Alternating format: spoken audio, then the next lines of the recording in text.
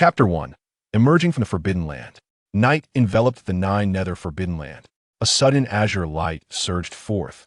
Within the expanse of the Forbidden Land, littered with countless corpses, a melodious cry of a phoenix resonated through the heavens, revealing a phoenix bearing a young boy upon its back as it glided forward. The boy's eyes sparkled with fervent excitement. 5 years. After a full 5 years, I am finally free. Father, Mother, Mingdai, I have returned. Inhaling the fragrant air outside, Chu Si felt an overwhelming sweetness fill his senses. The youth, known as Chu Si, had endured a full 5 years in this place where even emperors would meet their demise. 5 years ago, Chu Si was the direct descendant of the Chu family in Tianyang City, renowned throughout the city as a prodigious talent. Having begun his cultivation at the tender age of 5, he reached the pinnacle of the heavenly extremity realm in just 5 years. To put it plainly, it was akin to a 5-year-old child becoming the top scholar in the imperial examinations within that time frame. Had it not been for unexpected circumstances, Chu Si's extraordinary talent would have destined him to be the mightiest individual in Tianyang City, inheriting the Chu family legacy and marrying his fiancée, Lin Mingdai, leading to a life of completeness. However, at the age of 10, he was captured by a deranged woman and subjected to relentless torment. Recalling the torment inflicted by those 3 women sent a shiver down Chu Si's spine. Yet, in truth, their so-called torment was merely their misguided attempt to cultivate him as a disciple under their eccentric guidance. Today, those 3 madwomen had finally released Chu Si, bound by a prior agreement. They could not act freely within the Xintian continent and could only enlist Chu Si to assist in their endeavors. Suddenly, the phoenix shook violently, casting Chu Si off its back. "No, you wretched old hen. Do you believe I won't turn you into soup?" Chu Si shouted in exasperation. The phoenix regarded him with disdain. "That my master instructed me to only bring you this far. Consider it a warning, though. Not forget to retrieve the hidden artifacts of the 3 sects and 6 schools. They rightfully belong to my master. You were deceitfully taken away. Furthermore, my master mentioned that you were advancing too swiftly in your cultivation and advised you to stabilize your progress." With that, several runes emanated from the phoenix, branding themselves upon Chu Si. In an instant, Chu Si's cultivation was sealed. "No, we're thousands of meters in the air. Without my powers, how am I to retrieve the artifact from the 3 sects and 6 schools?" With his abilities suppressed, not only would he struggle to recover the artifacts for the 3 women, but he also feared plummeting to his demise. The phoenix, indifferent to his plight, cared little whether Chu Si survived the fall. If he lived, it meant he was of use, and if he perished, it signified his worthlessness. Of course, this was merely the phoenix's perspective, unbeknownst to the 3 madwomen. "Darn it. Just wait, old hen. Once I grow stronger, the first thing I will do is turn you into soup." As Chu Si plummeted, he raised his middle finger at the phoenix. Above the Forbidden Land, a meteor fell, creating a massive crater. This event caught the attention of numerous powerful beings beyond the confines of the Forbidden Land. A treasure has descended from the heavens. Anything that appeared in the 9 nether Forbidden Land was bound to be a precious artifact. For formidable beings nearing their end, they ventured here in hopes of discovering a sliver of opportunity to extend their lifespans. In the past, a powerful individual on the brink of death discovered a rare treasure within the 9 nether Forbidden Land and subsequently soared to greatness, ultimately founding the illustrious Great Xia dynasty. A multitude gathered at the site of the exotic treasure landing. That I asked that.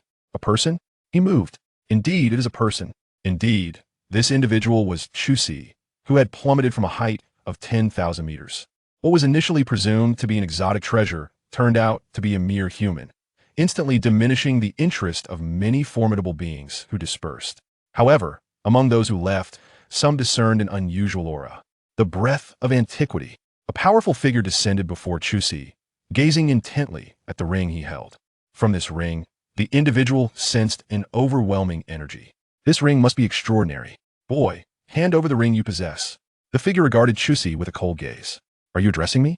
Rising to his feet, Chu Si pointed to himself in disbelief, exclaiming, "You, a martial king, wish to rob me." The known realms of the Great Xia dynasty encompass the 4 realms of heaven, earth, yellow, and black, beyond which lie the realms of war martial, martial monarch, martial king, and martial emperor. Beyond the martial emperor, the martial king represents the pinnacle of strength in the Great Xia dynasty. Impudence. Chu Si's contemptuous gaze, akin to that directed at refuse, enraged the martial king. With a mighty slap, he unleashed a terrifying force towards Chu Si. Chu's eyes turned frigid. Although his cultivation was sealed, it did not render him a soft target. Having survived in the Forbidden Land for 5 years, was Chusi truly an easy mark? In the next moment, a formation appeared beneath the Martial King's feet. The once menacing Martial King was instantaneously reduced to a mass of flesh before the eyes of all. Chusi scanned the remaining Martial Kings with a chilling demeanor, stating, "Does anyone else covet my ring? No, we dare not." Two are merely passing through. The other Martial Kings, terrified, scurried away in haste. What a jest! They hadn't even glimpsed how Chusi had struck such prowess, was likely beyond even a martial emperor. A formidable enemy is not to be feared. What is truly terrifying is the unknown strength of an adversary. Seeing the Martial Kings flee, Chusi felt a sense of relief. The technique he had employed was a forbidden art, one that required a sacrifice of his own lifespan to unleash a lethal force. This lethal technique was not invincible. It could only succeed against weaker foes like the Martial King. The cost was a deduction of 50 years from Chu's life. "Old man, I'm speaking to you, halt." At that moment, Chusi called out to an elder attempting to escape. The elder was also a Martial King, and upon being targeted by Chusi, he was filled with dread. He fell to his knees before Chusi, pleading desperately, "Esteemed one, I have an octogenarian mother to care for, and a 3-month-old child who cries for sustenance. Please, have mercy on me. Let me go as if I were but a passing breeze. Fear not, old man, I shall not harm you. Just take me to Tianyang City." The journey from a 9-nether forbidden land to Tianyang City spanned 200,000 kilometers. Without his cultivation, Chusi relied solely on his words. Uncertain of when he would arrive. 3 hours later, under Chu's imposing presence, the elder brought him to Tianyang City. Upon delivering Chusi, the elder fled at once. As Chusi beheld the familiar town, his heart swelled with emotion. "In back, I have finally returned." Once within the city, Chusi hastened towards the Chusi residence. He could hardly contain his eagerness to reunite with his parents. He had vanished for 5 years. One could only imagine how frantic they must have been. And as for Lin Mengdai, that little shadow who followed him everywhere, she must have wept for a long time upon realizing his absence. With such thoughts in mind, Chusi quickened his pace. As he approached the Chu residence, a familiar silhouette stood at the entrance. The young man was strikingly handsome, yet his complexion was pale, and his right sleeve hung empty, fluttering in the breeze. This young man was none other than Chu's cousin, Chu Xian. Elder brother. Hearing the call, Chu Xian turned and was momentarily stunned. His pupils dilated in astonishment as he exclaimed, "Xiao Ci, is that really you?"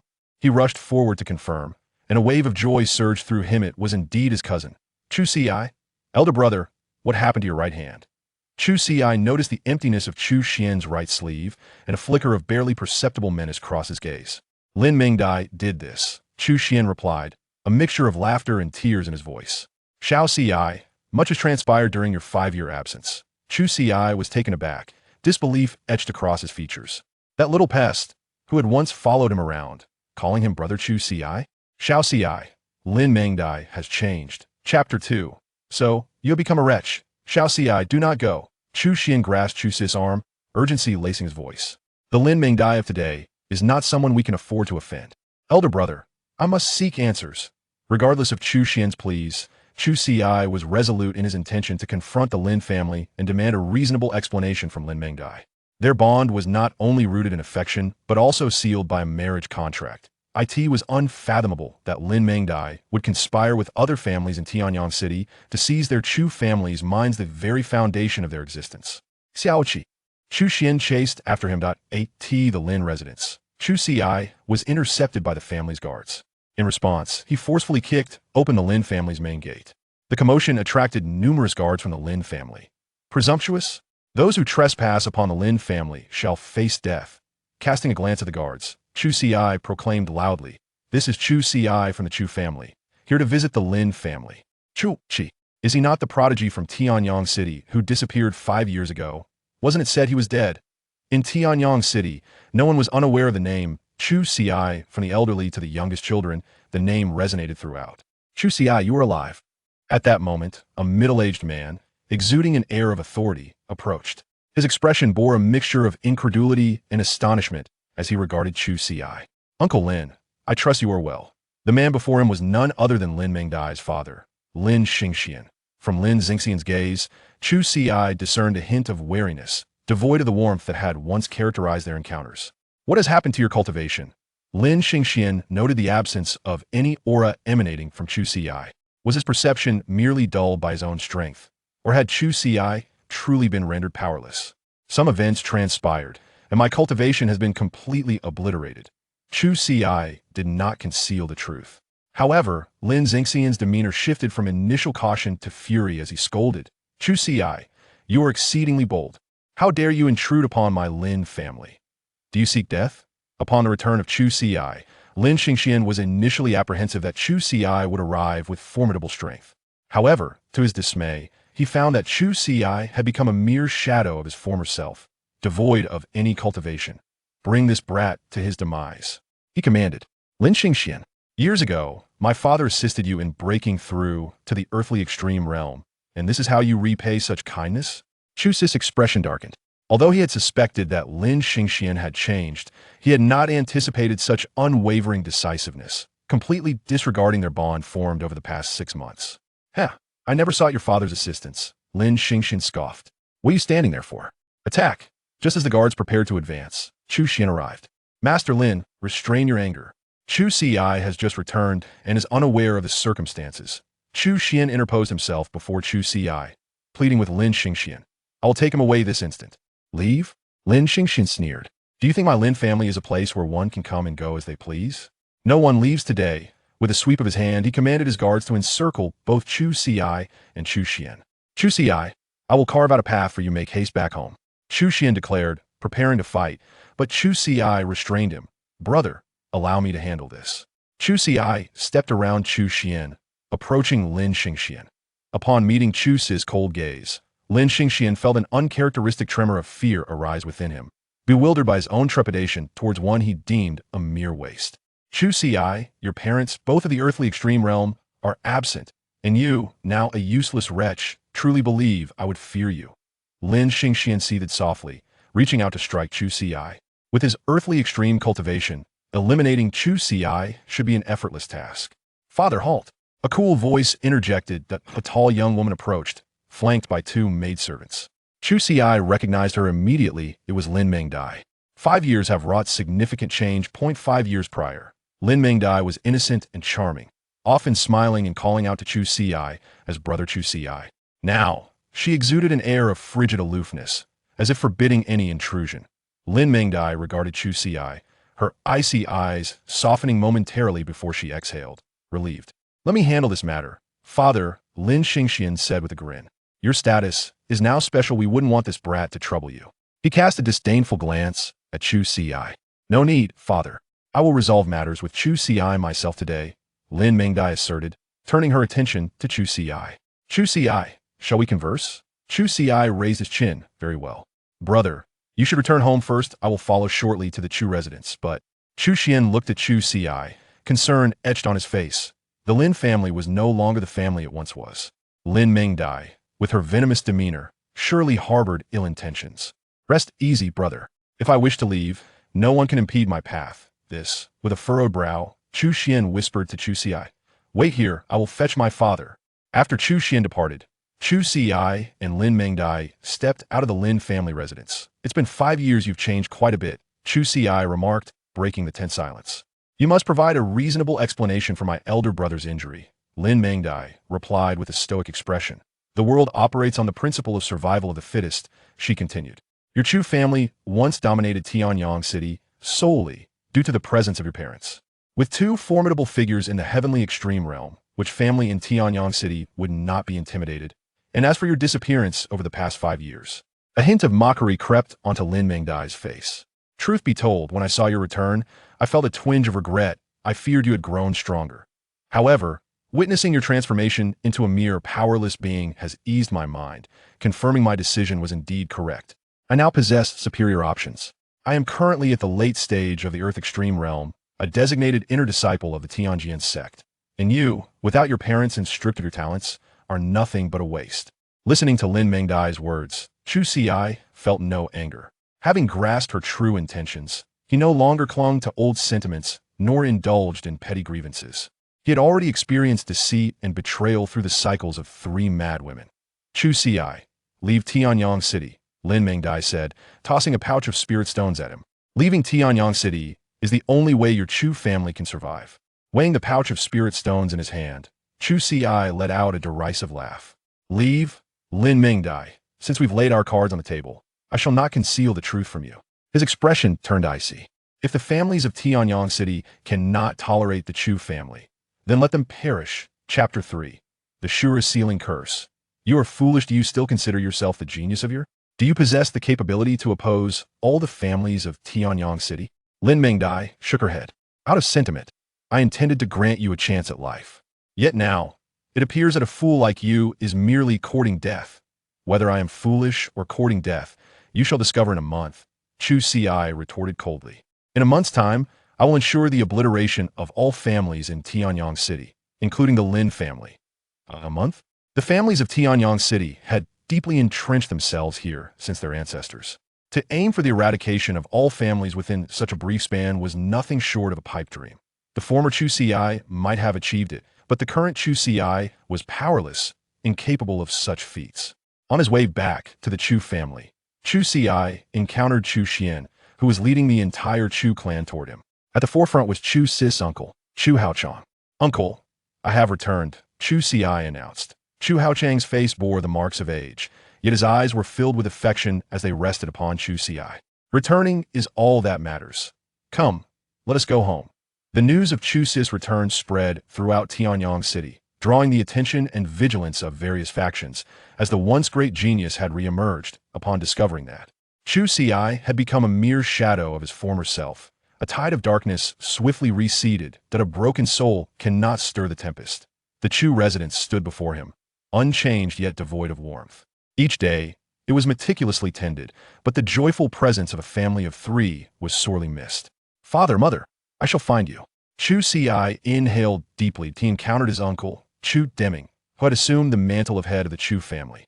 From his uncle, he learned that during the first year of his disappearance, his parents had left the Chu household in search of him and had yet to return.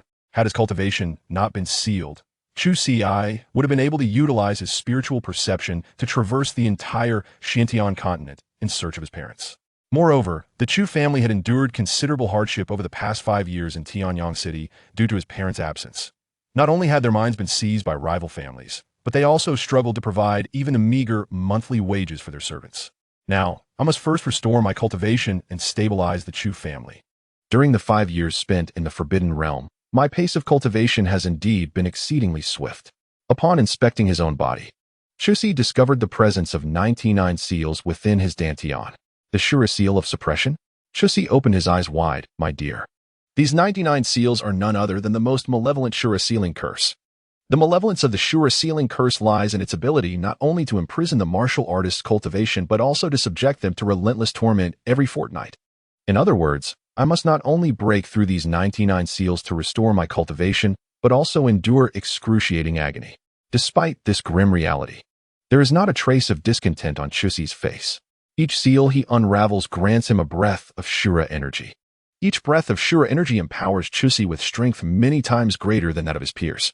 Although those 3 madwomen subjected Chu Si to relentless torment, it is undeniable that they aided him in his ascent from the celestial realm to the saint realm over the course of 5 years. Traversing 5 significant realms, martial monarch, martial king, martial emperor, martial sovereign, and saint, was indeed a remarkable acceleration.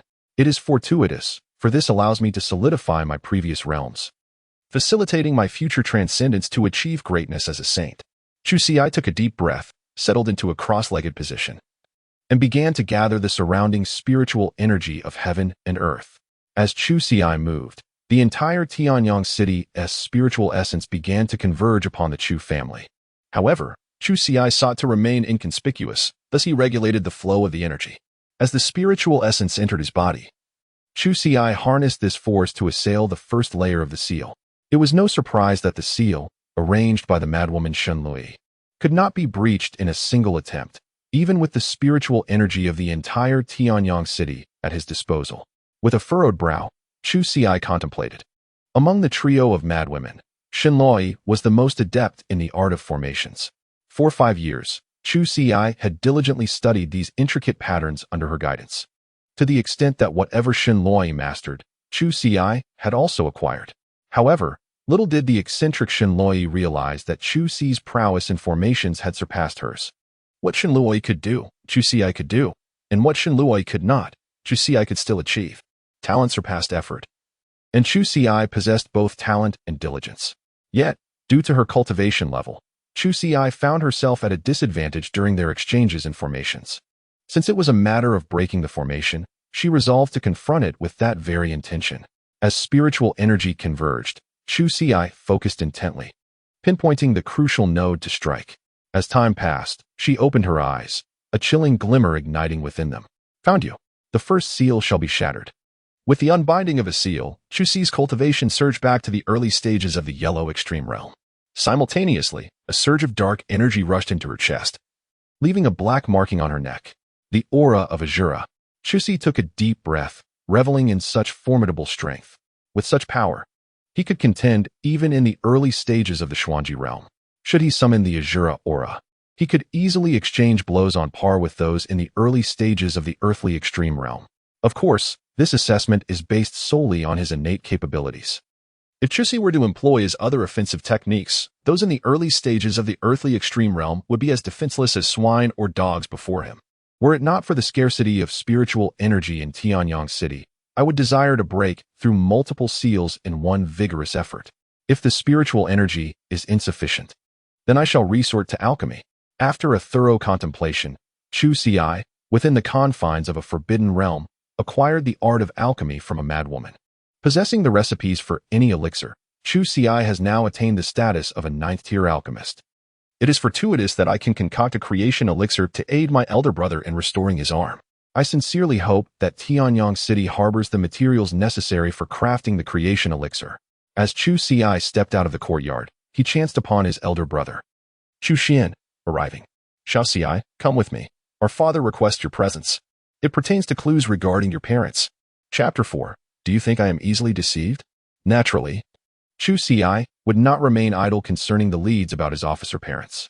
He accompanied Chu Xian to their uncle's study. Father, Xiao Si has arrived. Chu Xian entered the room, accompanied by Chu Si. Chu Hao nodded and said, Xianer, you may step outside for a moment. I have some words to share with Xiao Si. Chu Xian nodded, casually closing the door as he departed. Before Chu Hao Tsang could utter a word, Chu Si took the initiative to ask, Uncle, regarding my parents. Chu Hao Tsang raised his hand to interrupt Chu Si's forthcoming words. He shook his head with a sigh and said, Xiao Si, your parents have been missing since 3 years ago. Their last known whereabouts were in the southern wilderness. Xiao Si, your uncle understands your deep desire to locate your parents, but their disappearance is shrouded in mystery. There were no signs whatsoever, nor any evidence of a struggle with adversaries. With a sudden change in expression, Chu Si could not help but speculate. The southern wilderness is the territory of the demon clan. Could it be that my parents encountered a formidable demon upon entering this realm? A formidable demon is akin to a martial king among the human warriors. Should such a being take action, Chu Si's parents would have no chance of resistance whatsoever. Chihai Tsang, however, dismissed Chu Si's notion, little Ci. Your conjecture is one that my elder uncle had previously considered as well. Yet, upon investigation, it became evident that no formidable demons have roamed the southern wilderness for quite some time. You are well aware that following the events of a century ago, the great demons of the southern wilderness have retreated into seclusion. Unless a cataclysmic upheaval befalls the demon race, they shall remain hidden. A century passed. A titanic conflict erupted between the demon and human races, claiming the lives of numerous formidable warriors, with the ultimate victory resting with humanity.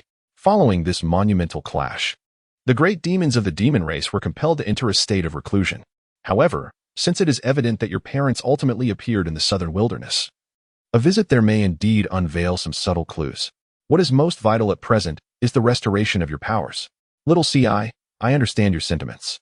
You undoubtedly wish to venture into the southern wilderness in search of your parents, am I correct? With a mere glance, he perceived Chu Si's yearning for the southern wilderness. Chu Haitsong sighed and remarked, but I share this with you merely to provide clarity. You currently possess no power. To journey to the southern wilderness would be to court death. Chu Si smiled gently and replied, Uncle, do not fret. I certainly will not venture into the southern wilderness. At least, not for the time being. But what of your cultivation? Chu Haotsong furrowed his brow. Although Chu Si had not elucidated the reasons behind his diminished cultivation, The possibility of his rebirth and strength remained an enigma. Nevertheless, even if Chu Xi were unable to cultivate further, Chu Haozong would not abandon him. After all, he was his own brother's flesh and blood. Despite the Chu family's current misfortunes, Chu Haozong would not allow his nephew to suffer indignities. Uncle, though I have lost my cultivation, I am not rendered a useless being. Chu Xi replied with a smile. Even if I lose my cultivation, I can begin anew. Moreover, with my innate talent, I can regain my previous level of cultivation within a year at most. Chu Haozong was taken aback, his expression one of astonishment as he inquired. Xiao Xi, are you saying that within a year, you can restore your cultivation?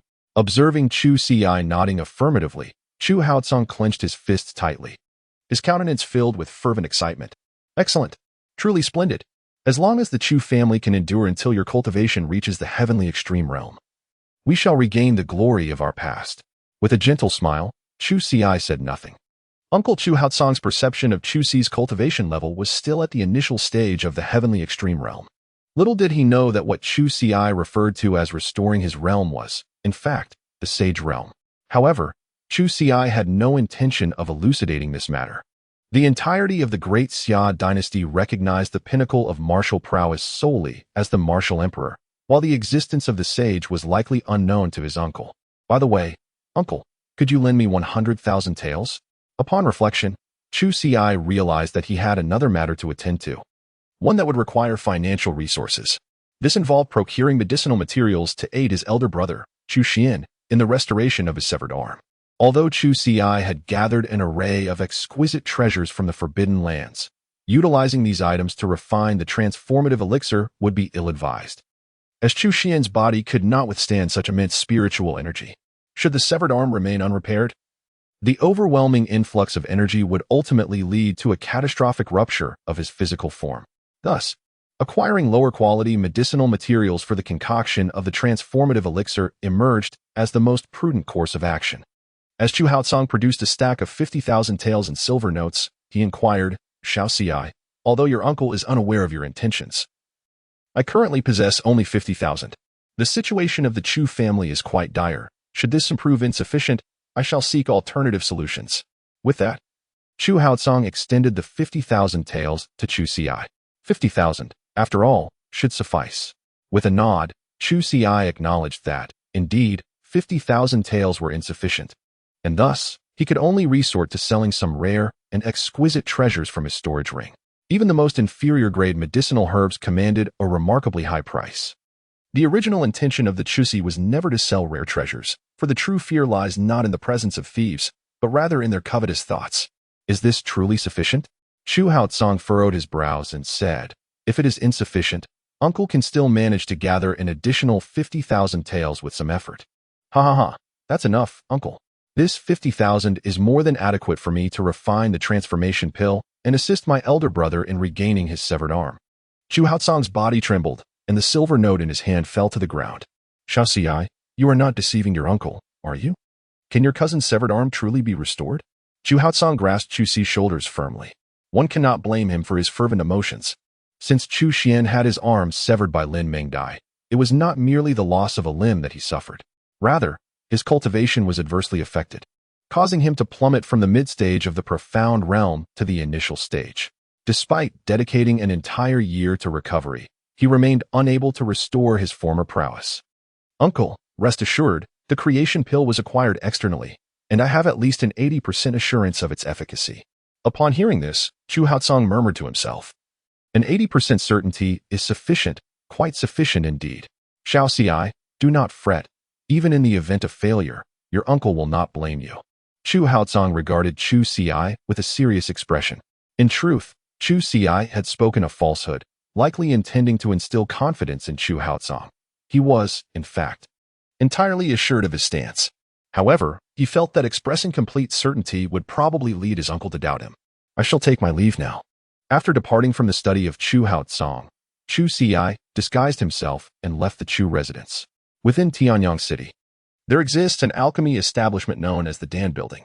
This establishment not only deals in elixirs and medicinal herbs, but also acquires various herbal materials. Among the contents of his storage ring, Chu Xi possessed a century-old red lotus. Although it was merely 100 years old, He estimated it could fetch a price of 1 million. Upon entering the Dan building, Chu Xiai approached one of the attendants. "What do you want?" The attendant, with an air of arrogance, cast a disdainful glance at the figure cloaked in black. The Dan building was presided over by a fourth-tier alchemist, a rare and sought-after figure. Thus, even a humble attendant in the alchemist's employ held a status superior to that of ordinary martial artists. "I wish to sell some medicinal herbs." In front of the counter, Chu Xiai placed a century-old red lotus. The attendant, upon catching sight of it, was momentarily taken aback. Although he possessed little knowledge of medicinal herbs, he could discern that this red lotus was far from an ordinary item. The glint of avarice in his eyes was evident. Yet he maintained a facade of composure as he declared, 10 taels. Tossing the 10 taels onto the counter, the attendant reached out to seize the red lotus, only to have his wrist grasped firmly by Chu Xiai. 10 taels? Do you take me for a fool?" The attendant's expression shifted, yet he retorted coldly, "Release me. Do you know where you are? 10 taels is 10 taels. This item is merely a common medicinal herb." "A common medicinal herb?" "The red lotus flourishes amidst volcanic lava. Acquiring it requires either specialized tools or formidable strength. Such a precious herb, reduced to mere commonplace by the attendant's words, was an affront to its rarity. With a chilling glare, the intensity of his grip tightened, causing the attendant to cry out in pain. "Someone quickly! There is a disturbance." Chapter 5, Brazen Robbery. As the attendant's shout echoed, the guards surrounding the Dan Tower swiftly converged. With a mere glance, Chu Xiai observed that all the guards at the Dan Tower were cultivators at the mid-stage of the Yellow Extreme Realm. Such strength would suffice against ordinary individuals. Yet it proved inadequate when facing Chu Xiai. A considerable number of onlookers at the Dan Tower took note of this scene. Could it be that someone possesses such boldness to dare create chaos at the Dan Tower? In the past, those who dared to disturb the peace at the Dan Tower found their bodies later discarded in the foul sewers of Tianyang City. Undoubtedly, they believed that Chu Xiai was doomed this time. What is this? Are they now resorting to outright robbery? Chu Xiai grasped the wrist of his companion, his tone laced with a chilling intent to kill. Although the companion was terrified, he still shouted at the guards, "Why are you standing there in a daze? Hurry up and take action." The guards, without uttering a word, charged towards Chu Xiai. With a cold snort, Chu Xiai lifted his foot and struck the ground, unleashing a terrifying wave of energy that radiated outward from him. Bang! In an instant, several guards were sent flying by this force. The attendant's expression shifted dramatically upon witnessing this. They had encountered a formidable adversary. Not only was this individual immensely powerful, but he also showed no fear of their Dan Tower. "My lord, I recognize my mistakes and humbly ask for your forgiveness," the attendant pleaded. It was only because the master overseeing their Dan Tower was absent today that he found himself in such a submissive position. Had the master been present, he would not have dared to lower himself in such a manner. Then tell me, how much do you believe my medicinal herbs are worth?" Chu Xiai coldly inquired, gripping the attendant by the collar. The attendant, breaking into a cold sweat, could discern that the red lotus was an extraordinary item. Yet he was at a loss to articulate its true nature. Concerned that a low price might displease Chu Xiai while a high one could lead to losses for their alchemy pavilion, he hesitated. "A red lotus! Such a treasure exists." Just as the attendant struggled for words, an exclamation of delight broke through the tension. Upon closer inspection, it was Lin Mingdai and her brother Lin Chitian. They were esteemed inner disciples of the Tianjin sect, and Lin Mingdai was renowned as the most beautiful woman in Tianyang City, drawing the gaze of numerous men present. Lin Mingdai, undeterred by her surroundings, approached the attendant and asked, "Is this red lotus for sale? What is its price?" She felt a surge of joy within her. The red lotus was indeed a remarkable treasure. If she could acquire it, she could present it to her master in the Tianjin sect, requesting her to concoct a breakthrough pill for her. Such a pill would significantly aid a martial artist in transcending the heavenly extremity realm. Although Lin Mingdai was currently at the early stages of the earth extremity realm, she understood that the red lotus was a rare medicinal material, one that could not be easily found. If she missed this opportunity, she feared she might never encounter it again. "Miss Lin, this medicinal herb does not belong to our alchemy pavilion. It is this esteemed gentleman's," the attendant said, his expression one of distress. Lin Mingdai furrowed her brow, glancing towards the figure draped in a black robe. She did not recognize him, yet he bore an uncanny resemblance to Chu Xiai. No, this Chu Xiai was a mere shell of his former self, yet from this man emanated an aura of immense strength. He was certainly not the Chu Xiai she once knew. Nonetheless, he also instilled in her a profound discomfort. As Lin Mingdai pondered, Her brother Lin Qingtian spoke first. Hey, is this for sale?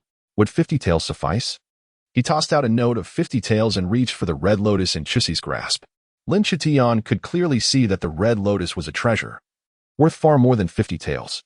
However, who was his sister? She was an inner disciple of the Tianjin sect. To have her set her sights on something was a privilege for the other party.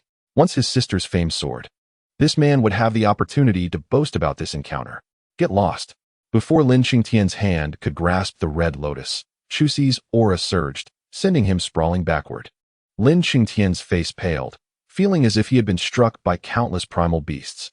Fortunately, Lin Mingdai quickly restrained her brother. Otherwise, he might have been thrown away. Qingtian, are you all right? Lin Mingdai asked, concern etched on her face. Lin Qingtian, though pale, shook his head in response. Sir, is it customary to resort to violence at the slightest disagreement? Lin Mingdai frowned, directing her gaze at Chusi. With a cold laugh, Chusi remarked, Oh, so you all intend to seize my possessions? Am I not permitted to take action? My lord, we have no intention of stealing. Rather, we wish to purchase them. Lin Mingdai interjected. At this, Chusi burst into laughter. Purchase? You intend to acquire the centennial crimson lotus for just 50 taels? With a scornful laugh, Chusi inquired. Surely you can discern that this is a red lotus. You must also comprehend that a century-old red lotus is worth at least 1,000,000 taels, correct? Offering merely 50 taels, what difference does that make from theft? Upon hearing these words, Lin Mingdai found herself momentarily at a loss for a rebuttal. Just as Chusi had stated, the price for a century-old red lotus is indeed no less than 1,000,000 taels. However, the Lin family would undoubtedly be unable to procure such a sum. Initially, Lin Mingdai had intended to leverage the reputation of the Heavenly Sword sect to deceive the Pill Tower, hoping they might bestow the red lotus upon her in consideration of the sect and their investment in her exceptional talent.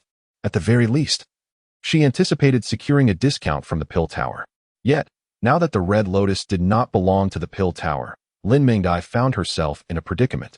Consequently, upon witnessing her brother's intent to purchase the red lotus for 50 taels, she refrained from intervening. Clinging to a glimmer of hope, she planned to procure the red lotus through her brother's efforts. Alas, Lin Mingdai's aspirations were overly optimistic. Nevertheless, she was resolute in her desire to obtain the red lotus at all costs. Chusi could hardly be bothered with them. Since there were those in the Dan building who lacked discernment, he had no intention of wasting his time there. Apart from the Dan building, Tianyang City also boasted a treasures pavilion. He was not obliged to sell the Crimson Lotus solely at the Dan building. Thus, Chusi turned to leave. You intend to simply walk away after injuring my brother? Lin Mingdai interjected, hindering his departure. Chusi turned to Lin Mingdai, a cold smile gracing his lips. What is it that you desire? Lin Mingdai remained silent, yet the aura emanating from her spoke volumes. The chuckled. Lin Mingdai's superficial efforts were commendable. Ostensibly, she sought vengeance for her brother, yet her true intention was to seize the Crimson Lotus from within the grasp of Chusi. Just as Chusi contemplated, Lin Mingdai's actions merely served to grant her a veneer of legitimacy. After all, she was now a designated inner disciple of the Tianjin sect, and any overt act of coercion would undoubtedly tarnish the reputation of the sect, altering their perception of her. You have harmed my brother. I now demand an explanation. Lin Mingdai unsheathed her sword, exuding the aura of an early-stage Earth Extremity Realm warrior. The onlookers observed with eager anticipation. The fact that Lin Mingdai had garnered the attention of the Tianjin sect indicated her formidable prowess. However, they had yet to witness her in combat. Today was the day they would behold her skills. Chapter 6, Bullying the Weak? As an early-stage Earth Extremity Realm cultivator, regardless of her true strength, Lin Mingdai's cultivation alone was sufficient to place her on par with seasoned warriors in Tianyang City. Had the parents of Chusi not vanished, these two individuals at the Celestial Extremity Realm would undoubtedly have been able to overpower Lin Mingdai. However, with their disappearance, the most formidable warrior in Tianyang City is merely at the late stage of the Earth Extremity Realm. As a direct disciple of the Heavenly Sword sect and a prodigy, Lin Mingdai must possess a plethora of formidable abilities. These capabilities would surely suffice for her to contend with opponents at the late stage of the Earth Extremity Realm. Although this individual remains an enigma, daring to confront Lin Mingdai, the daughter of such a prodigy, suggests he is oblivious to the peril he faces. It is implausible for Lin Mingdai, at the early stage of the Earth Extremity Realm, to suffer defeat. To the onlookers, Lin Mingdia's victory is unequivocal. With sword in hand, she charged toward Chu Xi, her blade imbued with a chilling intent to kill. It appears she harbors intentions of eliminating him to seize the Crimson Lotus. Alas, Lin Mingdi has chosen an erroneous path. With a cold laugh echoing in his heart, Chu Xi mused, "Indeed, you, Lin Mingdi, are merely at the early stage of the earthly extreme realm. But what of it? With my capabilities, even someone at the initial level of the earthly extreme can be contended with." Chu Xi concealed his cultivation aura, quietly unleashing a surge of Azura energy within. Empowered by this Azura energy, Chu Xi's strength multiplied several-fold. Even with his current cultivation at the initial stage of the yellow extreme realm, he was no less formidable than Lin Mingdi. Raising his hand, he deftly pinched her sword between his fingers. What? Lin Mingdi was taken aback. Although she had not exerted her full strength, the ease with which her attack was thwarted left her with a lingering sense of dissatisfaction. "Begone!" With a low shout, Chu Xi forced Lin Mingdi back. Stumbling several steps, Lin Mingdi maintained a cold demeanor before speaking. "You possess some strength, but that is all." Aware of her opponent's formidable capabilities, she resolved to exert 80% of her power. This decision was primarily driven by her desire for the rare red lotus, a treasure that blossomed once every 100 years. Having discovered it herself, Lin Mingdi saw no reason to relinquish her claim. Securing the 100-year red lotus would allow her to concoct the breaking heaven elixir, granting her a tenfold assurance of ascending to the celestial extreme realm. "Thousand rain breaks the initial sun," Lin Mingdi exclaimed softly. The long sword in her hand glimmered with a cerulean light, and an overwhelming aura began to radiate outward. The thousand rain breaks the initial sun is a supreme technique of the Heavenly Sword sect. Although Lin Mingdi was merely an inner disciple, she had managed to learn this extraordinary skill. The momentum of this move was formidable. Onlookers involuntarily shivered at the thought of facing Lin Mingdia's strike, knowing it could lead only to their demise. Indeed, she was the favored daughter of the Heavenly Sword sect, having mastered the thousand rain breaks the initial sun. Furthermore, it appeared that Lin Mingdi had refined this technique to an extraordinary level. A gasp escaped the lips of an onlooker. It was astounding to think that Lin Mingdi had only joined the Heavenly Sword sect 6 months prior and had since cultivated such mastery over the technique in such a brief span. One could only imagine the extent of her incredible talent. Her abilities rivaled those of the once great Chu Xi. Speaking of Chu Xi, they could not help but sigh and lament. The unfortunate soul had been missing for 5 years, and upon his return, he had become a mere shadow of his former self. How could the current Chu Xi possibly compare to the present Lin Mingdi? Even if he were to resume his cultivation, he would still lag far behind her prowess. The verses of Chu Xi pale in comparison to Lin Mingdi. Setting Chu Xi aside, the attention of the onlookers is now fixated on the lackluster battle between Lin Mingdi and the man in the black robe, Chu Xi. However, they soon realize that Chu Xi stands resolutely before Lin Mingdia's imposing aura, showing no signs of fear. Instead, he speaks in a detached tone, declaring, feeble and ineffectual, merely pleasing to the eye. Though his voice is soft, every soul present hears him with perfect clarity. Lin Mingdia's expression darkens, her eyes glistening with barely contained fury. She is determined to make this man truly comprehend the inadequacy of her swordsmanship. With a swift motion, her sword strikes, while Chu Xi clenches his fist, channeling the spiritual energy from his dantian into his hand. Supreme Fist.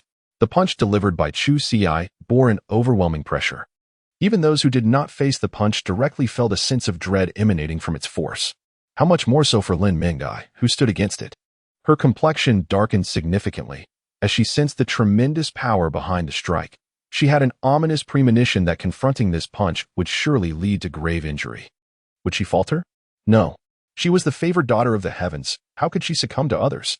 With a cold expression, Lin Mingdi unleashed her thousand rain breakthrough against Chu Xi's supreme attack, their powers colliding in a cataclysmic explosion. The terrifying force erupted, causing Lin Mingdi to spit out a mouthful of blood, as if this dreadful energy sought to consume her entirely. Previously, she had only perceived its strength, but now, facing the punch head-on, she truly comprehended its horror. Even the onlookers could discern that Lin Mingdi could hardly withstand the blow. She was merely enduring through sheer will. Though she longed to concede defeat, the numerous spectators made her hesitate. If she, Lin Mingdi, admitted defeat, would she not become the subject of ridicule? Just as she teetered on the brink of collapse, a voice, resounding like that of the heavens, echoed through the air. "Might I suggest you cease your attack? Is it not shameful to impose upon the weaker?" An elderly figure descended gracefully from above, raising a hand to dissolve the clash between Chu Xi and Lin Mengdai. It was Elder Lu. Upon seeing him, Lin Mengdai felt a wave of relief wash over her. Elder Lu was a respected elder of the Tianjin sect, assigned to safeguard her due to the sect's high regard for her extraordinary talent. They would not allow their prodigy to meet an untimely demise. Beneath the black robe, Chu Xi furrowed his brow. The opponent was in the early stages of the Tianji realm, a formidable force indeed, given Chu Xi's current strength. Even utilizing his Azura aura and other hidden cards would make it difficult to strike down this adversary. However, employing the secret art of annihilation could prove effective, albeit at the cost of his own lifespan. He resolved to observe the situation first. If matters became dire, he would resort to the secret art. Is it not rather shameless to bully the weak? Chu Xi could not help but chuckle. Perhaps this old fellow believed himself to be superior to Lin Mengdai, merely because he was an elder. Little did he know that Chu Xi was but a 16-year-old youth. What of it if I wield my strength against the weak? The icy gaze of Chu Xi was chilling, and the lethal secret technique was fully prepared. Should Elder Lu dare to make a move, he would not hesitate to strike. At this moment, Elder Lu felt an ominous sense of impending doom emanating from Chu Xi. Having lived for a century, Elder Lu was no fool. Sensing this threat, he understood that Chu Xi's prowess surpassed his own. Chapter 7. You will understand in due time. Aware of the peril, Elder Lu was naturally reluctant to engage in conflict with the figure before him, cloaked in black, Chu Xi. Although confident in his own abilities, recklessly acting without knowledge of the opponent's capabilities would be exceedingly disadvantageous. Esteemed guest, I am an elder of the Heavenly Sword sect, Elder Lu began. If you were to offer an apology at this juncture, we could consider this matter resolved. After all, they were backed by the Heavenly Sword sect, one of the 4 great sects of the Great Xia dynasty. As an elder, if he allowed his disciple to be bullied and walked away with Li Mengdai without taking any action or speaking a word, it would not only tarnish his own reputation, but also that of the entire Heavenly Sword sect. An apology? Chu Xi let out a cold laugh. What would you do if I refused to apologize? The tone of the Chu Xi is frigid, which has led to a tense atmosphere. You. Elder Lu's expression darkened. If the other party were to apologize obediently, preserving the dignity of the Heavenly Sword sect, this matter could easily be set aside. Beside him, Lin Mengdai, observing Elder Lu's grim face, presumed that he was about to take action, and thus spoke up. Elder Lu, you need not concern yourself with this matter. I, Lin Mengdai, have taken note of him. When I achieve the celestial extremity realm, I shall undoubtedly slay him. Lin Mengdai's icy gaze bore down on Chu Xi. He has merely trained for several decades longer than I, relying on his superior cultivation to humiliate me. Yet, I am the daughter of a celestial prodigy, and in the future, my cultivation will certainly surpass his. When that time comes, I shall exact my vengeance for the grievances of the day. Lin Mengdai's words were filled with conviction, prompting those around her to nod in agreement. This is indeed the daughter of the heavens. She is truly remarkable. Their gazes towards the cloaked figure, Chu Xi, instantly turned to one of pity. Even if this individual possesses great strength and cultivation at present, it is merely a fleeting moment. As the daughter of a celestial prodigy, Lin Mengdai will, in due time, surpass him in both cultivation and prowess. Is that so? Have I truly trained longer than you? Chu Xi could not help but laugh. He and Lin Mengdai were merely 1 year apart, in terms of cultivation. Chu Xi had only practiced for an additional year compared to Lin Mengdai. The verses of Chu Xi remain unspoken, and I find no inclination to voice them. Since Elder Lu of the Heavenly Sword sect refrains from taking action, there is no necessity for me to squander my lifespan invoking the deadly secret arts. Leave your name. I shall undoubtedly seek you out in the future. Lin Mengdai gazed at Chu Xi with a frigid stare. A glance back at the Chu Xi, in due time. You shall come to understand. This brief interlude has passed, yet the fleeting encounter continues to be a topic of much intrigue. One cannot help but admire Lin Mengdai's strength. Although she faced defeat, it merely reflects her nascent abilities. Given some time, her prowess is destined to flourish. Conversely, some perceive the figure in the black robe, Chu Xi, as utterly shameless, wielding power over the less experienced, deeming such acts as lacking in true merit. In the future, when they uncover the true identity of the black-robed individual as Chu Xi, they shall be left utterly astounded. At this juncture, Chu Xi arrived at the Baibao Pavilion. In stark contrast to the reception at the Dan Tower, the denizens of Baibao Pavilion welcomed Chu Xi with open arms. They were well aware of the events transpiring at the Dan Tower. Such a formidable warrior as he would not be easily affronted by the pavilion. To convey their respect for the powerful and enigmatic figure in black, Chusi, the pavilion's master personally came to escort him to the reception room. "You intend to sell the century-old red lotus, do you not?" spoke a woman of striking beauty and alluring figure. Her name was Lung Qinghan, the esteemed master of Baidao Pavilion. Chusi nodded, presenting the century-old red lotus. Lang Qinghan glanced at it and immediately verified its authenticity. "Would you be willing to part with this century-old red lotus for 2 million? Lung Qinghan inquired, gazing at Chusi. 2 million? With a furrowed brow. Chusi reflected that acquiring a century-old red lotus for 100,000 taels was already commendable. However, the current price of merely 200,000 taels compelled him to remain vigilant.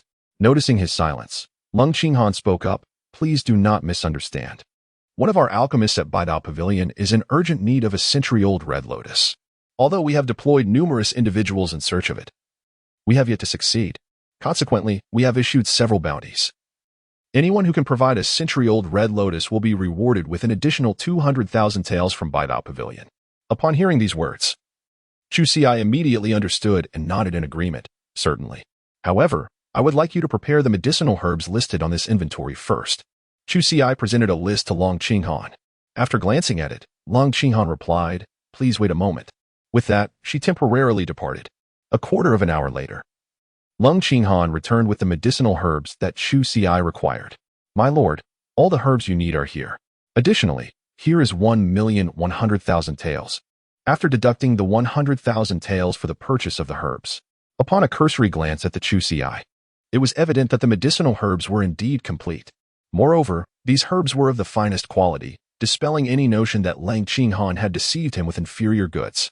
This was fortuitous. Once the transformative elixir, the Zhao Huadan, was successfully concocted, his elder brother, Chu Xian, would have the chance to restore his severed arm. "By the way, does your esteemed Baibao Pavilion offer any alchemical furnaces for sale?" An alchemical furnace is indispensable for the art of potion making. Without it, even the finest herbs would be rendered useless for crafting elixirs.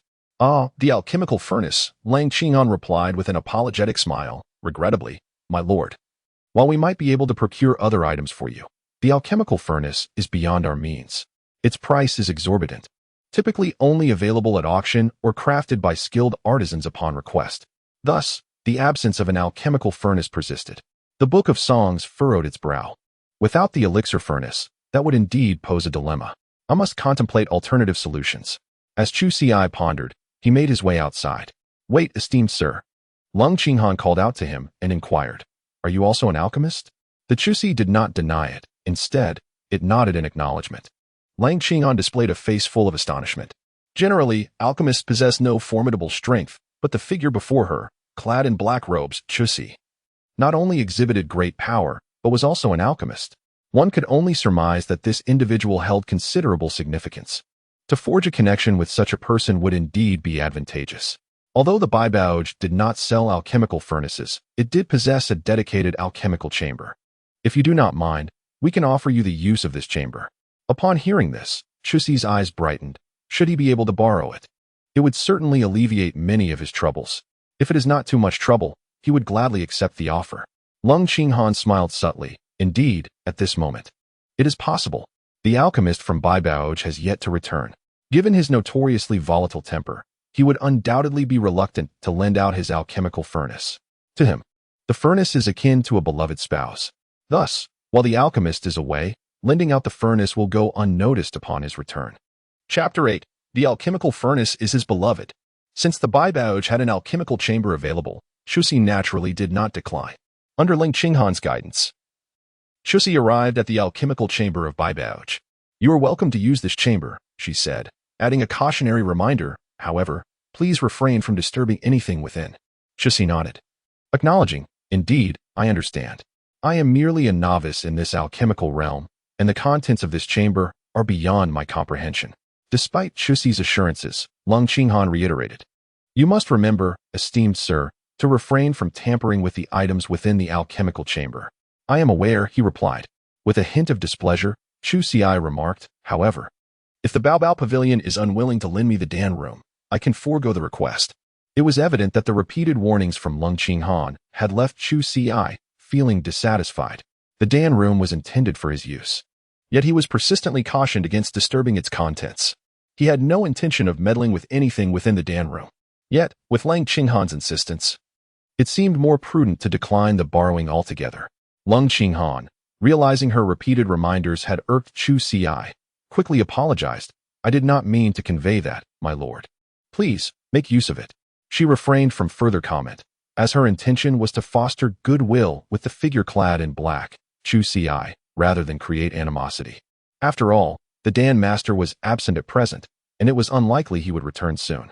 Lang Qinghan surmised that the Dan master would likely return in the evening, allowing Chu Ci ample time to concoct the elixir and depart by afternoon. As Chu Ci entered the alchemist's chamber a quarter of an hour later, a clerk from the treasure pavilion hurried to inform Lang Qinghan, saying, Master, the esteemed alchemist has returned. Upon hearing this, Lang Qinghan sprang from his seat in astonishment.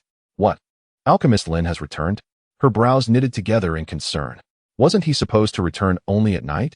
In the midst of her words, she had already exited the room.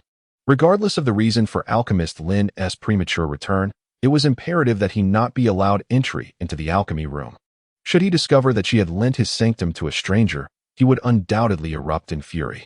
Alchemist Lin was a fourth-tier alchemist, and due to his esteemed rank, even the master of the treasure pavilion, Lang Qinghan, held him in profound respect. Furthermore, if Alchemist Lin were to become enraged and sever ties with the treasure pavilion, the repercussions would be significant. This situation had turned troublesome. Originally intended to be an alliance with the enigmatic figure in black, Chu Ci, it now seemed she had inadvertently created a dilemma. As Lang Qinghan approached the entrance of the treasure pavilion, she spotted a young maiden assisting an elderly gentleman. The maiden, He Zixin, was a disciple of Alchemist Lin. The elderly gentleman was none other than Alchemist Lin himself. Alchemist Lin, what brings you back so early? Lang Qinghan feigned astonishment as she inquired. Ha ha ha. After conversing with a few old friends, I gained some insights, Alchemist Lin replied with a smile. Thus, I returned to ponder further. He Zixin nodded. Yes, master. Allow me to lead you to the alchemy room. Noting their intention to enter the alchemy room, Lang Qinghan seized the moment to interject, Alchemist Lin, I have splendid news to share. The century-old red lotus you sought has been located. What? Is that truly so? Alchemist Lin's eyes sparkled with excitement as he eagerly asked, Where is the century-old red lotus? Bring it forth at once. As Lang Qinghan produced the precious lotus, Alchemist Lin's hands trembled with exhilaration upon seeing it. Indeed, this is the century-old red lotus. I cannot believe it has truly been found. With this lotus, I shall undoubtedly concoct the breakthrough pill. He Zixin also shared in the joy. In truth, Alchemist Lin had no pressing need to create the breakthrough pill. However, it stemmed from a wager he had made with a bitter rival. The altercation had arisen from a heated exchange, during which his adversary had derided him, claiming he could not even attempt to craft a fifth-tier breakthrough pill. In a fit of anger, Alchemist Lin had rashly accepted the challenge. Subsequently, he deeply regretted it. For although he possessed a 30% chance of success in creating the pill, the crucial ingredient, the century-old red lotus, was exceedingly rare and not easily found. Master, what are you waiting for? Hurry and concoct the breakthrough pill. Once you succeed, your rival will have no grounds for retort, He Zixin exclaimed with delight. Ha ha ha, splendid. I shall endeavor to create the breakthrough pill at once. Master Lin Dan was acutely aware of the significance of concocting the breaking sky pill for himself. Not only would it serve to humiliate his arch-nemesis, but it would also reinforce his own dignity. As he and another individual made their way to the alchemy chamber, Lang Qinghan grew anxious. She had initially believed that presenting the century-old red lotus would buy her some time, but she had not anticipated Master Lin's urgency in preparing for alchemy. Master Lin, shall we not prepare a bit more? She suggested, with a hearty laugh. Master Lin waved his hand dismissively. No need for that. I have been thoroughly prepared for quite some time. With that, he and He Zixin proceeded towards the alchemy chamber. This is a disaster. Lang Qinghan's expression darkened. It seemed she could not prevent Master Lin from proceeding. She could only hope that he would not become enraged. With a sigh, she reflected on the matter. To Master Lin, the alchemy furnace was akin to a beloved spouse. Anyone daring to touch it would face his wrath. Previously, someone had meddled with his furnace, and in his fury, Master Lin had broken the assailant's hand. Though the figure in the black robe, Chu Ci, was formidable and unlikely to face mortal peril, Master Lin would undoubtedly be furious at her for having unwittingly lent his chamber to a stranger, likely storming out of the Baibao Pavilion in a rage. Before long, The trio arrived at the alchemy chamber, where Master Lin prepared to open the door. Master Lin, perhaps we should prepare a bit more? Lung Qinghan insisted through clenched teeth. No need, Pavilion Master.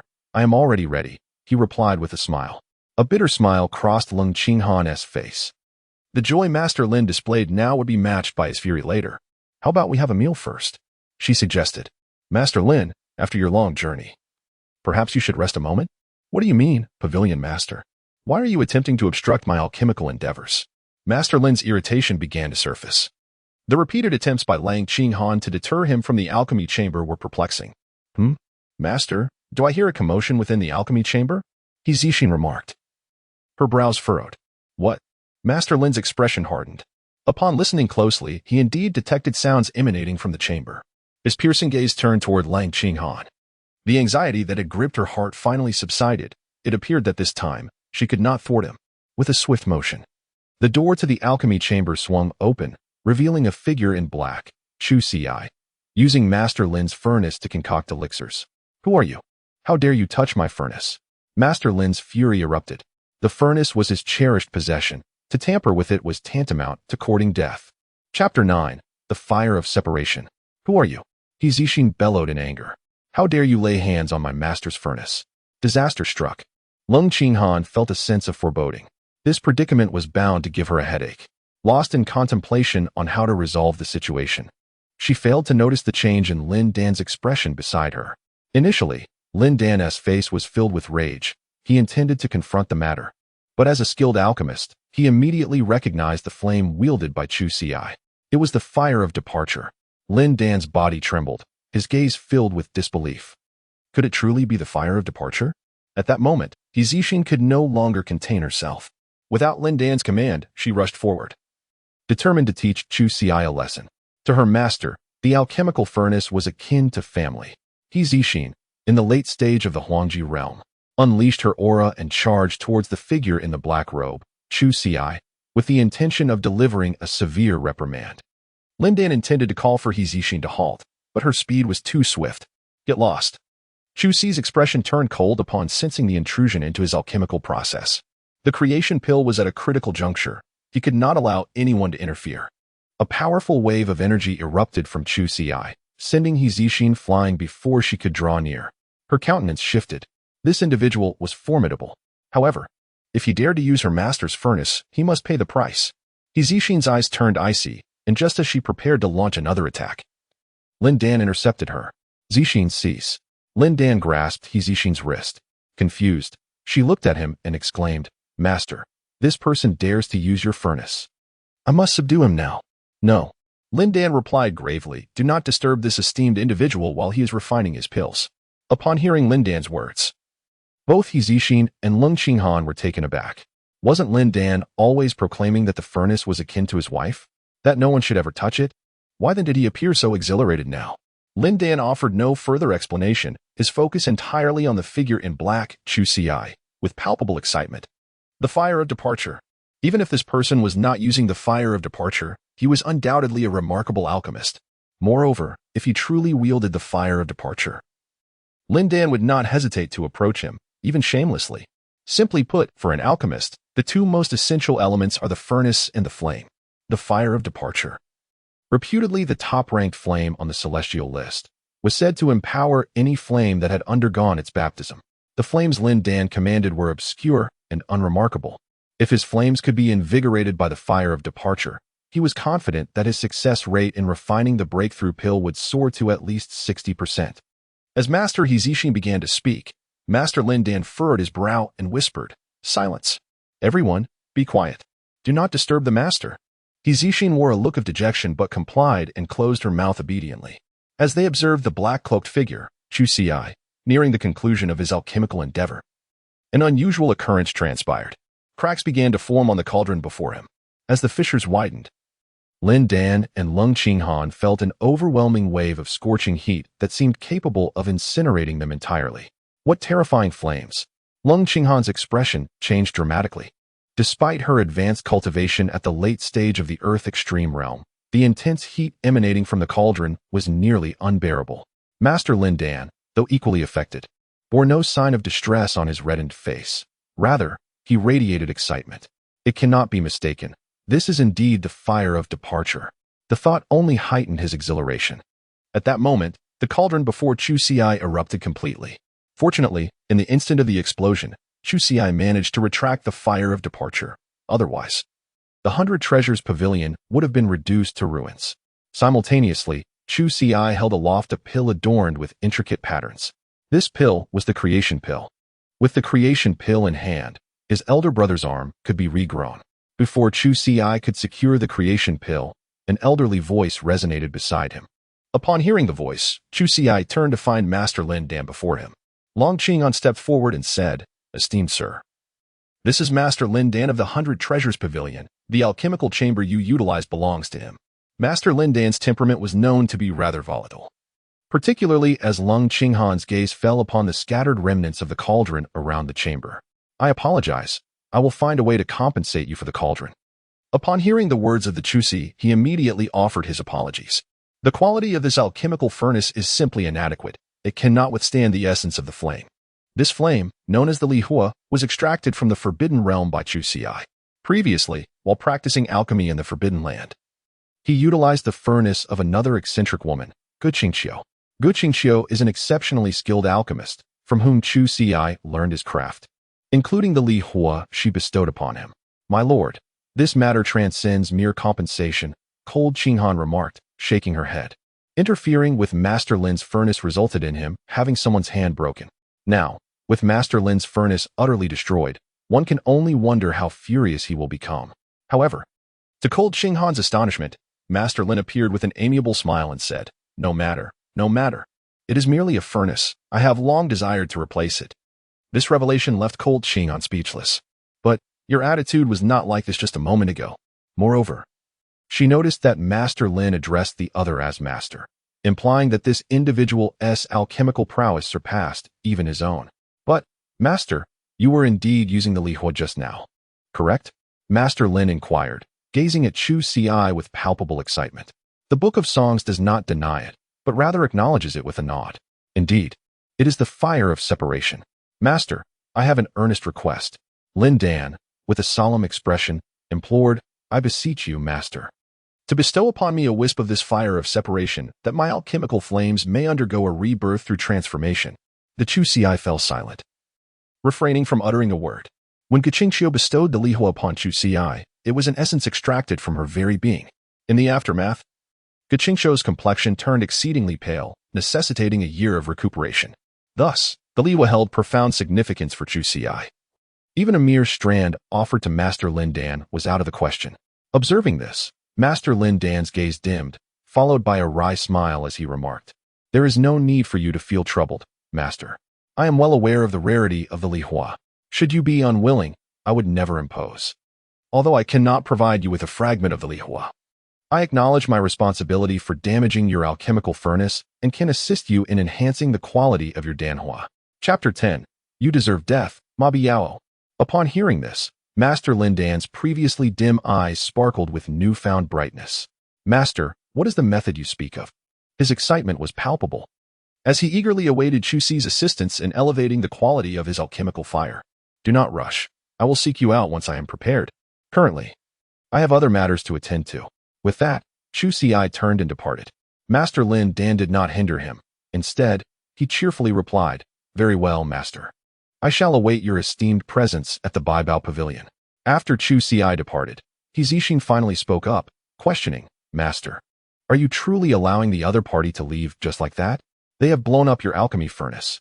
He Zixin could not comprehend how her master, who usually cherished his alchemy furnace as a precious treasure, seemed to have transformed into an entirely different person today. "Ha ha ha, my dear Zixin. Today I have stumbled upon great fortune." Master Lin Dan chuckled, stroking his beard. "As long as that esteemed master can assist me in enhancing the quality of my alchemical fire, the destruction of a mere furnace is a trifling matter. However, master..." He Zixin furrowed her brows. "Now that the other party has departed, how can you be certain they were not deceiving you?" Upon hearing her words, Master Lin Dan laughed even harder. Impossible. His unwavering certainty intrigued not only He Zixin but also Lang Qinghong, who was equally curious. What had led Master Lin Dan to hold such firm belief in the black-robed figure, Chu Xiai? Noticing their skeptical expressions, Master Lin Dan elaborated. It is due to the lihua. The ability to wield lihua indicates that the individual is likely a 7th or even 8th grade alchemist. An alchemist of such caliber has no reason to deceive me. They could simply refuse. Lang Qinghan, still astonished, questioned with lingering doubt Master Lin. Even if they possess lihua, it does not necessarily prove they are a 7th or 8th grade alchemist, does it? Unfamiliar with the significance of lihua, Lang Qinghan remained skeptical. Tianyang City was merely a small locale. How could a 7th or 8th grade alchemist possibly grace it? However, I observed just now that the elixir produced by that master bore an astonishing 8 patterns. Master Lin Dan declared, holding his head high. What? Master Lin, are you certain you did not missee? Lang Qinghan's expression was one of shock. Though she was unaware of the intricacies of lihua, she understood that the number of patterns on an elixir indicated the rank of the alchemist who crafted it. In that moment, she comprehended why the black-robed figure, Chu Xi, had not elicited any ire from Master Lin Dan after destroying his furnace. With such a high-caliber alchemist, Master Lin Dan certainly had no grounds to confront them. Master, how do you know this individual? Master Lin Dan turned his gaze towards Lang Qinghan. Since she had introduced the person, it implied she was acquainted with them. With a wry smile, Lang Qinghan replied, Master Lin, I am hardly qualified to know such a person. She promptly recounted the events leading to this moment. Upon learning the whole story, Master Lin Dan could not help but snort. Humph. Those in the alchemy tower are truly unaware of their own insignificance, daring to swindle from such a master. Though that esteemed individual bore no anger, the actions of the alchemy tower necessitated that I, as a fellow alchemist, seek retribution on their behalf.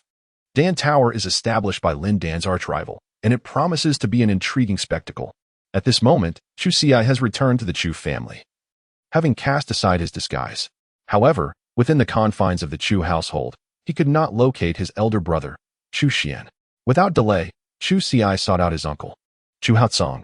Upon seeing Chu Xi's arrival, Chu Haotsong greeted him with a smile, inquiring, What troubles you, little Xi? Are your finances insufficient?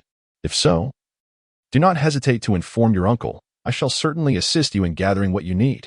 With a wave of his hand, the poet of the Chu Xi smiled and remarked, I have sufficient funds, and I have successfully concocted the elixir. You have truly succeeded in its creation. Chu Haotsong was utterly astonished. How little time had passed. Not even a single day had gone by, and yet Chu Xi had silently completed the refinement of the elixir. Well, now all that remained was for his elder brother to consume it. The Book of Songs nodded and remarked, I am merely uncertain as to where my elder brother has ventured off to now. Chu Hao's brow furrowed, his expression somewhat grim. Sensing an ominous turn of events, Chu Xi hurriedly inquired, Uncle, has something happened to my elder brother? With a deep sigh, Chu Haotsong shook his head and remarked, No, your elder brother is unharmed. It is merely one of our remaining mines that the Ma family intends to seize. Your brother has taken a group to thwart them. The Ma family is also one of the prominent clans in Tianyang City. Previously, the Ma family was subservient to the Chu family. But following the mysterious disappearance of Chu Xi's parents, the Ma family commenced their retaliatory actions. Uncle, I shall assist my brother, declared Chu Xi, immediately dashing out of Chu Haotsong's study. Chu Haotsong initially intended to intervene, but Chu Xi's speed was astonishingly swift, vanishing in the blink of an eye. Has Xiao Xi truly restored his cultivation? Chu Haotsong was utterly astonished. Even he had not discerned the movements of Xi just moments ago. At this moment, in the southern suburbs of Tianyang City, Chu Xian led the disciples of the Chu family into a fierce confrontation with the Ma family. This was the last remaining mine of the Chu family. If it were to be seized by the Ma family, the Chu clan would be perilously close to extinction. However, the disparity in strength between the two sides was overwhelming, and the Chu family found themselves continually suppressed by the Ma family. Ha ha ha, Chu Xian, you truly possess audacity. Daring to come and thwart us. A young man from the Ma family scoffed. Has the lesson from when Lin Mengdai severed your arm not taught you enough? With a furrowed brow, Chu Xian spoke coldly, Ma Biao, do not overstep your bounds. Ma Biao, the young master of the Ma family, was also a mid-stage warrior of the Xuanji realm. Previously, Chu Xian might have been able to stand his ground against him. However, now, having lost an arm and his cultivation descending to the initial stage of the Xuanji realm, he was no match for Ma Biao. What can you do? Ma Biao sneered. Your Chu family is about to be erased from Tianyang City. Chu Xian, I advise you to be sensible and step aside. Perhaps I might spare your life. But if you remain obstinate, then death is your fate. Ma Biao's eyes gleamed with murderous intent. Yet Chu Xian and the disciples of the Chu family showed no signs of fear. If you seek the mine, you shall have to tread over my corpse. Chu Xian showed no fear. Very well, I shall stride over your lifeless body. Ma Biao, gripping his large knife, charged at Chu Xian. Just as Ma Biao's blade was about to descend upon him, a figure suddenly emerged, raising a hand to send Ma Biao flying. You dare harm my brother? Ma Biao, you truly deserve death. Chapter 11. Whatever means they employed to acquire it, let them reveal it. Upon seeing the newcomer, Ma Biao was initially taken aback, only to subsequently display a look of disdain. I wondered who it might be, but it is merely you, Chu Xi. Ma Biao's expression was one of contempt, his laughter laced with derision. Had this been the former Chu Xi, Ma Biao would have fled without hesitation. However, the current Chu Xi was nothing but a worthless wretch. Such a waste, Ma Biao mused. He could easily vanquish 100 of him. What is this? Are you, Chu Xi, seeking death today as well? Ma Biao remarked, directing his gaze toward Chu Xi while brandishing his knife with a mocking grin. Well then, I shall ensure that both of your lives are claimed here today. Xiao Xi, you must flee. I will hold them off. Chu Xian's expression was tense as he shielded Chu Xi behind him. He was no match for Ma Biao. Yet his foremost priority was to ensure Chu Xi's safe departure from this place. Even if it meant sacrificing his own life, he would have no regrets. As the warmth enveloped Chu Xi's heart, he realized that no matter how much time had passed, his elder brother remained steadfast, ever ready to shield him. With a gentle pat on Chu Xuan's shoulder, he smiled and reassured, Fear not, brother, I shall take care of everything. Such filth, I could dispatch in an instant. What did you just say? Ma Biao erupted in fury, bellowing, You, a worthless wretch, dare to label me as trash? Today, I shall ensure your demise here. Ma Biao's rage was entirely understandable. He had once been Chu Xi's sycophant. In the past, Chu Xi had been a prodigy, even reaching the pinnacle of the celestial realm. Though Ma Biao harbored resentment, he still became Chu Xi's foremost lackey. There was no better path than to curry favor with such a gifted individual, as it served both him and the influential Ma family behind him. Thus, with Chu Xi now deemed a failure, Ma Biao seized the opportunity to rid himself of his tarnished past. Little Chu Xi, Ma Biao is in the mid-stage of the Xuanji realm, with you. With a furrowed brow, Chu Xian did not finish his sentence, yet anyone could easily infer the implication behind his words. Rest assured, my elder brother. Chu Xi smiled and remarked, Everything is encompassed within me. Confident, Chu Xi's demeanor left Chu Xian at a loss for words.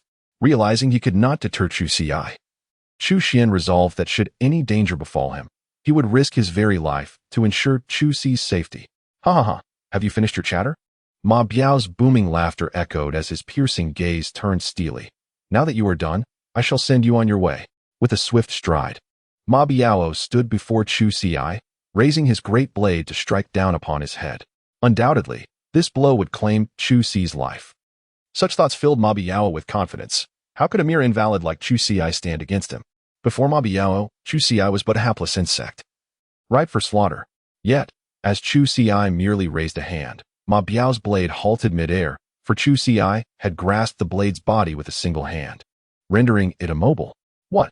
Ma Biao's expression turned to one of astonishment. He exerted every ounce of strength, his face reddening, yet the blade remained suspended, unable to advance even a fraction. How could this be? You have clearly become an invalid. I am now at the Xuanji realm. The Chu Xi is deemed worthless, and yet he is currently at the mid-stage of the Xuanji realm. How is it possible that he cannot even defeat such a useless individual? The Xuanji realm, does it truly hold any significance? With a disdainful sneer, Chu Xi delivered a powerful kick that sent Ma Biao flying through the air. The force of the blow shattered several of Ma Biao's ribs, and he coughed up blood as a result of the overwhelming impact. Terror filled Ma Biao's eyes as he watched Chu Xi approach. In that moment, he perceived Chu Xi as he once was, full of vigor and exuding an aura that instilled profound fear in Ma Biao. This is impossible. You were supposed to be a cripple. Ma Biao's eyes widened in astonishment. Not only he, but even Chu Xian, standing nearby, wore a face of disbelief. Xiao Xi. Your cultivation. Chu Xi smiled and remarked, Elder brother, I have merely lost my cultivation, not my ability to train. Chu Xian wore an expression of disbelief. It was astonishing that Chu Xi had returned today, yet had restored his cultivation so swiftly. How could this be? Meanwhile, Ma Biao was taken aback by Chu Xi's earlier words. Indeed, Chu Xi had merely lost his cultivation. he was not incapable of training.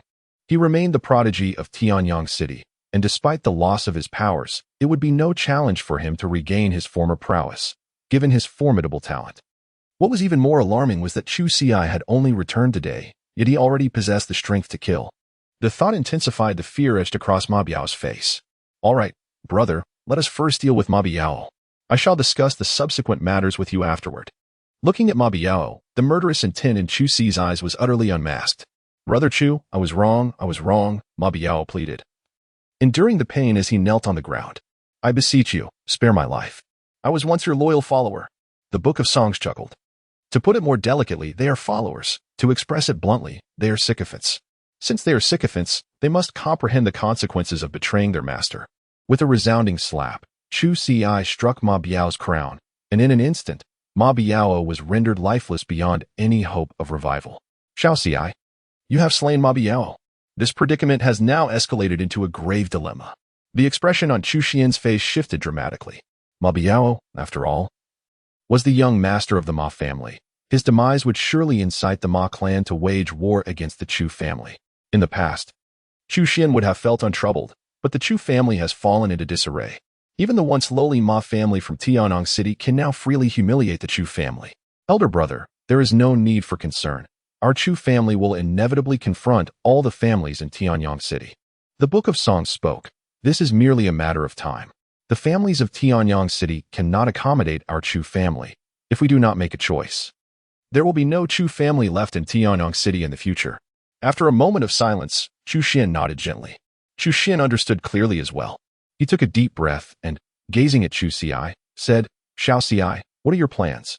Whatever you decide, your elder brother will support you wholeheartedly. However, you must ensure your own safety." Chu Xian wore a solemn expression. He could disregard everything else, but the safety of Chu Xi was his foremost concern. "The warmth of the Chu Xi envelopes my heart. My elder brother has always been a source of affection and support for me, regardless of my actions.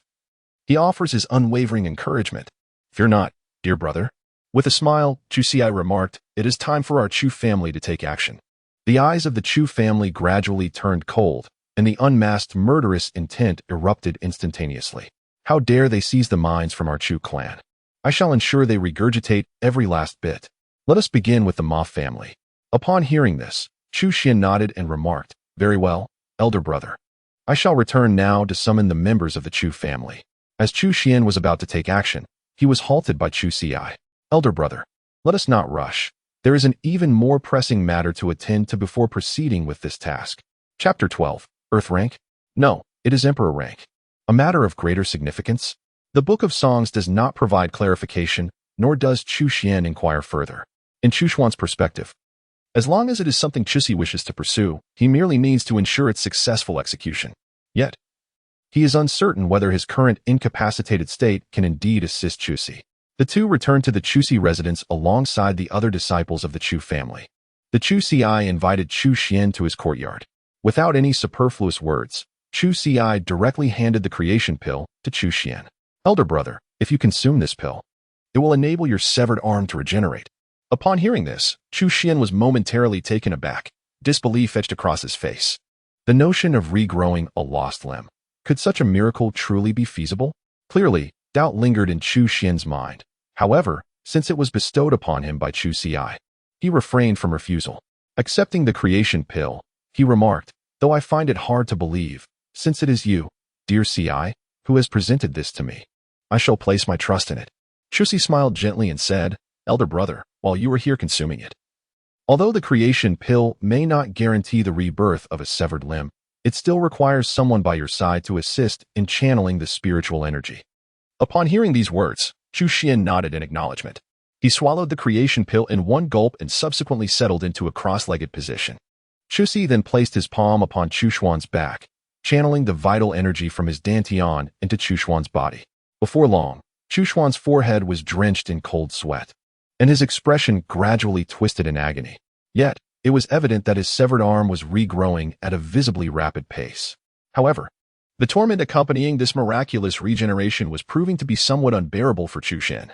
In the verses of the, one can distinctly sense that my elder brother, Chu Xian, is struggling to endure. "Brother, hold on. If you surrender at this moment, There shall never be another opportunity to restore your arm. With a grave expression, Chu Xiai remarked. He did not deceive Chu Xian. If Chu Xian were to falter this time, this matter would inevitably become an indelible shadow haunting him in the future. Upon hearing this, Chu Xian, who had initially contemplated surrender, immediately found his resolve strengthened. He was unaware of how Chu Xiai had acquired this miraculous method of rebirth after losing an arm. But such extraordinary means must have come at a considerable cost. To ensure that Chu Xi's sacrifices were not in vain, Chu Xian gritted his teeth and endured the agony. Although his severed limb was in the process of regeneration, its complete restoration depended on whether he could withstand this torment. Chu Xian persevered, and thus his severed arm could successfully regenerate. However, Chu Xiai was unable to assist him in this regard. All he could offer was his spiritual essence to aid Chu Xian. As time gradually passed, Chu Xian's lost arm fully re-emerged. With a pale countenance, Chu Xian gazed upon his newly regrown limb, a look of joy illuminating his face. Xiao Xiai, is this truly real? My arm. Chu Xian harbored a lingering apprehension that this might all be an illusion. The poet of the Chuxi smiled and said, Elder brother, this is indeed true. If you are feeling quite weak at the moment, it is essential that you take a moment to rest. Afterward, Chu Xiai had someone escort Chu Xian back to his room to rest. As for himself, he lingered in his chamber for a while before seeking out his uncle, Chu Haotsong. Upon meeting Chu Haotsong, Chu Xiai informed him that Chu Xian's arm had already healed. Well done, Xiao Xiai.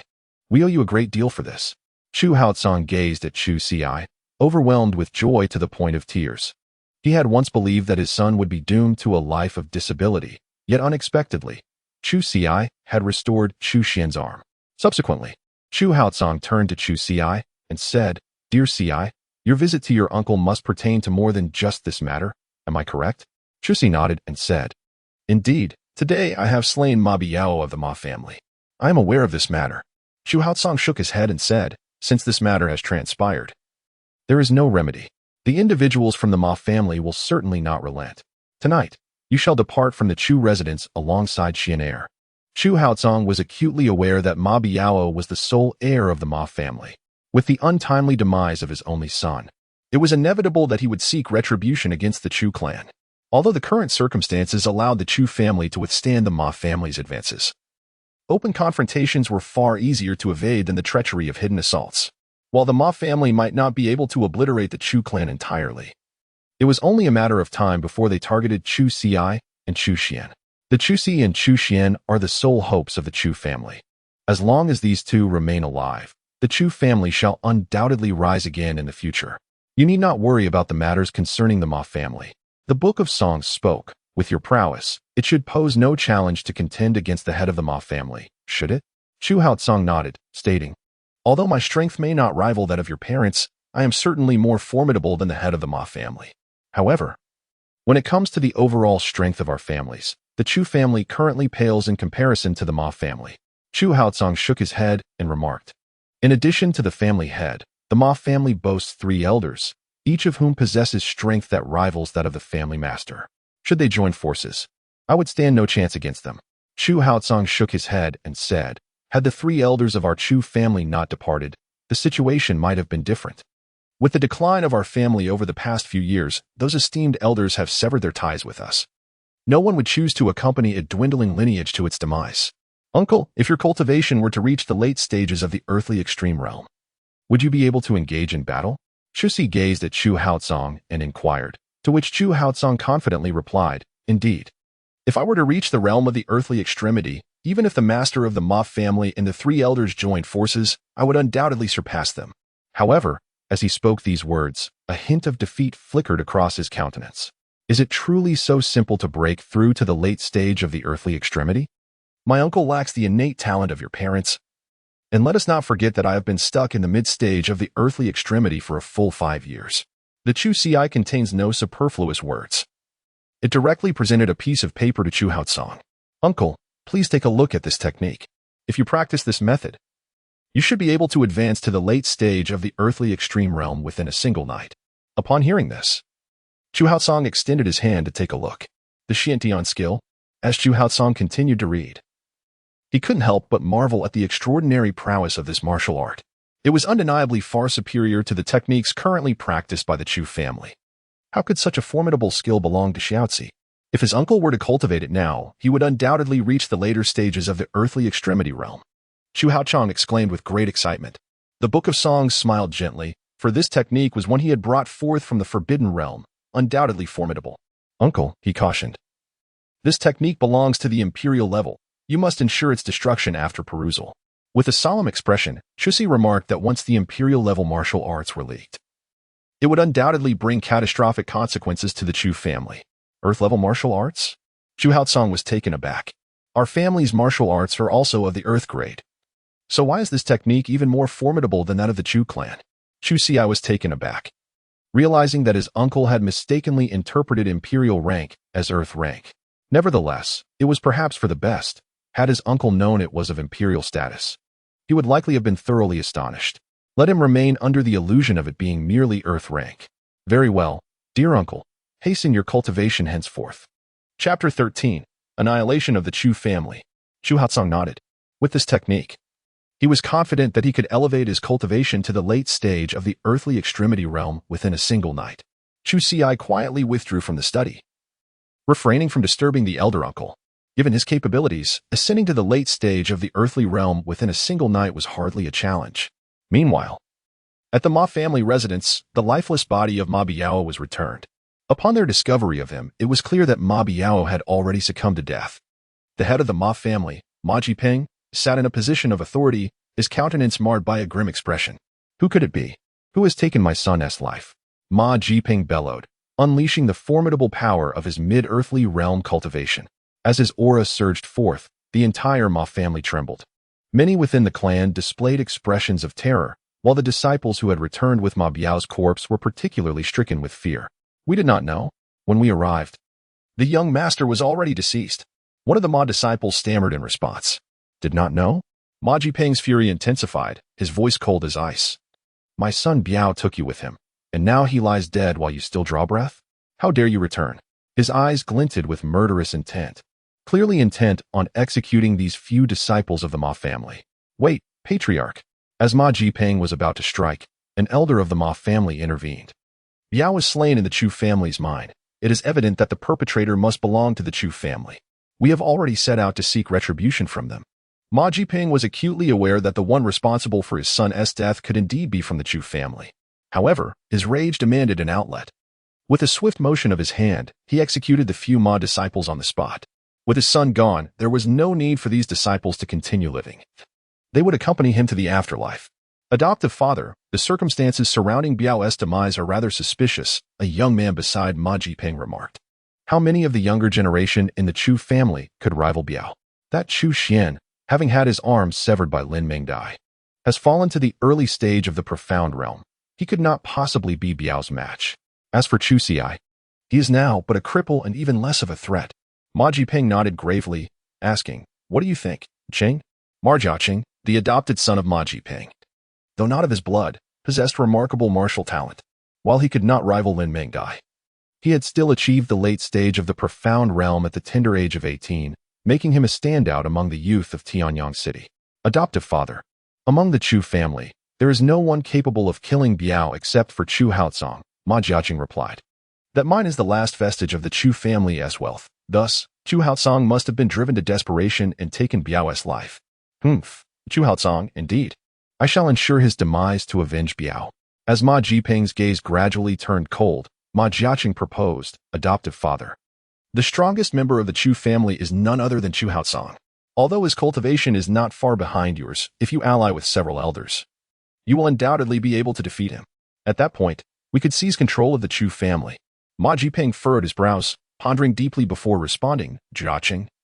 Though the Chu family has declined, a dying camel is still larger than a horse. Even if our Ma family prevails, it would be a Pyrrhic victory. Ha ha ha, adoptive father. Perhaps our Ma family may indeed win narrowly, but those two celestial-level experts from the Chu family, before their disappearance, surely left behind many treasures. If we could obtain them, our Ma family's strength would surge to new heights. Ma Jiping's eyes brightened, a glimmer of greed flickering within. The Chu family once had two celestial-level guardians. Who knows what treasures they may have left behind? If we truly acquire them, even a bitter victory for the Ma family would be worthwhile. Yet, another concern crossed Ma Jiping's mind. Our Ma family is among the weakest in Tianyang City. Even if the Chu family possesses treasures, they would hardly fall into our hands. With a resigned sigh, he lamented, in the end, after our Ma family expends great effort to eliminate the Chu family, we may only become a stepping stone for others. Ma Jiaqing, upon hearing this, burst into laughter. Adoptive father, who says we must keep the treasures for ourselves? Confused, Ma Jiping inquired, what do you mean? Hiki, currently, the strongest family in Tianyang City is undoubtedly the Lin family, with Lin Mengdai being accepted as an inner disciple by the Tianjin sect. If we were to seize the treasures from the Chu family and present them to the Lin family, not only would we earn their favor, but we could also cultivate a good relationship with them. In time, as the Lin family flourishes, they would surely remember the kindness of the Ma family. Excellent. You are indeed correct, Jiaqing. Ma Jiping laughed heartily. I was blinded by rage over Biao's death. I am truly gratified that you could think of this. Ma Jiping looked at Ma Jiaqing with satisfaction. Initially, he had adopted Ma Jiaqing with the hope that he would assist his own son. Now, with his biological son deceased, the inheritance of the Ma family would fall upon Ma Jiaqing. Jiaqing, if we succeed in destroying the Chu family, I will discuss with the elders to appoint you as the young master of the Ma family. With your abilities, the elders should not refuse. Ma Jiping's acknowledgement filled Ma Jiaqing with immense joy. Thank you, adoptive father. I will surely not disappoint you. Subsequently, the Ma family summoned all their disciples, preparing to annihilate the Chu family that very night. In the Chu household, Chu Xian had awakened. He gazed at his once lost arm, overwhelmed with emotions. He had believed that he would be confined to a life of disability, yet unexpectedly, Chu Xi had bestowed upon him a tremendous surprise. What astonished Chu Xian even further was that not only had his arm been restored, but he had also ascended to the late stage of the Xuanji realm. Xiao Xi. This kindness, dear brother, is at a loss to repay. Chu Xian gazed at Chu Xi with palpable excitement and exclaimed, Elder brother, what words are these? We are all family. Chu Xi smiled lightly, displaying no concern. He then spoke earnestly, Elder brother, now that your arm is healed, the most crucial matter is to enhance your strength. The Chu family is currently supported by our eldest uncle, which alleviates some issues, but if every matter relies on him, I fear the burden on his shoulders may become excessively heavy. Chu Xian nodded, reassuringly stating, Rest assured, Xiaozi. Although I may not yet match the late stage of the Xuanji realm, I am but a step away from the initial stage of the Earth Extreme realm. Grant me a few days, and I shall undoubtedly ascend to the initial stage of the Earth Extreme realm to assist father. In his heart, Chu Xian had already resolved to enter seclusion shortly, determined to advance to the late stage of the Extreme realm. Meanwhile, Chu Xi originally intended to find a suitable cultivation method for his elder brother. Young master, trouble has arisen. A voice from the guard echoed outside. The Ma family is leading a large force towards our Chu family. Chapter 14. I will protect the Chu family. The news of the Ma family's intent to annihilate the Chu family had naturally spread throughout Tianyang City. Many families were reluctant to wade into this turbulent waters. The decline of the Chu family, however, has not resulted in its absorption by other clans, and this phenomenon is not without reason. These families harbor fear of Chu Xi's parents, those two formidable beings of the heavenly extreme realm. They remain uncertain whether those two left behind a safeguard for the Chu family when they departed. Thus, the families in Tianyang City dare only to seize the Chu family's minds, yet refrain from openly attempting to annihilate them. This evening, they will observe the actions of the Ma family closely. Should the Chu family indeed face destruction, they will be poised to intervene and divide all that remains of the Chu family among themselves. Conversely, if the Chu family survives this crisis, they will refrain from openly troubling them. For now, the Chu family exists in a state of near demise, as long as they manipulate events from the shadows. Ensuring the Chu family never rises again, a family on the brink of death holds little power to instill fear. I shall seek out my father now. In the Chu residence, Chu Xian was poised to seek out Chu Haotsong, yet he was intercepted by Chu Xi. Elder brother, our uncle is currently in seclusion and it is unnecessary to disturb him at this moment. However, should the Ma family mobilize their full forces, my father's strength will be indispensable. Chu Xian furrowed his brows. Ma Jiping and the three elders of the Ma family all possessed mid-level cultivation in the earthly extremity realm. Without the intervention of Chu Haotsong, the Chu family could not withstand for long. No matter, I shall take it upon myself to handle this matter. With a smile, Chu Xi said, Elder brother, please summon all the members of the Chu family. Chu Xian glanced at Chu Xi before turning to leave. Since Chu Xi had expressed it this way, he chose to trust that Chu Xi undoubtedly possessed a solution. The Chu Xi can indeed aid one in regrowing severed limbs. Thus, there must be a means to repel the individuals of the Ma family.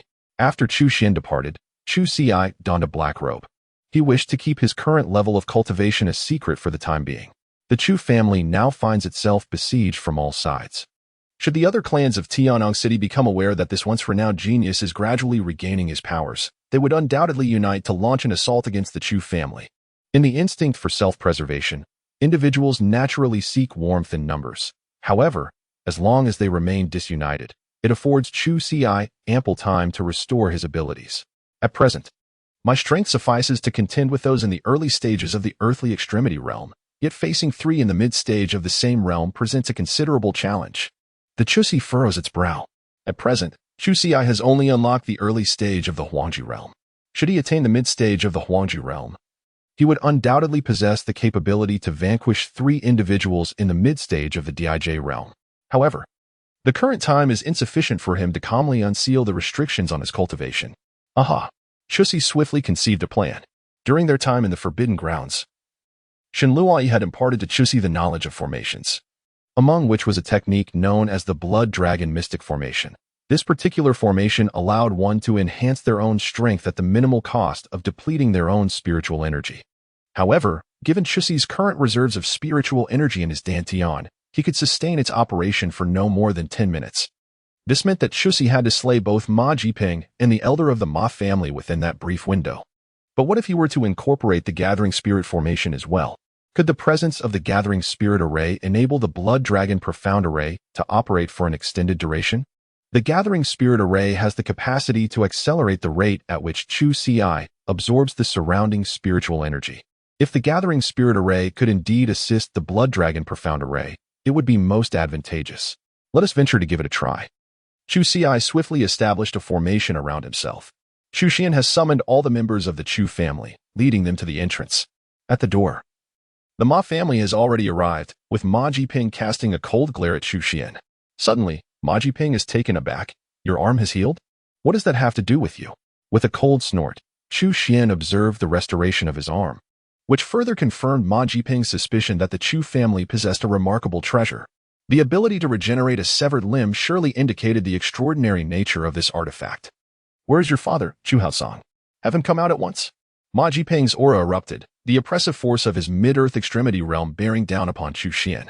Fortunately, Chu Xian, now in the late profound extremity realm, was more than capable of withstanding this pressure. Is your Ma family preparing to declare war on the Chu family? Chu Xian took a deep breath and coldly declared, the members of the Chu family do not fear the Ma family.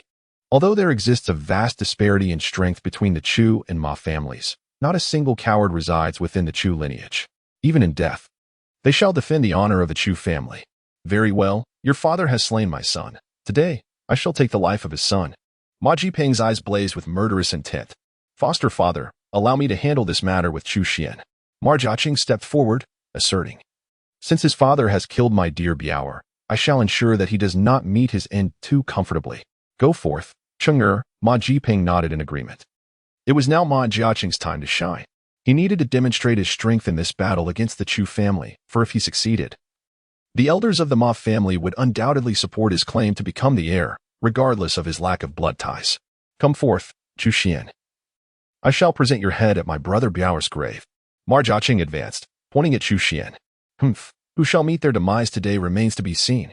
Previously, Chu Xian would have been concerned about his ability to contend with Ma Jiaqing. However, now, not only had he recovered from his severed arm, but his cultivation had also reached the late stage of the profound extreme realm, matching that of Ma Jiaqing. With a great blade in hand, Ma Jiaqing swung it menacingly toward Chu Xian. Chu Xian showed no signs of weakness. After receiving the long spear from a member of the Chu family, he thrust it towards Ma Jiaqing. Following a brief skirmish, Ma Jiaqing was taken aback, furrowing his brow as he remarked, "You have made a breakthrough?" With a chuckle, he continued, "You were no match for me even when I was at the mid-stage of the Xuanji realm. Now that I have reached the late stage, you remain outmatched." Chu Xian let out a cold laugh. The 7 treasures of wisdom. Chu Xian unleashed a remarkable spear technique, exhibiting a myriad of transformations that left Ma Jiaqing utterly defenseless. In but a fleeting moment, The great blade in Ma Jiaqing's grasp was deftly disarmed by Chu Xian's long spear. Chu Xian would certainly not let such a splendid opportunity slip away. He thrust the gun's muzzle towards Ma Jiaqing's throat. Should this shot find its mark, Ma Jiaqing would undoubtedly meet his demise. However, how could the Ma family stand by and watch Ma Jiaqing perish? Preposterous. Ma Jiping let out a cold snort and, in the blink of an eye, appeared before Chu Xian. With a single strike, he severed the formidable spear. Ma Jiping's gaze was ferocious as he swiftly aimed a hand towards Chu Xian's throat. A tremor coursed through Chu Xian's heart. The disparity between the Xuanji realm and the Dejiji realm was insurmountable, and he found himself bereft of time to evade. In this precarious moment, a hand seized Ma Jiping's wrist. The grip was remarkably strong, and despite his fervent struggles, Ma Jiping could not break free.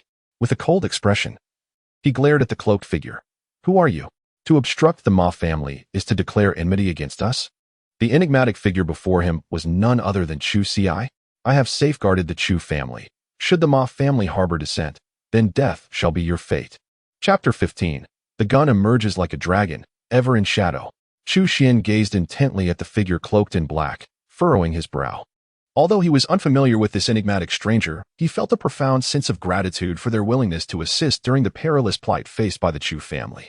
"I sincerely appreciate your timely intervention. Should my family emerge unscathed from this crisis, we shall bestow upon you a substantial reward." The black-clad figure responded with an indifferent tone. "I am merely fulfilling a request." The notion that the Chu family could transform their dire circumstances into safety was nothing short of a delusion. "Regardless of your identity, your audacity to stand by the Chu family at this moment binds you to their fate." Ma Jiping regarded the cloaked figure with fierce intent, his eyes ablaze with murderous resolve. With a sudden motion, he launched an assault against the black-robed individual, channeling a formidable portion of his energy into a punch that bore the weight of 70% of his strength. Even if the figure were to withstand the blow, the experience would undoubtedly be excruciating. With a cold chuckle, Chu Xi effortlessly deflected Ma Jiping's assault. Simultaneously, an overwhelming aura erupted from Chu Xi, causing Ma Jiping to stagger back several steps. A slight furrow formed on Ma Jiping's brow as he contemplated. This individual possesses remarkable strength. Although he is in the mid-stage of the earthly extremity realm, the figure before him, clad in black robes, Chu Xi, effortlessly neutralizes his attack, suggesting that their power is comparable. "I shall test your depths and see if you possess the capability to safeguard the Chu family." Ma Jiping seized a great blade from a fellow disciple of the Ma clan, the third form of the Ma clan's sword technique. With that, Ma Jiping unleashed his martial prowess, striking downward towards Chu Xi's head. "Elder, cover me." Upon witnessing this, Chu Xian unhesitatingly tossed the spear in his hand to Chu Xi. Upon grasping the long spear, Chu Xi swiftly raised it to block the descending saber of Ma Jiping. The resultant clash echoed with a resounding bang, sending tremors through the ground beneath Chu Xi's feet, causing cracks to form. Beneath the black robe, his countenance bore a grave expression. Even with the activation of the Blood Dragon Mystic Formation and the Gathering Spirit Formation, he found himself somewhat challenged in contending with Ma Jiping. While the Blood Dragon Mystic Formation augmented Chu Xi's strength, it only amplified his power by a mere 50%.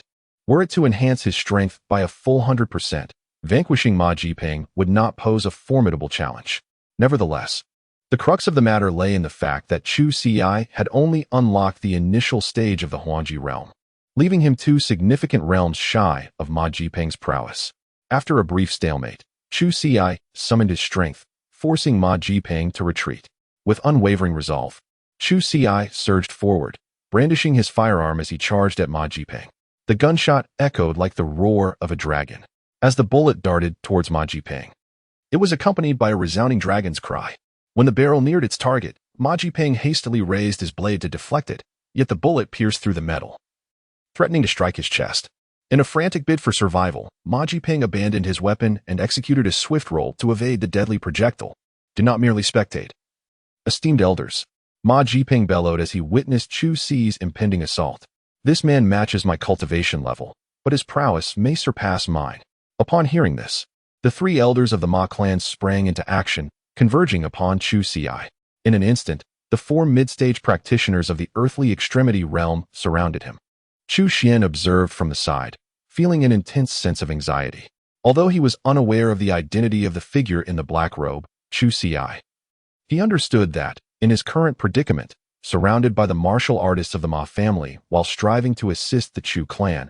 Achieving victory seemed nearly impossible, and even escaping would prove to be a formidable challenge. Chu Xian longed to assist the figure in the black robe, yet his cultivation was woefully inadequate.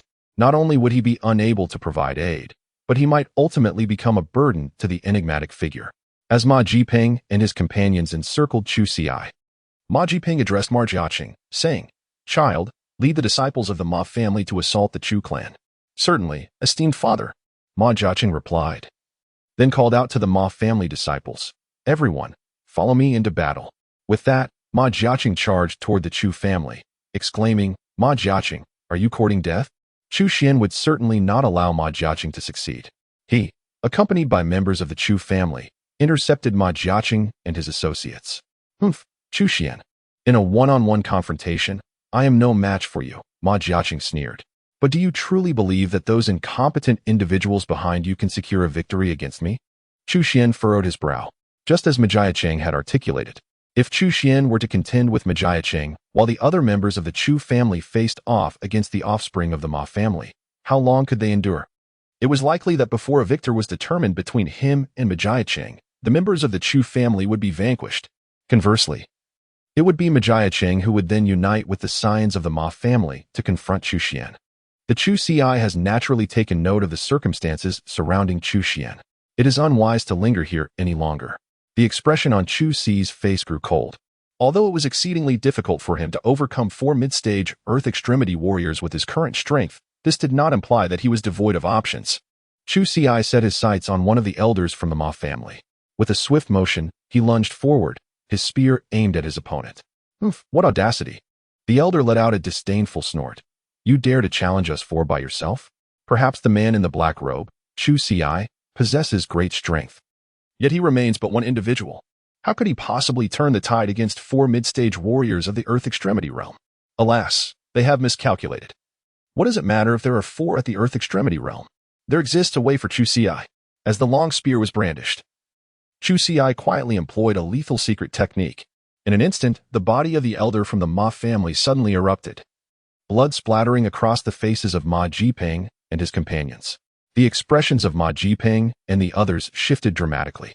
They gazed at the figure in the black robe, Chu Ci, with eyes filled with astonishment. What had this person just done? How had the 3rd elder perished so suddenly? None could comprehend what Chu Ci had executed, silently extinguishing the life of the 3rd elder right before their very eyes. With an air of indifference, Chu Ci cast a glance at Ma Jiping and the others, his voice cold as he proclaimed, "It is now your turn." The cost of invoking the lethal secret arts was Chu Ci's own lifespan. Yet, at this juncture, this was the only recourse available. Let us strike together, leaving him no moment to catch his breath. Upon Ma Jiping's command, the other 2 elders lunged toward Chu Ci. Chu Ci does not engage in offensive maneuvers, but rather deftly evades their assaults. The secret art of slaughter cannot be employed in succession should it be continuously invoked. The price Chu Ci must pay next time would be considerably steeper. However, with merely 3 individuals at the Earth Extremity realm, I find that my current strength is sufficient to contend with them.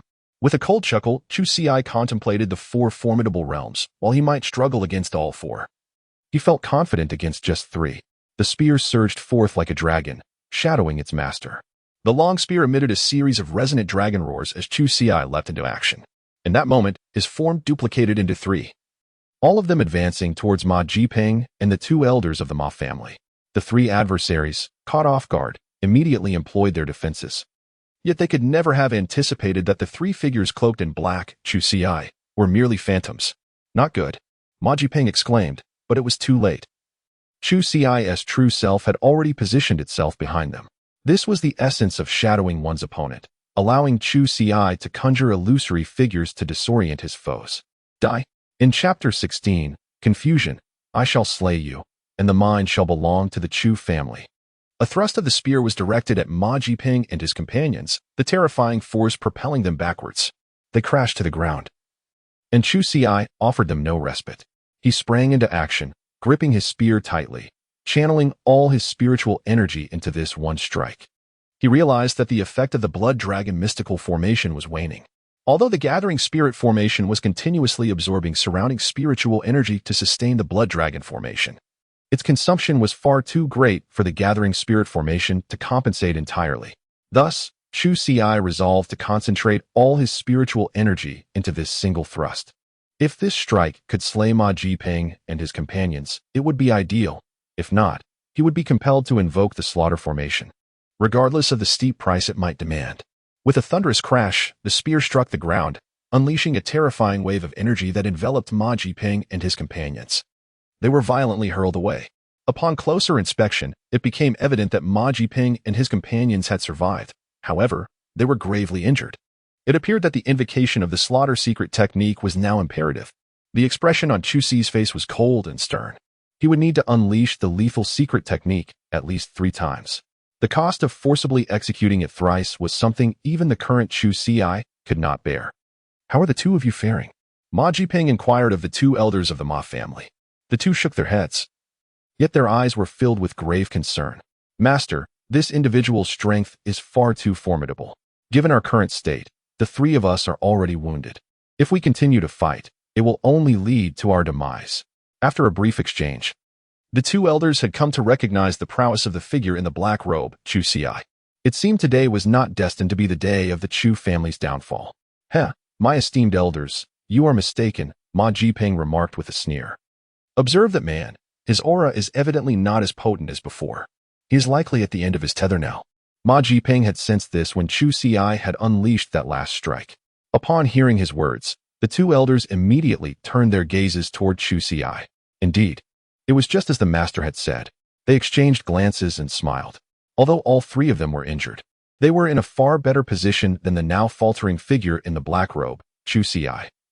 As Chu Ci observed Ma Jiping and the 2 others rise and approach him, he coldly remarked, "It appears you are all prepared to meet your demise."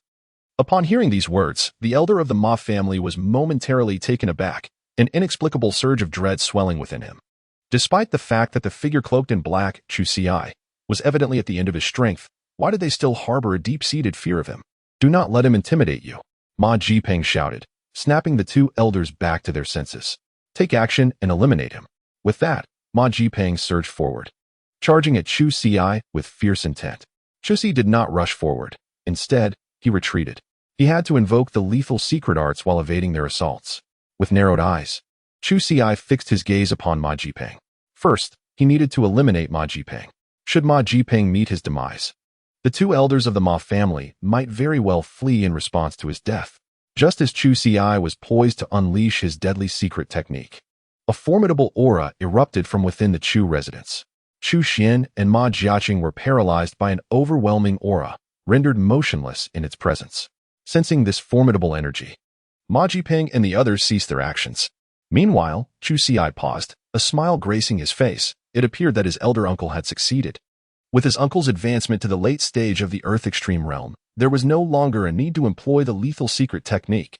He could simply leave Ma Jiping to be dealt with by his elder uncle, Chu Haosong. What was happening? Ma Jiping's expression turned grim. Was there truly a formidable warrior within the Chu family? The 2 elders from the Ma family turned pale, acutely aware that the source of this aura was far beyond their capabilities. It was highly likely that the individual possessed strength at the late stage of the Earth Extreme Realm. "Let us go," Ma Jiping declared without hesitation. If the Chu family indeed had a warrior at the late stage of the Earth Extreme Realm, remaining would spell disaster for the Ma family. "Cheng, hurry," he shouted to Ma Jiaqing. At that moment, a figure appeared, coldly scoffing. "Humph, do you think you can come and go as you please in the Chu family? Since you've come, you shall not depart." Ma Jiping's countenance darkened as he recognized the newcomer, Chu Haosong. "You have advanced to the late stage of the Earth Extreme Realm?" The presence of Chu Haosong exuded an overwhelming strength. Indeed, Chu Haosong did not conceal his intentions. With his remarkable ascension to the late stage of the Extreme Realm, the members of the Ma family were destined for demise. "Chu Haosong, this evening, it is my Ma family's fault. I shall now lead my kin away," Ma Jiping declared in a grave tone. "Ha? Leave?" Chu Haosong spoke coldly. "Do you simply depart at your whim?" Chu Haosong exuded an overwhelming aura, the oppressive force characteristic of a late-stage earthly extreme realm warrior bearing down upon Ma Jiping and his companions. Ma Jiping's complexion drained of color. His immediate reaction was one of profound intimidation. Even with the combined strength of himself and the 2 elders, they would not stand a chance against Chu Haosong. let alone with the presence of a cloaked figure, Chu Xi, nearby. Chu Haotsong, if you allow my family to depart, I shall immediately return all the minds of the Chu family, Ma Jiping declared, taking a deep breath, though a sense of reluctance gnawed at him. This was the only bargaining chip he possessed in negotiations with Chu Haotsong. You truly are foolish, Chu Haotsong retorted with a grin. By killing you, I could reclaim the Chu family's minds regardless, so why should I spare you? With that, the murderous intent in his eyes could no longer be concealed. In a swift motion, he closed the distance to Ma Jiping and struck him with a powerful palm. Ma Jiping gritted his teeth, attempting to retaliate. But the disparity in their strengths was insurmountable. He was sent flying by Chu Haotsong's blow. Pooh! Blood erupted from Ma Jiping's mouth as he collapsed to the ground, lifeless. The two elders of the Ma family, witnessing this, were seized by terror and turned to flee. None shall escape. With a disdainful snort, Chu Haotsong pursued the two individuals, swiftly seizing them by their necks and lifting them off the ground. Master Chu, spare us, they pleaded. We are merely elders of the Ma family and have no ties to them. However, in response to their desperate entreaties, Chu Haotsong had no intention of granting them mercy. Humph! Chu Haotsong let out a cold snort, swiftly breaking the necks of the two individuals. With the demise of Ma Jiping and the elder, the morale of the Ma family naturally waned, leading to their subsequent capture by the Chu family. Who might you be, esteemed one? Chu Haotsong gazed at the figure clad in black robes and inquired, Father. It was this esteemed elder who just now aided our Chu family in repelling the forces of the Ma family. Chu Xian stepped forward and remarked, had it not been for the intervention of this esteemed elder, we would likely not have been able to withstand the Ma family's onslaught for such an extended period. Chapter 17. The Frantic Master Go. Chu Haotsong cast a glance at the figure in the black robe. Chu Si, before speaking, I am deeply grateful for your assistance this time. The kindness you have shown will not be forgotten by the Chu family. Just then, the black-robed individual uttered a voice that was all too familiar, leaving Chu Haotsong momentarily stunned. Without elaboration, Chu Si stated, let us first return to the Chu household.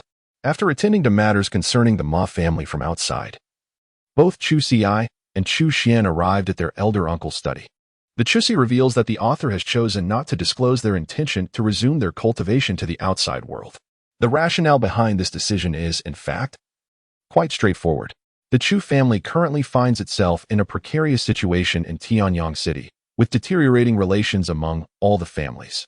Should they become aware of the Chu family's resurgence in cultivation and their formidable strength, these families would undoubtedly conspire against the Chu family before Chu Si has the opportunity to regain his former prowess. At present, Chu Si lacks the capability to contend with all the families in Tianyang City. The only recourse is to endure for a while longer, awaiting Chu Si's further ascension in cultivation, as he also desires to elevate the overall strength of the Chu family.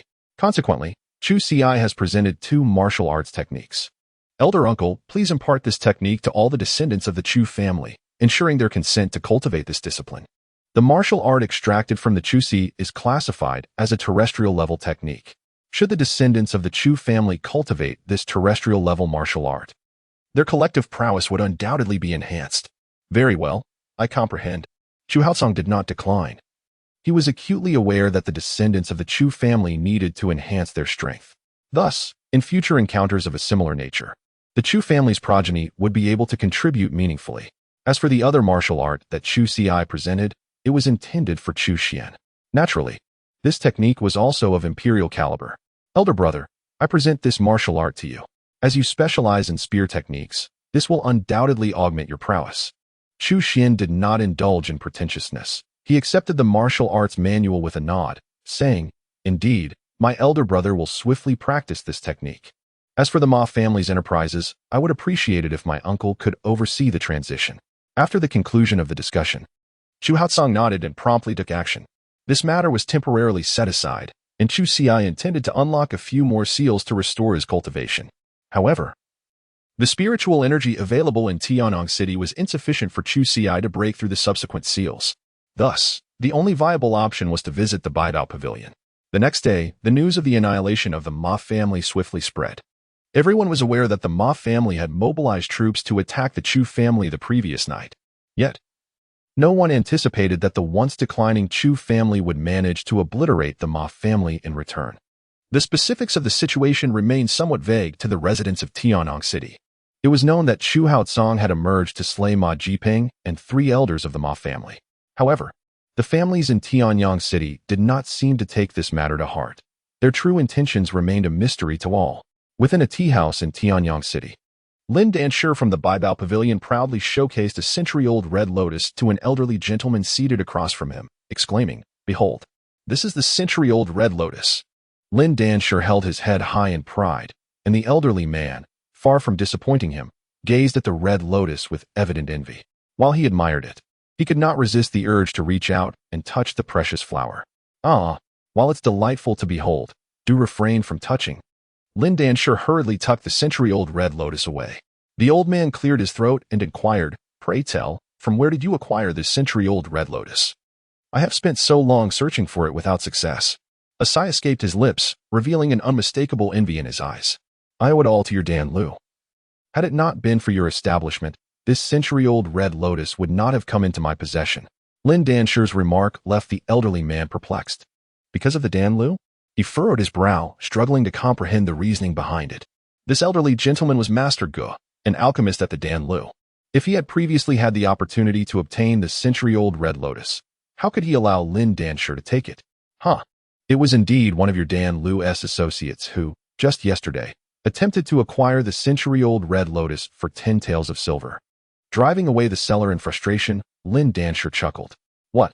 Master Ge's eyes widened, and fury quickly welled within him.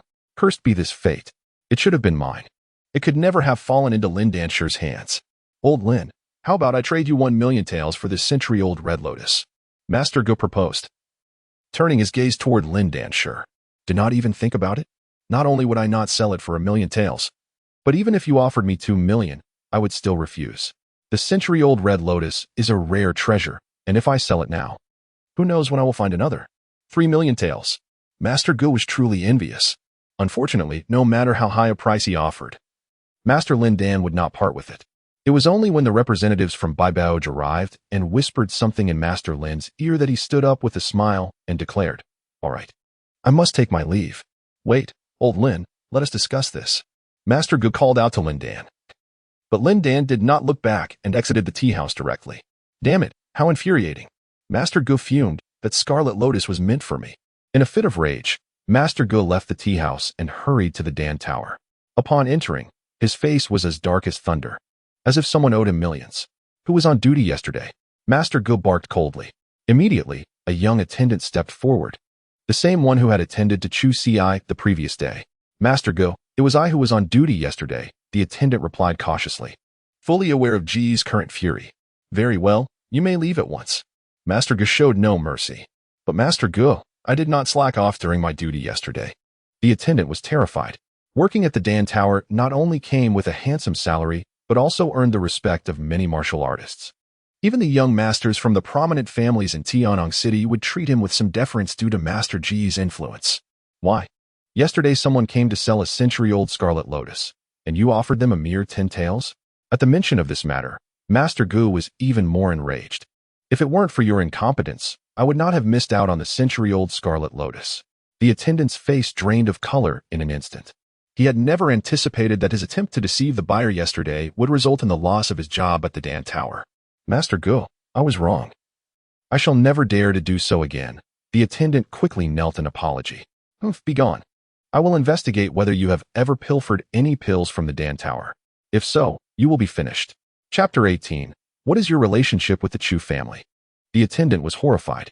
Those who worked at the Dan Tower could hardly claim to be innocent of pill theft. Many employees would secretly take a pill or two and sell them at a low price to other martial artists for some profit. As the attendant sought to plead for mercy, Master Gu ordered him to be thrown out. Although he had dealt with the attendant who caused him to miss out on the century-old scarlet lotus, Master Gu still felt a pang of distress. After all, it was a century-old scarlet lotus. Who knows, perhaps the seller still had another one to offer. Master Gu could not help but ponder, yet at present, he found himself unable to locate anyone. Thus, he resolved to visit the Baibao Pavilion to inquire with Master Lin Dan.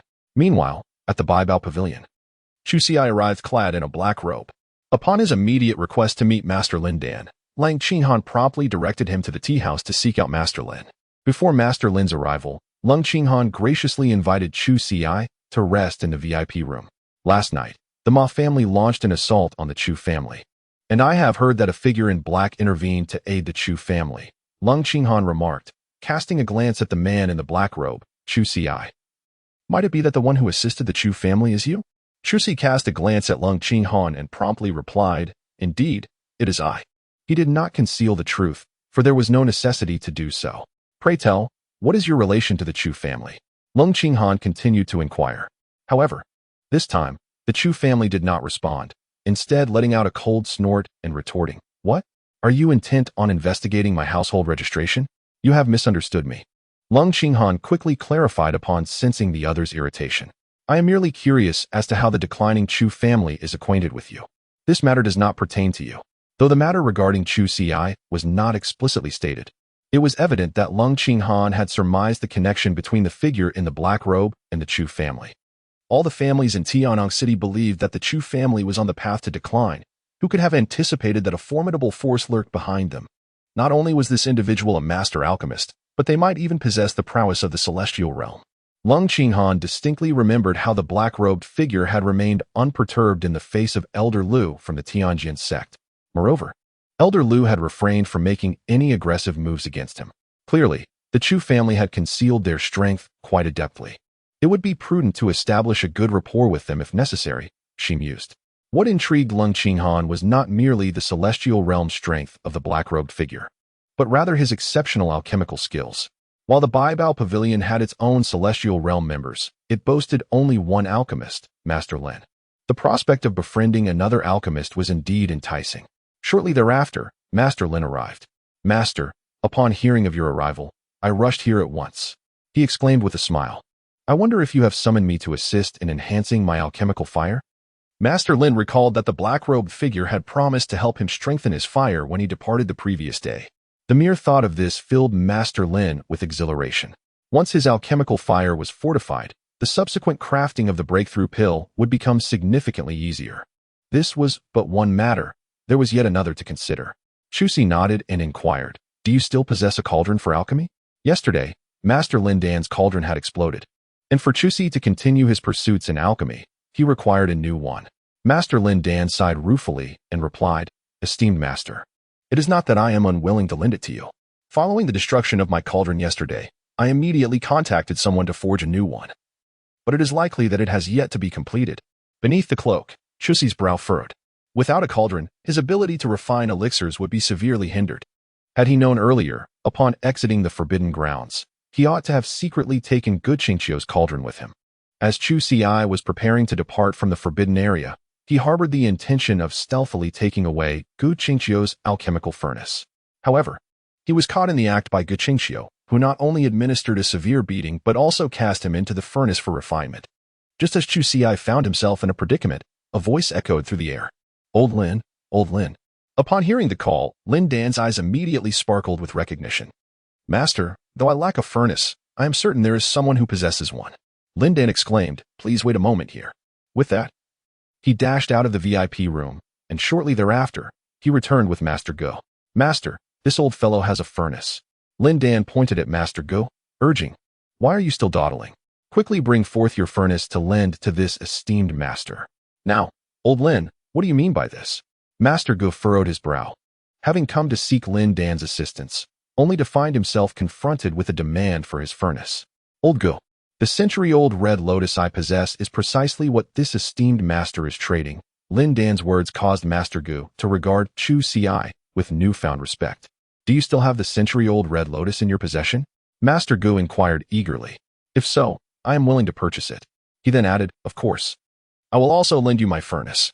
The Chu Si is devoid of superfluous words, as it presents the century-old red lotus. Naturally, I possess the century-old red lotus. As he beheld the magnificent flower before him, Master Ji's eyes gleamed with excitement. Both Master Lung Qinghan and Master Lin Dan were utterly astonished. They had not anticipated that Chu Si truly possessed the century-old red lotus. 2 million. I shall procure it from you for 2 million, exclaimed Master Go, hastily producing the banknotes. Upon receiving the 2 million, Chu Si graciously handed over the century-old red lotus to Master Go, who cradled the precious flower in his palms. His joy unmistakable. As for the elixir furnace, upon hearing this, Master Gu carefully stowed away the red lotus and said, "Come with me, esteemed master. The elixir furnace is located within my alchemy hall." Master Gu led Chu Si out of the Baibao pavilion, with Master Lin Dan following closely behind. Upon arriving at the alchemical chamber, Master Gu stated, "You may utilize this chamber as you wish. Use it for as long as you require. Should you need any medicinal herbs, just inform me, and I shall procure them for you." After uttering these words, Master Gu was eager to depart and closely observe his cherished red lotus. Once outside the alchemical chamber, Master Lin Dan turned to Master Gu and said, "Old Gu, allow me to suggest that you have a new elixir furnace crafted." Why? Master Gu furrowed his brow and replied, "Is that truly necessary? After all, I am not currently concocting elixirs." Gazing at the red lotus in his hand, he added with delight, "This red lotus is so precious. Even if I were to use it for alchemy, I must be adequately prepared." Master Lin Dan hesitated, pondering whether to inform Master Gu that the cloaked figure, Chu Si, might cause the elixir furnace to explode during the alchemical process. He decided it best to wait until the cloaked figure, Chu Si, had successfully refined the elixirs before addressing the matter. Within the alchemical chamber, Chu Si extracted several rare medicinal herbs from the ancient ring in preparation for the elixir refining. The high-grade spirit gathering pill was currently the most suitable elixir for him. Indeed, this was the most appropriate elixir for Chu Si at this stage. However, as time progressed, he would need to transition to new elixirs to assist him in unraveling the Azura sealing curse. The flames of separation materialized in the palm of Chu Si's hand. In the alchemical chamber, Chu Si cast all the medicinal herbs into the cauldron. Subsequently, he employed a gentle flame to meticulously cleanse the impurities from these ingredients. Meanwhile, outside the chamber, Master Gu gazed at Lin Danshire with a bewildered expression. "What do you mean by that, old Lin?" Master Gu furrowed his brow, perplexed. Why must I insist on having a new cauldron crafted? The more he pondered this matter, the more he found himself in confusion. This cannot be spoken of. This cannot be spoken of. Lin Danshire, however, observed Master Gu with a beaming smile, finding his demeanor quite distasteful. "What exactly are you concealing from me?" Just as Master Gu uttered these words, a resounding explosion erupted from the chamber. "What in the world?" Master Gu exclaimed, his mouth agape in astonishment. While Lin Danshire muttered to himself, "This is progressing much faster than I anticipated." The two hurriedly opened the door to the alchemical chamber. Inside, a rich aroma of elixir wafted through the air. Lin Danshire inhaled deeply, exclaiming, "What an intense fragrance of elixir! I wonder what kind of potion the master has concocted this time." In stark contrast to Lin Danshire's curiosity, Master Ji's gaze fell upon the scattered fragments of the cauldron, and he lamented, "My cauldron." Faced with the wreckage, Master Gu felt a wave of despair wash over him. It was worth noting that he had invested his entire fortune into crafting that cauldron, only to see it reduced to mere shards.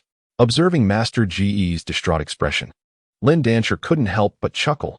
"Come now, old Gu, it's just a cauldron. We can always forge another one." Hearing Lin Danshire's nonchalant remarks, Master Gu was nearly incensed.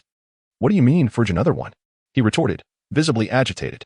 He turned to Chu Si and declared, "Sir, I lent you this cauldron, and since you have damaged it, you must compensate me." "Let us not dwell on the cauldron, old Gu," Lin Danshire interjected, furrowing his brow. "After all, the master previously sold you the century-old red lotus. No, this is a matter of principle." Master Gu shook his head, his expression cold. "The crafting of this cauldron cost me 100 medium-grade spirit stones. 1 medium-grade spirit stone equates to a sum of 100,000 silver taels, and 100 stones amount to a staggering 10 million. "Old Gu, heed my counsel," Lin Danshire began, but was swiftly interrupted by Master Gu. "Enough, old Lin. No matter what you say today, this cauldron must be compensated." Lin Danshire could only shake his head in resignation. He was attempting to assist him. The cauldron's damage was trivial. Allowing the figure in the black robe, Chu Si, to take note of the incident, potentially leading to better offerings in the future. Moreover, the alchemical skills of the figure in the black robe, Chu Si, were remarkably advanced, and gleaning even a fraction of that knowledge would be immensely beneficial for them. Alas, the cauldron's quality was lacking. At this moment, Chu Si spoke. "I shall compensate you with a fine alchemical furnace later. Of course, if you desire spirit stones instead, I can provide those as well." Master Gu contemplated for a moment. Although the figure in the black robe, Chu Si, professed to offer a furnace as recompense, who could guarantee that this enigmatic individual would not simply abscond? "Please, just give me the spirit stones," Upon hearing the words, Chu Si nodded and then extracted 10 superior spirit stones from the ancient ring. The price of my alchemy furnace is 100 medium spirit stones. You are offering me 10. Master Gu initially displayed a look of dissatisfaction, but upon closer inspection, he was astonished to see that the stones presented by Chu Si were indeed superior spirit stones. His eyes widened in disbelief. Are these truly superior spirit stones? Such stones are rare in the Great Xia dynasty. Even the royal treasury holds merely 100 of them. Yet, the other party was able to produce 10 without hesitation. One superior spirit stone is equivalent to 10 medium spirit stones, thus these 10 superior spirit stones are more than adequate to compensate Master Ge. Superior spirit stones. Alchemist Lin took a deep breath. Indeed, the black-clad figure, Chu Si, possesses an extraordinary background. Old Ge has incurred significant losses this time, having missed the opportunity to forge a connection with a prominent figure. Very well, if there are no further issues, I shall take my leave. Without waiting for a response from Master Ge, Chu Si turned and departed from the Dan Tower. Old Ge, you have truly been foolish this time, Master Lin Dan remarked, shaking his head. Not only is the opponent an alchemist, but he also wields the power of the departing fire. He can easily produce 10 superior spirit stones at will. A figure of such caliber, even if he accidentally destroys your alchemical furnace during the process, will undoubtedly compensate you afterward. Master Lin Dan did not withhold the truth. He revealed to Master Ge the incident of his furnace's destruction, while also mentioning that the figure clad in black, Chu Si, would assist him in enhancing his alchemical flames. Upon hearing this, a look of regret washed over Master Ji's face as he gazed at the superior spirit stones in his hand. Old Lin, if I were to return these spirit stones to him now, would it serve any purpose? What do you think? Master Lin Dan sighed, realizing that since Master Ge had accepted the superior spirit stones, there was no chance of reclaiming them. Unbeknownst to Chu Si, who was departing, Master Ge was steeped in such feelings of regret. Upon exiting the Dan Tower, he shed his disguise, driven by a singular reason. He had spotted his elder brother. Chu Xian, elder brother, where are you headed? Chu Si inquired ahead. Upon seeing thee, smiled and remarked, Ah, your arrival is quite fortuitous. I was just informed that a myriad of treasures has recently emerged on the, and I intend to explore what delightful items await discovery. In truth, the consists of various martial artists displaying their wares along a single street. Although the stalls are adorned with a dazzling array of goods, most of these items are merely deceptive trinkets presented by the martial artists. Nevertheless, there are indeed those who have unearthed genuine treasures amidst the chaos. Very well. Let us embark on this adventure together. The Book of Songs does not refuse. Should he come across any remarkable treasures on the bustling commercial street, he would not hesitate to share his findings with his elder brother. The two swiftly arrived at the marketplace. Behold, the exquisite Xiantian sword produced by the martial emperor realm. Possessing this blade, even the martial emperor himself could be struck down. And take a look at this indestructible divine skill. Once mastered, no one could bring about your demise. The entire street reverberated with the clamor and commotion of eager voices. Upon a cursory glance at the Chu Si, it becomes evident that most of those clamoring possess little of value. Little Si, what are your thoughts on this sword? Chu Xian approached a vibrant stall, his gaze fixated on a resplendent sword. Ah, sharp-eye young man. This sword was personally forged by the martial emperor, the stall owner boasted, his eyes gleaming with the prospect of commerce. This blade can slice through iron like mud. No matter who it is, a single strike can bring them to their demise. Nearby, Chu Si listened with skepticism. He knew the weapon's origin was likely a fabrication, yet it appeared quite impressive. He intended to persuade his elder brother, Chu Xian, to leave, but at that moment, an arrogant voice pierced the air. That sword is mine. Chapter 20. I shall kill you. From a distance, a young man approached with an air of arrogance, Lin Xingtian, the brother of Lin Meng Dai. He strode towards Chu Si and the others with an air of superiority. I want that sword, he declared, disregarding both Chu Si and Chu Xian. Upon recognizing Lin Xingtian, the stall owner's face broke into a wide grin. Oh, it's young Master Lin. This sword is hardly worth a fortune, but for you, I shall part with it for a mere 100,000 taels. In Tianyang City, Lin Xingtian was largely inconspicuous, his cultivation and talent rather mediocre. The only thing that distinguished him in people's memories was his relation to Lin Meng Dai. Owner, we arrived first. Chu Xian furrowed his brow. The sword before him appeared quite exquisite, and he harbored a strong desire to acquire it. The stall owner, noticing his interest, remarked, Ah, young man, do not be shy. After all, this one is the younger brother of Lin Mingdai. Perhaps you would like to look again? Should you find anything else to your liking, I could offer you a discount. At that moment, Lin Chitian turned his head and cast a disdainful glance at Chu Xian, sneering. What does it matter that you arrived first? Do you possess the necessary funds? 100,000 taels, surely, even if you were to sell everything your Chu family owns. You could not muster such an amount. Chu Xian furrowed his brows, for as Lin Chitian had stated, the Chu family indeed could not muster the sum of 100,000 taels at present. Although Chu Xian comprehended that Lin Qingtian's intention in vying for this sword was to vex them, the indignation was truly hard to swallow. Elder brother, do not concern yourself with him. This worthless sword holds little value. Chu Si spoke, suggesting, let us explore other places. Upon hearing this, Chu Xian reluctantly acquiesced. What do you have to say? The vendor, upon catching wind of Chu Si's words, immediately grew displeased. If you cannot afford my wares, then so be it. Why must you malign my merchandise? The vendor glared, exclaiming with indignation, if others were to overhear this, they might think that all I sell are worthless trinkets. Ha ha.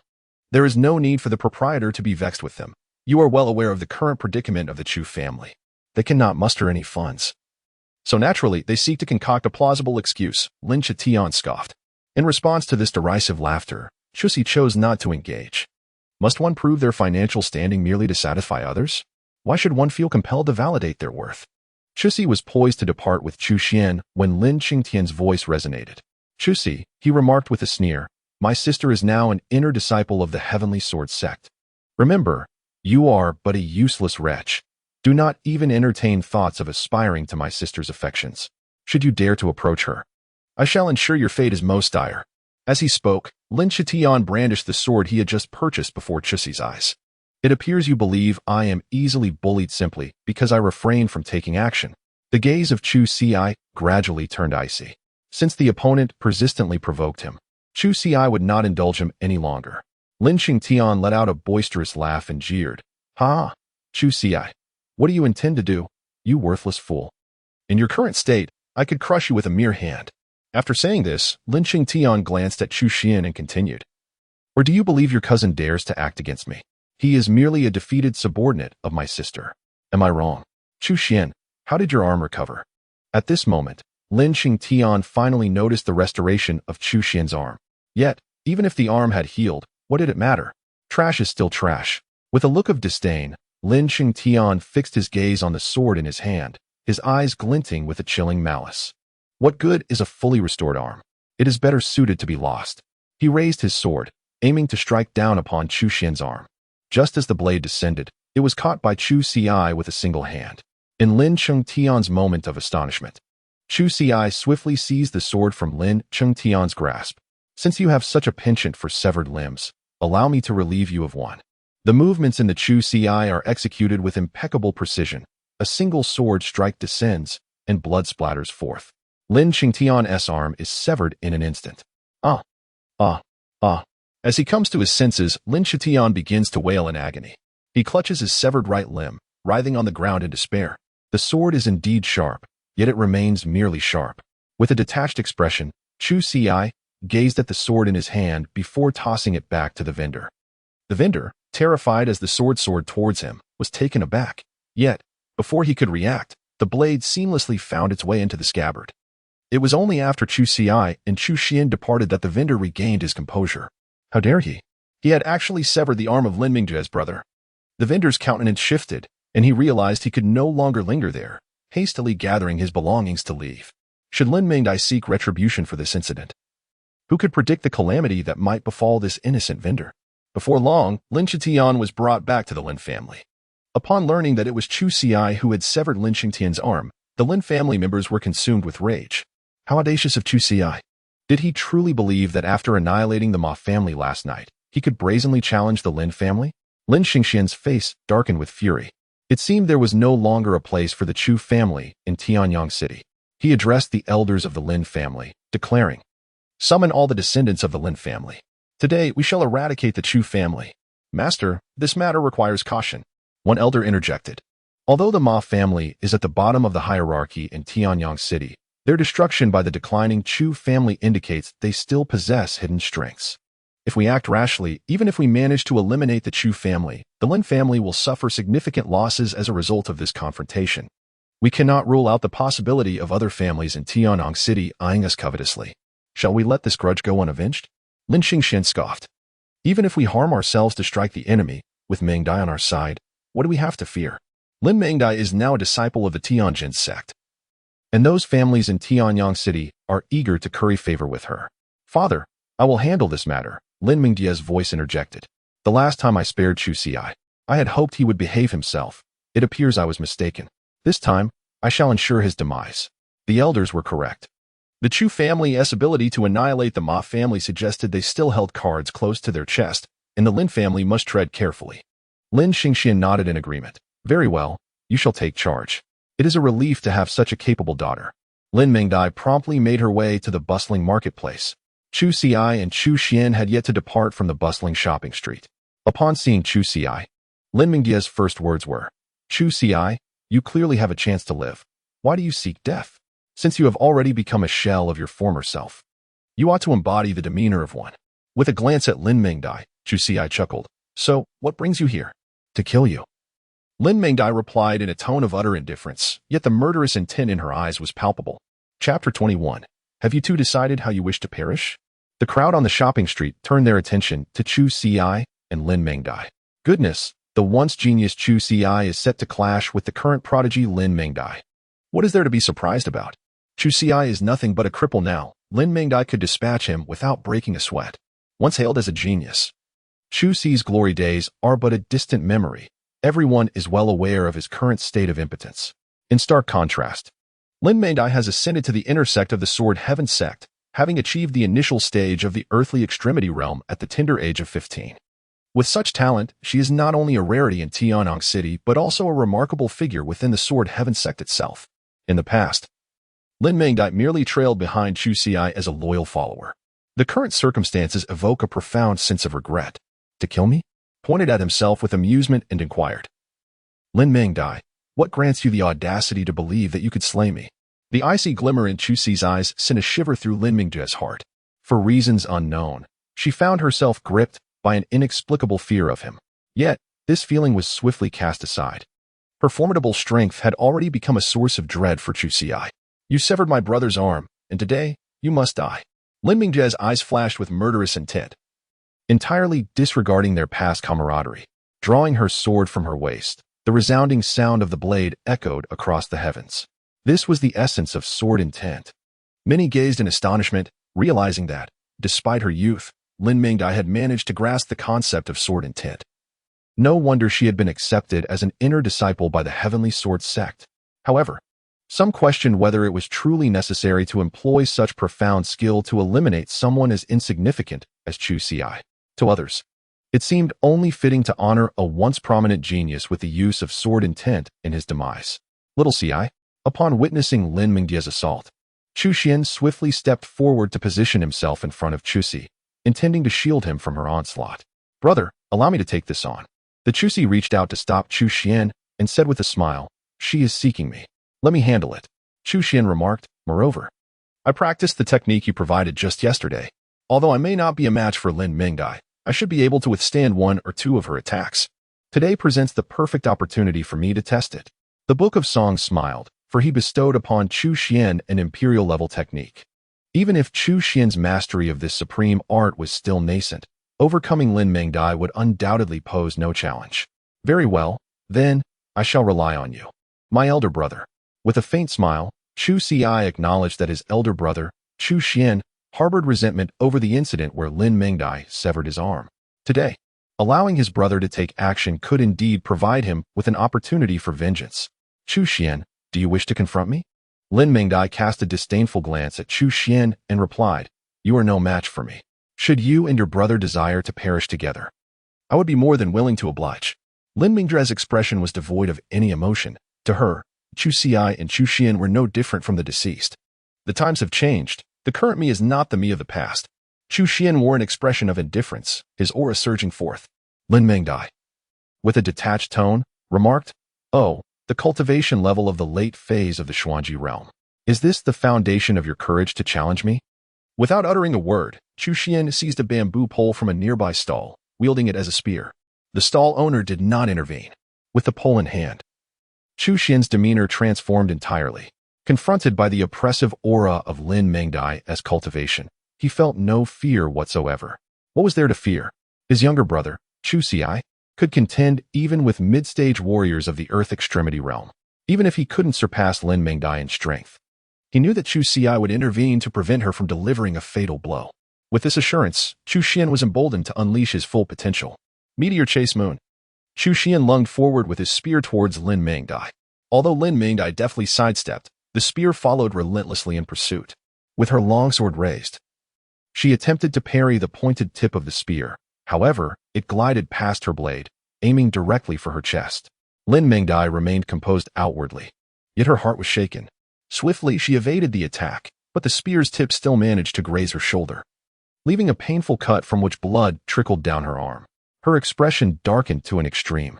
Impressive, but still insufficient, Lin Mengdai murmured, and her sword intent surged forth, enveloping the surroundings. Those nearby, sensing this formidable presence, were struck with fear, their faces paling in response. Such a potent sword intent! It was far more terrifying than before. While everyone was still astonished by Chu Xuan's earlier strike against Lin Mengdai, they soon realized she had not yet unleashed her full potential. It was only natural, after all. Lin Mengdai was at the initial stage of the Earth Extreme realm, making it impossible for her not to be a match for Chu Xian, who was a whole realm above her. Moreover, Lin Mengdai was a prodigious talent. Thousand Rain breaking the morning sun. Lin Mengdai executed a strike aimed directly at Chu Xuan's vital points. Unfazed, Chu Xian shook his spear with determination. Setting sun, bright moon. With a sudden leap, Chu Xian rose, his icy gaze fixed upon Lin Mengdai, who lay on the ground. He hurled the bamboo pole towards her. A resounding crash reverberated through the air, shrouding Lin Mengdai in a cloud of dust. Amidst the swirling debris, a faint puff sound emerged. As the dust began to settle, onlookers beheld Lin Mengdai kneeling on one knee, her longsword propping her up as she struggled to maintain her balance. How could this be? Lin Mengdai found it hard to believe that her cultivation at the initial stage of the extreme realm had been bested by Chu Xian. Just the last time they had clashed, she had severed one of his arms. Yet now, not only had his arm healed, but his strength had also grown significantly beyond her own. Chu Xian found it hard to believe that his strength had grown so formidable. Yet, he was acutely aware that this power was a result of his younger brother, Chu Xi, who had bestowed upon him the profound technique that enabled him to attain such might. Subsequently, Chu Xian approached Lin Mengdai with a bamboo pole in hand. Lin Mengdai, it is time we settle the accounts from the past. Chu Xian spoke coldly. On that day, you severed one of my arms. Today, I shall return the favor in kind.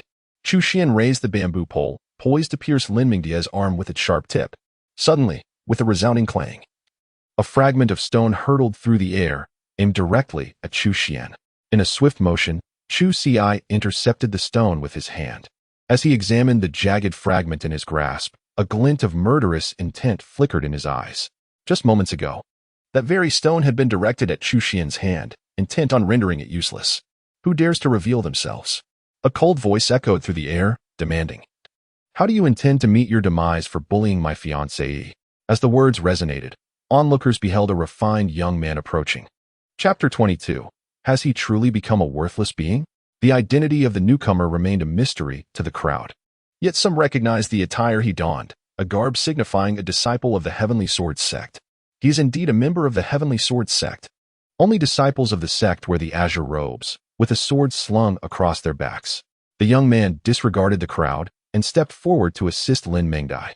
"What brings you here?" she inquired, her brow furrowed. With a light chuckle, he replied, "I heard from my uncle that you seek vengeance for your brother, so I came to offer my assistance." Lin Mengdai shook her head resolutely, stating, "This matter requires no help. I can manage it alone. You are my fiancée." The young man smiled gently, "And your brother is also my brother." "What a repugnant pair," someone muttered disdainfully. Chu Xian wore a look of disdain. Lin Mengdai had originally been betrothed to her brother, Chu Xi, yet now she was engaging in a marriage contract with another. Such a fickle woman was unworthy of her brother, Chu Xi. "What did you just say?" The young man turned to face Chu Xian, his voice icy. "It seems you truly wish to court death." An aura emanated from him, revealing his cultivation at the mid-stage of the Earth Extremity realm. A powerful pressure weighed heavily upon Chu Xian, nearly rendering her breathless. Did he believe that a semblance of strength made him invincible? The young man sneered. I am Bai Yangqiu, the young lord of the Heavenly Sword sect. Will you take your own lives, or shall I personally assist you on your way? Bai Yangqiu's words rang out like a decree. What? This is actually the young lord of the Heavenly Sword sect. The crowd gasped in disbelief. No way. Lin Mengdai is actually betrothed to the young lord of the Heavenly Sword sect? But wait, was she not originally promised to Chu Xi? The onlookers were astonished by Yangqiu's identity, but even more shocking was the revelation of his connection to Lin Mengdai. The Lin family had indeed allied with the Heavenly Sword sect, establishing a marital bond. In Tianyang City, the Lin family would undoubtedly emerge as the foremost clan. Surely, other families would hasten to curry favor with the Lin family upon learning this news. This Chu Xi possesses formidable strength. I can sense it. I am no match for him. Chu Xian took a deep breath and said, the young master of the Heavenly Sword sect is undoubtedly formidable. You should leave first. I will remain here to hold them off. Chu Xi shook his head and said, elder brother need not worry. I shall handle everything. Upon hearing Chu Xi's words, Chu Xian instantly felt a wave of reassurance wash over him. It appears you intend for me to take matters into my own hands, Bai Yangqiu remarked with a cold chuckle. Noticing that neither Chu Xi nor Chu Xian had made a move, he then approached the two, and with each step he took, the oppressive aura surrounding him intensified. This overwhelming pressure left Chu Xian feeling quite uncomfortable. Indeed, he was no match for a mid-stage warrior of the Earth Extreme realm. Fortunately, Chu Xi took action, releasing his own aura to shield Chu Xian from the oppressive force. The cultivation of Chu Xi originally belonged to the realm of sages. However, it had been sealed by the Shura sealing mark. It was precisely this aura that caused Bai Yangqiu to momentarily freeze, a wave of fear surging within his heart. His expression darkened significantly. Who are you? Bai Yangqiu fixed his gaze intently on Chu Xi, as he had felt, for just an instant, that should he make a move, he would meet his demise at the hands of Chu Xi. Chu Xi. Chu Xi responded with indifference. You were once the genius of Tianyang City, yet reduced to such a state of worthlessness? Bai Yangqiu widened his eyes as he gazed at Chu Xi. He found it hard to believe that if Chu Xi were indeed a failure, why then did he still feel apprehensive towards him? Was it merely an illusion of his own making? What? Do you wish to take action? Looking at Bai Yangqiu, Chu Xi's subtle expressions and movements indicated that he would kill him the moment Bai Yangqiu made a move. Although Bai Yangqiu was in the mid-stage of the Earth Extremity realm, one must not forget the current capabilities of Chu Xi. With the means at his disposal, Chu Xi could still eliminate Bai Yangqiu. Chu Xi, I shall remember you. Bai Yangqiu, relying on his countenance, noted that while he had heard others declare Chu Xi a mere waste, the reality before him was starkly different. No matter how one perceived him, Chu Xi it did not bear the semblance of a failure. Perhaps he had misjudged. Nevertheless, Bai Yangqiu remained exceedingly vigilant. He would not act until he was certain that Chu Xi had truly become ineffectual. It was worth noting that when Bai Yangqiu had first heard of Chu Xi, the latter had already attained the realm of Tianji. Lin Mengdai, let us take our leave, Bai Yangqiu stated as he approached her. Lin Mengdai's brow furrowed, clearly displeased with Bai Yangqiu's decision to escort her away. Rest assured, I shall handle this matter appropriately, Bai Yangqiu replied with a smile. Upon hearing this, Lin Mengdai reluctantly nodded in agreement. The two departed, and Chu Xi did not intervene. Now was not the time to eradicate the Lin family. Behind the Lin family stood the Heavenly Sword sect, and Chu Xi needed to ensure he was fully prepared before striking decisively against them. As for the Heavenly Sword sect, a minor sect within the Great Xia dynasty, Chu Xi regarded it with disdain. Let us proceed, elder brother. Chu Xi and Chu Xian returned to the Chujia household. Meanwhile, Bai Yangqiu, following Lin Mengdai back to the Lin family, furrowed his brows and inquired, Mengdai, has Chu Xi truly become a useless individual? Indeed, Lin Mengdai affirmed with a nod. He exudes no aura of cultivation whatsoever. Bai Yangqiu, still frowning, appeared somewhat incredulous. Even 5 years prior, during his time at the Tianjin sect, he had heard of Chu Xi's renowned name. At merely 10 years old, he had reached the pinnacle of the Tianji realm, a prodigious talent within the entire Daxiao Empire. Regrettably, he had vanished at that tender age. Had he not disappeared, his standing would undoubtedly surpass that of Bai Yangqiu, the young master of the Tianjin sect, today. If you doubt my words, there is no need to inquire further, Lin Mengdai stated coolly. Bai Yangqiu offered an awkward smile. Of course I believe you. My only concern is that Chu Xi might be feigning his condition. But rest assured, If he is indeed a waste, I shall arrange for his demise. Lin Mingdai merely nodded in response. Mingdai, I have come to your home with great difficulty today. You must keep me company. Bai Yangqiu gazed at Lin Mingdai, feeling a stirring within. As he reached out to draw her into his embrace, she deftly evaded his advance. Bai Yangqiu, if you wish to pursue a deeper relationship with me, let us discuss it only after our marriage, Lin Mingdai replied, her brows knitted. For now, it is simply not possible. You may rest here. Call for someone if you require anything. With that, Lin Mingdai departed without a backward glance. Bai Yangqiu's expression darkened ominously. It was evident that he sought to elevate himself by associating with the Tianjin sect. What pretense was this? Humph, alas, if it were not for your unique physique, I would not have endured your presence for so long. Bai Yangqiu pressed his lips together. Continue your cultivation, Lin Mingdai, once your abilities are sufficiently developed. Everything you possess shall merely be the adornment for my wedding.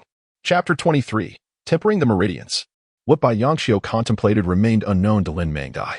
As she prepared to return to her room, she was met by her father, Lin Xingxian, who rushed in with an anxious demeanor. My daughter, I have heard that you were defeated by Chuxi's elder brother, Chuxian? Lin Xingxian questioned, worry etched in his eyes. Mingdai, do you believe the changes within the Chuxi family upon his return are too drastic? Were our previous actions truly justified? The illustrious Chuxi was once a prodigy, a scion of two formidable beings at the pinnacle of the celestial realm, even though he has now been reduced to a state of utter helplessness. His 5-year disappearance begs the question, what truly transpired during that time? Might he have encountered fortuitous events or perhaps been taken under the wing of a powerful mentor? Any such possibility would pose significant ramifications for the Lin family. Lin Mingdai momentarily lost herself in thought. Had Chuxi's return truly altered the fate of the Chuxi family?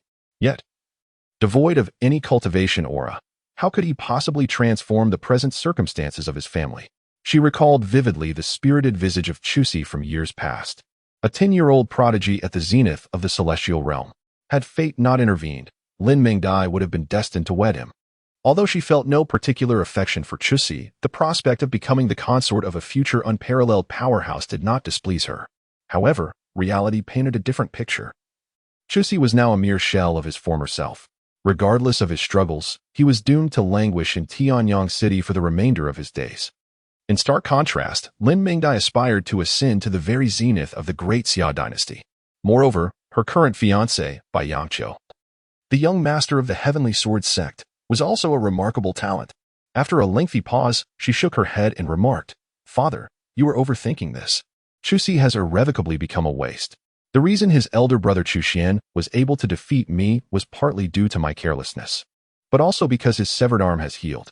Lin Xingxian, brimming with excitement, exclaimed, Mingdai, look, Chuxuan's arm has recovered. Does this not imply that your brother's arm could also mend? He is the only male heir of our Lin family. If his arm cannot be restored, his future would be irrevocably shattered. Lin Mingdai raised an eyebrow, yet her voice was tinged with resignation as she replied, I understand, and I shall seek a solution. However, I have never heard of severed limbs regaining their former strength, not even within the hallowed halls of the Heavenly Sword sect. How did the Chu family accomplish this? Lin Mingdia's first thought was of Chu Xi. The restoration of Chu Xian's severed arm must undoubtedly be linked to Chu Xi. However, this notion was swiftly dismissed by Lin Mingdai herself. How could a mere waste achieve such a feat? Perhaps there exists some treasure within the Pill Tower or the Treasure Pavilion capable of enabling the rebirth of severed limbs. Contemplating this, Lin Mingdai resolved to visit the Pill Tower and the Treasure Pavilion to investigate further. Within the Chu residence, Chu Xi is in his chamber. It is time to commence the unsealing of the second Shura sealing charm. In his possession, Chu Xi holds 10 high-grade spirit gathering pills. With these 10 high-grade pills, breaking the second seal is hardly a formidable task. Sitting cross-legged, Chu Xi promptly swallowed the 10 spirit gathering pills in his hand. In an instant, a tremendous surge of spiritual energy erupted from his body. Without any delay, Chu Xi commenced the assault on the second seal. Once the focal point of the second seal was discovered, it would be possible to unleash a torrent of spiritual energy to breach it. However, the Shura sealing mark laid by Shin Luai proved to be far more formidable than anticipated. In contrast to the first seal, Chu Xi invested considerable time yet failed to uncover the location of the focal point for the second seal.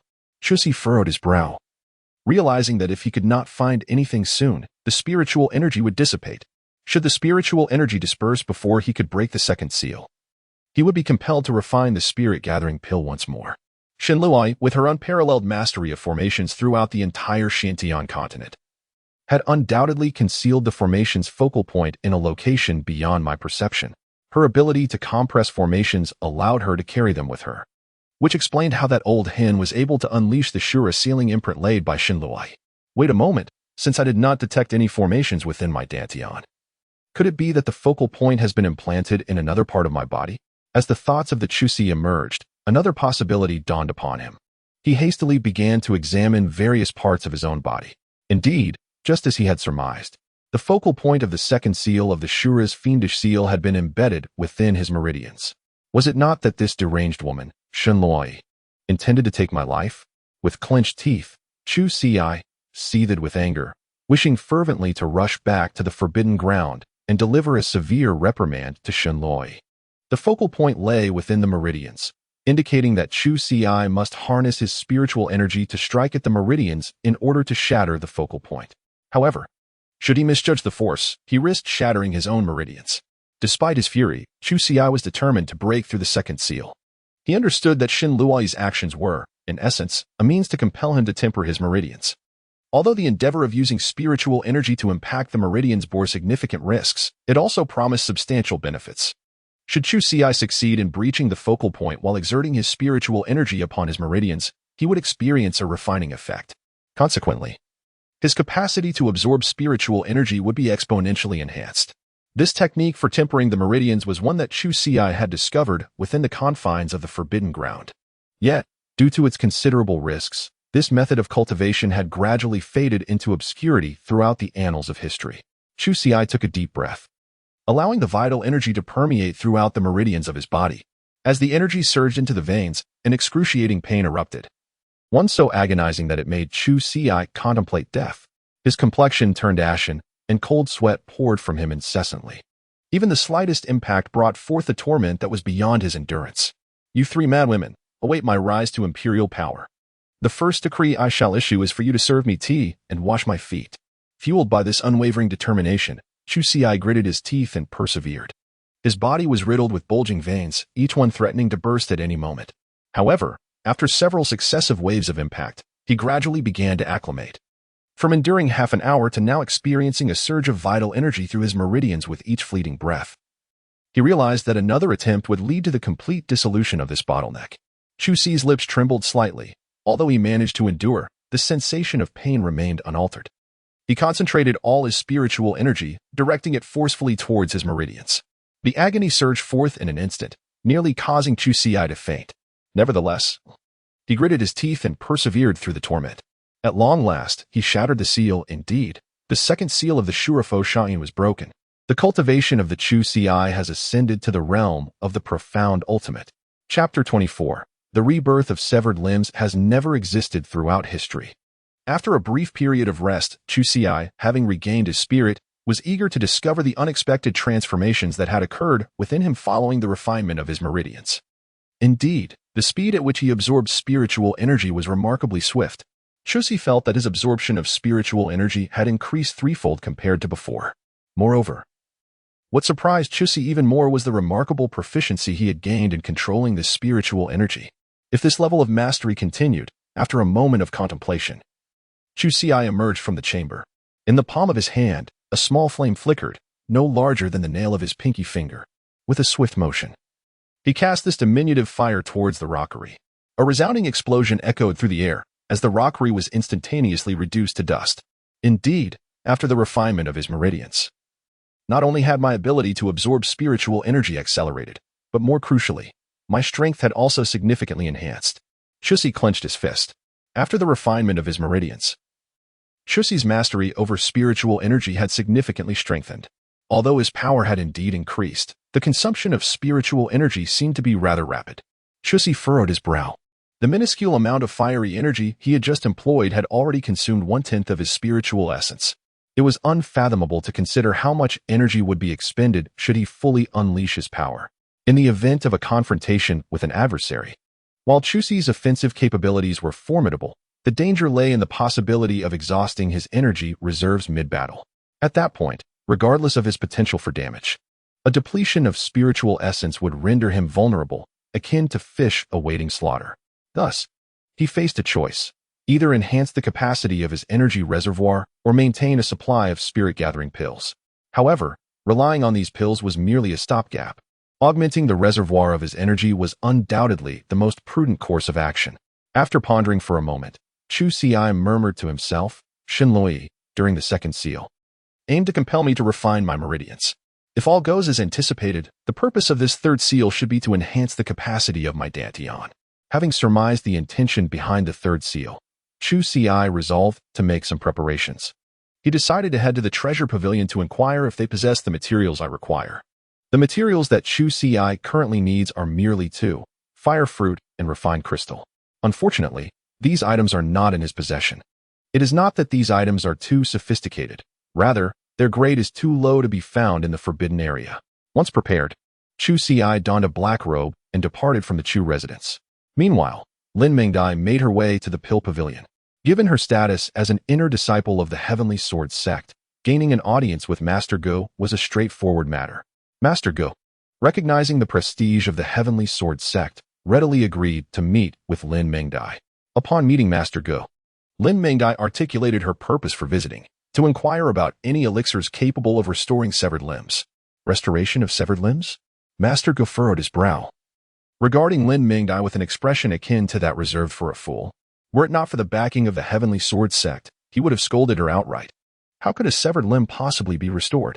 If such a feat were achievable, there would not be countless martial geniuses rendered impotent by the loss of an arm.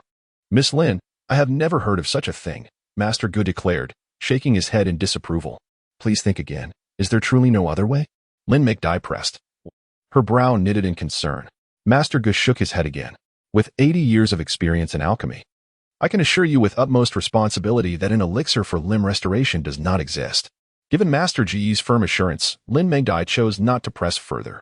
Even if she continued to inquire, the outcome would be no different.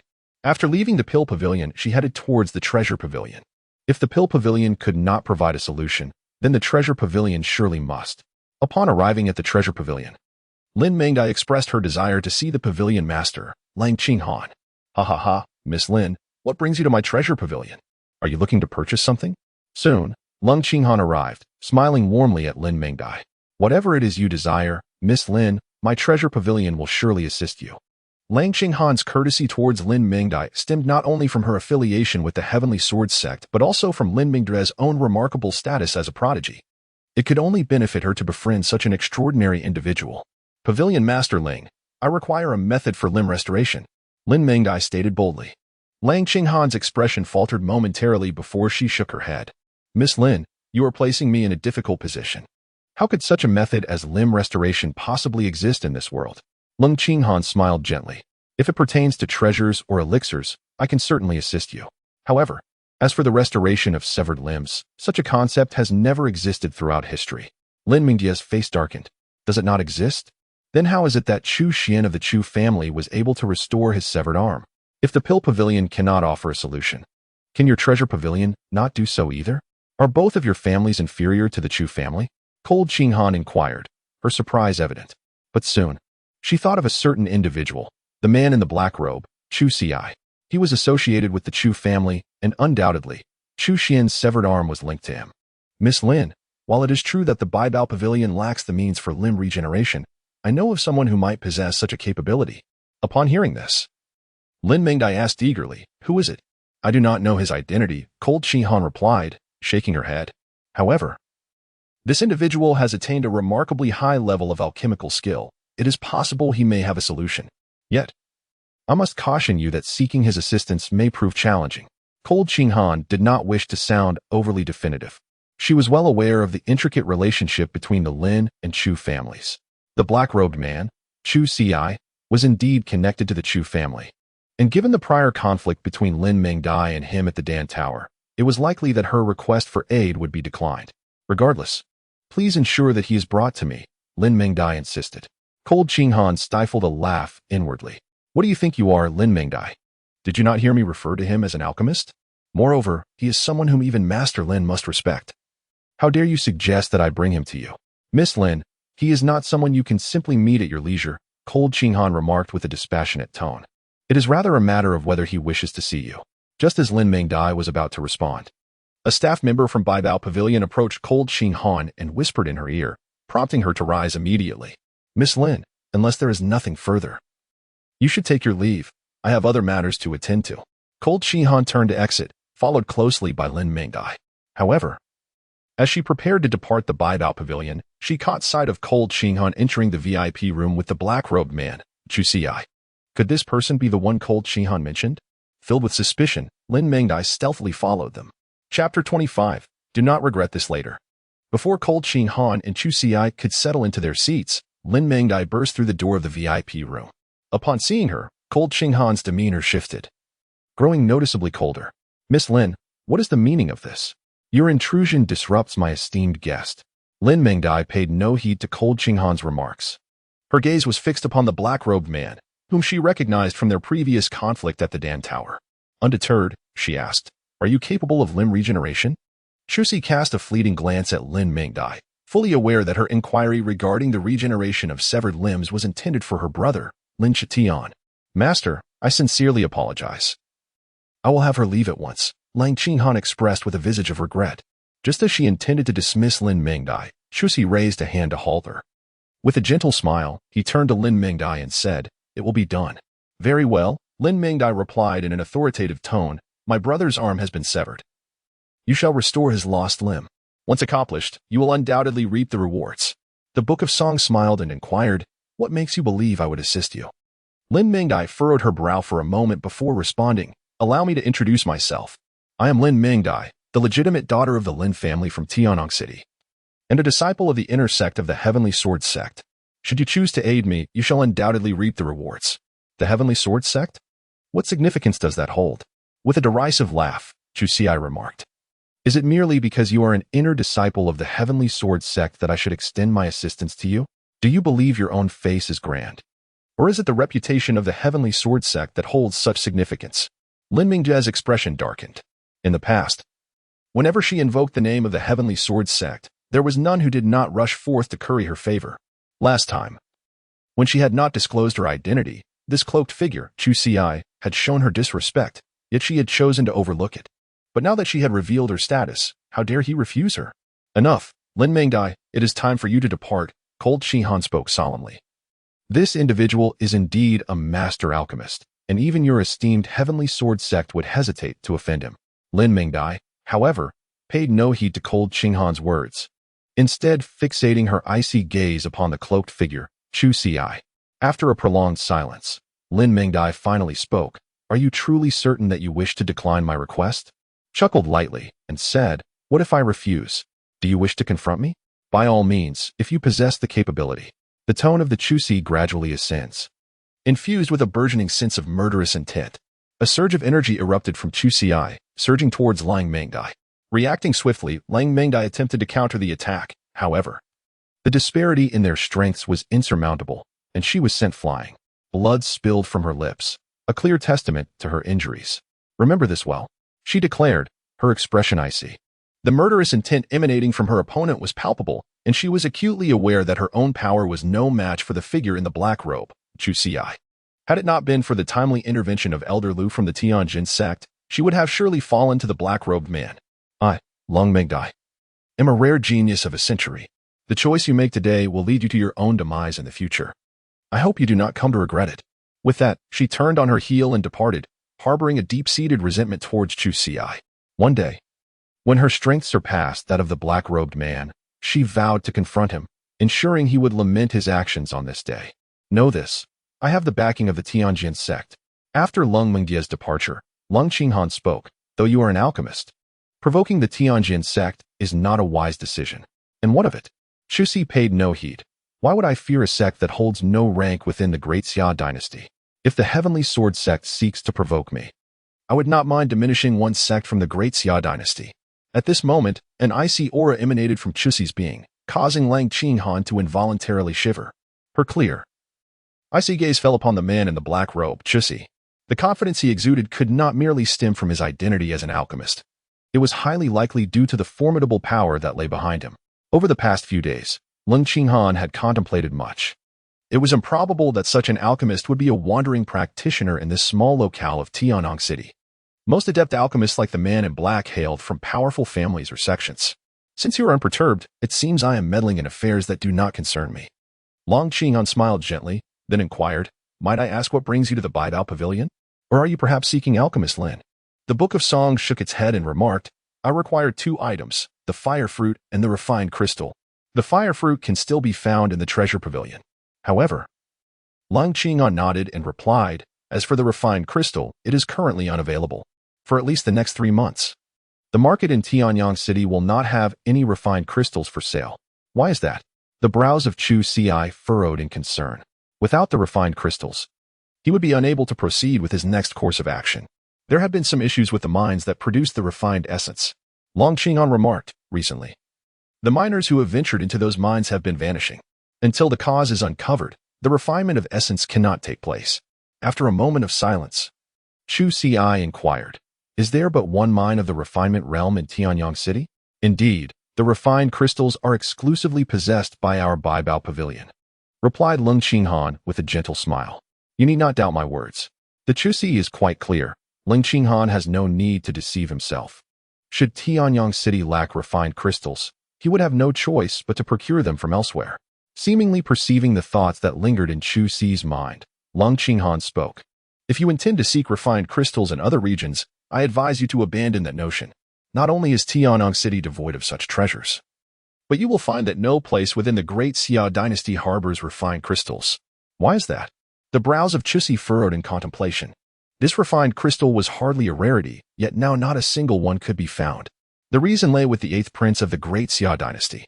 Since this matter was not a closely guarded secret, Long Qinghan spoke up. The 8th prince of the great Xia dynasty has awakened the 5th-ranked Holy King crystal from the divine ranking. Such a physique necessitates an abundance of crystals for cultivation. Thus, the royal family has amassed all the refined crystals from across the great Xia dynasty. The understanding of the Chusi is clear. The physique known as the Sacred King crystal is one that Chu Ci has certainly heard of. This particular constitution possesses exceptional defensive capabilities. Yet its sole drawback lies in the necessity for an incessant supply of crystals for refinement on a daily basis. While it is indeed possible to refine crystallized essence in the end, the further one cultivates this physique, the more insufficient the refined crystals will become to satisfy the demands of the Sacred King crystal. If I wish to procure refined essence at this moment, must I await the resolution of your mining issues? Chapter 26. The only threat I fear. Long Qinghan shook her head. In theory, this is the case. However, as you are aware, the 8th prince of the great Xia dynasty has awakened the Sacred King crystal. The royal family, in their efforts to nurture him, will undoubtedly acquire all available refined essence, even if the issues regarding the refined essence mines in Tianyang City are resolved. I cannot guarantee that any refined essence will be available for your purchase. Upon hearing these words, Chu Ci fell into silence. In the absence of refined crystals, he would have to seek alternatives. There is no need for you to fret so, Long Qinghan said with a smile. The royal family is certain to procure a substantial quantity of refined crystals. If your demand is not great, I can reserve some for you. However, you will need to wait 3 months. 3 months is definitely too long for me. Forget it. That duration is simply excessive. With a sigh, Chu Ci remarked. I shall assist you in resolving the matter concerning the refined crystal mines. Although he remained unaware of the specific troubles afflicting the mines, the knowledge he had acquired within the Forbidden Grounds assured him that addressing the issues would be a trivial endeavor. Long Qinghan was taken aback. She had not anticipated Chu Ci's eagerness. Very well, then I shall await your arrival at the Baibao Pavilion tomorrow. After bidding farewell to Long Qinghan, Chu Ci returned to the Chu residence. Upon entering the courtyard, he sensed the presence of outsiders within his chambers. Concealed in the room were 2 martial artists at the initial stage of the earthly extremity realm. Were they plotting to take my life? The expression on Chu Ci's face grew cold. Although unaware of who had orchestrated the assassins, now that they had arrived, they could not expect to leave alive. Chu Ci, undaunted, boldly pushed open the door and entered. As soon as he stepped into the room, the door abruptly slammed shut behind him. Concealed in the shadows, 2 initial stage Earth Extremity Realm warriors sprang into action, thrusting their swords toward Chu Ci. The 2 warriors were perplexed. After all, why were they formidable Earth Extremity Realm fighters assigned to eliminate a mere cultivator of no consequence? Surely, even a Huang Extremity Realm warrior could have sufficed for such an easy task. Yet, they would soon come to realize the folly of their assumptions. Just as the tip of the sword was poised to pierce Chu Si's body, he suddenly pivoted, deftly pinching the blade between his fingers. What? The initial stage Earth Extremity Realm warrior was taken aback, utterly unprepared for the revelation that his ambush had been detected. No matter who you are, now that you have come, do not expect to leave alive. The gaze of Chu Si was icy, emanating a chill that enveloped him. In that moment, an inexplicable sense of dread washed over the two individuals. How absurd it was for two cultivators at the initial stage of the earthly extreme to feel fear towards a seemingly powerless wretch. Yet, they soon discerned the truth. Oh, he was actually at the mid-stage of the yellow extreme. Exchanging glances, they could not help but burst into derisive laughter. Even if he were not a mere weakling, he was still just a feeble opponent. A practitioner at the mid-stage of the yellow extreme was hardly worthy of their concern. With such meager strength, they could easily extinguish 100 lives with a mere slap. Behave yourself. At least this way, you will meet a swift end. One of them raised his fist and swung it towards Chu Si's head.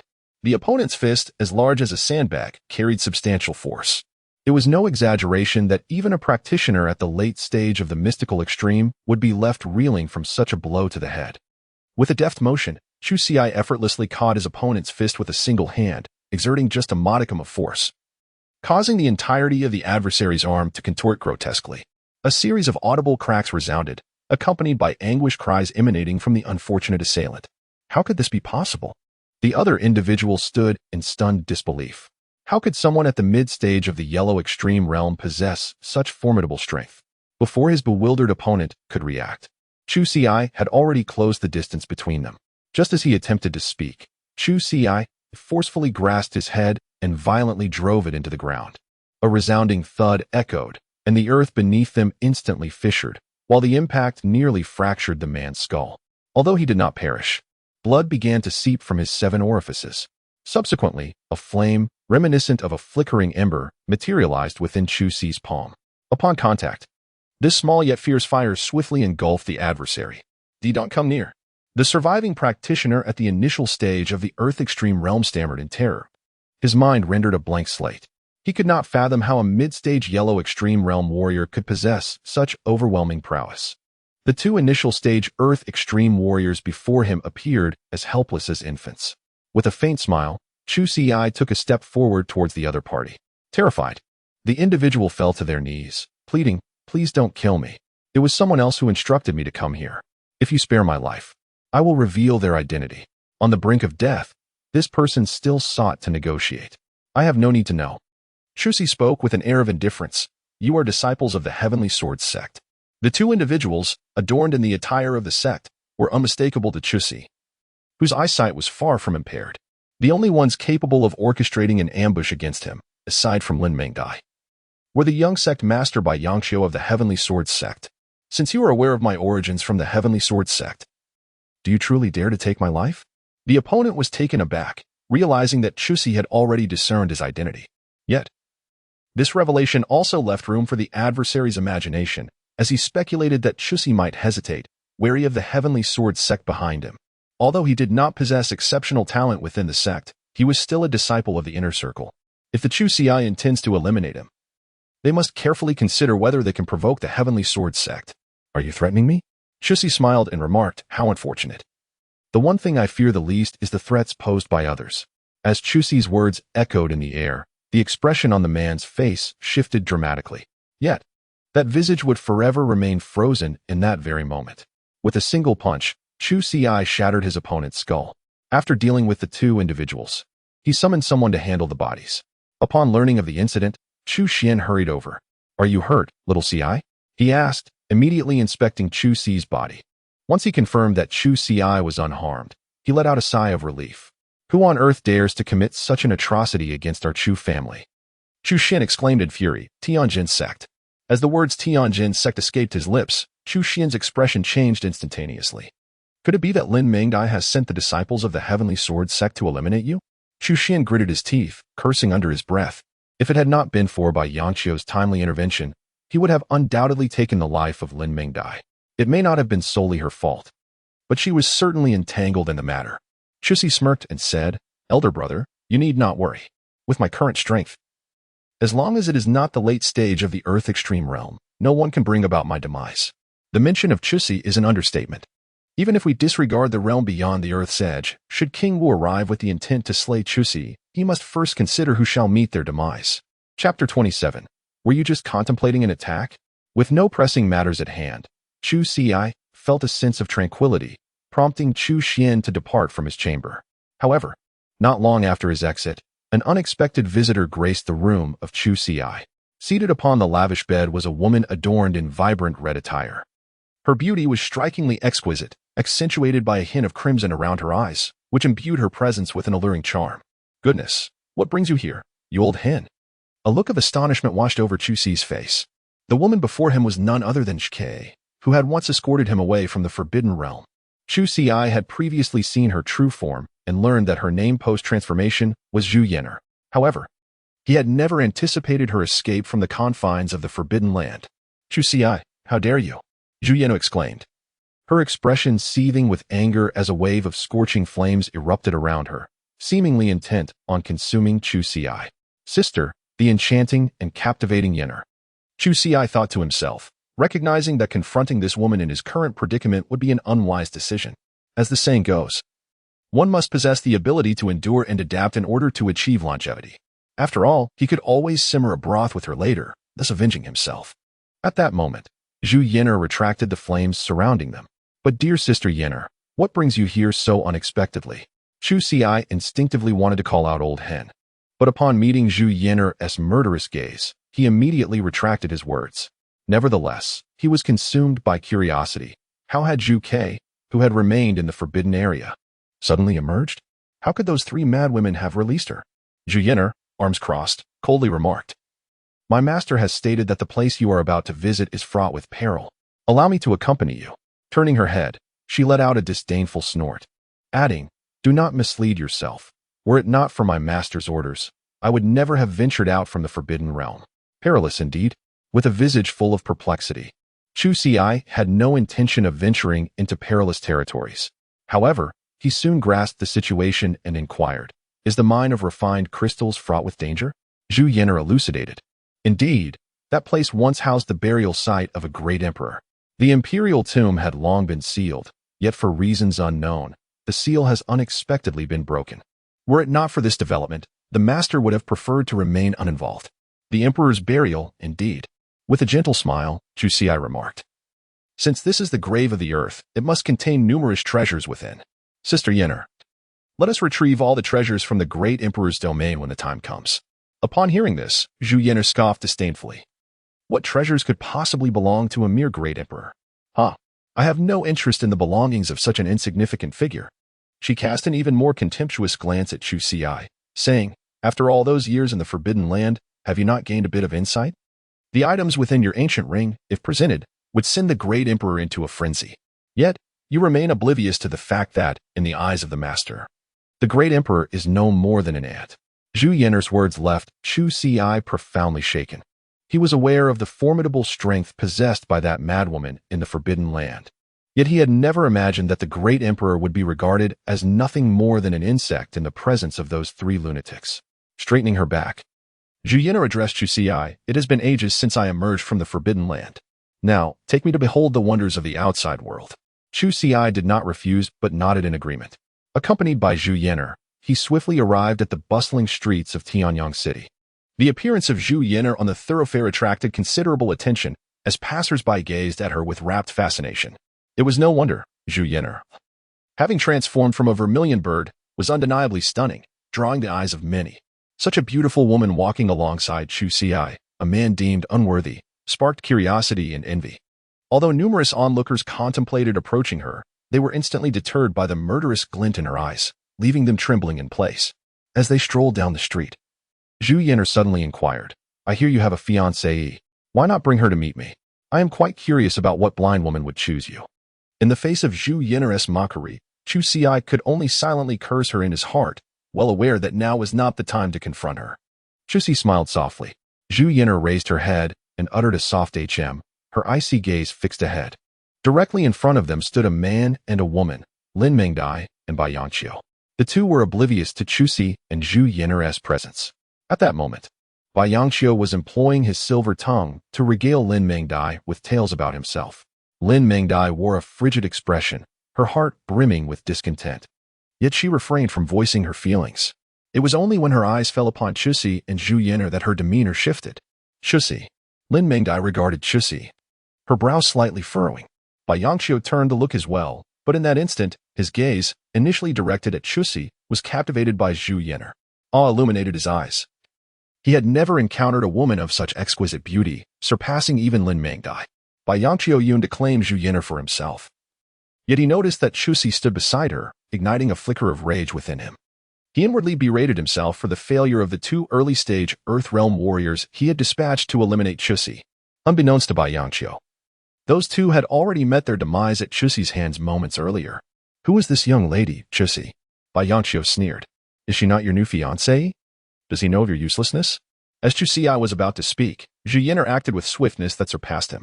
With a casual slap, Bai Yangqiu was sent flying, collapsing to the ground in a state of near unconsciousness. If your family has not taught you how to speak, there are plenty of others who can. Zhu Yan'er's tone was chillingly cold. Her exquisite face contrasted starkly with the fiery aura she emanated. Beside her, Lin Mengdia's expression was frigid. Although she harbored no affection for Bai Yangqiu, he was nonetheless her fiancé. How could she allow Zhu Yan'er to injure him unpunished? You dare to harm the young master of the Tianjin sect. Before Lin Mengdai could take action, the oppressive force of the Tianji realm erupted. Elder Lu suddenly appeared, charging towards Zhu Yan'er with lethal intent. Yet, before he could approach, Zhu Yan'er effortlessly sent him flying with a mere flick of her hand. Zhu Yan'er's gaze turned to Lin Mengdai, her smile radiant yet suffused with an almost suffocating murderous intent. Did you wish to engage me just now? Lin Mengdai, drenched in sweat and trembling with fear, could only stammer, I did not. Chapter 28. Is it possible for everyone to perish? Even Elder Lu of the Tianji realm was no match for Zhu Yan'er. Lin Mengdai understood all too well that should she dare to strike, her opponent could extinguish her life with a mere finger. Zhu Yan'er was evidently pleased with Lin Mengdia's submissive demeanor. She approached Lin Mengdai, scrutinizing her closely. You are indeed quite lovely, Zhu Yan'er remarked with a sneer, but it's a pity you are a selfish and disloyal harlot. Lin Mengdai lowered her gaze, unable to meet Zhu Yan'er's formidable presence that rendered her breathless. Even though she felt a surge of anger at the insult, she could only endure in silence. How tedious. Zhu Yan'er suddenly lost interest, her expression one of boredom as she regarded Lin Mengdai. How delightful it would be if you resisted. Then I could turn you to cinders. From the fervent gleam in Zhu Yan'er's eyes, Chuxi discerned her genuine intent to incinerate Lin Mengdai. What are you staring at? Zhu Yan'er shot a cold glance at Chuxi, snorting dismissively, let us go, or do you wish for me to turn you into charcoal as well? Chuxi remained silent. A look of helplessness etched on his face as he trailed behind Zhu Yan'er. Only after they departed did Lin Mengdai manage to suppress her overwhelming fear. Watching their retreating figures, she murmured to herself, Chuxi, is this woman your secret weapon? She is formidable, but I, Lin Mengdai, will undoubtedly surpass her in the future. Clenching her teeth, she vowed to make Chuxi and Zhu Yan'er pay back the humiliation she endured today. And she was convinced that her brilliance would lead her to ascend the heights of martial prowess. Meanwhile, Zhu Yan'er, feeling bored, insisted that Chuxi escort her back to the Chu residence. On their way, Chuxi inquired, were you just venting your frustrations on me? Having heard Zhu Yan'er denounce Lin Mengdai as an unvirtuous woman, he suspected that she was, in fact, defending him. Zhu Yan'er shot him a disdainful glance, scoffing, oh, you truly know how to flatter yourself. I, Zhu Yan'er, will do as I please, and it has nothing to do with anyone else. With that, she quickened her pace, leaving Chuxi far behind. Chuxi scratched his head and murmured to himself, it seems I have indeed overthought this. How could this old hen possibly be so benevolent? Chuxi shook his head, no longer dwelling on the matter. Soon, the following day arrived, and Chuxi, accompanied by Zhu Yan'er, made their way to the treasure pavilion. On their journey to the pavilion, Chuxi, of course, did not forget to disguise himself. Seeing Chuxi cloaked in a black robe, Zhu Yan'er teasingly remarked, ah, you are indeed aware of your unseemly presence. Chuxi chose silence, weary of engaging in a war of words with Zhu Yan'er. After all, he currently lacked the strength to contend with her, so he let her speak unfettered. Observing Chuxi's reticence, Zhu Yan'er also refrained from further comment. Upon arriving at the Baibao pavilion, they found Lang Qing waiting patiently. As Chuxi approached, she respectfully stepped forward to greet him. noticing the unfamiliar woman at his side. She did not wait for an inquiry.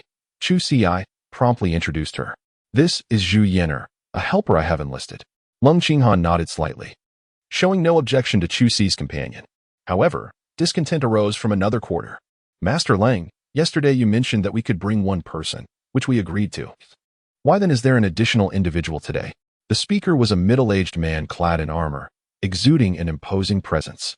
Furrowing her brow, Lung Qinghan replied, Commander Wang, this esteemed master will undoubtedly assist you in your endeavors. He is the commander overseeing thousands under the royal banner. The royal family places great importance on the matter of refining crystal ores, and they have dispatched a commander to aid in its management. Should there be any minor disagreements among you, I kindly ask for your understanding, esteemed master. Upon hearing the words, Chu Xi nodded. After all, his dealings with the refined crystal mine were for his own benefit, so he paid no heed to the remarks of Commander Wang. However, should the commander utter another vacuous statement, he must not blame Chu Xi for his impoliteness. This Commander Wang possessed mid-level cultivation in the Earth Extremity realm. Thus Chu Xi had the means to eliminate him if necessary. Cold Master, did you not hear what I said? Commander Wang's tone grew unfriendly as he approached, ready to reprimand. Yet, upon catching sight of Zhu Yan'er, the reprimand was abruptly swallowed, replaced instead by lewd remarks. So it is merely a little vixen, he guffawed. She appears quite enchanting. Toying with her should be quite delightful. He smirked, his gaze audaciously roaming over Zhu Yan'er, as his desire to reach out and grasp her intensified. The very next moment, his hand was seized by Chu Xi. Do you seek death? The tone of Chu Xi was exceedingly frigid, with an aura of murderous intent emanating from him that sent a chill through Commander Wang. Humph, so you seek death, do you? Commander Wang, undeterred, fixed his gaze upon Chu Xi. He was the commander of 1,000 troops in the royal court, not to mention a mid-stage warrior of the Earth Extreme realm. Enough. Commander Wang, Cold Qinghan interjected, her voice laced with iciness. If you intend to cause a disturbance in my treasure pavilion, I shall not hesitate to send you packing. We do not require the royal family, yet the royal family cannot do without us. Upon hearing Cold Qinghan's words, Commander Wang finally subdued his demeanor. However, when his gaze shifted to Chu Xi, a glimmer of murderous intent flickered in his eyes. It was apparent that he would undoubtedly take action against them outside the treasure pavilion. Without further ado, I urge you all to depart swiftly and resolve the matter concerning the refined crystal mines, Cold Qinghan commanded, gesturing for her people to accompany her. She was acutely aware that Commander Wang would likely strike at Chu Xi and his companions en route. Nevertheless, as long as her people were present, Commander Wang would need to carefully consider whether he could withstand the wrath of the treasure pavilion. Understanding Cold Qinghan's intentions, Commander Wang let out a cold snort before turning to leave. Chu Xi and Zhu Yan'er also departed from the treasure pavilion. What is the matter? Were you just jealous of my interaction with other men? Zhu Yan'er pursed her lips and glanced at Chu Xi. You are overthinking. Had that person truly laid a hand on me, given your temperament, I dare say you would have set the entire treasure pavilion ablaze. With a resigned gesture, Chu Xi lamented. I certainly do not possess the means to compensate them with a treasure trove. Zhu Yan'er chuckled softly. Are you truly concerned about that? Might it be possible that your worries are unfounded? If I were to set fire to this place, none present would survive. Zhu Yan'er narrowed her eyes and smiled, clearly indicating that her words were no jest. Had Commander Wang truly encountered her moments ago, they all would have met their demise at her hands. Chapter 29. The Command of Tiger Might. Chu Xi shook his head. Whether Zhu Yan'er chose to slay Commander Wang was of no consequence to him. What mattered was that she did not create too much of a stir at the Baibao Pavilion. I suspect this individual will surely strike us down mercilessly along the way. Zhu Yan'er smiled, her lips pursed. From the gleam of determination in her amused eyes, Chu Xi sensed an air of lethal intent. When the time comes, let us dispatch him. With a dismissive shake of her head, Chu Xi recognized that Zhu Yan'er, as the divine beast vermilion bird, would leave no mercy for mere ants that dared to approach her. Their fate would undoubtedly be one of demise. Why, of all individuals, did Commander Wang choose to provoke this formidable creature? This creature was known for her vengeful nature. It is worth noting that during their time in the Forbidden Zone, Chu Xi had stealthily plucked a feather from Zhu Yan'er while she slumbered. Consequently, Zhu Yan'er pursued him relentlessly for 3 days. Had it not been for the intervention of Shun Luoi, she would not have ceased her pursuit. Soon after, Commander Wang summoned his forces. A contingent of approximately 200 individuals, all seasoned practitioners at the late stage of the Xuanji realm.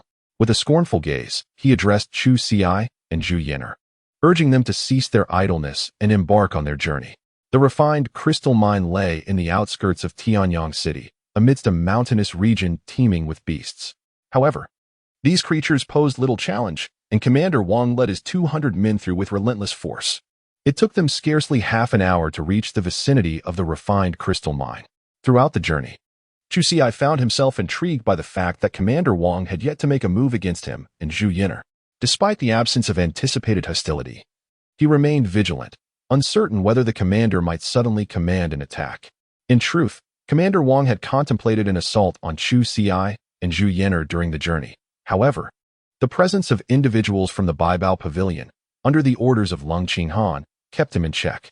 Should he dare to act against them, the commander would be met with lethal consequences from the aged Zhang, a practitioner at the initial stage of the Tianji realm. Would Commander Wang relent? No, he would not. He plotted to eliminate Chu Xi before departing after this affair, intending to abduct Zhu Yan'er once he had succeeded. What insights do you glean from this, esteemed gentleman? Zhang approached Chu Xi and Zhu Yan'er, inquiring earnestly. He had already learned from Lung Qinghan of Chu Xi's formidable prowess as an alchemist, and he was eager to hear his perspective regarding the refined crystal mine. As for Commander Wang, he was merely an ordinary practitioner of the DG realm. Had it not been for the royal decree mandating his presence, the Baibao Pavilion would not have entertained his arrival. Haha, Mr. Zhang, Commander Wang interjected with a grin. I believe this refined crystal mine has simply been infiltrated by a horde of beasts, leading to the disappearance of the miners. I shall lead my men directly into the fray. Old Zhang did not spare a glance at Commander Wang. If matters were truly as simple as he imagined, the Baibao Pavilion would have resolved the issue long ago. Noticing Zhang's disregard, Commander Wang forced a smile, yet his heart brimmed with darkness. This old man was truly infuriating. Relying solely on his status as a heavenly extremity, one day he too would ascend to that level. As for the specifics, I shall discuss them with my friend once we venture inside to investigate further. At this moment, Chu Xi spoke up. Regarding the matter of the imperial tomb hidden within the refined crystal mine, he certainly would not share such information with these individuals. The concept of an emperor was far too distant for them, and they would likely find it difficult to believe. Furthermore, should the existence of the imperial tomb be exposed, it would inevitably incite a bloody storm. At that time, the mightiest warriors of the great Xia dynasty would undoubtedly converge upon Tianyang City. Do you require this old man to accompany you inside? Elder Zhang inquired, only to be promptly rebuffed by Chu Xi. No need. The two of us can handle this adequately. Upon hearing this, Elder Zhang nodded, yet Captain Wang interjected, what if I were to enter alongside the two of you? What Captain Wang harbored in his heart was not lost on Elder Zhang. He merely sought an opportunity to eliminate Chu Xi and subsequently defile Zhu Yan'er once inside the mine. You should remain here quietly, Elder Zhang retorted sharply. If you go in, you will likely be of no assistance and only serve to hinder them. As Elder Zhang continued to belittle him, Captain Wang could no longer contain his fury. Elder Zhang, I have been respectful to you as a warrior of the celestial realm, which is why I have granted you this courtesy multiple times. Captain Wang's voice turned cold. Should you persist in this manner, do not blame me for being impolite. Elder Zhang chuckled and replied, I am curious to see how you intend to be impolite to this old man. With that, he unleashed the aura of an early-stage celestial realm warrior. The overwhelming pressure bore down upon Captain Wang like Mount Tai, leaving him struggling for breath. Cold sweat poured down his face as he gritted his teeth and said, Elder Zhang, if you continue like this, do not blame me for shattering this token. In Captain Wang's hand was a black token. The moment Elder Zhang saw the token, his expression darkened. Consequently, he retracted his oppressive aura. The token in Captain Wang's possession was the Tiger Might token. Should he crush it, the Imperial Celestial Realm warriors would surely appear. What puzzled Elder Zhang was how Captain Wang came to possess the Tiger Might token. At this moment, Captain Wang let out a sigh of relief, secretly reveling in his fortune. The Tiger Might token had been entrusted to him by the Emperor of the Great Xia dynasty for the purpose of managing affairs related to the refined crystal mine. After all, the Holy King crystals required for the 8th Prince's needs could not be treated lightly. Elder Zhang scoffed, since you wish to enter with them, then let us all proceed together. He reasoned that by accompanying them, Captain Wang would be unable to act against Chu Xi and Zhu Yan'er. Though Captain Wang felt some dissatisfaction, he chose to remain silent. Elder Zhang then quietly reassured Chu Xi, do not worry, once we enter, This old man will protect you both. I will not allow him to lay a finger on you. Chusi nodded silently, fully aware that the old man Zhang had been assigned by Lung Qinghan to safeguard both him and Zhu Yan'er. It was clear that Lung Qinghan's intention was to foster a good relationship, for in her eyes, he now held the esteemed status of a formidable alchemist. However, neither he nor Zhu Yan'er truly required protection. After all, Commander Wang was merely a mid-stage warrior of the earthly extremity realm, for both Chusi and Zhu Yan'er.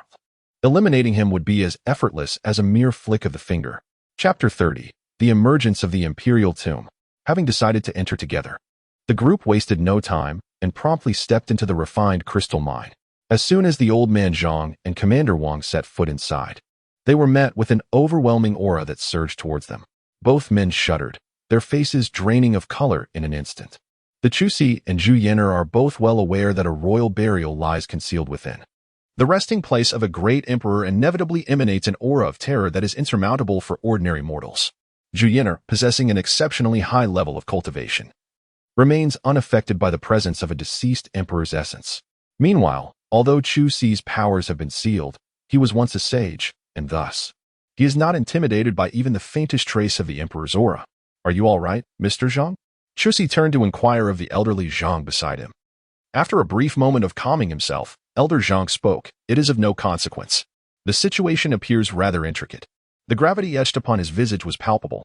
For one of his stature, a being of the celestial realm, to feel trepidation signifies that the matter is undoubtedly complex. This predicament may prove to be more troublesome than we initially anticipated. Master, shall we venture deeper into the matter, or retreat for further deliberation? There is no need for further discussion. We shall resolve this matter today.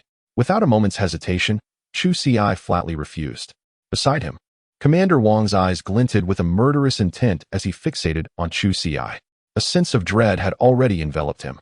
If Chusi had consented to return, he would have felt considerably more at ease. Yet, this fearless individual seemed resolute in pressing forward. Could he afford to refuse? He found himself unable to do so. Commander Wang, too, valued his pride. If this figure in black, Chusi, displayed no fear, how could he? The thought of being ridiculed weighed heavily on him. With a forced calmness, Commander Wang addressed the group. Mr. Zhang, if you are afraid, you may wait for us outside. Old Mr. Zhang observed the trembling figure of Commander Wang, disdain flickering in his gaze. This man was indeed a victim of his own pride, lacking sincerity in his demeanor. The group continued deeper into the mine. As they ventured further, the lingering aura of the former emperor grew increasingly formidable, as if it were poised to obliterate them. Before long, they reached the end of their journey. Throughout their passage, they encountered neither miners nor any monstrous beasts. How peculiar! Mr. Zhang furrowed his brow and remarked, "This is the only path in the mine. Yet, we have discovered nothing along the way." Since entering the mine, Mr. Zhang had speculated whether formidable beasts lurked within. However, after traversing the entire route, nothing had revealed itself. Just as Mr. Zhang pondered this perplexity, Zhu Yan'er stepped forward a few paces. She extended her hand, and an overwhelming aura emanated from her, inducing tremors even in Mr. Zhang, who was in the early stages of the heavenly extreme realm. Could this girl truly possess such extraordinary power? Mr. Zhang stood in astonishment. With a faint smile, Chusi remarked, "A little girl?" Zhu Yan'er has no idea how many millennia she has lived. In terms of lineage, Zhu Yan'er could very well be considered the ancestor of the old man Zhang. Yet, it was the Commander Wang who felt the most trepidation. How could this be possible? He thought, his heart racing with terror. He had never anticipated Zhu Yan'er to possess such formidable strength. At this rate, even a mere breath from her could spell his demise. Recalling the disrespectful words he had uttered to Zhu Yan'er at the Baibao Pavilion, a heavy weight settled upon Wang's heart. Should Zhu Yan'er seek retribution, he would surely meet his end, although he bore the tiger's might order, which had been bestowed upon him by the Emperor of the Great Xia for matters concerning the mines. He knew that summoning someone from the celestial realm would not compel them to confront a powerhouse like Zhu Yan'er. Furthermore, his previous insolence towards her only worsened his predicament. As these thoughts spiraled through his mind, Wang's fear intensified. Thus, he resolved that upon returning, he must offer a sincere apology to both Chusi and Zhu Yan'er. His intention to apologize stemmed not from a realization of his wrongdoing, but from the stark acknowledgement of their superiority. To refuse to concede would surely lead to his downfall. Before long, a monumental gravestone came into view, towering at least 3 times the height of a person. Is this a tomb? Old man Zhang exclaimed in astonishment. Whose resting place could this possibly be? Could it belong to the martial emperor? Beyond the martial emperor, Zhang could not fathom which extraordinary being could exude such a terrifying aura even in death. The thought of the martial emperor's tomb ignited a spark of interest in Commander Wang. If this truly were the resting place of the martial emperor, it would imply that the treasures buried alongside him were within reach. If he could acquire even 1 or 2 relics from the martial emperor, his life would undoubtedly ascend to greatness. However, as he cast his gaze upon Zhu Yin'er and old man Zhang, 2 warriors far superior to himself, his excitement was doused like cold water. Even if this were the martial emperor's tomb, with such powerful figures present, the treasures would remain beyond his grasp. Once the imperial tomb was located, Zhu Yin'er turned to Chu Xi and said, "All right." Chu Xi nodded slightly, then turned to old Zhang and Commander Wang. "Do you wish to enter?" Old Zhang, with a cheerful demeanor, replied, "This is indeed my first time beholding the tomb of the martial emperor." The Book of Songs remained silent. Since old Zhang believes this to be the tomb of the martial emperor, let him continue in his misconception. After much contemplation, Captain Wang resolved to enter as well. Regardless of the outcome, even if he failed to acquire the finest treasures, he could still salvage some trinkets from the shadows. Even the remnants of the martial emperor would hold value. However, could it be that the missing miners had indeed ventured into the tomb of the martial emperor? A sudden thought occurred to old Zhang, presenting a possibility. Chu Xi nodded thoughtfully. It is likely that when the miners reached this place, they inadvertently unearthed the tomb. However, it is questionable whether they should have ventured inside the grave. With a shake of his head, Chu Xi remarked, "Those miners are but ordinary individuals. They cannot withstand the terrifying aura that permeates this place.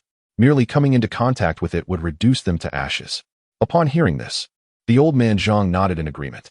Such a formidable presence would be insufferable even for one at the celestial realm, let alone those miners who are merely common folk. "Let us proceed," he said after Zhu Yin'er spoke, and the 4 of them made their way towards the imperial tomb. Upon reaching the gravestone, a blinding white light erupted, forcing them to shield their eyes. As the brilliance faded and they opened their eyes once more, they found themselves deep within a subterranean palace. "Is this the tomb of the martial emperor?" Zhang glanced around, only to be astonished as he exclaimed, "My cultivation has inexplicably reverted to the initial stage of the yellow extreme realm?" Chapter 31. If you desire it, I shall bring you forth. Not only Zhang, but Chu Xi and the others also realized that their own cultivation had similarly regressed to the initial stage of the yellow extreme realm. Zhang, contemplative, then spoke. "It appears that all of our cultivations have been suppressed to the initial stage of the yellow extreme realm." The Book of Songs nodded slightly. Indeed, there should be some form of restriction in this place. The gaze of Chu Xi fell upon Zhu Yin'er, who softly inquired about her cultivation. Zhu Yin'er replied calmly, "It has been suppressed by 5 major realms. The constraints within this realm appear to inhibit all martial artists by 5 major realms. However, your cultivation is considerably inferior. The lowest can only be restrained to the initial stage of the Huangji realm." After contemplating for a considerable time upon hearing the words, Chu Xi finally addressed the old man Zhang. "Esteemed Mr. Zhang, this place is exceedingly perilous. I implore you to consider departing. This is the imperial tomb, not the grave of the martial emperor, as you might have assumed." Originally, with Zhu Yin'er present, Chu Xi felt assured that no significant troubles would arise. However, now, even Zhu Yin'er had been forcefully suppressed by 5 major realms. This indicated that the dangers of the imperial tomb were far more terrifying than he had anticipated. Within the tomb, Zhu Yin'er would likely only possess the capability to safeguard herself. If Mr. Zhang and Captain Wang chose to remain, they would likely meet their demise here. Given the perilous nature of this location, it would be all the more reason for me to stay, Mr. Zhang chuckled, adding, "My master has entrusted me with the duty of protecting you." Indeed, Mr. Zhang was committed to safeguarding Chu Xi and Zhu Yin'er. Yet he also harbored the desire to unearth a glimmer of opportunity for himself. He had been stagnating at the initial stage of the celestial realm for quite some time. This moment presented him with a chance he could not afford to miss. Are we all in the same predicament here? Are you attempting to monopolize the treasures of this place by urging us to leave? Captain Wang fixed a malevolent gaze upon Chu Xi. Upon learning that everyone present had their cultivation levels suppressed equally, Wang's heart brimmed with delight, his eyes radiating avarice and sinister intent. With their powers equalized, it signified that he had the capability to seize the treasures for himself, even from Zhu Yin'er. His gaze shifted toward her, contemplating that even if she were formidable, Her powers being restricted to the initial stage of the Yellow Realm rendered her vulnerable to his whims. Captain Wang, suppress your nefarious thoughts, Mr. Zhang retorted coldly. The intentions swirling in Wang's mind were already transparent on his face. In response, Captain Wang offered an awkward smile, saying, "What do you mean, Mr. Zhang? I harbor no ill intentions." Despite the suppression of their powers to the initial stage of the Yellow Realm, Wang remained remarkably composed. Alone. He knew that confronting the trio of Chu Ci would be unwise, unless he resorted to some underhanded tactic. However, he was acutely aware that regardless of whether it was Chu Ci, Zhu Yan'er, or Mr. Zhang, who was originally at the initial stage of the Celestial Realm, they must possess some hidden trump cards. You would do well to be mindful, Mr. Zhang cautioned, his voice laced with warning. Should you entertain any treacherous schemes, do not blame me for lacking mercy. Upon glancing at the elderly Zhang, Chu Ci remained indifferent to the fate of the leader Wang. Nevertheless, the words of the elder Zhang had offered considerable care to both himself and Zhu Yan'er throughout their journey. Has the esteemed Mr. Zhang made up his mind? In the Chu Ci, it is asked, if you were to depart now, perhaps there lies a chance for survival. Humph. At this moment, old Zhang let out a cold snort and said, What? Are you also afraid that I might vie with you for the treasures? The repeated admonitions from the Chu Ci have left old Zhang feeling quite discontented. Very well. Chu Ci shook his head. He had already offered his earnest advice to the other party. Since old Zhang chose to disregard it, the matter was now his own concern. The four of them proceeded deeper into the underground palace. The vastness of the palace was overwhelming, and the long corridor seemed to stretch endlessly before them. At the forefront were Zhu Yan'er and Chu Ci. The imperial burial ground was fraught with peril, and none could ascertain whether this pathway harbored any mechanical traps or hidden dangers. Chu Ci was oblivious to the imperial burial rites, having never encountered them. However, Zhu Yan'er was an entirely different matter. Having lived for several millennia, she had witnessed countless imperial funerals. As they walked down the corridor, it eventually led them to a magnificent palace, beneath which hung the fiery sunday. Indeed, the radiance of this entity was as scorching as the sun itself, even without raising her gaze. One could feel its blinding intensity. Jinwu. Zhu Yan'er furrowed her brow. Could it truly be Jinwu? The expression on Chu Ci's face appeared rather displeased. In the realm of classical literature, I have encountered the Chu Ci. The golden crow, a three-legged raven, perches at the heart of the crimson sun, surrounded by a shimmering halo of golden light, thus earning its name. Moreover, the golden crow is born of a saintly essence. Yet, the one suspended above the palace remains an enigma, its cultivation and power unknown.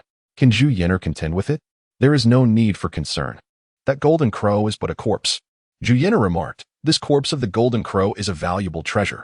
Later, I shall take it with me. With a look of astonishment, Chu Ci gazed at Zhu Yan'er and inquired, You intend to assist me in escaping? In the past, Chu Ci indeed desired the golden crow. However, the searing heat emanating from its corpse was beyond his capacity to approach. Should he draw near, he would be incinerated by its scorching aura. To his surprise, Zhu Yan'er intended to assist him in retrieving the body of the golden crow. She cast a glance at Chu Ci and said coolly, Do not deceive yourself. Assisting you in extracting the corpse of the golden crow is merely to hope that you will grow stronger swiftly, so you may aid our master in accomplishing all tasks. Of course, if you do not wish for it, that is of no consequence. How could I possibly refuse? He exclaimed. Chu Ci chuckled and said, Then I shall trouble you. Dear Sister Yan'er. In a secluded corner, Chu Ci and Zhu Yan'er exchanged whispers, oblivious to the presence of old Zhang and Commander Wang. However, Commander Wang soon noticed an altar not far ahead. Upon the altar's table rested a resplendent elixir, its crystalline form radiating allure. Although Commander Wang could not discern the nature of this potion, its mere presence in such a place suggested it was anything but ordinary. He mused that even if it did not significantly enhance his cultivation, it would undoubtedly offer him some assistance. But wait, what was Commander Wang planning? Halt! Do not act impulsively. Old Zhang's expression shifted as he reached out to seize Commander Wang, but it was too late. Surely, Chu Ci and the others had not overlooked the elixir. Their caution stemmed from concern for potential danger. Yet, to their astonishment, Commander Wang appeared utterly bewitched by the prospect. A cold smile crept across his lips as he thought, Wait for what? For the elixir to be snatched away? This elixir is mine. He pressed his lips together, his eyes glinting with avarice, indifferent to the risks that lay ahead. Chapter 32. The Blood of the Vermilion Bird. Just as Commander Wang approached the altar, a sudden shimmer of golden light enveloped the surroundings. This was not good. The formation here had been activated. The brows of the Chu Ci furrowed in concern. What is this? What kind of formation exists here? Old Zhang's expression was equally grim. He could sense that danger was closing in upon them. The expression on Chu Ci's face darkened. With his unparalleled mastery of formations, he discerned at a glance that the formation recently activated was a lethal assault array. This array had yet to be fully initiated. It required a brief moment before its full power could be unleashed. Once activated, it would not cease until every invader had been annihilated. However, should it be completely set in motion, all present would face certain death. Even Zhu Yan'er, despite her formidable prowess, would likely suffer grievous injuries. Although her strength was considerable, a powerful formation could still inflict harm upon her. This was akin to Shanluai, one of the three mad women within the Forbidden Zone. Shanluai may not possess the same strength as the other two, yet if given ample time to prepare, she could easily use the formation to dispatch them both. The expression on Commander Wang's face was one of sheer terror, for he too sensed the impending peril. Suddenly, the floor surrounding the palace began to crack, revealing the dungeons beneath. Erupting from the depths came a cacophony of roars that shook the entire palace. Countless demonic beasts surged forth from the dungeons, their numbers so vast that it was impossible to count them. These creatures, having languished in captivity for an unknown duration, rushed towards Chu Ci and his companions in a frenzy. Gather around me. With a resounding call, Chu Ci summoned, and immediately, Zhu Yan'er and the elderly Zhang rushed to stand behind him. As Chu Ci bit into his thumb, allowing blood to drip to the ground beneath his feet. An instant later, a defensive formation enveloped him, providing sanctuary for those within. No matter how fiercely the demonic beast assailed, they could not breach the formidable defense that Chu Ci had meticulously crafted. Remarkable indeed. Elder Zhang gazed at Chu Ci in sheer astonishment. He had only heard from Lung Qinghan that the figure in the black robe, Chu Ci, was an alchemist, but he had not anticipated that he was also a master of formations, with considerable expertise in the art. Save me, please, save me, Captain Wang cried out. Pursued by the ravenous beasts, he ran swiftly, astonishingly, as the creatures behind him failed to catch up. Captain Wang continued to call for help from Chu Ci and the others. The verses of the Chu Ci and the character Zhu Yan'er would certainly not come to the aid of Commander Wang. Old Zhang would be even less inclined to do so. Confronted with such a multitude of monstrous beasts, his attempt to rescue Commander Wang would be akin to courting death. Moreover, the current predicament was largely of Commander Wang's own making. You ruffians, why do you not come to my rescue? Commander Wang bellowed furiously at Chu Ci and the others. Alas, no matter how vehemently he cursed, they remained indifferent to his plight. Commander Wang, instead of wasting your breath in futile rage, it would be wiser to conserve your strength and seek an escape, advised old Zhang, for who knows? There may yet be an opportunity for survival ahead. Gritting his teeth, Commander Wang felt a surge of indignation, yet at that moment, fleeing was his only recourse. In his flight, he inadvertently drew away many of the beasts. Chu Ci, I am capable of dealing with these beasts, but as for the formation here, you should be able to resolve it, right? Zhu Yan'er inquired of Chu Ci. After all, you have received the true teachings of the second master. Chu Ci nodded slightly, indeed. I have devised a method to unravel it. However, my current cultivation level is insufficient, and the process will require some time. Furthermore, the surrounding beasts may disrupt my efforts, making it challenging to decipher the formation. Even with Zhu Yan'er eliminating these creatures, it is unlikely that she can guarantee her own safety entirely. It is worth noting that among these beasts, there are several whose strength rivals that of Zhu Yan'er, unless you provide me with a drop of your blood. Infused with the essence of your vermilion bird, the weaker beasts will not dare to approach me. After uttering this statement, Chu Ci fell into silence. The notion of Zhu Yan'er offering a single drop of her essence was utterly implausible. A mere drop of blood could jeopardize the very core of her being. No one could easily part with such a vital essence. Yet, without a moment's hesitation, Zhu Yan'er extended her hand and summoned a drop of her blood. The instant the drop materialized, her complexion turned pale, and her aura became alarmingly unstable. Take it. Chu Ci stood in stunned silence, bewildered by the generosity of Zhu Kei's blood being bestowed upon him. Do not overthink it, Zhu Yan'er admonished coldly. I fear for my life here. Losing a drop of blood is preferable to succumbing to death. In truth, despite the presence of ferocious beasts and treacherous formations, claiming Zhu Yan'er's life was no simple feat. What are you waiting for? Zhu Yan'er glared fiercely at Chu Ci. Hurry and refine it. If you allow me to perish here, I shall haunt you even as a specter."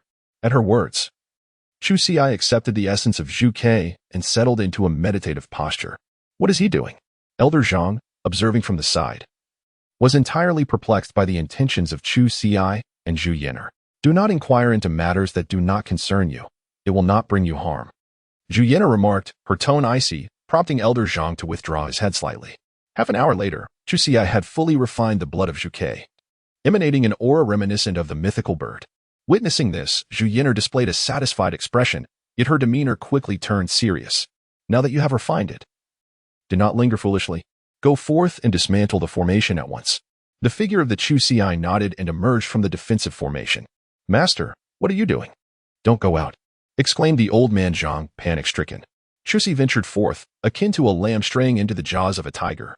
"Yet, there is no cause for alarm. We must now resolve the impending crisis born of ignorance." As Chu Xi exuded the aura of the vermilion bird, the surrounding weaker beasts, sensing its presence, fled in terror.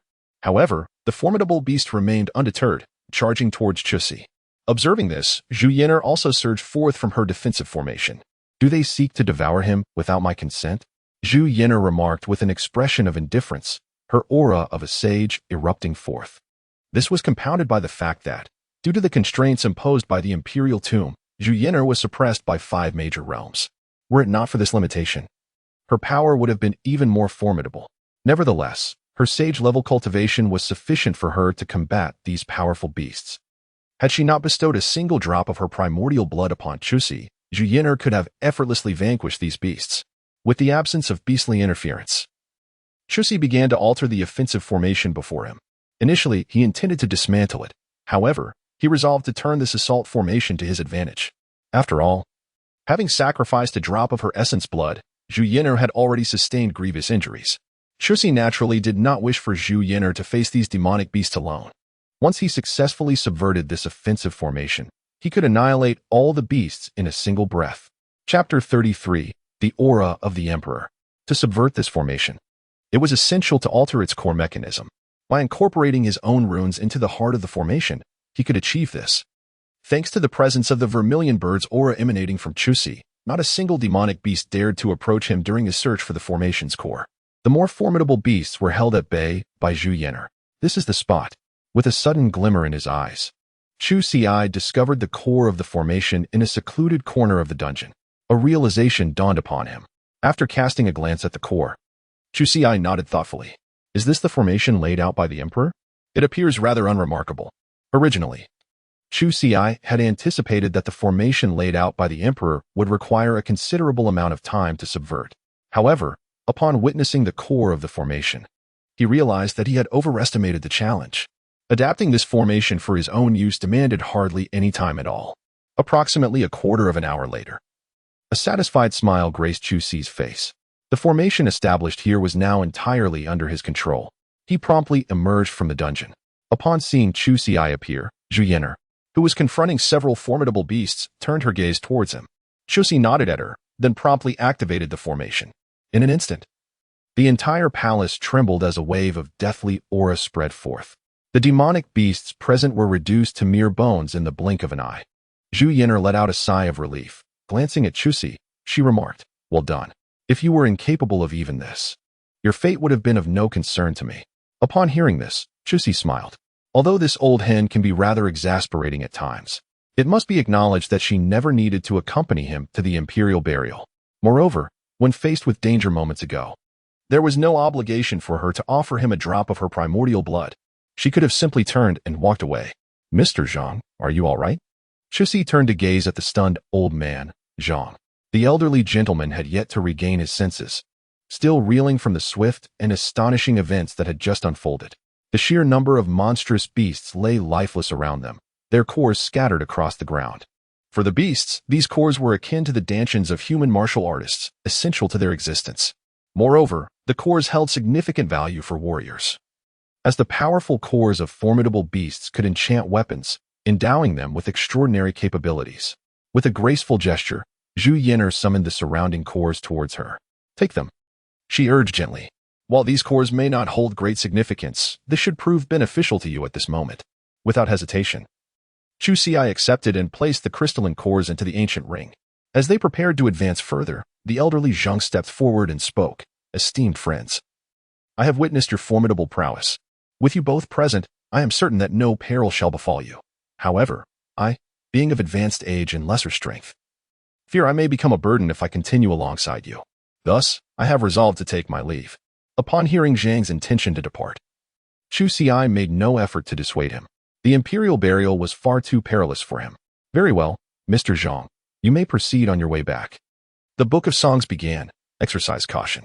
Old Zhang nodded in acknowledgement, and shortly thereafter, he departed. It is likely that after leaving, this old man would relay the information here to his superiors. Zhu Yana spoke up, shrugged, and remarked, the treasures within the emperor's tomb are of no interest to either of us. Even if you were to speak of it, it would not affect us in any way. Moreover, my purpose for coming here is to address the matter of the refined crystals. Once the emperor's tomb is resolved, the miners can continue their pursuit of the refined crystals. As anticipated by both Chu Xi and Zhu Yan'er, after leaving the emperor's tomb, Old Zhang relayed the news of the tomb to Long Qinghan. However, Old Zhang was unfamiliar with the tomb's significance, merely perceiving it as the resting place of the martial emperor. Master Long, we cannot afford to overlook a grave of the martial emperor, Old Zhang said gravely. Since it is the martial emperor's tomb, Lang Qinghan pondered deeply before inquiring, why has Mr. Zhang only now returned to report? Old Zhang did not conceal the truth, offering a wry smile as he replied, to be candid, I have been stuck at the initial stage of the celestial realm for a decade. I had hoped to seize an opportunity for a breakthrough from this martial emperor's tomb. He shook his head in resignation, adding, however, that tomb is indeed perilous. It not only suppresses one's cultivation to the initial stage of the Huangji realm, but it is also fraught with deadly traps and fierce beasts. My abilities are quite limited. Indeed, Old Zhang's capabilities were not sufficient. Otherwise, he would not have been trapped at the initial stage of the celestial realm for so long. Furthermore, he was weaker than his peers at the same level by a considerable margin. Long Qinghan nodded thoughtfully. Did the master and Zhu Yan'er not leave with you? Speaking of Chu Xi and Zhu Yan'er, Old Zhang recounted the events that had transpired. After a moment of silence, Long Qinghan finally said, if that is the case, their cultivation levels must be at the late stage of the celestial realm, possibly even reaching the martial sovereign. Martial sovereign. Old Zhang's pupils constricted. Indeed, he should have anticipated this. After all, it was the tomb of the martial emperor, and venturing there was undoubtedly fraught with peril. However, if they were martial sovereigns, they would possess the strength to contend with it. I will arrange for the martial sovereign from my family to handle the matter regarding the martial emperor's tomb. Long Qinghan declared. Remember, this information must remain confidential. The martial emperor's tomb undoubtedly harbors treasures left by him during his lifetime. Even in the absence of such treasures, the mere rumor of the tomb's existence would certainly draw countless powerful figures from the Daxia dynasty. Rest assured, Master Long, only the four of us will be privy to this matter, Old Zhang responded. When the martial emperor's tomb appeared, it did not raise any alarms. The master and Zhu Yan'er are still inside. Captain Wang is currently being pursued by fierce beasts and is likely already lost within. Very well. Long Qinghan nodded, and immediately instructed the old man Zhang to relay the message back home. She felt uneasy about entrusting this matter to anyone else. The only person she could rely on, who was aware of the location of the Emperor Wu's tomb, was the old man Zhang. If her family could obtain the treasures within the tomb of Emperor Wu, the Lung family would undoubtedly ascend to greater heights in the imperial city, even gaining the strength to contend against their formidable rivals. Meanwhile, within the imperial burial grounds, Chu Xi and Zhu Yan'er entered a chamber. Throughout their exploration, Chu Xi discerned that this imperial tomb was, in fact, the very residence of the great emperor during his lifetime. After his passing, no grave was excavated. Instead, his sleeping palace was utilized. Wait a moment. Chapter 34. The Emperor's Affection for Collecting Curios. Zhu Yan'er cast a sweeping glance, sensing the lingering aura of demonic beasts. The moment Chu Xi became vigilant, sensing that the beast had likely departed not long ago. Zhu Yan'er glanced around, her brow furrowed as she spoke. The aura of the emperor? A chill washed over her. Could there truly be another living emperor in this place? It seemed implausible. If it were indeed an emperor, the entity would have long since made its exit. Moreover, the emperor's presence that Zhu Yan'er had detected was exceedingly faint. Sister Yan'er, if it is an emperor, what are the odds of your success in vanquishing them? Chu Xi opened his mouth to inquire. The great emperor was formidable, far beyond what Chusi could contend with at present. Even if Chusi could utilize formations, the disparity in strength would likely result in his own demise before his cultivation was restricted. The great emperor appeared to me as nothing more than a swine or a dog. Zhu Yan'er, with an expression of disdain, then remarked, however, now it poses a bit of trouble. Indeed, dealing with the great emperor is no easy task for me. Yet if I were to restore my true form, I could certainly vanquish him. With Zhu Yan'er's reassurance, Chusi felt considerably more at ease. There was nothing of interest here. Zhu Yan'er suggested, let us depart. After Chusi and Zhu Yan'er left, a spectral figure materialized not far from the bedroom. Those crimson eyes radiated a terrifying murderous intent. These two individuals managed to detect my presence. That woman seems to carry a potent aura of a divine beast, if consumed. After contemplating for a moment, the figure vanished quietly, trailing behind Chusi and Zhu Yan'er. Chusi and Zhu Yan'er arrived at a courtyard, a place abundantly filled with countless medicinal herbs. Upon casting a glance at the garden of medicinal herbs, Chusi was taken aback and inquired, is this the medicinal garden cultivated by the great emperor? The hidden figure of the great emperor, lurking in the shadows, wore an expression of fierce wrath. This garden had been meticulously crafted over the course of his lifetime. Within it lay countless precious herbs, each acquired through numerous trials and tribulations. Should this young man dare to disturb his sacred garden, he would not hesitate to take his life. Such inferior herbs. With a face full of disdain, Chusi remarked, is this all the medicinal herbs that the emperor can offer? I have seen these herbs in the forbidden area. Indeed, back where we were. These herbs were merely used to feed pigs. It is true that Chusi had encountered these herbs in the forbidden zone, and they were all meant for swine. The pork produced from pigs raised on these herbs is exceptionally delicious. Is the emperor cultivating these herbs in his garden, then? Could it be that the emperor is a swine demon? The emperor, lurking in the shadows, was infuriated by Chusi's words, his anger boiling to the surface. What do you mean by feeding pigs? Does this brat even comprehend what these herbs are? The nine heavens phoenix tail, a divine herb, is rumored to have absorbed a trace of the phoenix's essence during its rebirth, transforming into a celestial medicine. And the netherworld immortal, which grows in the realm of the dead, though commonplace there, required a harrowing struggle for him to obtain it. It is quite typical for an emperor to regard refuse as treasure. Zhu Yan'er scoffed. Well, consider this an opportunity to broaden your horizons. In the future, should you encounter the imperial tomb, there will be no need for you to attend. She continued, these worthless items are of no use to you. The emperor, hidden in the shadows, was furious. Today, he intended to confront these two and express his grievances. To think that the precious treasures in his collection were dismissed as mere trash in their eyes. How audacious! Just as the emperor prepared to reveal himself, a sudden voice erupted. I did it. I did it. Ha ha ha. I have ascended to the celestial realm. I have become one with the celestial realm. As the voice echoed, Chusi and Zhu Yan'er made their way deeper into the herb garden. There, amidst the depths of the garden, sat a figure on a mound of earth, none other than Captain Wang, the very individual who had been pursued by the beast. Remarkably, he had survived. Chusi was somewhat astonished. Amidst the relentless pursuit of numerous demonic beasts, it was remarkable that Commander Wang managed to escape with his life. Moreover, fortune seemed to be on his side as he stumbled upon the emperor's medicinal garden. It is you. At this moment, Commander Wang also noticed Chusi and Zhu Yan'er. Rising to his feet, he smirked and said, it is truly delightful to see you both. This means I can eliminate you. Having recently entered the early stage of the celestial realm, Commander Wang exuded confidence in his abilities. You must not have anticipated that my luck would be so exceptional. He scoffed. Not only did I survive the jaws of those beasts, but my strength has also significantly advanced. Commander Wang had been fleeing from the demonic beasts when he unexpectedly fell into a deep pit. As he slid down, he found himself in this medicinal garden. It was precisely upon entering this garden that he began to absorb the medicinal herbs, leading to a rapid enhancement of his cultivation. The potency of these herbs was extraordinary. Merely refining two of them not only alleviated his cultivation limitations, but also allowed him to break through to the celestial realm. If he could absorb all the herbs here, he would undoubtedly ascend to the rank of martial emperor. Zhu Yan'er, do you wish to die, or would you prefer to serve as my maid? Commander Wang's gaze fixated on Zhu Yan'er, his eyes gleaming with malice. In an expressionless manner, Chusi and Zhu Yan'er regarded Commander Wang. To the two of them, even if he were at the pinnacle of the heavenly realm, he posed no threat whatsoever. It seems you are eager for a most tragic demise, Zhu Yan'er remarked. her gaze icy, radiating an overwhelming intent to kill. Even the hidden emperor could not help but be startled. The murderous aura exuding from this woman is truly terrifying. Could it be that I, the emperor, feel a twinge of fear? The emperor was taken aback. However, upon discerning that Zhu Yin'er was limited to the Saint Realm, he calmed himself. The treasures I have deployed can suppress warriors by 5 great realms.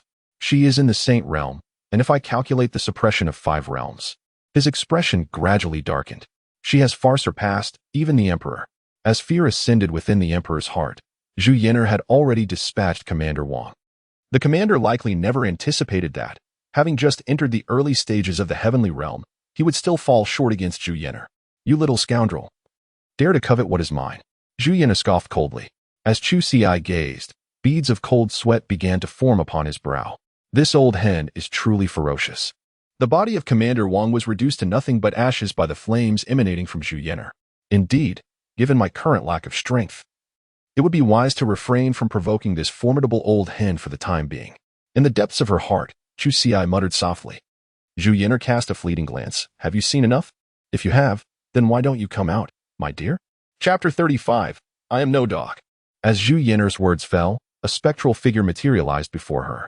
You little girl possess quite the discerning eye. You actually managed to detect my presence, the apparition remarked, revealing itself to be the previously concealed emperor. This emperor lacked a physical form, existing solely as a fragment of his spirit. If you wish to avoid a painful demise, you should obediently allow me to refine you. He sneered. Although the emperor had previously surmised that Zhu Yin'er's cultivation might surpass his own, he was not to forget that this was his domain. Moreover, with Zhu Yin'er's cultivation restricted, he believed his strength could easily extinguish her. Should he manage to consume her, it was plausible that he could restore his corporeal body. Yet, he dismissed her as merely a remnant spirit, a mere trickster. Zhu Yin'er's eyes glimmered with disdain. Her words had provoked the emperor's ire. Impudent wretch. I am the Red Cloud's emperor. He bellowed. Chu Xi. This remnant spirit of the emperor could prove useful to you, Zhu Yin'er declared, turning her gaze to him. Though he may be a mere specter, he is still an emperor. If you can absorb his remaining essence, it may ease your path should you ever ascend to the realm of emperors. Is that truly the case? In the eyes of Chu Xi sparkled a glimmer of joy. He then spoke again. However, with my current strength, even if this old dog is the remnant soul of an emperor, he is not someone I can contend with at present. Had my cultivation not been sealed by the surest forbidden seal, I would have had a fair chance at subduing the emperor's remnant soul. Although he is a remnant of an emperor, he possesses scarcely a fraction of his former strength. If I were to employ the techniques at my disposal, capturing him would not pose a significant challenge. Hearing Zhu Yin'er speak thus, Chu Xi felt a stir of eagerness within. He remained uncertain of the veracity of her words. Yet the prospect of engaging with an emperor was undoubtedly enticing. The emperor's abilities were formidable, and Chu Xi believed that such an encounter would yield invaluable insights. How dare you look down upon me? The Qi Shaoyan emperor was incensed by the dialogue between Chu Xi and Zhu Yin'er. Having reigned as an emperor for centuries, he had never encountered anyone who dared to belittle him so brazenly. Very well, today I shall devour you, little boy, the Qi Shaoyan emperor declared coldly, and later, I will thoroughly enjoy this little girl. A trace of imperial might radiated from the Qi Shaoyan emperor, and the overwhelming aura caused Chu Xi to exhibit a troubled expression. Even as a remnant soul, the emperor presented a formidable challenge. However, it appeared that victory was still within reach. With a subtle smile, Chu Xi acknowledged the formidable presence of the emperor's might. However, he also discerned that he could withstand this trace of imperial power. What? You, a mere boy, can actually endure my imperial might? The eyes of the Azure Sky Emperor flickered with astonishment. Under the constraints of his cultivation, Chu Xi was relegated to the early stages of the Yellow Extreme Realm. Such a feeble state should have been easily annihilated before his imperial might. Remember, this old dog is merely a remnant soul. Your task is to subdue him and subsequently absorb him. Zhu Yin'er cautioned. If you unleash your lethal techniques, this old dog's spirit will undoubtedly be obliterated. Upon hearing this, Chu Xi retracted his intention to employ his most formidable trump card. Indeed, just moments ago, he had contemplated using his ultimate weapon. Now, after Zhu Yin'er's warning, it became evident that this strongest card could not be played. Otherwise, he could not guarantee that the spirit of the Qi Shaoyan Emperor would not be extinguished. If you cannot even handle this old dog, then you need not bother retrieving the hidden artifacts of the 3 sects and 6 factions. It would be better to simply perish, Zhu Yan'er stated bluntly. Chusi smiled faintly and remarked, "Rest assured, I possess a means to resolve this. Even if I cannot subdue him, I have numerous strategies at my disposal. Even at a cost, I can annihilate his divine soul. I shall ensure that you perish without the hope of resurrection." The Crimson Cloud Emperor's eyes blazed with a fierce crimson hue.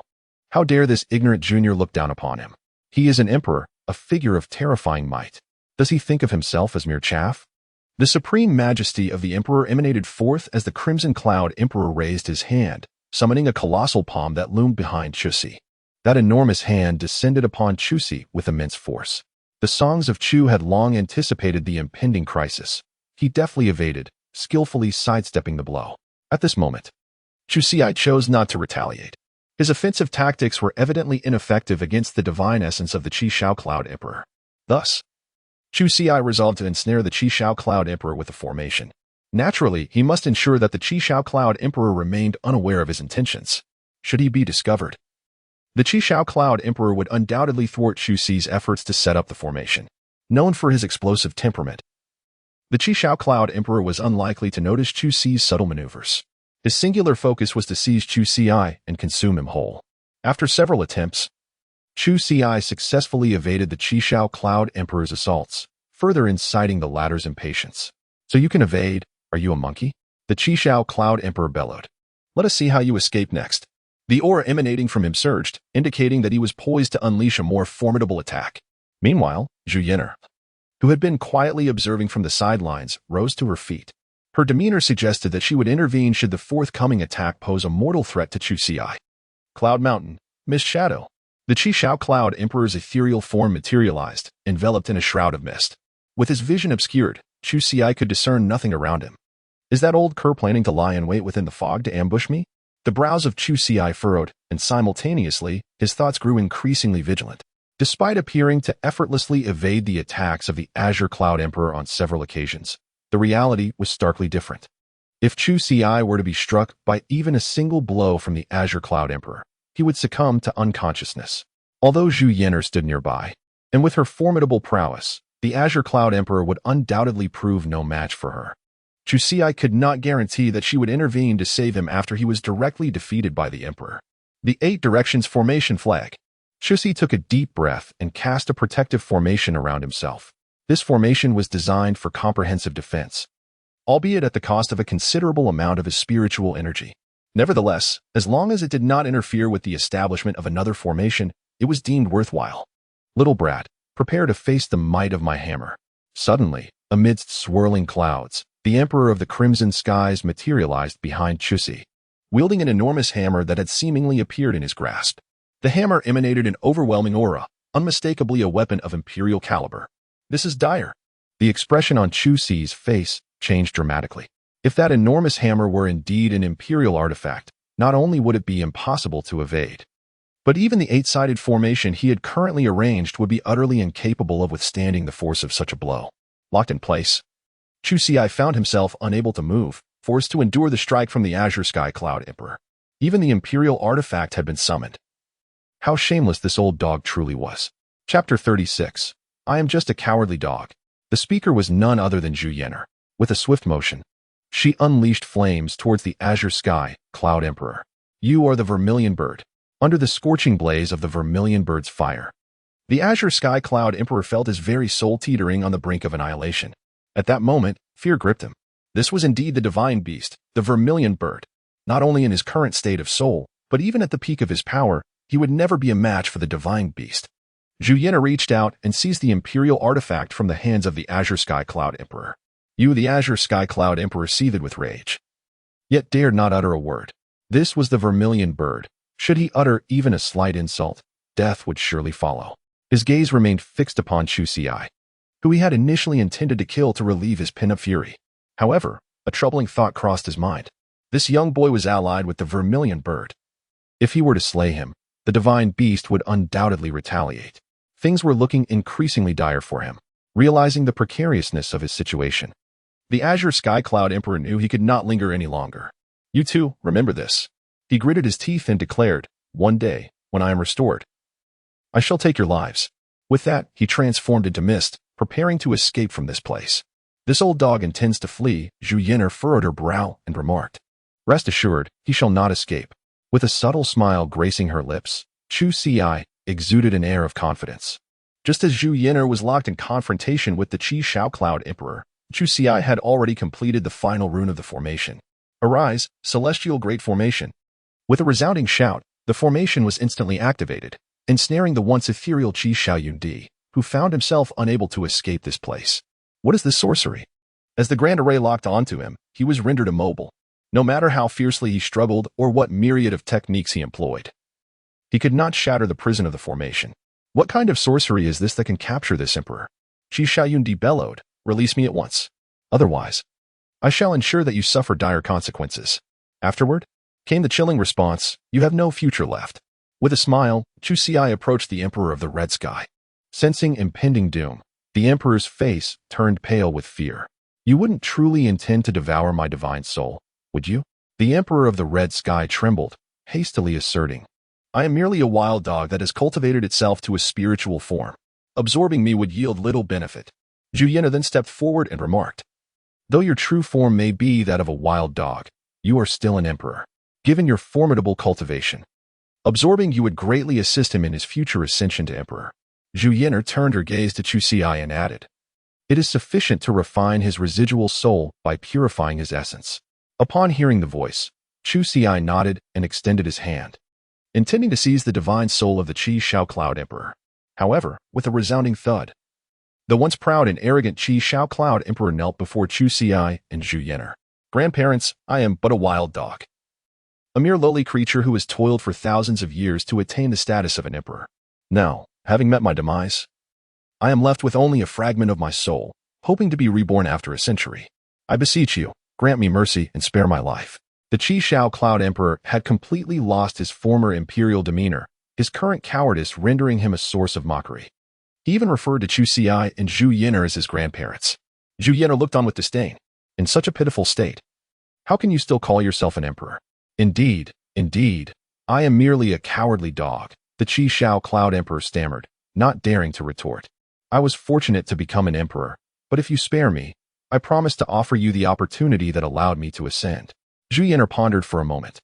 The emperor's true form was that of a wild dog. Logically, even the most gifted wild dog could not cultivate to the level of an emperor without extraordinary fortune.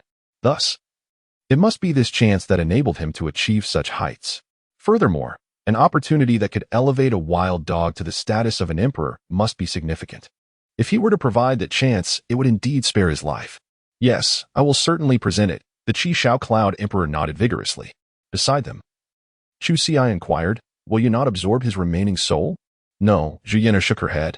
You already irritate me enough. Absorbing the soul of this wild dog would only deepen my disdain. In truth, Zhu Yin'er believed that absorbing the emperor's remaining soul would be far superior to the opportunity he offered. If a wild dog could become an emperor through such fortune, then for Chu Xi to obtain, it would significantly increase his own chances of ascension. Given his frail constitution, his journey to cultivation was fraught with peril. Moreover, who could guarantee that after relinquishing the opportunity, the Qi Shao Cloud Emperor would not seek to harm him?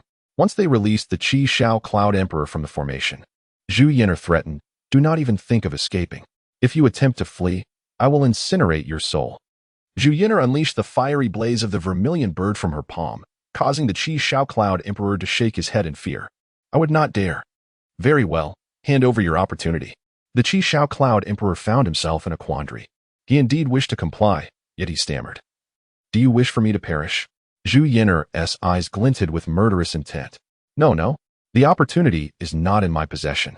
It lies in the southern wilderness. When I was pursued by my deadly foes, I concealed the opportunity there to prevent it from falling into their hands. Otherwise, why not accompany me to the southern wilderness? To the southern wilderness? Zhu Yin'er furrowed her brows. She genuinely wished to assist Chu Xi in retrieving the opportunity from the southern wilderness. However, she could not afford to linger for an extended period. Zhu Yin'er extended her hand and grasped the remnant soul of the Qi Shao Cloud Emperor. What do you intend to do? The Qi Shao Cloud Emperor exclaimed, terrified. Zhu Yin'er offered no response. Instead, she imposed restrictions upon him. Gazing at the Qi Shao Cloud Emperor, she uttered a few words. Yet, Chu Xi could not discern the sound. As it appeared, Zhu Yan'er had cast a soundproof barrier to prevent him from overhearing. After a prolonged moment, she relinquished the remnant soul of the Qishao Cloud Emperor to Chu Ci. You shall keep him safe. When the time comes for you to venture into the southern wilderness, allow him to guide you in your quest for that opportunity. Upon hearing this, the poet of the Chu Ci nodded in agreement. Rest assured, I will certainly take him to seek that opportunity when the time comes. In order to preserve his life, the Emperor of the Red Clouds, being a sovereign, could only bow and acquiesce. Very well, as the host of this imperial burial, shall you take possession of it? Chu Ci turned to the Emperor of the Red Sky and inquired. Naturally, there was no issue. With a mere thought, the Emperor of the Red Sky summoned the entirety of the imperial tomb, while Chu Ci and Zhu Yan'er found themselves back within the refined crystal mines. Henceforth, mining operations could resume in this location. Chu Ci, set your heart at ease. Chu Ci, I must return. At this moment, Zhu Yan'er spoke. Do not forget the matters you must attend to. Chapter 37. Our relationship is not very good. After imparting these words, Zhu Yan'er departed. Only after her departure did the Qishao Cloud Emperor gradually reveal himself before Chu Ci. I said, young man, you seem to have quite a favorable relationship with that Zhu Ke. Chu Ci cast a fleeting glance at the Emperor of the Red Sky and then shook his head. My relationship with her is not harmonious. The Emperor was momentarily taken aback. Not harmonious? Surely you jest. If your relationship were truly fraught, how could that wretched Zhu Ke have placed a restriction upon you? Indeed, Zhu Yin had imposed a restriction on the Emperor of the Red Sky. Should Chu Ci meet his demise, the Emperor's very soul would perish alongside him. Conversely, if the Emperor were to fall, Chu Ci would remain unscathed. Thus, if the Emperor wished to preserve his own life, he must ensure Chu Ci's safety whenever peril approached him. Enough of that old hin for now. The verses of Chu Ci state, the opportunity you speak of lies in the southern wilderness. Yet I shall not venture there for the time being. The southern wilderness is the realm of monstrous beasts, and without formidable strength. My journey there would be akin to courting death. Do not fret, we should hasten to the southern wilderness. The Azure Cloud Emperor urged with urgency. Only by bestowing that opportunity upon Chu Ci could he extricate himself from Chu Ci's side. As the songs of Chu do not venture into the southern wilderness, it signifies that he must remain perpetually by the side of the songs of Chu. Without acknowledging the Azure Sky Emperor, Chu Ci turned and hastened towards Tianyang City. Before long, he arrived at the Baibao Pavilion. Master, you have returned? Upon seeing Chu Ci, Lang Qinghan was taken aback. It has been 3 days. I thought you had. With a face full of perplexity, Chu Ci pondered how it could be that only a single day had elapsed within the imperial tomb, while 3 days had passed outside. Just as his bewilderment deepened, the voice of the Qishao Cloud Emperor resonated in his mind. Do not dwell on it, young one. The imperial tomb is crafted from the stones of time, which manipulate the flow of time differently from the outside world. With this clarification, Chu Ci finally comprehended the situation. In the depths of forbidden realms, the Chu Ci once beheld records concerning the river of time. This sacred domain, a sanctuary for all celestial deities and Buddhas, serves as a final resting place for any who have ventured into the river of time, marking it as their eternal grave. Consequently, the accounts regarding the river of time have been scant, for those who have traversed it have perished, leaving no survivors to narrate their tales. As for the refined crystal mines, matters have been duly attended to. Chu Ci nodded and remarked, you may now arrange for personnel to commence the excavation. Lang Qinghan furrowed her brow and inquired, what about the tomb of the Martial Emperor? The tomb of the Martial Emperor? After pondering for a moment, Chu Ci finally recalled that the tomb of the Martial Emperor mentioned by Lang Qinghan referred to the imperial burial site. It seems that the old man must have informed Lang Qinghan about the matter of the imperial burial. Chu Ci is undoubtedly aware that Lang Qinghan has likely arranged for someone to proceed to the imperial tomb. Alas, the imperial tomb has already been claimed by the Azure Cloud Emperor, and it has vanished into thin air. Vanished? Lang Qinghan furrowed her brow. It is possible that after Chu Ci acquired the treasures, the tomb of the Martial Emperor also ceased to exist. I wonder what treasures the master might have unearthed within the Martial Emperor's tomb? Lang Qinghan inquired with curiosity, as it is reasonable to assume that any treasures found within the Martial Emperor's tomb would be extraordinary. None. The Chu Ci has never uttered a falsehood. Aside from the blood of the vermilion bird bestowed upon her by Zhu Yan'er, Chu Ci did not take anything from the imperial tomb. Moreover, the treasures within the tomb were hardly of interest to Chu Ci. Lang Qinghan was unconvinced. She believed that Chu Ci must be wary of harboring murderous intentions. However, She herself had no such thoughts. More accurately, Lang Qinghan dared not entertain such notions. Rest assured, master, I will make the necessary arrangements for the refined crystals, she said with a smile.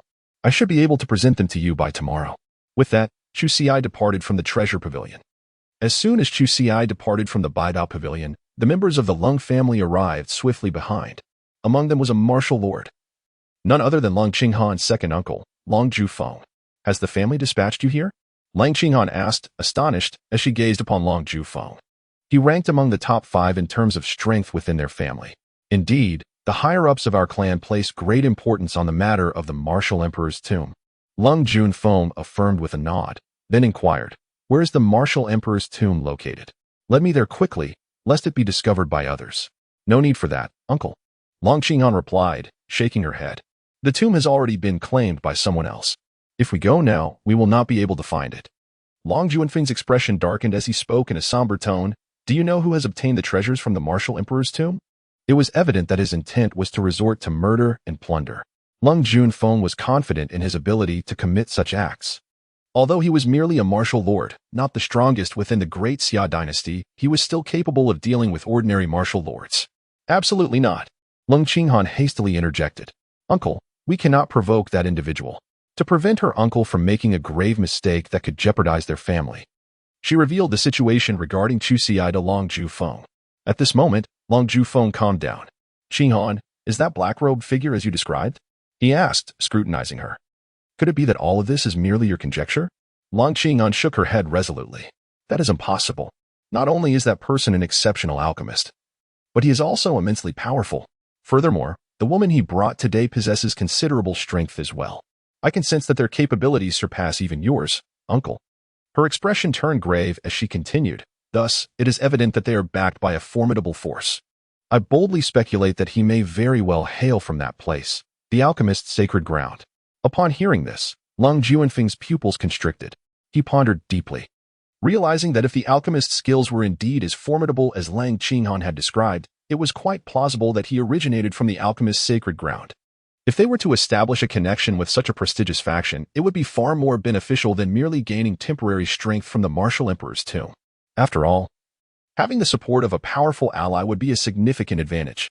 Moreover, regardless of whether the individual had a strong backing, the alchemist's skills and prowess alone were worthy of their family's alliance. Long Jufeng nodded in agreement, stating, Indeed, our family's influence in the capital has been waning day by day. If this alchemist were to join us, it would be a remarkable boon. He then turned to Long Qinghan, saying, Qinghan, make sure to treat him with utmost hospitality. If the other party has any requests, you shall strive to fulfill them. Should there be matters beyond your capability, do not hesitate to seek assistance from your family. After delivering his instructions, Lung Junfeng departed from the treasure pavilion. Meanwhile, Chu Xi was hastening back to the Chu residence. Upon entering the Chu residence, Chu Xi beheld that each member of the Chu family bore grievous injuries.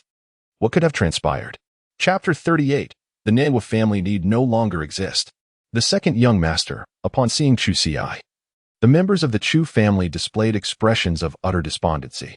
The events that transpired within the Chu family would be of no consequence even if conveyed to Chu Xi. In the past, whenever matters were presented to him, Chu Xi, despite any limitations, possessed the strength to assist the Chu family in resolving their dilemmas. Yet now, he has fallen into a state of utter helplessness. What has transpired? With a furrowed brow, the young master of the Chu family inquired. What has caused each of you to be injured? Young master, it is best if you do not involve yourself in this matter, several clan members replied, shaking their heads. You should gather your belongings and hasten your departure from the Chu family. In the past, Chu Xi treated them with great kindness. Not only would he share his surplus elixirs with them, but he would also impart his insights on cultivation. Observing their silence, Chu Xi chose not to press them further. What of his elder uncle and elder brother? Now, he had no choice but to inquire about them. During his absence over the past 3 days, what events had transpired within the Chu family? The clansmen exchanged glances, each at a loss for words, unable to articulate a coherent response. Yet, from their demeanor, Chu Xi discerned that something troubling had indeed befallen his elder brother and elder uncle. The Chusi prompted the Emperor of Red Sky to utilize his divine essence to search for the current whereabouts of his elder uncle and elder brother. The news received was that both were absent from the Chu family, and there was no trace of them even within the city of Tianong. At this moment, Chu Si's expression was chillingly terrifying. He was suppressing an impending, frenzied intent to kill. Such a dreadful aura of death. The azure sky cloud emperor felt a shiver run through him. How could this young man's murderous intent be so formidable? Even as an emperor. A flicker of fear stirred within me. What manner of person is Chu Si, capable of instilling fear in one of imperial stature? Since inquiries made among my kin yield no answers. Upon returning to the treasure pavilion, Chu Si was met by Lang Qinghan, who inquired, "Master, what brings you back? Is there something you have yet to convey?" The Chu Si is devoid of superfluous words, directly stating, "I shall investigate the recent events concerning the Chu family over the past 3 days. Where have Chu Xian and Chu Haotsong gone?"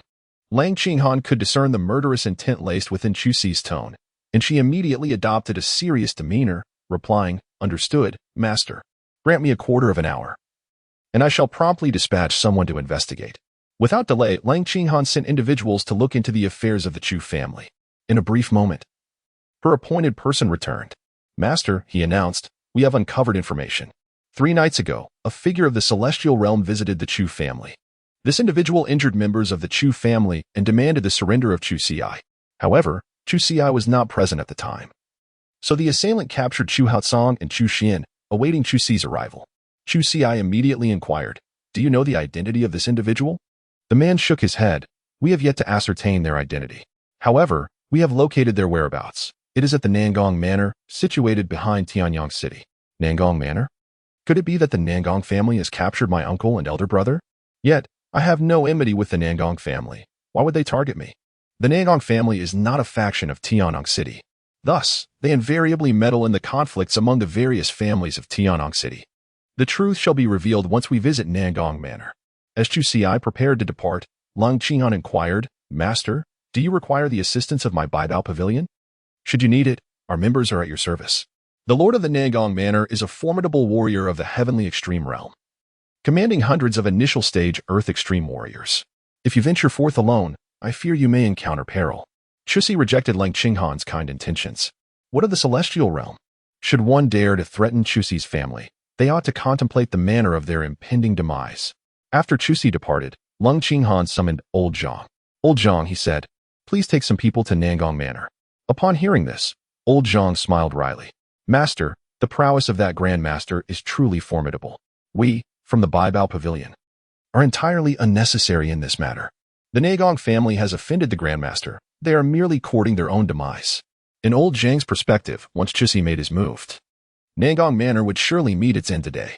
Although the Grandmaster's strength was indeed formidable, it was imperative for Baibao Pavilion to demonstrate a stance that the Grandmaster could observe.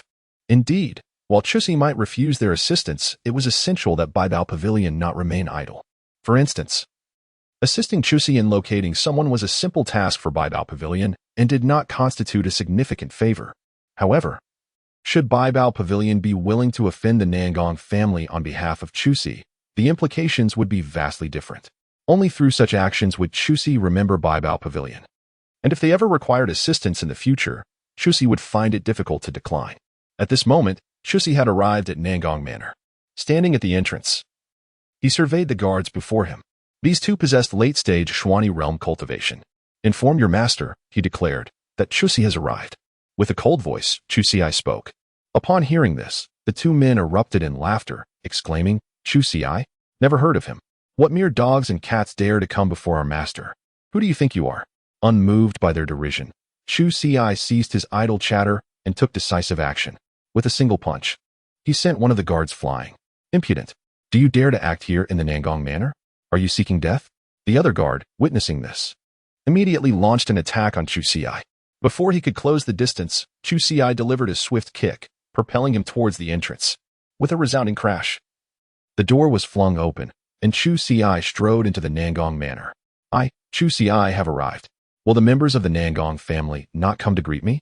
With a sweeping gaze, Chu Si surveyed his surroundings. After a considerable while, a young man emerged from the Nangwa Manor. "Are you Chu Si?" the young man inquired. Casting a glance at Chu Si, noticing the aura of mid-stage Huangji realm emanating from him, he couldn't help but chuckle. Chu Si nodded, and then spoke. "It seems I, Chu Si, have never wronged your Nangong family. Why then have you captured my uncle and elder brother?" With a disdainful chuckle, the youth replied, "Indeed, You have not offended my Nangong family, but Bai Yangqiu is my cousin. Upon hearing the name Bai Yangqiu, Chuxi understood.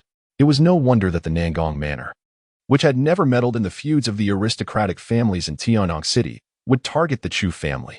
Given this revelation, there was no longer a necessity for your Nangong family to exist. As the aura of Chu Xi gradually grew colder, the murderous intent radiating from him was utterly unleashed. How terrifying this murderous aura is! This young man appears to be merely at the mid-stage of the yellow extreme realm, yet he instills in me such profound dread. Chapter 39. Determined to kill without mercy. Previously, Zhu Yin'er and Chu Xi encountered Bai Yangqiu and Lin Mingdai in Tianyang City. Bai Yangqiu, with ulterior motives, attempted to strike up a conversation with Zhu Yin'er, but was met with injury at her hands. Consequently, he held a grudge, prompting his maternal family, the Nangong clan, to seek trouble with the Chu family. You may not possess high cultivation, yet your imposing presence is quite deceiving, the young man sneered. However, it matters not. To perish at my hands, Nangong Zhiqing, is a fate you deserve. Suddenly, Nangong Zhengqing's aura erupted, revealing his mid-stage cultivation in the Earth Extreme realm. This is troublesome. The brows of the Qi Shao Cloud Emperor furrowed.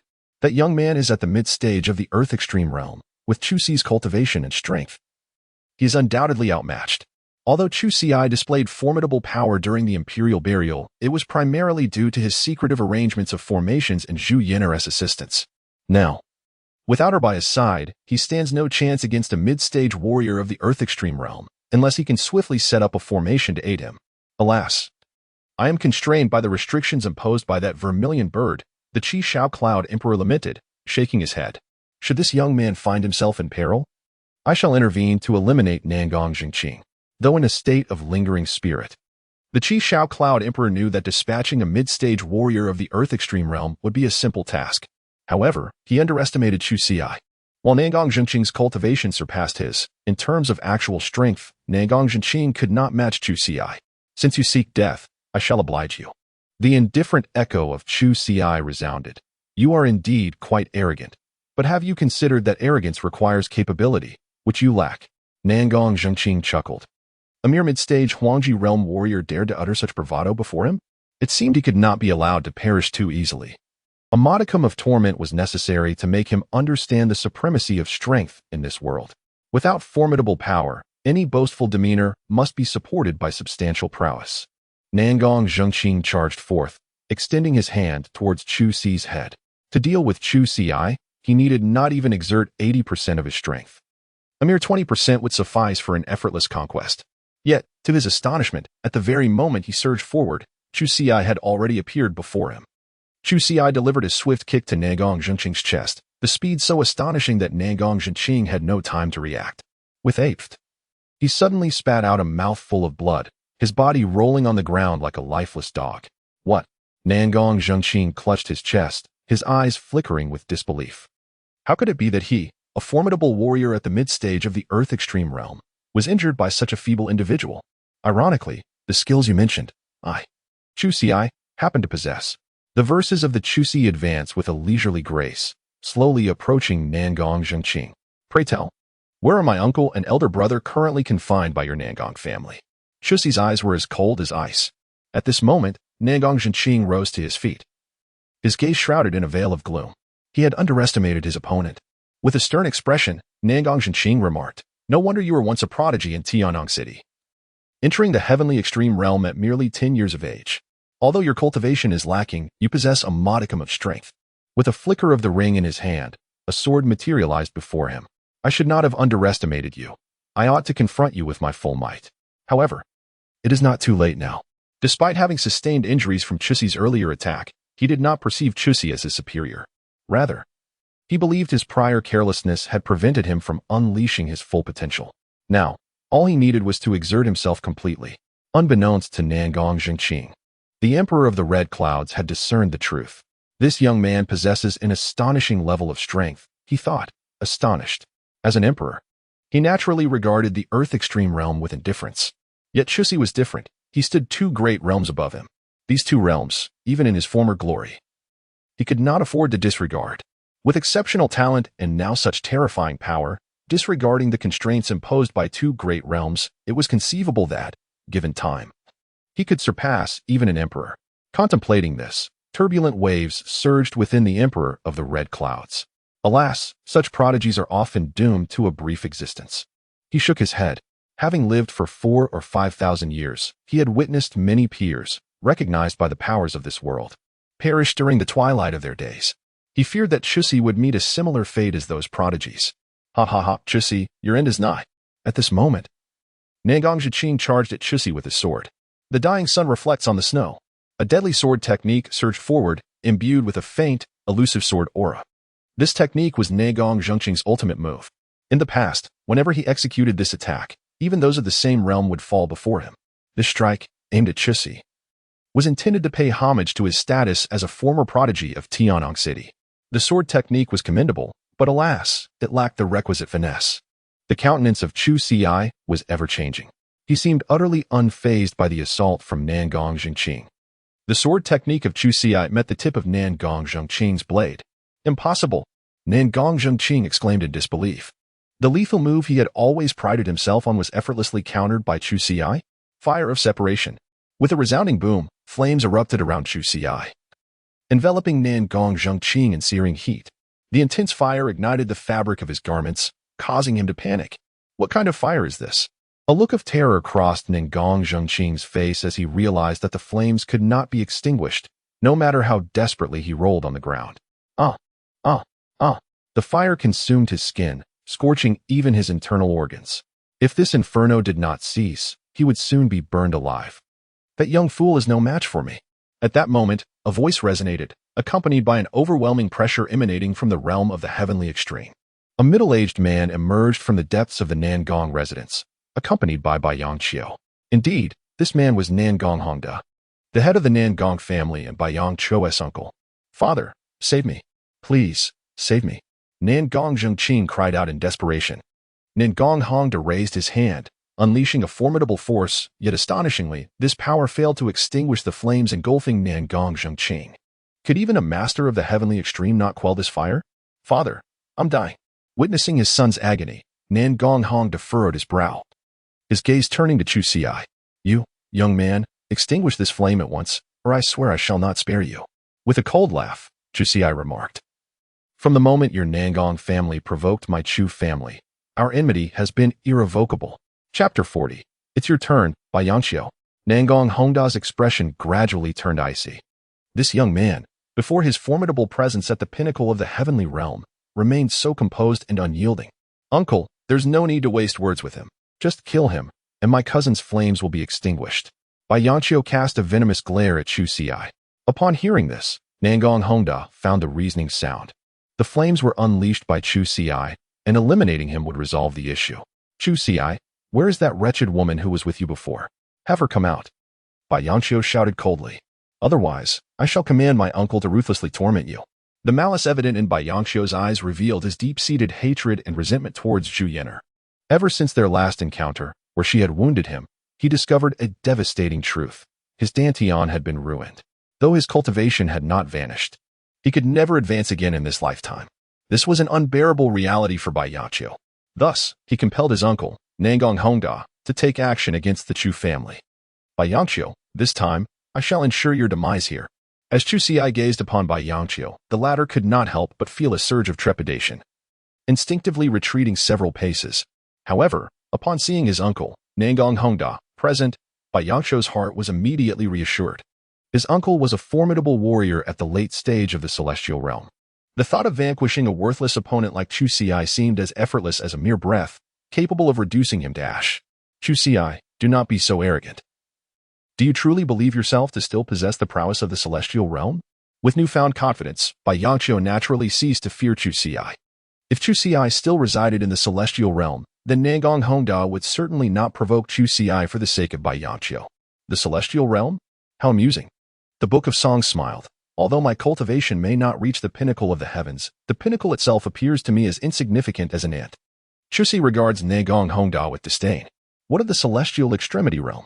Employing lethal secret techniques, Chu Ci can eliminate those in the celestial extremity realm with the same ease as slaughtering swine or dogs. Nangong Hongda raised an eyebrow slightly. Why does Chu Ci exude such confidence? What is the source of his unwavering assurance? Could it be that his cultivation has ascended to the celestial extremity realm? The remarkable feat of Chu Si at the age of 10 in the celestial realm seems vividly etched in memory. Nagong Hongda is genuinely concerned that Chu Si has now returned to the celestial realm. Thus, he meticulously observes Chu Si, fearful of overlooking any subtle details.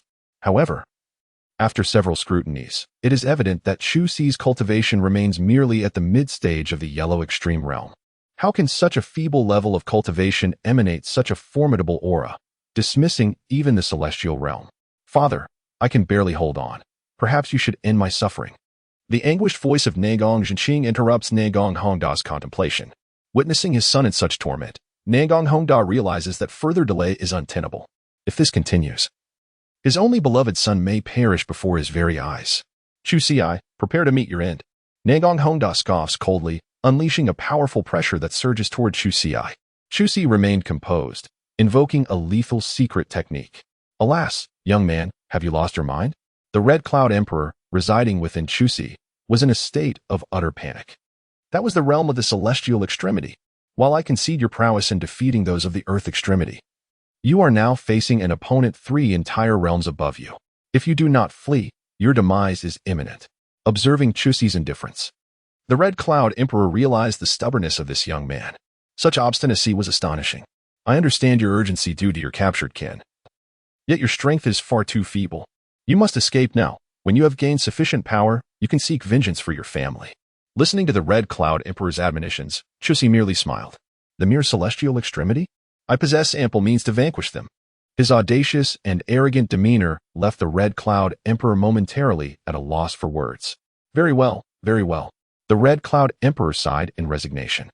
With such an obstinate temperament, it was likely that no counsel would penetrate Chu Si's resolve.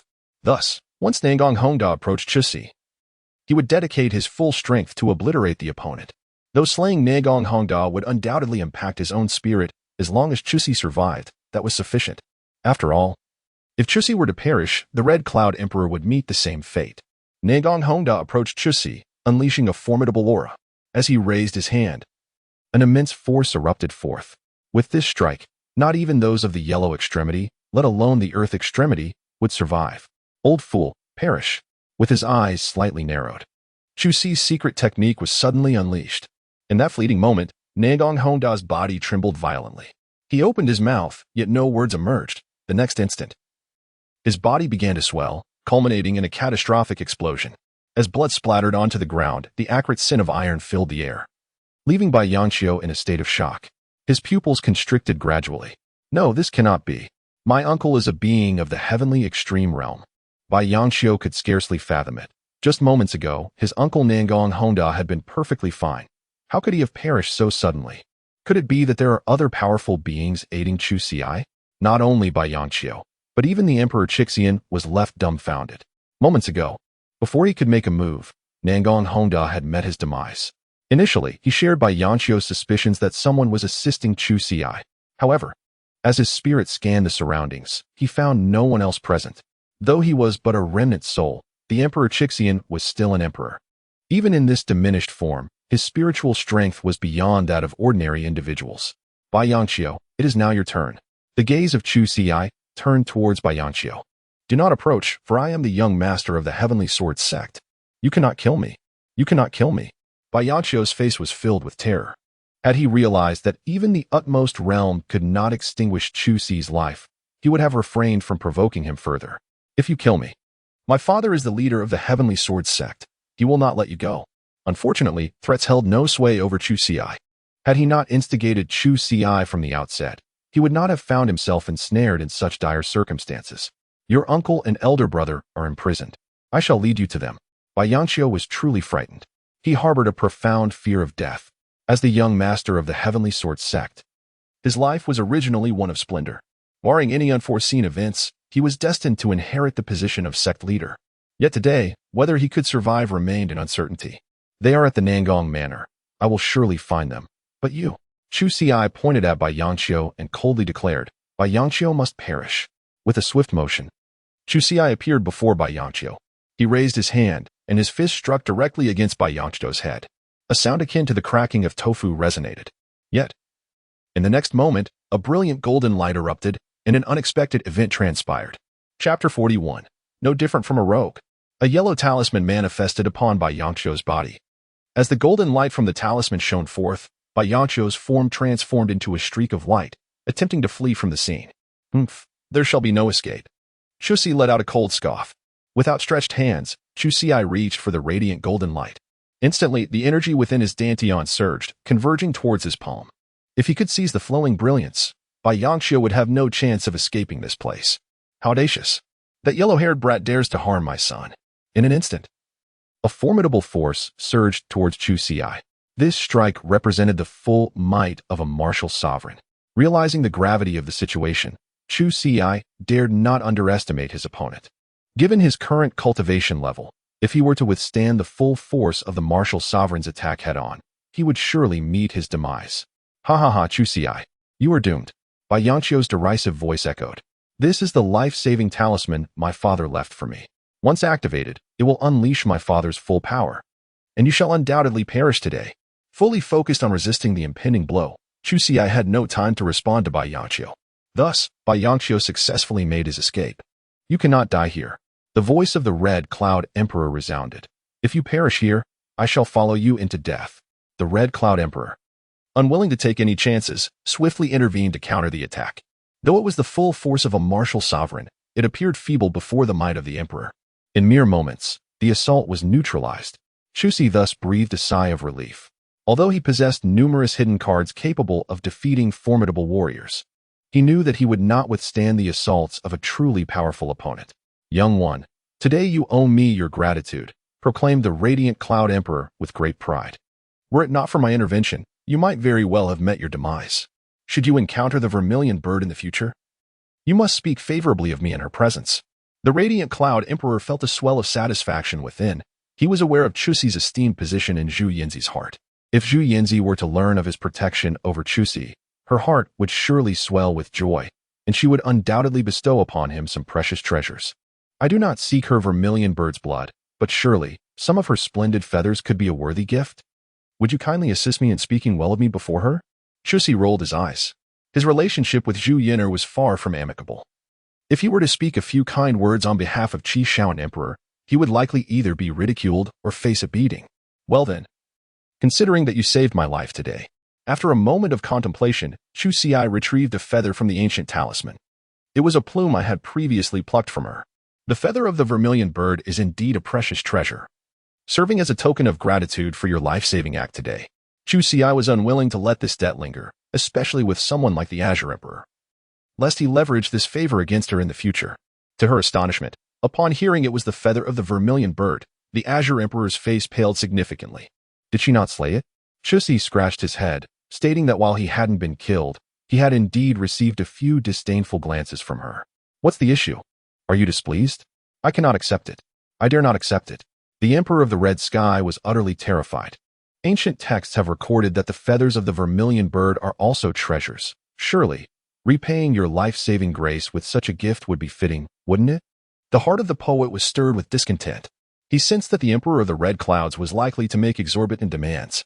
Dear sir, have mercy upon me. If I were to possess that feather, I would meet a most tragic fate. The feather of the Vermilion Bird is a priceless treasure. To acquire even one would allow me to forge a weapon of unparalleled excellence. Yet I dare not. It would be better for you to refrain from repaying this favor, for it would be akin to repaying kindness with malice. The Emperor of the Red Clouds lamented, the plumage of the Vermilion Bird is her very attire. To ask her for a feather is no different from behaving lewdly.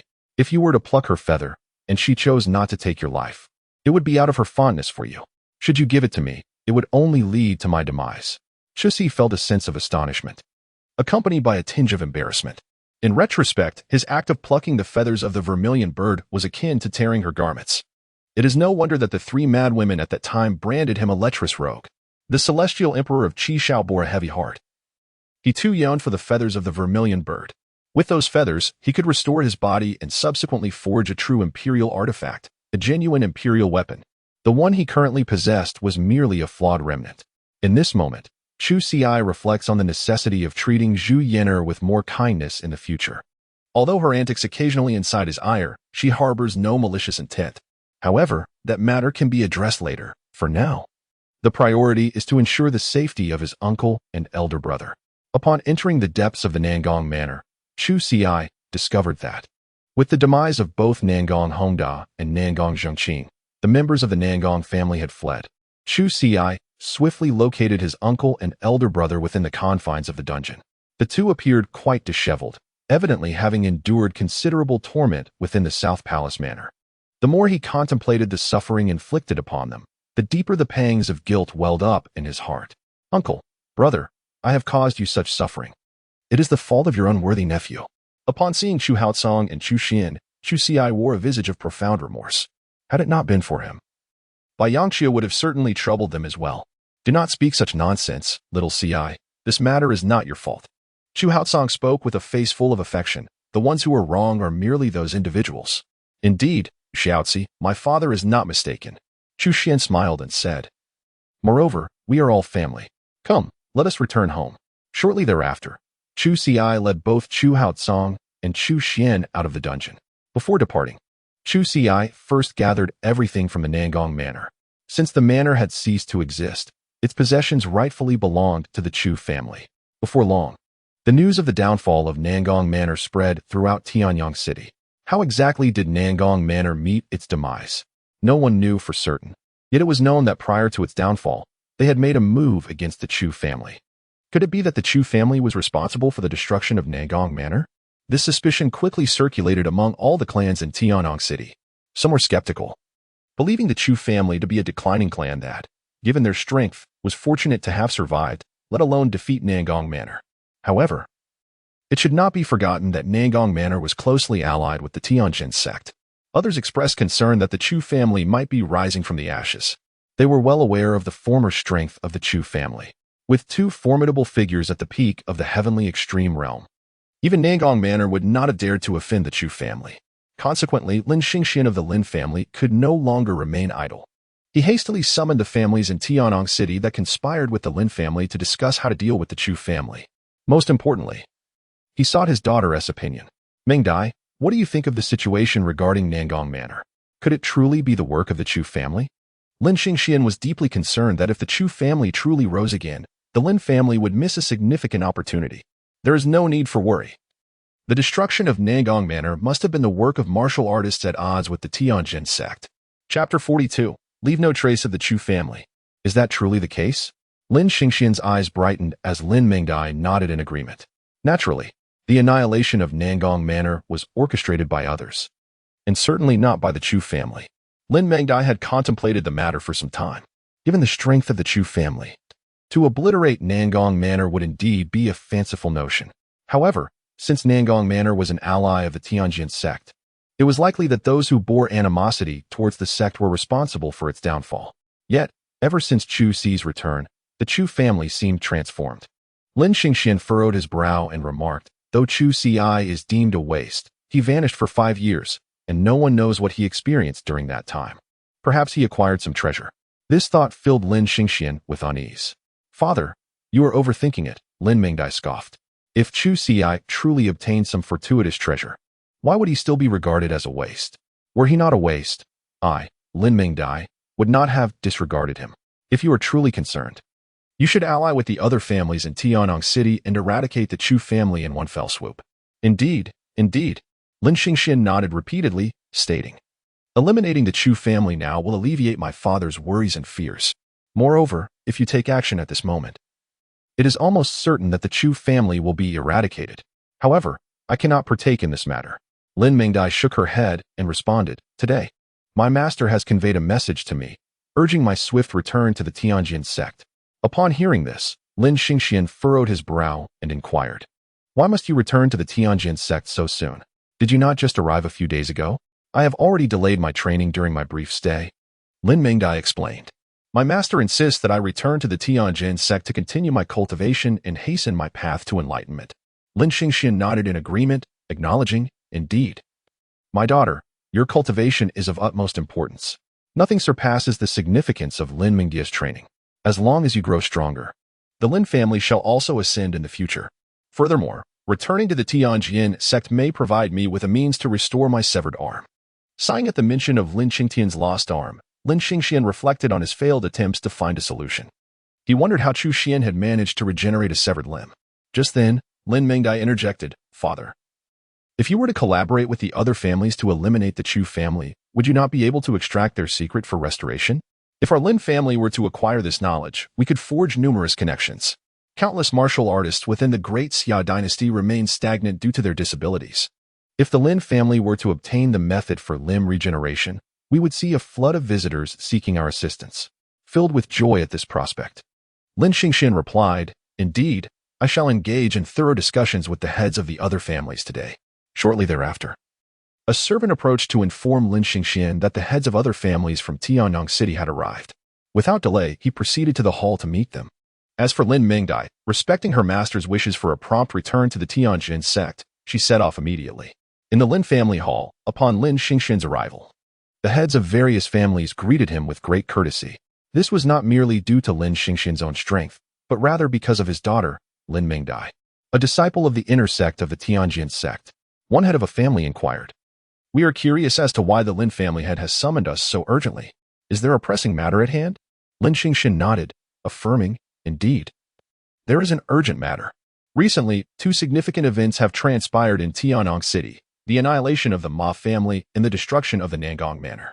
Both incidents are connected to the Chu family." The heads of various families exchanged glances upon hearing these words. Lin Xingxian's mention of these two matters must surely be connected to the Chu family, leading to speculation of a potential alliance among their clans to eradicate the Chu family once and for all. "Master Lin, let us speak plainly. You have summoned us with the intention of uniting to annihilate the Chu family, have you not?" Lin Xingxian did not deny this, but rather nodded affirmatively, saying, "Indeed, that is my intention. Ever since Chu Xi's return, an ominous premonition has gripped me. Although the Chu family has fallen from grace, this persistent thorn in my heart cannot be left unremoved. My mind will remain restless otherwise." A glint of murderous intent flickered in Lin Xingxian's eyes. It was evident that he was resolutely determined to see the Chu family obliterated from Tianyang City. However, one must remember that merely 5 years ago, the Chu family was the mightiest clan in our city. In such a short span, it is uncertain whether the two formidable experts of the heavenly extreme realm they once possessed have left the family with any hidden trump cards for survival. If they have, we may find ourselves in grave peril. The Chu family appears to be in decline. However, they are a lineage that once boasted a powerful presence in the celestial realm. Even if these lesser families unite, they may not be able to completely eradicate the Chu clan. There is no need for concern. Lin Xingxian remarked with a smile. If the Chu family truly possessed a trump card, they would not have allowed us to exploit them over the past 5 years. Yet, Chu Ci is different. He was once a prodigy, achieving the celestial realm at the tender age of 10. Now that he has returned, who can guarantee that he cannot once again ascend to the celestial realm? If the Chu family is not eliminated today, once Chu Ci regains his former prowess, will he spare us for the transgressions we have committed against his family? Lin Xingxian's words rendered the heads of the various families silent. Indeed, it is true that Chu Ci has fallen from grace, yet he is not incapable of cultivation. He is an extraordinary talent. In a matter of years, he could very well restore himself to the celestial realm. At that time, it will not be the Chu family that perishes, but rather these smaller clans. The Lin family has Lin Mingdai, and Chu Ci would likely refrain from acting against them. But what are the others? What do they possess? Friends, I have heard my daughter mention that in half a month, the Sky Sword sect will open its doors to accept disciples, with my daughter Lin Mingdai's assistance. Joining the Sky Sword sect would not be a daunting task. The revelation from Lin Xingxian ignited excitement among those present. Joining the Sky Sword sect is indeed a monumental opportunity. The head of the Lin family spoke truly. If the Chu family does not perish today, it will be our demise in the future. As the first to voice agreement, the others quickly followed suit, all fearing for their lives. Since Chu Ci has not yet fully recovered, it would be prudent to eliminate him before he reaches his full potential. Lin Xingxian was elated, proclaiming, "Excellent. It is truly fortuitous that we are in accord. Gather your fighting members upon your return. Tonight we shall launch an assault on the Chu family. We shall leave not a single one of them standing." Chapter 43, The Third Seal. Indeed, tonight we shall ensure that the Chu family vanishes completely from Tianyang City. The heads of the families echoed their agreement. Lin Xingxian, witnessing their response, felt immense satisfaction. In times past, he lacked such influence. But now the respect these family heads held for the Lin family was entirely due to his daughter, Lin Mingdai. Very well, everyone, return and prepare. With Lin Xingxian's words, the heads of the families departed. Meanwhile, at the treasure pavilion, Elder Zhang, following Lung Qinghan's instructions, led the warriors of the pavilion to assist Chu Xi. Has the matter with the Chu family been resolved? Lung Qinghan inquired. Elder Zhang nodded. Yes, it has been resolved.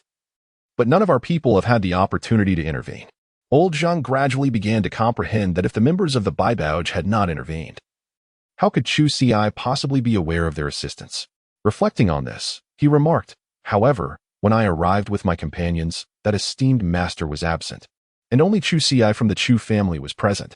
Even when Nagong Hongda was poised to strike, that master did not intervene. Old Zhang furrowed his brow as he recounted the events to Lung Qinghan. At the moment when Nagong Hongda intended to kill Chu Xi, Old Zhang had already prepared to rescue him. Yet, before he could act, Nagong Hongda met his demise. Initially, Old Zhang presumed that the esteemed master had taken action. But upon closer inspection, he found no trace of the master. With no one to protect Chu Xi, how was it possible for him to vanquish Nagong Hongda, who was at the pinnacle of the heavenly extreme realm? Shaking his head, Old Zhang found himself utterly perplexed, unable to fathom the situation. To assert that Chu Xi had slain Nagong Hongda seemed utterly implausible. The cultivation of Chu Xi is merely at the mid-stage of the yellow extreme realm, and the disparity between it and the celestial extreme realm is indeed vast. Lung Qinghan is also deep in contemplation. The enigmatic demise of the South Palace Manor by Chu Xi, without any external assistance, is indeed a perplexing matter. In a moment of clarity, Lung Qinghan's eyes widened as she suddenly contemplated an utterly implausible notion. The esteemed master we are acquainted with is, in fact, none other than Chu Xi. They are one and the same. Upon hearing this, Old Zhang, though taken aback, found it hard to accept. Master, this cannot possibly be true, can it? Chu Xi's cultivation is merely at the mid-stage of the Huangji realm, while that master's prowess far exceeds the Tianji realm. It is inconceivable that they could be the same individual. Lang Qing'an smiled and replied, precisely because it seems impossible, it is, in fact, the most plausible explanation. Do not forget, Old Zhang, that Chu Xi has been missing for 5 years. Consider this, an extraordinary talent vanishes for 5 years. Could he truly have become a mere shell of his former self? His mysterious disappearance must have been more than mere happenstance. It likely signifies a significant opportunity. Perhaps the circumstances we perceive are not the whole truth.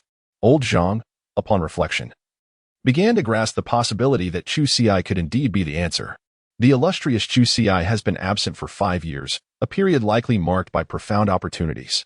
Now, upon their return, they perceive that Chu Xi's cultivation is merely at the mid-stage of the yellow extreme realm, likely a fade intended for their viewing. In truth, Chu Xi's prowess far exceeds what they have witnessed. However, one must ponder, if Chu Xi has returned after 5 years, stronger than ever, why conceal such strength? Old Zhang furrowed his brow and remarked, were I in Chu Xi's position, I would undoubtedly make it known to all that I have grown even more formidable. In doing so, would not those families that have oppressed the Chu clan for so long be compelled to approach and offer their apologies? Upon hearing this, Lung Qinghan smiled and replied, Old Zhang, with your years of wisdom, can you truly not grasp this? Should Chu Xi return with ostentation, how might the vile nature of those adversaries be revealed? It is essential to expose their true selves. Old Zhang nodded, acknowledging the validity of her reasoning. Alas, Lin Megdai, believing herself a true prodigy simply by becoming an inner disciple of the Heavenly Sword sect, remains oblivious to the magnificent match she has overlooked. Old Zhang shook his head. Well, does this not present an opportunity for our Lung family? Lung Qinghan smirked. If the Lung family can forge a bond with Chu Xi, who in the great Xia dynasty would dare to underestimate us? Chu Xi reached the celestial extreme realm at the tender age of 10, and with such talent, his future holds limitless potential. By the way, Old Zhang, please arrange for refined crystals to be sent to Chu Xi. However, remember, if he wishes to maintain his anonymity, we shall feign ignorance. With that, Old Zhang promptly set about making the necessary arrangements. The individuals from the Baibao Pavilion presented refined crystals to the Chu family. Upon receiving the refined crystals, Chu Xi prepared to unravel the third seal of the Shura Forbidden Seal. Upon returning to his chamber, Chu Xi began to examine the location of the third seal of the Shura Fengsha. As he had anticipated, the 3 seals were situated at the Dantian. It appears that Xin Luai has already paved the way for the cultivation I am to undertake thereafter. Chu Xi chuckled softly. As long as he expands the reserve in his Dantian, he will possess several times more spiritual energy than other warriors of the same realm. The greater the spiritual energy, the more techniques Chusi will be able to wield. He has already acquired both the fire fruit and the refined crystal. The Chusi presents both of these elements. With the addition of these medicinal herbs, one can concoct the fire cloud divine crystal. From the ancient texts, Chusi extracted a measure of divine elixir. The creation of the fire cloud divine crystal did not necessitate the art of alchemy. It merely required the extraction of flames from the fire fruit. For Chusi, this task posed no challenge, as the leaf fire within him could subdue any flame in existence. Naturally, the flames within the fire fruit fell under the dominion of his leaf fire. In less than a moment, the flames were successfully extracted. He then incorporated this fiery essence into the refined crystal. Concurrently, Chusi utilized various divine herbs surrounding him. Although it was feasible to create the fire cloud divine crystal solely with the fire fruit and the refined crystal, the resulting quality would be significantly inferior. Even if it could augment the reservoir of his Dantian, the increase would be negligible. After a brief period, an exquisite fire cloud divine crystal materialized in Chusi's hand. It was complete. With a glimmer in his eyes, Chusi immediately absorbed the fire cloud divine crystal into his Dantian, preparing to compress the spiritual energy within. Chusi immediately activated the energy within his Dantian, directing it towards the fire cloud divine crystal. As he guided this energy, the spiritual essence surged into the crystalline structure of the fire cloud. Yet, it was still insufficient. He required more. Chusi furrowed his brows, subsequently channeling all the spiritual energy of heaven and earth into his Dantian. He absorbed it entirely, shattering the seal in one decisive move. The brilliance sparkles in the depths of the Chusi. Chapter 44, What of Excess? The spiritual energy envelopes me, yet it is still insufficient. The essence of Chusi, akin to the voracious Taotai, insatiably absorbs the spiritual energy surrounding it. However, this spiritual energy fails to satiate the veracity of the essence. Consequently, the spiritual energy of the entire Tianyang city is once again consumed by Chusi. This time, Chusi does not passively control the flow of energy, rather, he fervently devours the spiritual essence of the city. He must swiftly fill the fire cloud divine crystal with energy, for any delay could lead to an ultimate failure. As night descends upon the streets of Tianyang city, numerous scions of various families set forth. Upon converging with Lin Xingxian and his companions, they collectively hasten towards the Chu residence. What is amiss? Why does the surrounding spiritual energy seem so scarce? Lin Xingxian furrows his brow in concern. What could be the cause of this disappearance? The group is taken aback as they encounter a situation unprecedented in their experience. Unbeknownst to them, this marks the second occurrence of spiritual energy vanishing in Tianyang city. The last time, Chusi managed to control the flow of energy without detection. However, this time, he cannot afford to absorb the energy discreetly, hence his brazen consumption. Master Lin, have you discerned anything? Inquired a family head, perplexed by the peculiar absence of spiritual energy. Such an occurrence has never transpired before. Could it be that some upheaval is imminent in Tianyang city? A sense of unease begins to permeate the crowd. They ponder whether some nefarious force is siphoning off the city's spiritual essence.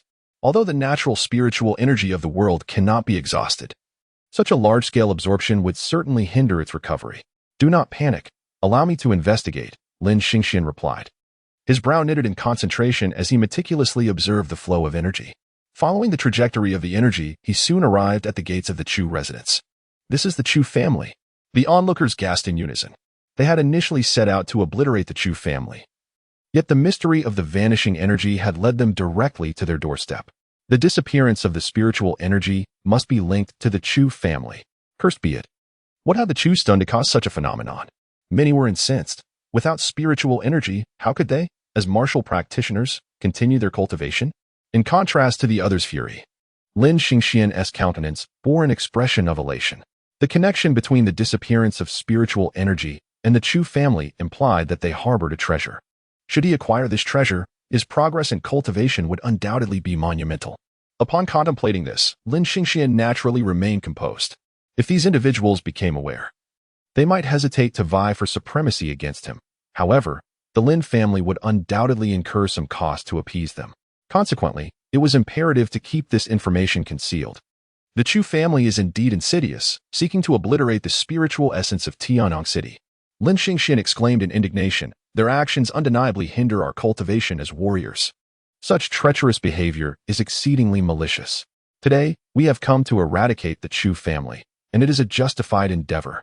Lin Xingxian's words swiftly garnered unanimous agreement among the crowd. The Chu family's malice knows no bounds. If we do not extinguish them today, our lineage may find it impossible to continue thriving in Tianyang City.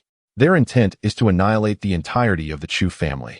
Yet the Chu family aims to sever the spiritual lifeblood of Tianyang City, preventing us from progressing in our training. What a nefarious plot. Fellow comrades, follow me into the Chu family estate. At Lin Xingxuan's command, the throng surged into the Chu residence. They forcefully kicked open the grand doors. In the dead of night, though the Chu family members were deep in slumber, the commotion was too great to remain unnoticed. Who are you? The awakened members of the Chu family bellowed. But upon seeing all the families of Tianyang City assembled before them, their faces paled in terror.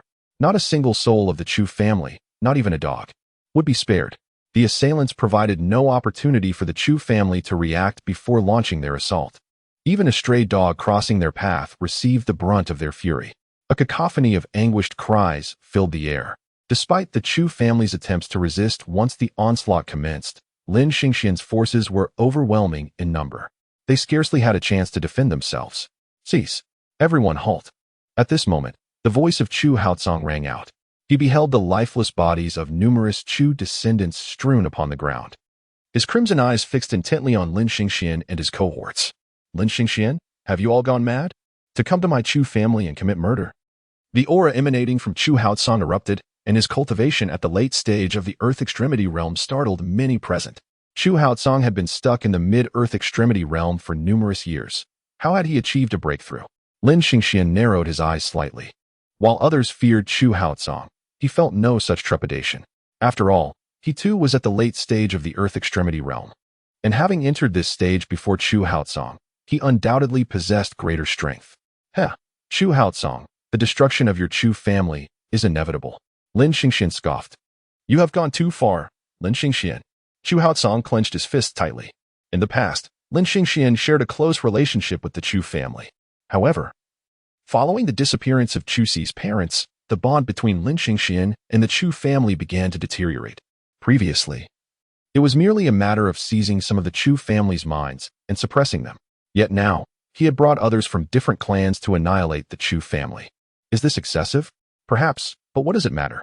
Today, the Chu family is surely destined for destruction. Lin Xingxian sneered. After all, your Chu family has already fallen into decline. Sooner or later, you would meet your demise. Killing you now is merely a means of granting you an early release.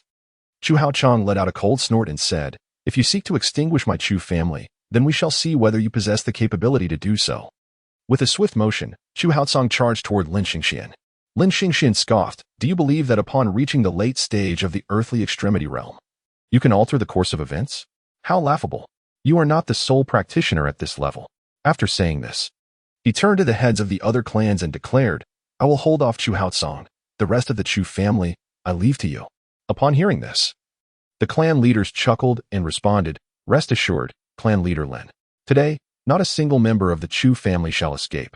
These clan heads, all at the mid-stage of the earthly extremity realm, posed a significant challenge to the Chu family's disciples. Fortunately, Chu Xian was present. Chu Xian brandished his spear and shouted at them, Old fools, you are facing me. Although Chu Xian had reached the late stage of the Sioux, New Jersey realm, he could contend with a mid-stage master of the DJ realm. However, when faced with 8 adversaries simultaneously, he found himself somewhat overwhelmed. Chapter 45, A Vengeful Slaughter. Unsurprisingly, against the 8 clan heads, Chu Xian was entirely at a disadvantage. Before long, he was captured by these 8 individuals. Chu Xian's cultivation level barely reached the late stage of the profound extreme realm. Although he practiced an imperial-level technique, he had only been training for a few days. Had he been afforded an additional month of training, the heads of the 8 families would undoubtedly have found themselves at his mercy. Alas, time was too fleeting. Lin Xingxian and his associates left the Chu family with insufficient time. This young man possesses remarkable strength. We must render him powerless. A flicker of malice passed through the eyes of one family head. In an instant, someone wielded a club, shattering Chu Xian's limbs, accompanied by a cry of agony. One individual placed a foot upon Chu Xian, turning to face Chu Haozong and Lin Xingxian. Lin Xingxian, however, found himself consistently overshadowed by Chu Haozong. Chu Haozong had already reached the late stage of the Earth Extreme realm, and with the support of an imperial-level cultivation technique, the mere Lin Xingxian was undoubtedly no match for him. This was not good. It seemed that the head of the Lin family was not a worthy opponent for Chu Haozong. The 8 bystanders noticed the precariousness of the situation, their faces betraying their growing alarm. Once Lin Xingxian was defeated, it was certain that Chu Haozong would not spare them. One among them, stealing his resolve, drew a large blade and pressed it against Chu Xian's head, shouting at Chu Haozong, "If you wish to spare your son, then cease this at once." Xianer. Upon witnessing his son captured, Chu Haozong was consumed by a surge of fury. Lin Xingxian seized the moment to deliver a fierce kick to Chu Haozong's chest. Although the blow was painful, it posed no real threat to Chu Haozong. Ha ha ha, splendid work. Lin Xingxian felt an overwhelming sense of joy. Having been unable to subdue Chu Haozong until now, he had been anxious beyond measure. Now that they had captured Chu Xian, would not Chu Haozong be at their mercy? "Father, do not concern yourself with me." Chu Xian, gritting his teeth against the excruciating pain, shouted, "Eliminate them. Otherwise, our entire Chu family shall face annihilation tonight." Chu Xian harbors a profound fear of death, yet he is acutely aware that if his actions lead to the demise of everyone in the Chu family, he would be left with no honor. His own death would be of little consequence. Silence. The man, visibly enraged, delivered a kick to Chu Xuan's face. "Chu Hangsong, have you considered this carefully? This is your son." Lin Xingxian narrowed his eyes as he addressed Chu Hangsong. "If you wish to spare your son's life, you had better kneel obediently. Perhaps then, I might show mercy and spare both your lives." Lin Xingxian. Chu Haozong clenched his fists and let out a roar of anger. Observing the furious expression on Chu Haozong's face, Lin Xingxian couldn't help but smile. No matter how formidable Chu Haozong's strength may be, what does it matter now? He is still at the mercy of others. He cannot possibly believe that Chu Haozong would disregard the life and death of his own son. "Chu Haozong, I grant you 3 breaths to contemplate," Lin Xingxian declared with a grim countenance. "After 3 breaths, should you fail to render a decision, I shall take your son's life." Lin Xingxian approached Chu Xian, gripping his hair with one hand while the other held a knife poised against his throat. If Chu Haozong did not comply with his demands, he would sever Chu Xian's head without hesitation. "Xiana, I am so sorry. If you perish, I shall ensure that the heads of these wretches are crushed to accompany you in death." Chu Haozong felt as if his heart was being cleaved by a knife. As the current head of the Chu family, he was compelled to forsake his own son for the sake of the lives of others within the family. Chu Xian's pallid visage broke into a smile, for he was elated that his father had made the right decision. If it meant sacrificing the entire Chu family for his sake, even if he were to survive, he would merely exist as a walking corpse, burdened by guilt. Lin Xingxian. Chu Haozong gazed fiercely at Lin Xingxian and proclaimed, "Today, I, Chu Haozong, shall slay each and every one of you." A shiver coursed through Lin Xingxian's heart as dread surged within him. "Have you truly thought this through, Chu Haozong? This is your son. Do you genuinely disregard his life?" Disregard? Huh. How could Chu Haozong possibly ignore his own son's fate? Yet, did he have a choice? As Chu Haozong charged forward, Lin Xingxian gritted his teeth, raising his blade to sever Chu Xian's head. Nevertheless, even this could not alter Chu Haozong's resolve. As the blade was poised to descend, Chu Xian shut his eyes, steeling himself for death. However, the fatal blow did not land. Instead, the blade shattered unexpectedly. "You dare to kill my kin and threaten my brother. Have you considered how you will meet your end?" At that moment, a figure emerged before them.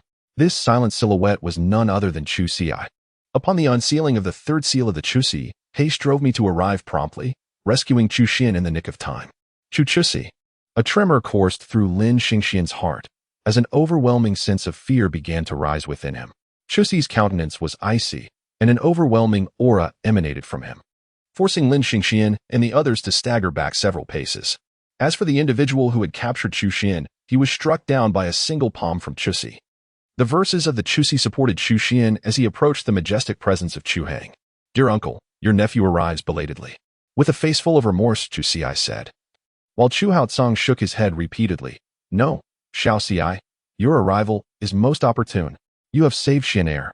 At this moment, tears streamed down Chu Haozong's face. He was on the brink of witnessing his own son beheaded, utterly powerless to intervene.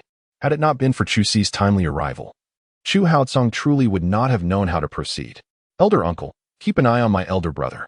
After entrusting Chu Xian to Chu Haotsong, Chu Xiai turned to face Lin Xingxian and the others. What do you intend to do, Xiao Xiai? Chu Haotsong furrowed his brows and said, at this moment, I shall leave it to my uncle.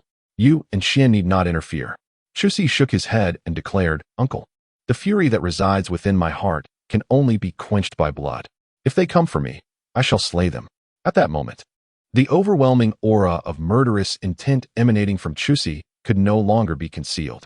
His cultivation, despite being at the later stage of the Huangji realm, erupted with ferocity.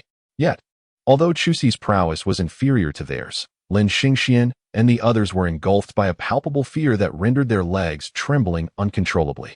Chu Haotsong opened his mouth, intending to speak, yet not a single word escaped his lips. Approached Lin Xingxian with an air of indifference and remarked, I intended to grant you a reprieve. Yet it appears you are so eager to court death.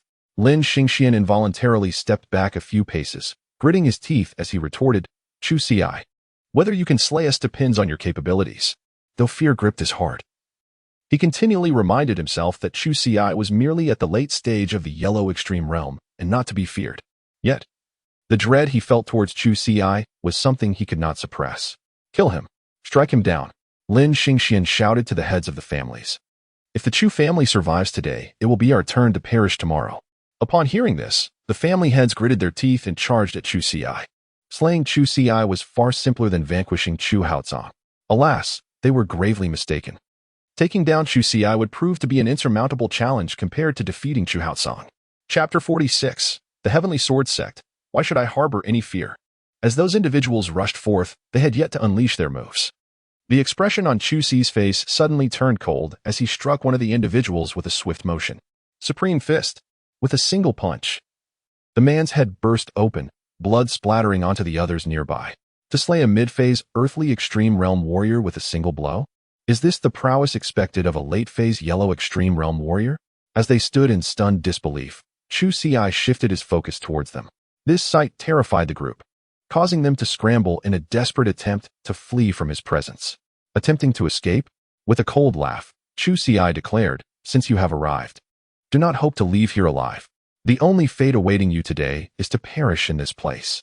They exerted every ounce of strength in an attempt to flee. Yet alas, their speed proved insufficient. In an instant, Chu Xi caught up with them. Die! He unleashed another punch, and yet another family head fell lifeless.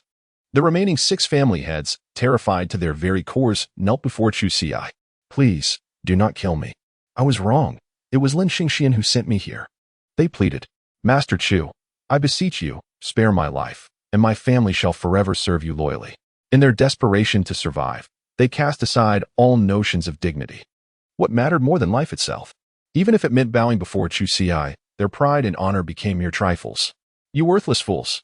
Lin Xingxian seethed, his face flushed with rage as he witnessed these individuals prostrate themselves before Chu Xi. These men were supposed to be the heads of their families. Yet they could not even contend with a mere late-stage Huangji realm warrior. How utterly absurd! Do you truly wish to cling to life? In a detached manner, the poet Chu Xi observed them, listening as they fervently nodded in agreement, exclaiming, Indeed, we wish to survive. As long as we can preserve our lives, we are willing to do anything. They smiled, a chilling smile that intensified the murderous intent emanating from him. Which one of the, indeed, does not yearn for life? They too wish to survive. They too do not desire death, although some members of the Chu family still live. Others have long since perished at the hands of these individuals. Yet they believe that by merely kneeling and admitting their fault, they can attain forgiveness. On what grounds? What justifies their kneeling and apology? Young Master Chu has slain them. They all deserve to die. The members of the Chu family gazed at these individuals, filled with an insatiable desire to flay them alive. Do you hear? If you are not slain, the wrath and resentment of the Chu family shall never dissipate. Of course, even if they were to kill them, the family's animosity would remain unyielding. Those who have perished are their kin. Just yesterday, they had trained together, toasting in joyous camaraderie.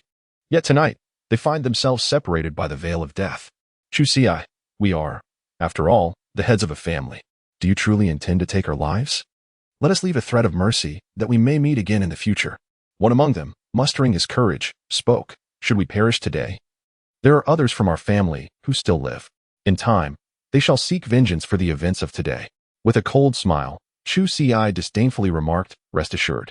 After tonight, I shall not spare you or anyone from your family, including the entire Chu clan. The 8 individuals, their faces filled with terror, gazed at Chu Si with heightened fury. The words of Chu Si remain unspoken, and only indifference graces their countenance. What does it matter if an entire clan is extinguished? These individuals gather at the Chu residence tonight. Is it not for the very purpose of annihilating the entire Chu family? What they are capable of? How can Chu Si not achieve? With unrelenting ferocity, Chu Si dispatched his adversaries with a single blow. The only one left standing was Lin Xingxian. Nephew, I am your Uncle Lin. You are destined to marry my daughter, Lin Mengdai. Your father and I are dear friends. You cannot take my life. Lin Xingxian, trembling at the sight of Chu Si's approach, was gripped by terror. Now you comprehend the nature of our kinship? Yet you slay members of the Chu family without a hint of nostalgia? Does he, Lin Xingxian, truly presume to engage in reminiscence with Chu Si? Realizing that discussing old ties bore no fruit, Lin Xingxian's resolve hardened, and he threatened, Chu Si, do you truly dare to kill me? Do not forget. My daughter Lin Mengdai is a disciple of the inner sect of the Heavenly Sword sect. If you dare to take my life, Mengdai will not let you escape unscathed. In that eventuality, both you and your family shall face obliteration. Such threats were futile against Chu Si and represented the most base of tactics. The Chu Si is unperturbed by the threats of Lin Xingxian. What of Lin Mengdai? Chu Si disdainfully declared, even if Lin Mengdai has the backing of the Heavenly Sword sect, I shall still slay you. Unyielding and impervious to both coercion and persuasion, Chu Si left Lin Xingxian momentarily at a loss. Was victory tonight truly assured for him? No. You cannot kill me. Are you afraid of my daughter, or do you truly fear the Heavenly Sword sect? The discord between Chu Si and Bai Yanqiu, the young master of the Tianjin sect, was irreconcilable from the outset. Moreover, Chu Si harbored no fear of the Tianjin sect. What could the Tianjin sect possibly do? Should they dare to threaten the Chu family, they would do well to inquire whether the Baibao Pavilion would acquiesce. At that moment, Leng Qinghan unexpectedly led Zhang Laotu and others to the Chu family. While others may tremble before the Tianjin sect, the Baibao Pavilion stands resolute. Leng Qinghan let out a cold snort. The Baibao Pavilion fears not, and neither does my Dan Tower. Simultaneously, Master Ji's voice echoed, as he arrived with powerful allies from the Dan Tower. Upon learning that Lin Xingxian was spearheading numerous families to trouble the Chu family, both factions sprang into action. Lin Xingxian was left utterly astounded. How could the Chu family possibly be associated with Baibaoge and Danlu? It is inconceivable. If the Chu family has connections with the Baibao Pavilion and Danlu, then over the years, as these families have oppressed the Chu family, why have the people of Baibao Pavilion not intervened to assist them? Mr. Chu, Leng Qinghan has arrived late. Leng Qinghan glanced at Chu Si and spoke softly. With the Baibao Pavilion standing by, you need not fear the sword sect. Chu Si gazed at Leng Qinghan, raising an eyebrow. Master Chu, the incident with the alchemy furnace that day was my fault. Master Gu also expressed his regrets, saying, it was merely a trivial alchemy furnace. How could one demand compensation for it? Leng Qinghan speculated that the figure in the black robe was Chu Si, and thus felt no surprise. The reason Master Gu knew that the person in the black robe was Chu Si was because it had been revealed to him by Master Lin Dan. Chu Si gazed at the two individuals, smiled gently, and remarked, I am truly delighted that both of you could come to assist today. The words of the Chu Si brought an unexpected joy to both Leng Qinghan and Master Gu. However, having previously observed from the sidelines, do you believe their appearance now holds any significance? The countenance of Chu Si gradually turned cold. From the outset, Leng Qinghan and Master Gu, along with their entourage, had been present. Chapter 47. Dare to come, and let them have no return. The expressions of Leng Qinghan and Master Gu instantly shifted, as Chu Si had articulated. The moment Lin Xingxian led all the families of Tianyang City to assault the Chu family, Leng Qinghan and Master Gu had already arrived. However, they refrained from taking immediate action. Although Leng Qinghan speculated that the enigmatic figure in the black robe was Chu Si, this remained merely conjecture, lacking concrete evidence for validation. Thus, both Leng Qinghan and Master Gu chose to wait for Chu Si to strike. Should they witness Chu Si in action, eliminating members of the Chu family, it would confirm his identity as the black-robed figure. Consequently, while Lin Xingxian and his cohorts rampaged against Chu Si's kin, they opted not to intervene. This was also the root of Chu Si's dissatisfaction with them. Had they intervened from the very beginning to thwart Lin Xingxian and his allies from slaying his kin, Chu Xi would undoubtedly have remembered their benevolence. Regrettably, they did not. Instead, they chose to appear afterward, akin to a belated afterthought. By the time they emerged, the matter had already been resolved, rendering their intervention meaningless. Mr. Chu, allow me to elucidate this matter, Lung Qinghan said, slightly furrowing his brow. Chu Xi had no intention of listening to their continued explanations. Although they had not initially offered assistance to the Chu family, that was their affair. Chu Xi could not concern himself with it, nor did he possess the authority to demand anything from them. It was best for them to return. With a tone of indifference, Chu Xi remarked, "The issues concerning the Chu family will be resolved independently. Your assistance is unnecessary." Upon hearing this, Long Qinghan found the words she intended to express instantly lodged in her throat. She understood that, in his heart, Chu Xi harbored a certain resentment towards her. Unless this animosity was alleviated, it would be nearly impossible for the Lung family to reconcile with him. Of course, she recognized that further explanations at this moment would be futile. She could only bide her time and gradually mend their relationship in the future. Now that she was aware of Chu Xi's capabilities, there would undoubtedly be no more indecisive decisions from the Baibao Pavilion henceforth. Master Gu sighed softly. What was meant to be an opportunity to ease relations with Chu Xi had instead come to naught. He truly felt foolish. Had he decisively intervened to prevent Lin Xingxian from harming the Chu family, perhaps their relationship would not have deteriorated so drastically. After Ling Qinghan and Master Gu departed, the next order of business was to deal with Lin Xingxian. The ultimate fate of Lin Xingxian was, of course, death. He was a thankless scoundrel. In the past, the Lin family was merely a small clan in Tianyang City. It was only through their connection with the Chu family and the assistance of Chu Xi's father that they managed to stabilize their position in the city. Unfortunately, Lin Xingxian's insatiable greed led him to choose to kick the Chu family while they were down, rather than offer help. And he conspired with others to seize the Chu family's mines. Uncle, we must arrange for someone to eliminate the Lin family and the remaining clans. After all, the primary combatants of the Lin family have perished here, while those left are merely the old, weak, sick, and disabled. Little Ci, must we truly be so ruthless? Chu Xian furrowed his brow and remarked, the crisis facing our Chu family has been alleviated. Keeping them around poses no threat to us. Chu Xian, having limited experience, harbored a semblance of compassion within his heart. In his perspective, the Lin family, like many others, contained innocent children. It would indeed be exceedingly excessive for the Chu family to annihilate an entire clan. Elder brother, I implore you, do not entertain such thoughts. With a solemn expression, Chu Xi proclaimed, the Chu family does not engage in malevolence, yet we must not be overly compassionate. If we lack the means today, it will be our clan that faces annihilation tonight. Our family also harbors children and the elderly. Have they considered sparing them? Furthermore, in this moment, the seeds of enmity have already been sown. Who can assure us that those families will not seek vengeance against the Chu family in the future? Your kindness today may very well become the instrument of our execution in days to come. Chu Xi does not wish to be a villain. Yet he is acutely aware that for his own sake and that of his entire family, any potential threats must be eradicated in their infancy. Xianer, what Xiaozi has stated is indeed correct. Chu Haotsong advocates for the practices of the Chu Xi. As the head of the Chu family, his considerations transcend personal moral beliefs. He prioritizes the safety and well-being of the entire clan. You are destined to inherit the entirety of the Chu family, and such thoughts must not cloud your judgment. The Chu family expects Chu Xian to inherit the family legacy. One cannot live for eternity. Inevitably, there will come a day of final rest. If Chu Xian continues to harbor such thoughts, the Chu family's fortunes will not endure under his stewardship. Chu Haosong did not overlook the possibility of Chu Xi. However, he is acutely aware that with Chu Xi's remarkable talent, he would not remain in the Chu family forever. The vast world beyond is where Chu Xi truly belongs. Father, I understand. With a resigned sigh, Chu Xian acknowledged the turmoil within his heart, yet he understood that the concerns harbored by Chu Xi and his father were indeed justified. Subsequently, Chu Haotsong led the charge to annihilate the Lin family and all other clans within Tianyang City. In a single night, the Chu family stood as the sole survivor in Tianyang City. The inhabitants were acutely aware of the events that transpired. The commotion of the previous night had not gone unnoticed.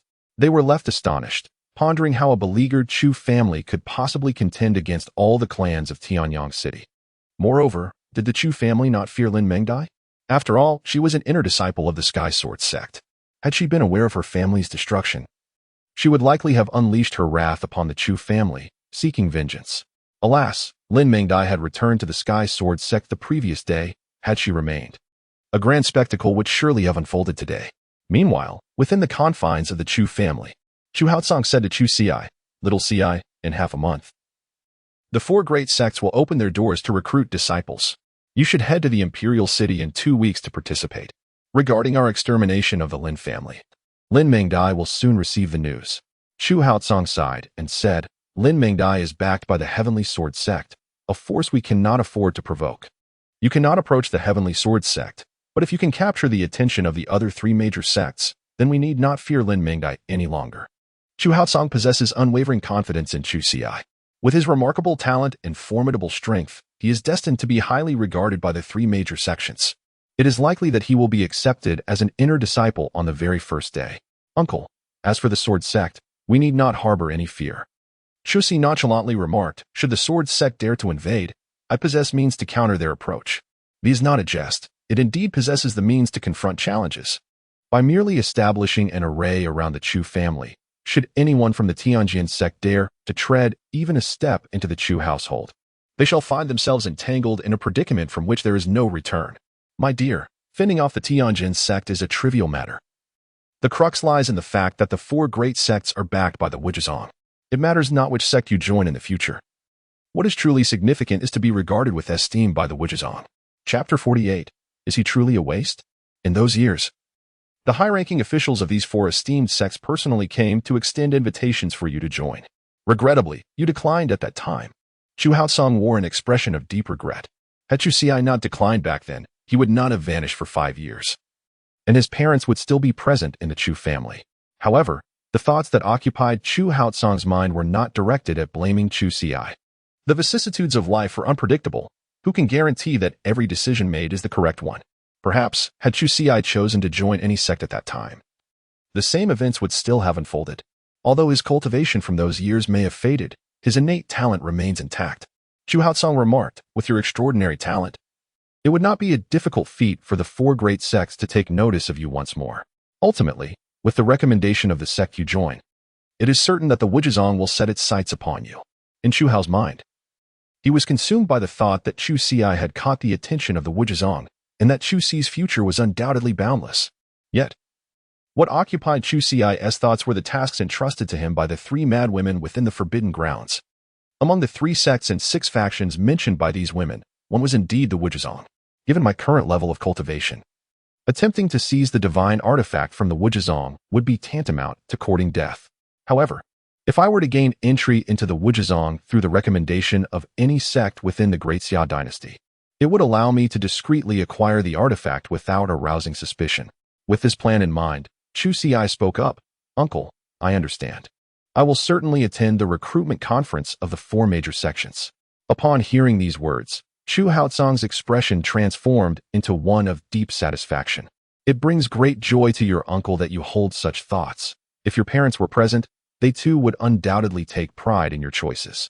Chu Haotsong wore a look of satisfaction. There remained a fortnight until the enrollment of the 4 great sections. The journey from Tianyang City to the capital would also take a fortnight. Therefore, you must set forth immediately without any delay. With his current pace, Chu Ci contemplated that it would take no longer than 10 days to reach the capital of the Great Xia dynasty.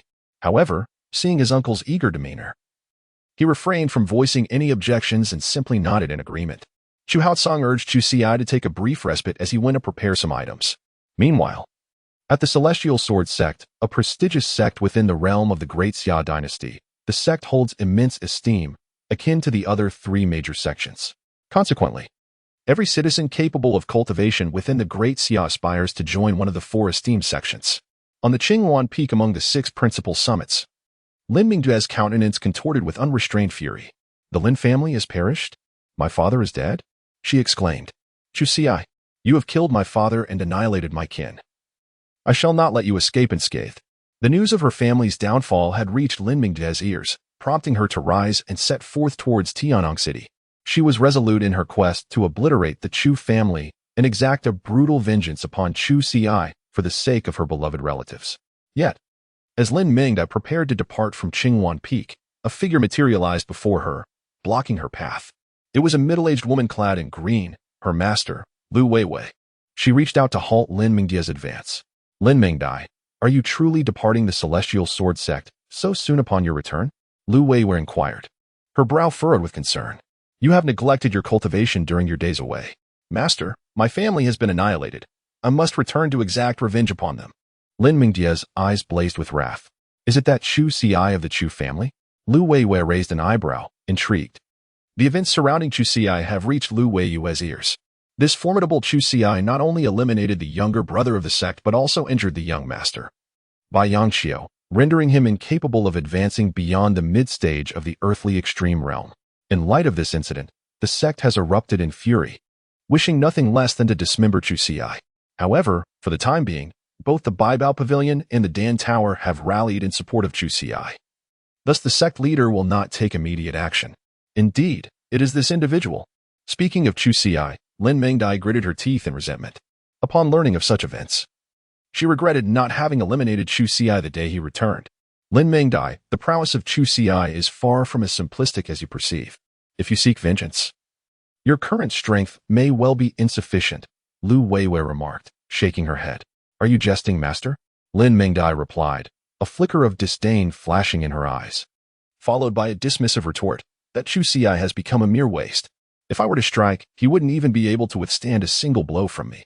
To this day, Lin Mingdai still regarded Chu Ci as a failure.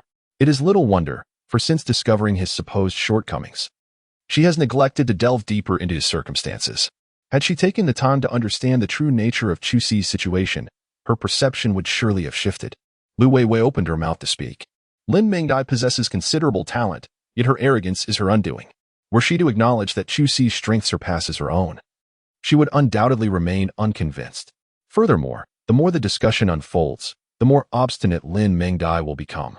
However, Lu Weiwei cannot allow Lin Mingdai to leave the Tianjin sect. With the young master Bai Yangxiu unable to cultivate further, Lin Mingdia's unique constitution is his sole hope. Thus, she cannot depart from the Tianjin sect at this time. Lin Mingdai, Chu Ci has the backing of the Baibao Pavilion and the Dan Tower, Lu Weiwei stated. Do you believe your strength can match that of the Baibao Pavilion and the Dan Tower? Upon hearing the names of these two entities, Lin Mingdia's expression shifted markedly. How could the Baibao Pavilion and the Dan Tower support Chu Ci? Have they lost their senses? To align themselves with a mere waste? Lin Mingdai felt a surge of discontent within. She, the true genius, should be the one receiving deference from the likes of the Baibao Pavilion and the Dan Tower, not the likes of Chu Ci, the so-called failure. Waste. Lu Weiwei harbored a profound disdain within her heart. The Chu Ci truly seems to be worthless. Would the individuals from the Treasure Pavilion and the Pill Tower stand by its side? These two establishments are certainly not fools. It is precisely because Lin Mingdai deemed Chu Ci to be a waste that Bai Yangxiu persistently troubled him, ultimately resulting in Bai Yangxiu's inability to continue his cultivation. The sect master harbors a deep-seated animosity towards Lin Mingdai. Had it not been for her unique constitution, he would have long since dismembered her. However, once Lin Mingdai ascends to the celestial realm, her entire cultivation will inevitably become Bai Yangxiu's. At that juncture, the sect master will undoubtedly seek to eliminate Lin Mingdai. Lu Weiyu contemplated the situation. Lin Mingdai is currently at the early stage of the earthly realm. In approximately 3 to 4 years, she will assuredly ascend to the celestial realm. Lu Weiyu shook her head, a look of regret gracing her features. After all, she is a prodigy. Yet her lifespan appears all too fleeting. Lu Weiyu's expression left Lin Mingdai feeling rather perplexed. Why did it seem as though her master foresaw her imminent demise? What has happened to my master? Lin Mingdai inquired with confusion. Lu Weiyu shook her head, saying, it is nothing. Here, take these medicinal pills. She continued, if you wish to seek revenge, then grow stronger. Once you reach a sufficient level of power that compels the sect master to confront the Treasure Pavilion and the Pill Tower for your sake, you shall have your vengeance. Chapter 49. The Price of Being a Good Person. Lu Weiyu's words were merely to reassure Lin Mingdai, urging her to cultivate diligently and ascend to the celestial realm as swiftly as possible. Master, thank you. Lin Mingdai expressed her heartfelt gratitude. The storage ring contained an abundance of medicinal pills. Her master had truly sacrificed her entire fortune for her. Unbeknownst to her, these pills were actually bestowed upon Lu Weiyu by the sect master, who merely wished for Lin Mingdai to cultivate rapidly. transforming her prowess into a bridal gown for his son. This is what a master ought to do, Lu Weiyu affirmed with a nod. Now, hasten your cultivation. With that, she departed. Lin Mengdai clenched the storage ring tightly, her voice cold as she declared, Chusi, you wait. Do not think that because you have the protection of the treasure pavilion and the pill tower, I cannot slay you. The murderous intent in Lin Mingdie's eyes erupted forth. The vengeance for my father's death is one that cannot coexist with the living. I shall make you pay a grievous price. Lin Mingdai held unwavering confidence in her talent. She believed that should her abilities be recognized by the sect master, the Tianjin sect would aid her in avenging her grievances. At that point, even the treasure pavilion and the pill tower would have to carefully deliberate whether it was worth offending an unparalleled genius for the sake of a worthless Chusi, or if they would choose to perish alongside him. At the Chusi family within Tianyang City, Chu Haotsong has prepared some fine offerings. Chu Xiai and Chu Xian are also preparing to embark on their journey to the capital. Xiao Xiai, be cautious along the way. Chu Haotsong gazed solemnly at Chu Xiai and then turned his attention to Chu Xian. Xianer, as the elder brother, it is imperative that you safeguard your younger brother while you are outside. Chu Xian raised his head with a serious expression and declared, Father, rest assured. I shall protect Xiao Xiai without fail. Even if his own father did not voice it, Chu Xian would steadfastly safeguard Chu Xiai. The songs of Chu grant him a second life. Moreover, the songs of Chu embody the most gifted individual of the Chu family. He may perish, but the songs of Chu must endure. Ha ha ha, dear uncle, do not speak as if we are destined for demise. Chu Xiai smiled and said, We are merely attending the enrollment conference of the 4 major sections. Hearing this, Chu Haotsong also chuckled. Indeed, Xiaozi is absolutely right. Look, uncle, you are worrying excessively. Well, it is getting late. You may commence your journey now. After bidding farewell to Chu Haotsong, Chu Xiai and Chu Xian mounted their horses and departed from Tianyang City.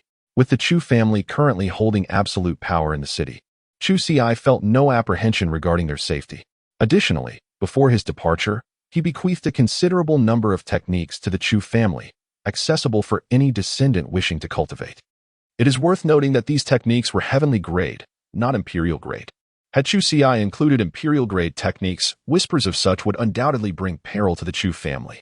Nevertheless, even with merely heavenly grade techniques, the overall strength of the Chu family would experience a significant enhancement. Their journey proceeded smoothly without any complications. However, caution was advised for the road ahead. To reach the capital, they must traverse the treacherous Heiyun mountain range, followed by a short distance to Luoyang City. The Heiyun mountain range is rife with demonic beasts, predominantly of the weaker variety. Yet, encountering a pack of these creatures could pose considerable challenges. In addition to the beasts, a number of rogue cultivators also frequent the area, not for training, but rather to engage in plunder. The Heiyun mountain range serves as an essential pathway from Tianyang City to Luoyang City, thus attracting numerous martial artists along this route. Chusi harbored no apprehensions regarding the malevolent beasts of the Black Cloud Mountain Range or the rogue cultivators. Typically, the region was home to Xuanji realm beasts. And even when encountering more formidable creatures, they would merely be of the Dejijing realm. As for the wandering cultivators, their presence was hardly a concern. Those of the Tianji realm would never stoop to such disgraceful acts. While those of the Dejijing realm still had some families within the Great Xia Empire willing to recruit them, such unscrupulous endeavors would only be undertaken by warriors of the Xuanji realm. Upon entering the Black Cloud Mountain Range, neither Chusi nor Chu Xian encountered any beasts. The primary reason for this was Chusi's successful refinement of the phoenix's blood, which bestowed upon him the aura of the vermilion bird. With this aura permeating their presence, the beasts naturally refrained from approaching Chusi and Chu Xian. As they progressed a distance, they soon heard a commotion not far off. Stop! Don't touch me!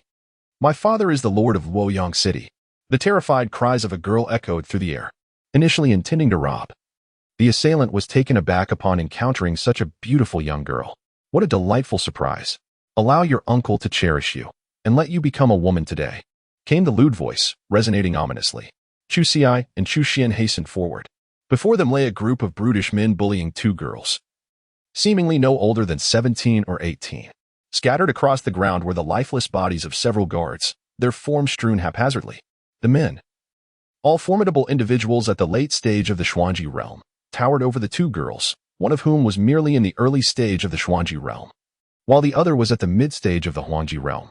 It was inconceivable that the girls could stand a chance against such adversaries. The garments of the two girls were slightly torn, revealing their delicate, fair skin. The girl in the yellow dress adorned herself with exquisite jewelry, while the other was dressed in the attire of a servant. What a sight it was, under the bright light of day. Chu Xian was enraged. He held a deep disdain for such matters. Engaging in clandestine liaisons was one thing, but now they even preyed upon young girls. Such individuals deserve to be punished, to face the ultimate consequence. The Chuxi harbors no intentions of action. These brigands can be dealt with single-handedly by Chu Xian. Holding a long spear, Chu Xian urged his steed forward, commanding with a resonant voice, "Halt." The group, upon witnessing his righteous demeanor, erupted into laughter, mocking, "Here comes a fool unafraid of death. Ha! Does this lad aspire to be a hero and rescue the damsel, oblivious to the peril that awaits?" These individuals were all late-stage warriors of the profound realm, and if confronted by someone of the earthly realm, they would flee in terror. Yet, they discerned that Chu Xian too was merely at the late stage of the profound realm. With only one among them, they felt no fear. With 7 or 8 of them present, they could easily overwhelm him. Being a good Samaritan comes at a cost. One among them took the initiative, swinging his large blade menacingly toward Chu Xian. With an icy demeanor, Chu Xian wielded his spear with precision, effortlessly lifting the man off the ground. In an instant, the unfortunate soul lost his balance midair, and Chu Xian struck, delivering a fatal blow. Such miscreants posed no moral dilemma for him. He felt no remorse in their demise.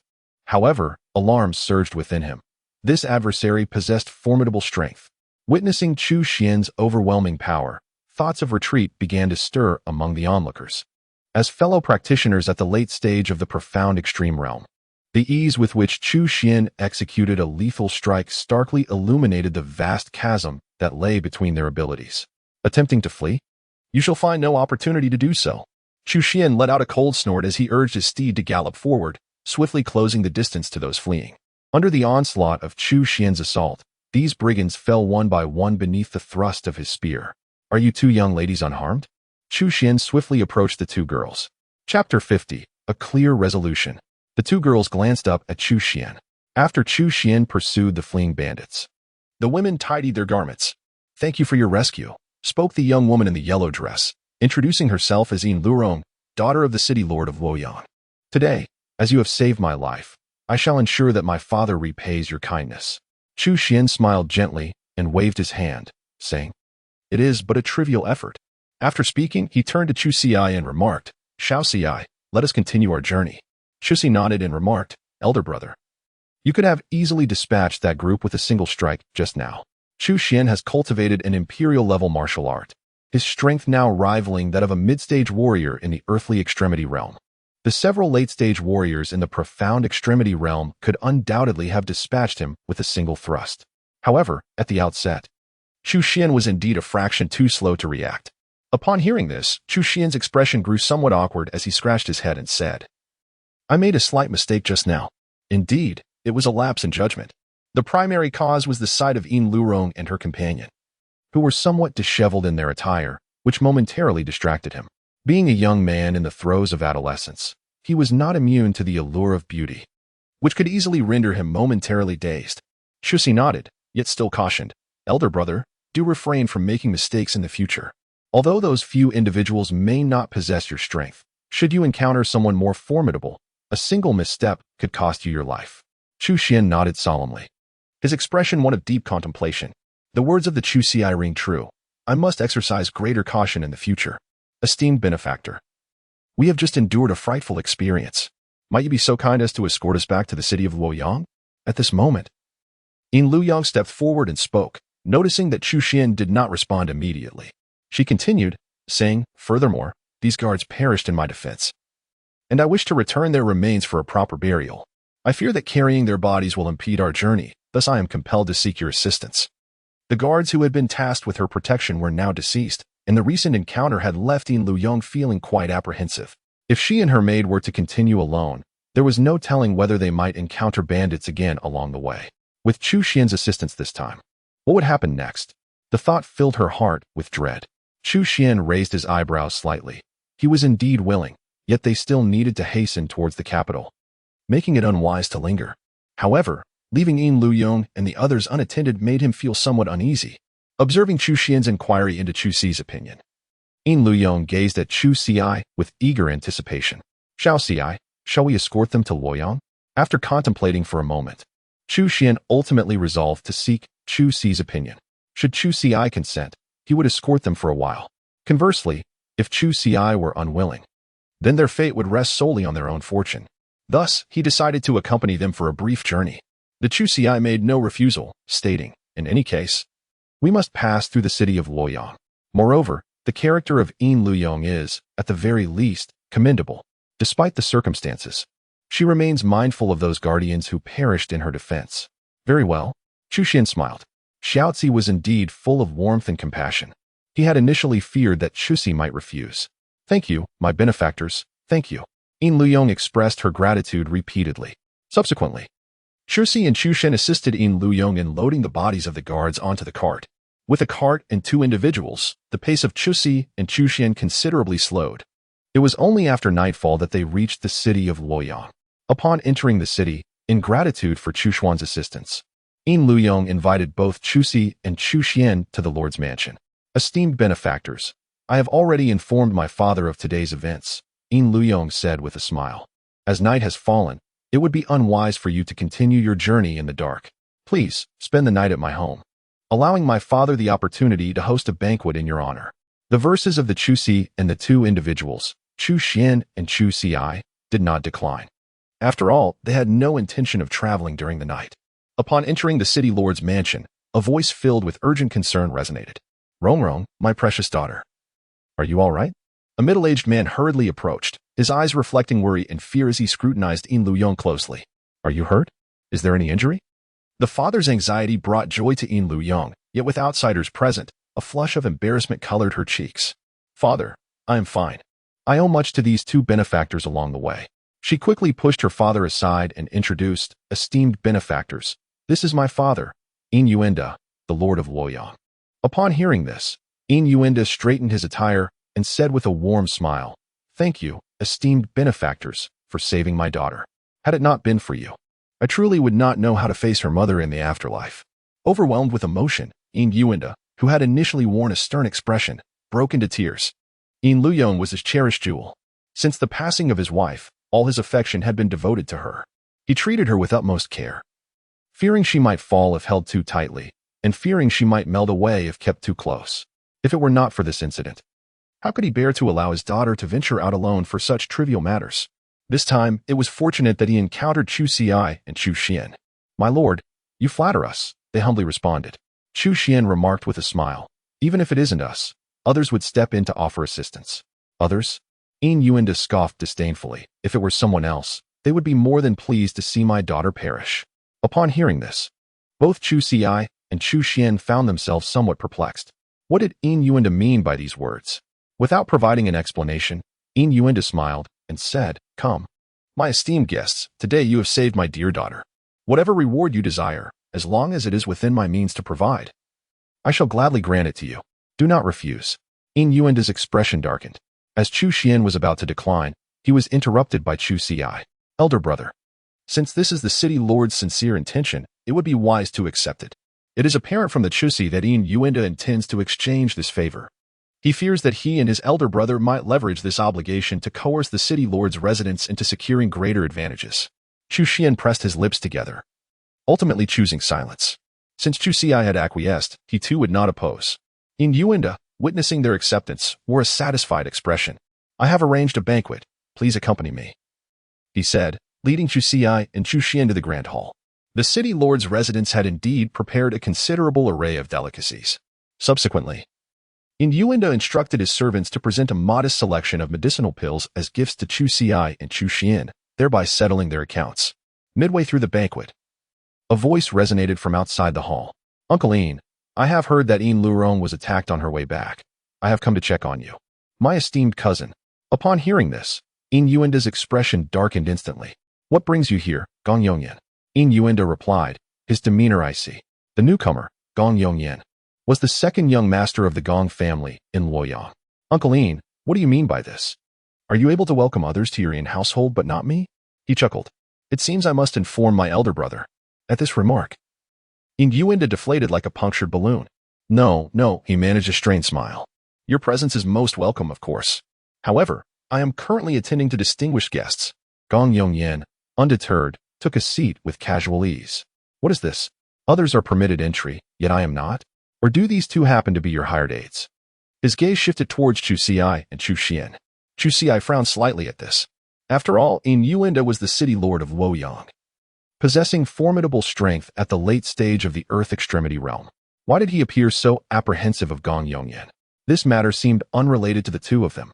Yin Yuanda hastily interjected, Gentlemen, I apologize for my family's lack of hospitality today. I must kindly ask you to depart. With that, he issued a dismissal to Chu Xiai and Chu Xian. Chu Xi and Chu Xian would certainly not linger unnecessarily.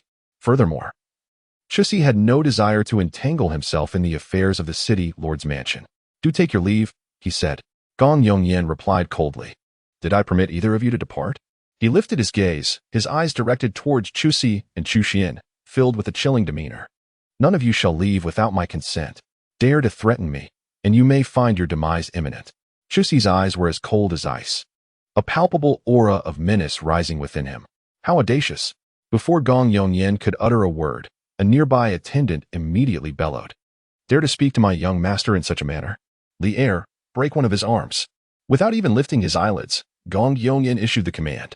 Upon hearing this, Li Er prepared to strike Chu Xi. Gong Yongyan, do not go too far. These two are my saviors.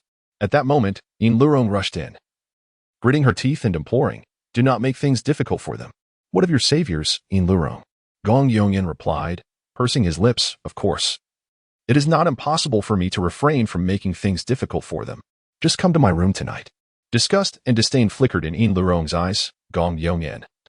You are shameless. Shameless? Gong Yongyan chuckled. Indeed, I am shameless. Yin Lurong, you can either come to my room tonight, or these two will perish right here in your lord's manor. You. Yin Lurong's face turned pale, momentarily at a loss for words. Gong Yongyan. This is the lord's manor, not your Gong family's domain. You cannot act with such impunity. Yin Yuanda was genuinely enraged. He had endured much. Yet Gong Yongyan audaciously set his sights on his daughter. In the face of Yin Yuanda's formidable aura, Gong Yongyan remained unfazed, smiling as he said, Yin Yuanda, do you dare to lay a hand on me? Are you not afraid that if I lose a finger, your daughter will perish? With these words, Yin Yuanda slumped back in his seat. Indeed, if Gong Yongyan were to lose a finger, his daughter would meet her end. Clenching his fists, Yin Yuanda felt a surge of anger, yet he found himself powerless. If it were not for that incident, damn it, it truly should not have happened. Years ago, Gong Yongyan's elder brother had joined the Blood Knife sect. Yes, that very Blood Knife sect, one of the four great sects of the Daxia dynasty. Moreover, Gong Yongyan's brother was favored by the sect's elders and accepted as a direct disciple. Consequently, the ambitions of the Gong family were laid bare. They actually sought to usurp his position as lord. However, in terms of strength, the Gong family was no match for the lord's manor. Thus, they set their sights on Yin Lurong, poisoning her as a means to exert control. She was forced to take an antidote each month. Failure to do so would result in her demise. It was through such treachery that Yin Yuanda was compelled to relinquish his title. Yet, the position of lord required the recognition of the Daxia dynasty. And it was only after the year's end that Yin Yuanda could apply to abdicate his position and recommend another. What was Yin Lurong contemplating? Gong Yongyan paid no heed to Yin Yuanda's thoughts, instead directing his gaze towards Yin Lurong. Observing her graceful figure, he could not help but lick his lips. He had long desired to approach Yin Lurong, but had refrained due to the lingering hold of the city lord's position. However, as the year drew to a close, Yin Yuanda was soon to relinquish his title. Although it was expected that the Gong family would present the antidote upon his abdication, the folly of Yin Yuanda was evident. There was no way the Gong family would part with the antidote. Li Er, take action. Losing patience as Yin Lurong remained silent, Gong Yongyan commanded. Li Er swiftly approached Chu Xiai, his expression fierce, a mocking smile curling upon his lips. Boy, blame yourself for associating with the wrong crowd. Stop! Yin Lurong cried out in alarm, horrified at the prospect of Chu Xiai and Chu Xian being harmed. Yet, she could not bring herself to submit her own body to save them. After all, she was not well acquainted with Chu Xiai and had no intention of yielding to Gong Yongyan's threats. Yin Lurong felt a pang of sympathy for the unfolding scene. Yin Yuanda sighed, feeling quite helpless. He contemplated offering some form of recompense to Chu Xi and Chu Xian later, considering they had suffered injuries within his lordship's domain. Yet, as Li Er moved to strike, Chu Xi acted first. He seized Li Er's hand, and with a sharp crack, Li Er let out a pained shriek. Chu Xi followed up with a kick to Li Er's knee, the agony forcing him to kneel on the ground. "You dare to resist?" Gong Yongyan fumed. Taken aback by Chu Xi's audacity to confront his own man. "I not only dare to resist, but I will also not hesitate to kill him." The chilling countenance of Chu Xi was suffused with a murderous intent. In an instant, he unleashed a fist that obliterated Li Er's skull. Blood spattered forth, staining the entirety of the banquet in a crimson hue. Gong Yongyan stood frozen in place, and after a prolonged moment, he finally regained his senses. "What audacity! You dare to slay my own!" Gong Yongyan bellowed in fury. Yet, he remained oblivious to the imminent peril that was drawing ever closer to him. As Chu Xi approached him, Gong Yongyan remarked, "What? Do you still wish to kill me?" The aura emanating from Gong Yongyan suddenly surged, revealing his prowess at the initial stage of the Xuanji realm. Did this mere late-stage Huangji realm practitioner truly believe that by slaying an inconsequential attendant, he had proven his might? "Kneel down before me at once," Gong Yongyan declared coldly. "Otherwise, I shall ensure your demise is most tragic." Chapter 52. Gong Yongyan has an elder brother. Gong Yongyan's demeanor was exceedingly arrogant, for he was the direct disciple of an elder from the Bloodblades sect. Leveraging the prestige of his elder brother, Gong Yongyan wielded considerable influence in the city of Luoyang. It was not Gong Yongyan himself that instilled fear in others, but rather the formidable reputation of his elder brother that loomed behind him. Thus, in Gong Yongyan's eyes, Chu Xi ought to be as intimidated as the others. "If you seek death, I shall gladly oblige." With a demeanor of indifference, Chu Xi strode towards Gong Yongyan. Gong Yongyan was momentarily taken aback, but soon coldly retorted, "Humph. Do you truly intend to kill me?" As his words fell, he sensed the terrifying killing intent emanating from Chu Xi. Gong Yongyan's expression turned frigid. "Very well. Since you seek death, I shall oblige." In Gong Yongyan's eyes, Chu Xi was merely a late-stage Huangji realm warrior, while he himself was at the early stage of the Xuanji realm. Dealing with Chu Xi would be as easy as a mere gesture. Gong Yongyan made his move, unleashing the formidable pressure of the early Xuanji realm. Meanwhile, Chu Xian could not stand idly by as Gong Yongyan faced Chu Xi. "I shall be your opponent." Chu Xian's imposing presence erupted. At that moment, the once arrogant Gong Yongyan's aura visibly diminished. He looked at Chu Xian with a face of distress. You are a practitioner at the late stage of the Xuanji realm? Damn it." He had focused all his attention on Chu Xi and had never anticipated that the strength of Chu Xian, who stood beside her, would be even more formidable. "Humph. Dealing with you does not require little Ci to intervene." Chu Xian wore a look of disdain. How utterly foolish of Gong Yongyan to be so unaware of his own precarious position. His own brother, Chu Xi, was capable of vanquishing even those at the peak of the earthly extreme realm. Where did Gong Yongyan derive such misplaced confidence to challenge Chu Xi? "Innuendo. Are you truly willing to stand by and watch as these two assail me?" Gong Yongyan cast a fierce glare at Innuendo and declared, "If I were to perish, it would not only spell doom for your Yin family, but your daughter would also meet a grim fate. Should Chu Xian indeed eliminate Gong Yongyan, Innuendo would find a measure of satisfaction. Yet, for the sake of his family and daughter, he could not allow Chu Xian to proceed with such an act. "Gentlemen, for the sake of my honor, I implore you to cease this conflict," Innuendo interjected. "I assure you, within the confines of my lordship, no harm shall befall you. After tomorrow, you may depart in peace." Chu Xi extended his hand to halt Chu Xian, saying, "Elder brother, since Lord Yin has spoken thus, let us grant him this favor." Upon witnessing Chu Xi's intervention, Innuendo felt a sense of relief wash over him. Fortunately, the situation had not escalated to an irretrievable point. However, Gong Yongyan was far from satisfied. "Innuendo, I demand that you eliminate these two." In Gong Yongyan's perspective, as a late-stage practitioner of the extreme realm, it should be a trivial task for Innuendo to dispose of Chu Xi and Chu Xian. "Do not overstep your bounds," Innuendo retorted, his expression darkening. "These two are esteemed guests of my lordship. Are you asking me to kill them?" Innuendo inquired, his voice laced with indignation. "Do you wish for me to bear the reputation of being ungrateful? Grant me this favor and spare their lives." After all, he was the lord of Luoyang City, even if his position was soon to fall into the hands of the Gong family. Yet, until that time arrived, he remained the lord of Luoyang. "Your favor?" Gong Yongyan scoffed derisively. What is the significance of Yin Yuinda's favor? Let me make myself clear. Today, either you put an end to these two, or you shall witness the demise of your daughter. You. Yin Yuinda's face flushed with fury as he clenched his fists, longing to strike Gong Yongyan. Yet he refrained. His daughter, Yin Lurong, was poisoned and required the Gong family's antidote for salvation. If he did not slay Chusi and Chuxian today, his daughter would perish. Yet, if he chose to kill them, he would be deemed ungrateful. Yin Yuinda struggled with his dilemma for but a moment, and a glint of murder flickered in his eyes. Ultimately, his daughter's life held greater importance than that of Chusi and Chuxian. The figures of Chusi and Chuxian are mere outsiders. Even though they have saved his daughter, as long as he performs his subsequent tasks sufficiently well, no one shall ever learn of this incident. Having sensed Yin Yuinda's murderous intent, Chusi was naturally prepared to act. The moment Yin Yuinda makes a move, he would swiftly eliminate him.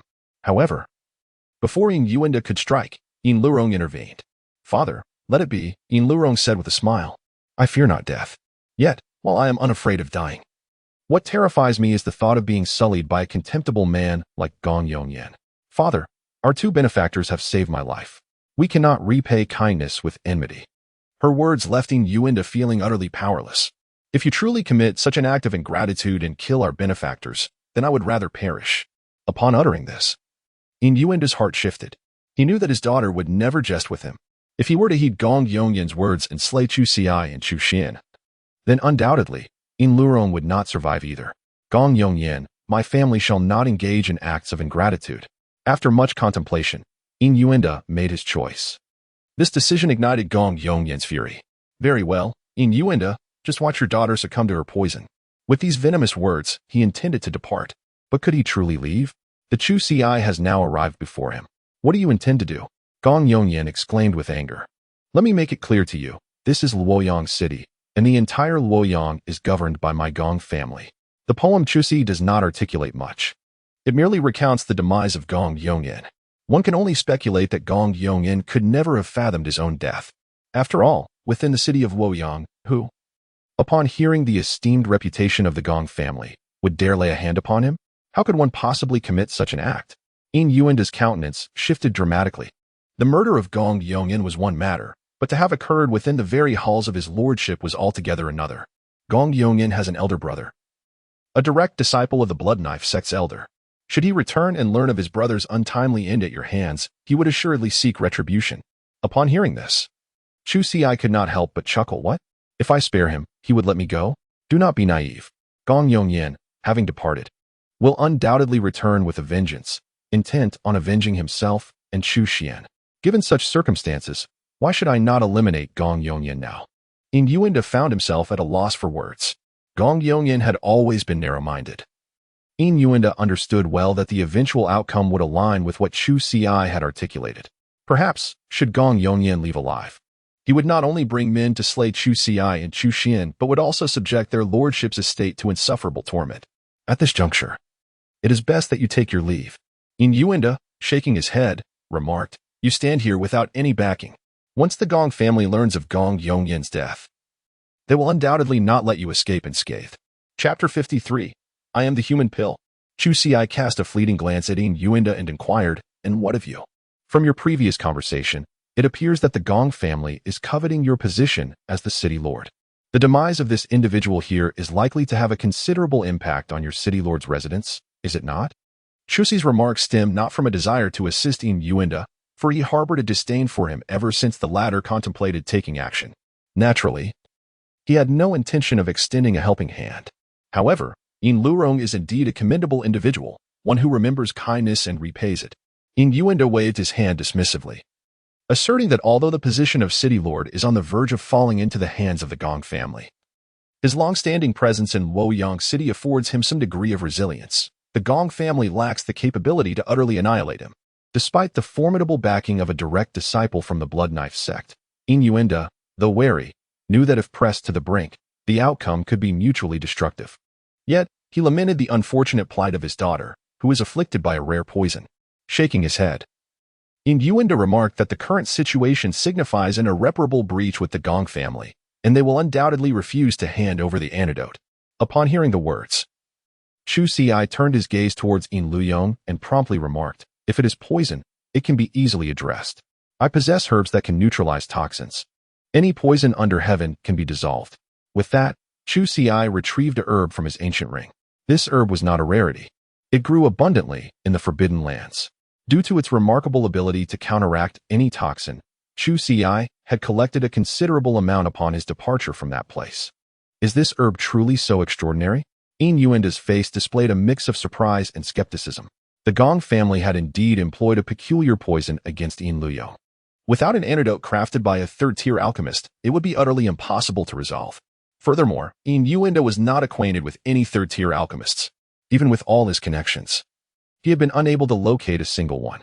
We shall find out through experimentation. With a smile, Chu Si remarked, Yin Luyong is a good girl. It would be a pity if she were to perish. After handing the detoxifying herb to Yin Yuanda, Chu Si departed with Chu Xian. Once they exited the Lord's mansion, Chu Xian inquired, Little Si, are we truly leaving just like this? Surely, the Gong family won't seek to trouble the Lord's mansion, will they? If you have a means to assist, perhaps you should lend a hand. Chu Si shook his head and remarked, Brother, it is unnecessary. The Lord of the city is no kin to us, and we have no obligation to assist them. Moreover, initially, this Lord intended to act upon Gong Yongyan's wishes and eliminate us. Thus, our assistance is even more unwarranted. Furthermore, what advantages would we gain from aiding the Lord of the city? Given Yin Yuanda's temperament, if it were not for Yin Lurong's presence, he would indeed resort to violence. If Chu Si and Chu Xian were to assist Yin Yuanda, and he were to be incited by the Gong family, would he not be likely to turn against us? Very well. Since you have expressed your thoughts so clearly, little Chu Si. With a resigned sigh, Chu Xian contemplated the inevitability of the situation. If all proceeded as anticipated, once the Gong family received news of Gong Yongyan's demise, they would undoubtedly surround the Lord Mayor's residence. The survival of the Mayor's estate would hinge upon Yin Yuanda's own capabilities. Naturally, should it falter, the Mayor's residence would face obliteration, and Yin Yuanda would meet his end. As for Yin Lurong's fate, it held no concern for Chu Si. After all, they had ostensibly saved her on 2 occasions, once in the Heiyun Mountains, and again by providing her with the antidote.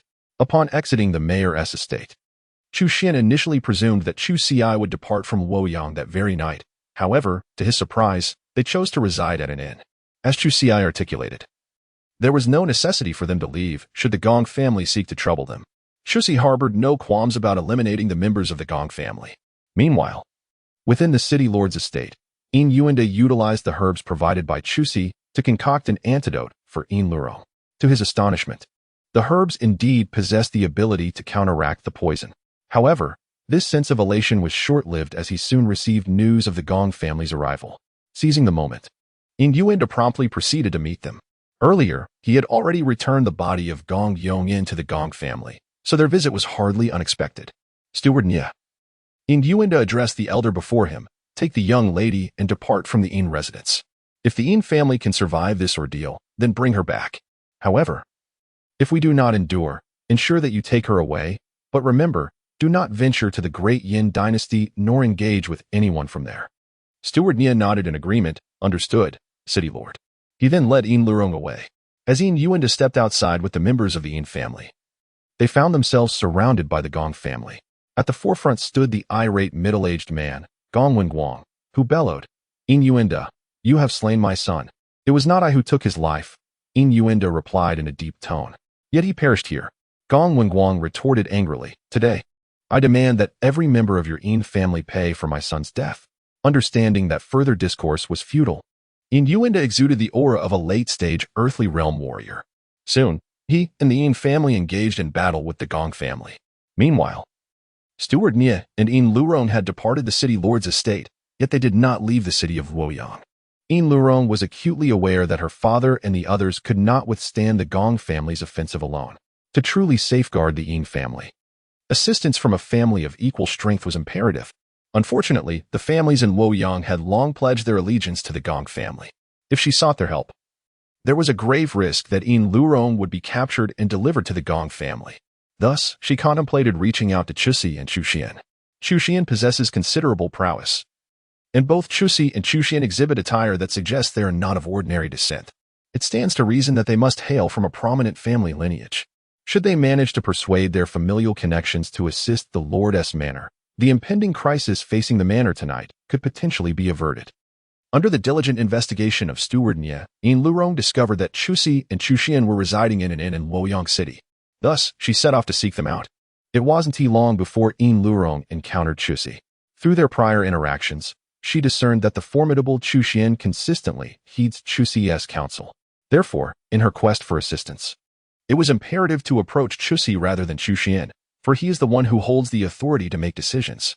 Benefactor, the Gong family is currently assaulting our Lord's manor. I implore you to lend your assistance. In return, our manor shall undoubtedly repay your kindness. Chusi cast a glance at Yin Luyong and shook his head, saying, I have no obligation to assist you. This is a matter for your city lord's manor. Yin Luyong, gritting her teeth, replied, if you could lend a hand, I, Yin Luyong, would be willing to serve you as a humble maid. No one was willing to help, and her father would perish. Ignoring her entirely, Chu Xi expressed his utter disinterest in Yin Luyong. After being continuously rebuffed, Yin Luyong's complexion gradually turned pale. After a prolonged silence, she finally spoke. Benefactor, I am Rin Dan. Chapter 54, Boastful Words. Rin Dan? Chu Xi gazed at Yin Lurong with a hint of surprise. The expression on Chu Xi's face turned cold as he gazed at Yin Lurong. Are you suggesting that you intend to offer yourself as a sacrifice for this matter? Yin Lurong did not conceal her intentions, nodding as she replied, Indeed, judging by your expression, you must already be aware of the potency of the Rindan. What is Rindan, you may ask? It is a person who is inherently akin to a medicinal pill. Such individuals, irrespective of their cultivation, serve as exceptional materials for alchemy. Take the Patian for instance. If an ordinary Patian were administered to a martial artist at the late stage of the DG realm, there would only be a 40% chance of them breaking through to the Tianji realm. However, if one were to refine a Patian using a person of Rindan constitution, the success rate would soar to an astonishing 90%. This is, in fact, a conservative estimate. After all, it is almost a certainty that any Patian crafted from Rindan will lead to a breakthrough into the Tianji realm. Benefactor, as long as you are willing to assist my city lord's mansion, I can serve as the Rindan, Yin Lurong declared through gritted teeth. Although she and her father had concealed their identities upon arriving in the Great Xia dynasty to avoid her becoming a Rindan, she was willing to reveal her true nature for the sake of saving her father. The risks of this decision were immense, should Chu Xi succumb to greed. He might easily disregard their agreement, yet Yin Lurong was willing to take the chance. For the willingness of Chu Xi and Chu Xian to aid her was enough to assure her that they were not malevolent individuals. The allure of the Rindan's efficacy indeed stirred my heart. Chu Xi held his head high. The human Dan, when incorporated into any elixir, would enhance its efficacy to an astonishing 90%. However, this unique constitution of the human Dan was often regarded as a miraculous treasure by those lacking understanding in the art of alchemy. Chu Xi, having once been in the Forbidden Grounds, was aware of another function of the human Dan. Its effects were no less significant than those of a refined elixir. Assisting your city lord was certainly within the realm of possibility. After much contemplation, Chu Xi resolved to acquiesce to Yin Lurong's request. Is it truly so? Yin Lurong's heart soared with joy, for although the price entailed her being used as material for the creation of an elixir, she was willing to pay it if it meant saving her father. She only hoped that her father would not blame her for her perceived disloyalty. Come, follow me. Upon hearing Chu Xi's call, Yin Luyong followed closely behind him. She initially presumed that Chu Xi intended to lead her to his family to seek assistance. To her astonishment, however, Chu Xi instead brought her to the vicinity of the city lord's mansion. This is not right, is it? Yin Luyong's brows furrowed in confusion. Shouldn't we be going to your family to request reinforcements? A sense of foreboding began to quicken her heartbeat. Will Chu Xi really consider embarking on a journey alone to assist his father? Even if he were to summon Chu Xian, it would be more acceptable. Yet, as a mere late-stage Huangji realm warrior, venturing forth alone is akin to courting death. To aid your city lord's manor, I alone suffice. Chu Xi calmly remarked. Chu Xi possessed remarkable strength, capable of single-handedly repelling the members of the Gong family from the city lord's residence. Moreover, even if he were to return to Tianyang City to summon his uncle, Chu Haotsong, it would require a day for the round trip.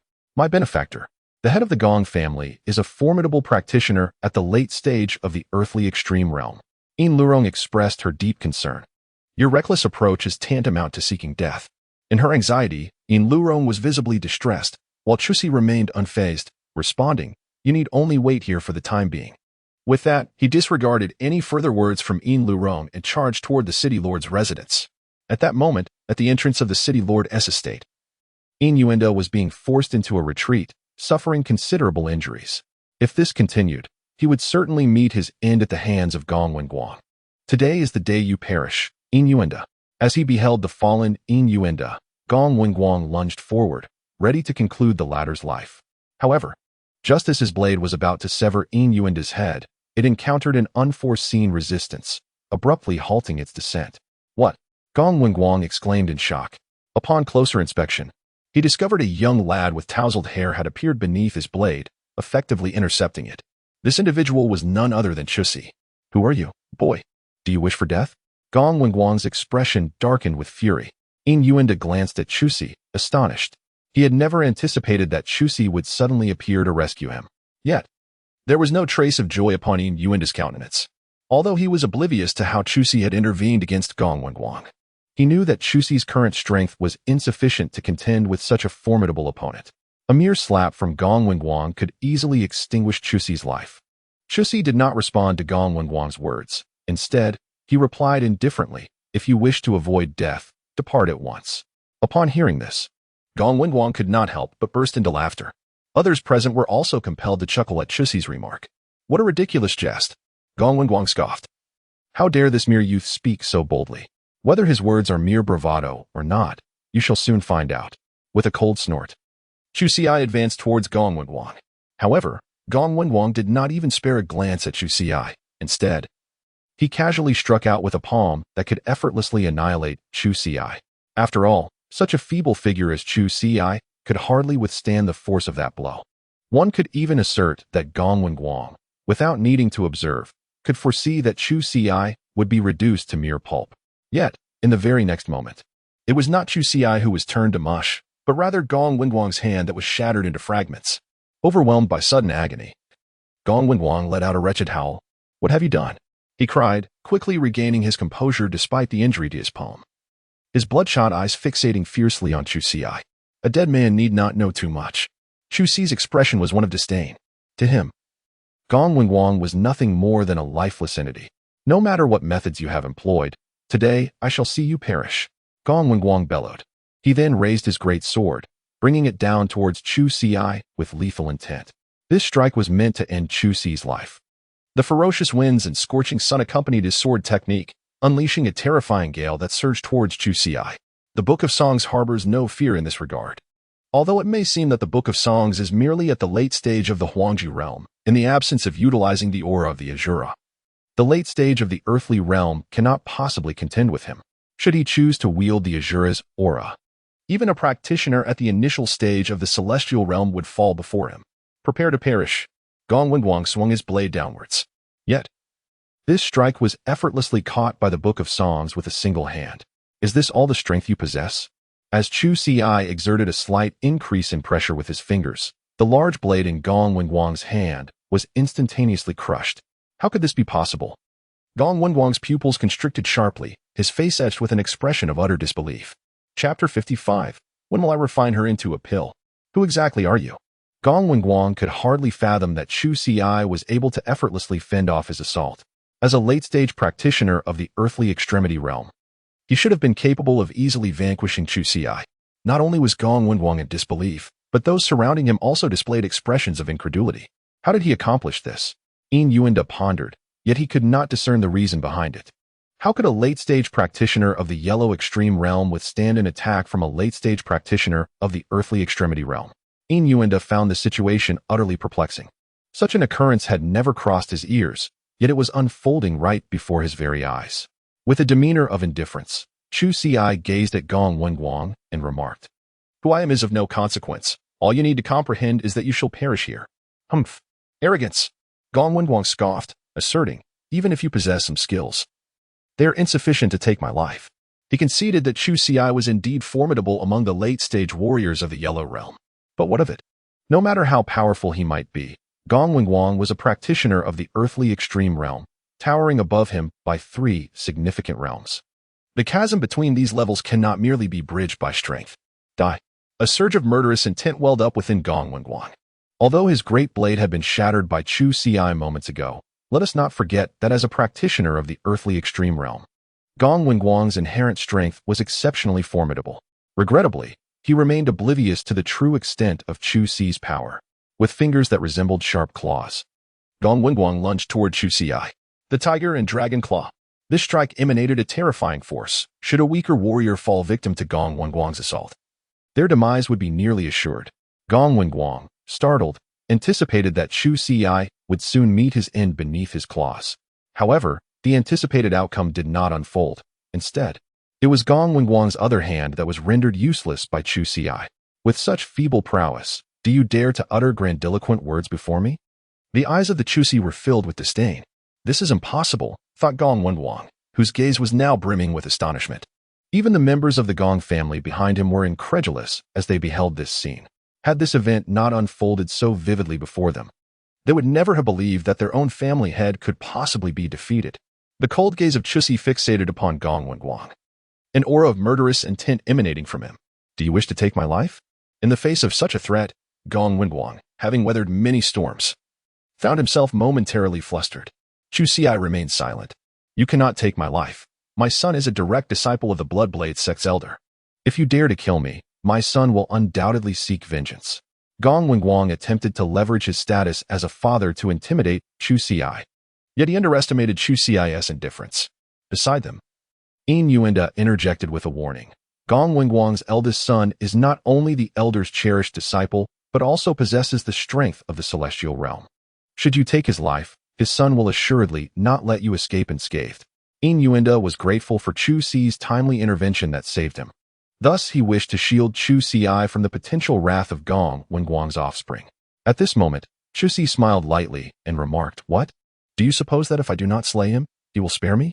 With a disdainful expression, Chu Ci remarked, "Today, whether we kill him or spare him, he will not easily let us off the hook." Yin Yuanda fell silent, recognizing, as Chu Ci had articulated, that the events of the day had solidified into an irrevocable conclusion, rendering the conflict between them and Gong Wenguang utterly irreconcilable. Gong Wenguang's countenance darkened instantaneously. He had originally planned to wait until Chu Ci heard of his son's formidable reputation, at which point he would promptly pen a letter summoning his son from the Blood Knife sect to eliminate both Chu Ci and Yin Yuanda. At this juncture, Yin Yuanda no longer sought to restrain Chu Ci. With a swift motion, Chu Ci struck down Gong Wenguang, resulting in his demise. The remaining members of the Gong family, bereft of their anchor, began to scatter in a state of panic. Yin Yuanda, however, would not allow the Gong family to escape unscathed. He rallied the forces of the city lord's residents to pursue them relentlessly. These individuals could not be spared. Should they manage to flee, word of this event would swiftly reach the ears of Gong Wenguang's son. By eliminating these members of the Gong family, at the very least, they would buy some time, affording them the opportunity to prepare adequately. With the crisis at the city lord's residence resolved, Yin Lurong made her appearance. "Father." Upon witnessing her father unscathed, tears welled up in Yin Lurong's eyes. Although her father was safe, she felt compelled to honor her agreement with Chu Ci and become his human pill. Yin Lurong dared not break her promise. The prowess of the Chusi has already been witnessed by her, and it is certainly beyond the capacity of their city lord's mansion to contend with. "It's all right now, Lurong. Father is well, isn't he?" Yin Yuanda said with a cheerful smile. "This is all thanks to our benefactor." He clasped his hands in a gesture of gratitude, expressing his heartfelt thanks. "Thank you for saving our city lord's mansion." Yin Yuanda was filled with profound emotions. Though his cultivation may be modest, the strength he possesses is remarkably formidable. This young man's future accomplishments are likely to be quite significant. There is no need for gratitude. Chusi waved his hand and said, "Assisting your lordship is merely a transaction concerning your daughter." Transaction? Yin Yuanda raised an eyebrow, his gaze falling upon Yin Lurong. He was left pondering what sort of agreement his daughter had struck with Chusi. Nonetheless, as long as it was something the lord's manor could bear, it mattered little. Yin Lurong did not conceal anything from her father and spoke openly. "Father, I have disclosed my identity as a human Dan to my benefactor." "What? You?" Yin Yuanda's expression shifted dramatically. He had kept the matter of a woman being a human Dan well hidden, fearing that if discovered, his daughter might be refined into a Dan. He never expected that today, in her quest to save him, his daughter would expose her true identity. "My dear daughter, why must you go to such lengths?" Yin Yuanda was filled with profound sorrow. "If I were to perish, it would matter not. But how could you do this? Yin Lurong shook her head. Her entire life had been nurtured by her father. How could she stand idly by while he faced death at the hands of Gong Wenguang? Benefactor, whatever you desire. I shall comply, but please, do not turn Lurong into a Dan. Yin Yuanda turned his gaze to Chusi, then, with a resounding thud, he knelt before him, exclaiming, As long as you can spare my daughter, I will grant any request you make. Father, please rise. Yin Lurong hurriedly rushed to support her father. But Yin Yuanda remained steadfast, unwilling to rise. For his daughter's life, he would endure any painful sacrifice. Yet, the allure of a human Dan was an irresistible temptation for every warrior. Yin Yuanda could not guarantee whether Chusi would relent. If he did not, then even at the cost of his own life, he would protect his daughter. When did I ever say I would refine her into a Dan? Chapter 56. First come, first served? Initially heartbroken, both Yin Yuanda and Yin Lurong were momentarily stunned by Chusi's words. Are you truly serious? Yin Yuanda gazed at Chusi in disbelief. The existence of a human Dan was something countless warriors coveted. Could it be that Chusi was genuinely unmoved? Of course. With a nod, Chusi acknowledged the statement. As a human elixir, Yin Luyong possessed an undeniable allure. However, utilizing her solely for the purpose of an elixir would squander her unique constitution. The human elixir, also referred to as a spiritual body, had been mentioned in ancient texts that Chu Xi had encountered in the Forbidden Zone. A being of spiritual essence only required a drop of her blood to amplify the efficacy of medicinal concoctions manifold, rendering the transformation of her entire being into an elixir unnecessary. Such folly could only arise in the realm of Xintian continent. What assistance do you require from Leo? Inquired Yin Yuanda, furrowing his brow. Although Chu Xi had assured him that he would not refine Yin Luyong into an elixir, it did not guarantee that the tasks he might assign her would not endanger her life. Fear not. I merely seek her blood, and her life will remain intact. Chu Xi reassured him. Upon hearing this, Yin Yuanda exhaled in relief. Drawing a few drops of blood posed no significant issue. Father, extracting a small amount of blood should pose no danger, Yin Luyong remarked, casting a glance at Yin Yuanda. Moreover, had it not been for our benefactor's intervention today, we would have surely perished. Shortly thereafter, Chu Xi retrieved a small cauldron from his ancient ring. This cauldron, no larger than a palm, emanated an aura of formidable power. He had stumbled upon it in a certain location within the Forbidden Zone, initially perceiving only a familiar essence, which he had dismissed at the time. Little did he know that this cauldron had been following him ever since. Indeed, it possessed sentience. Thus, unable to rid himself of its persistent presence, Chu Xi reluctantly accepted it. The three eccentric women had also informed him that this cauldron was a valuable treasure. If handled properly, it could become a lethal instrument. Yet, he had paid little heed to their warnings, having never used it for harm until now. Presently, he merely intended to employ it as a vessel to contain Yin Luyong's blood. Soon, Yin Luyong made a small incision on her wrist, allowing her blood to flow into the cauldron. After filling it to about 1/5 of its capacity, Chu Xi instructed her to cease. If she continued to bleed, she might succumb to excessive blood loss. Furthermore, even with only 1/5 of her blood, the diminutive cauldron would suffice. By adding a single drop of the spiritual body's blood during alchemical processes, the potency of the entire batch of elixirs within would be multiplied several times. Having acquired the blood, Chu Xi did not intend to linger. However, as he prepared to depart, Yin Yuanda cautioned him. Gong Wenguang's elder brother is a direct disciple of the Bloodblade sect's elder. With his family slaughtered, he will undoubtedly seek retribution. Furrowing his brow, Yin Yuanda continued. I plan to relocate my family from Luoyang City. What of you? Leaving Luoyang City is currently the most prudent course of action for Yin Yuanda. Should Gong Wenguang's eldest son return in the future and become aware of the circumstances surrounding the Gong family, he would undoubtedly bring ruin upon the entire lord's residence. With an air of indifference, Chu Xi remarked, I have no particular plans. Yin Yuanda chose not to respond further. Given Chu Xi's formidable strength, it seemed unnecessary for him to harbor any concerns. A person of such prowess undoubtedly possesses a powerful backing. There was no need for them to worry. It would be wiser for them to focus on their own matters. Subsequently, Chu Xi returned to the inn to reunite with Chu Xian. At the break of dawn the following day, they departed from Luoyang and continued their journey towards the capital. 5 days later, Chu Xi and Chu Xian arrived in the capital, which indeed differed greatly from our Tianyang city. As Chu Xian gazed upon the bustling capital, he could not help but voice his admiration. The expanse of the capital was tenfold that of the entire Tianyang city. Moreover, as far as the eye could see, even the least skilled warriors possessed cultivation at the late stage of the Xuanji realm, while those of the Earth Extreme realm were a common sight. Today, the capital was alive with excitement, for it marked the day when the four great sects would commence their recruitment of disciples. People from all corners of the Great Xia dynasty had flocked to the capital. Tomorrow, the four great sects of the Great Xia dynasty will open their doors to new disciples. Let us hasten to the square. If fortune smiles upon me, perhaps I shall be chosen. After hearing such words, Chu Xian let out a sigh of relief, saying, "It seems we have not arrived too late. Tomorrow is indeed the day for the four great sects to recruit disciples." Chu Xian felt a considerable sense of relief within. What they needed next was to find accommodation. In the vast capital city, there were numerous inns. However, at present, they were all fully booked, with no available rooms to spare.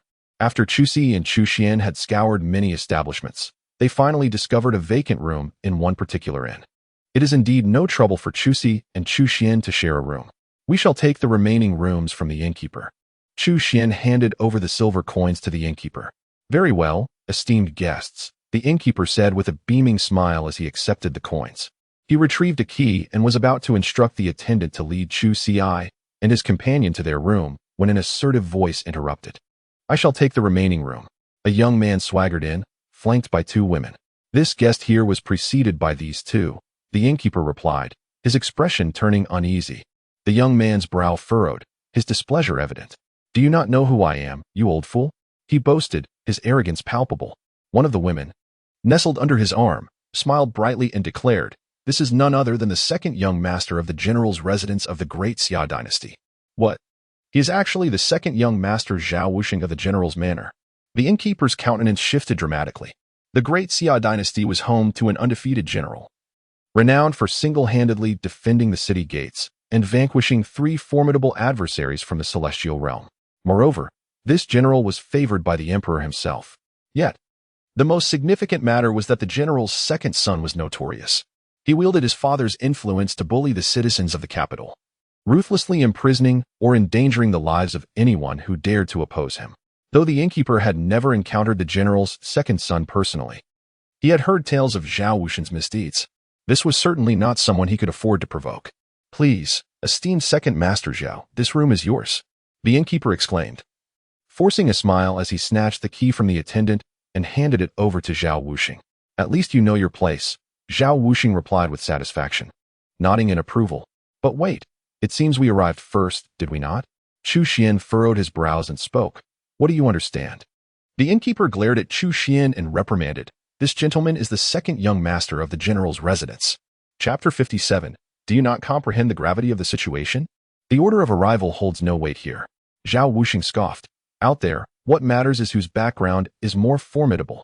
Unfortunately for you, I possess ample connections." Zhao Wuxing wore a proud expression, while the innkeeper chuckled. Indeed, Master Zhao speaks too much." However, the innkeeper's words were abruptly cut off by a fierce glare from Zhao Wuxing. Subsequently, Zhao Wuxing coldly declared, "Innkeeper, it seems you have no intention of continuing this establishment." This statement caused the innkeeper's complexion to pale, and he hastily waved his hands, saying, "I wouldn't dare. How could I possibly ask you for money?" The innkeeper added, "Since you refuse to rent us a room, should you not return our money?" Chusi extended a hand towards the shopkeeper, demanding money. The shopkeeper replied coldly, "Money? What money? Your funds are naturally meant as tribute to Lord Zhao Heir. Handing over your money is out of the question. If you haven't received any funds from Zhao Wuxing, then neither Chu Si nor Chu Xian can expect to retrieve their own. Otherwise, who will account for this loss?" "Shopkeeper, are you certain you wish to proceed in this manner?"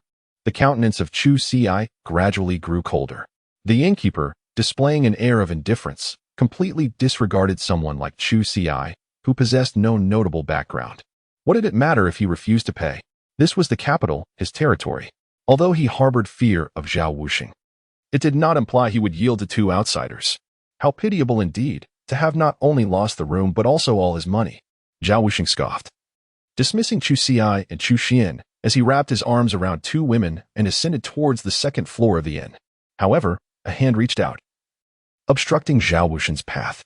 "What do you intend to do?" Zhao Wuxing inquired, his expression darkening as he noticed the hand resting upon his shoulder.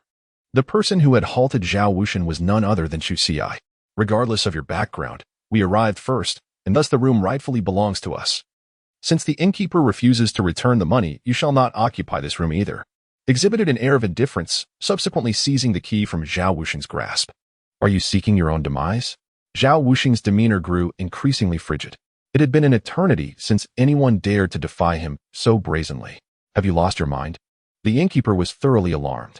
Provoking Zhao Wuxian would undoubtedly invite his wrath. What was even more perilous was the possibility that Zhao Wuxian might reduce his establishment to ruins. Quickly hand the key over to Master Zhao, or no one will be able to save you. After unleashing his furious rebuke, the innkeeper reached out to snatch the key from Chu Xi's possession. The poet of the Chu Xi sidestepped the innkeeper and coldly remarked, "Innkeeper, your actions are quite unscrupulous. Since we arrived first, and you have accepted our payment, how can you offer the room to another? If you intend to allocate the room to someone else, how can you not return our money?" The innkeeper retorted angrily, "You know nothing? This gentleman is the second young master of the general's mansion. What do you amount to? Your money merely sufficed to secure a room in my inn due to the merits of your ancestors." It was evident that the innkeeper was unwilling to relinquish the room or refund the payment. It seems that our discussion has reached an impasse. The icy gaze of Chu Xian was also well prepared. Although they had no intention of causing a disturbance in the capital, it did not imply that they would allow themselves to be bullied like easy targets. Wishing to create a ruckus? The shopkeeper raised an eyebrow and gestured, summoning a dozen henchmen. Did they not consider where they were? This was not a place for outsiders to stir trouble. Expel these two immediately, lest they offend Lord Zhao.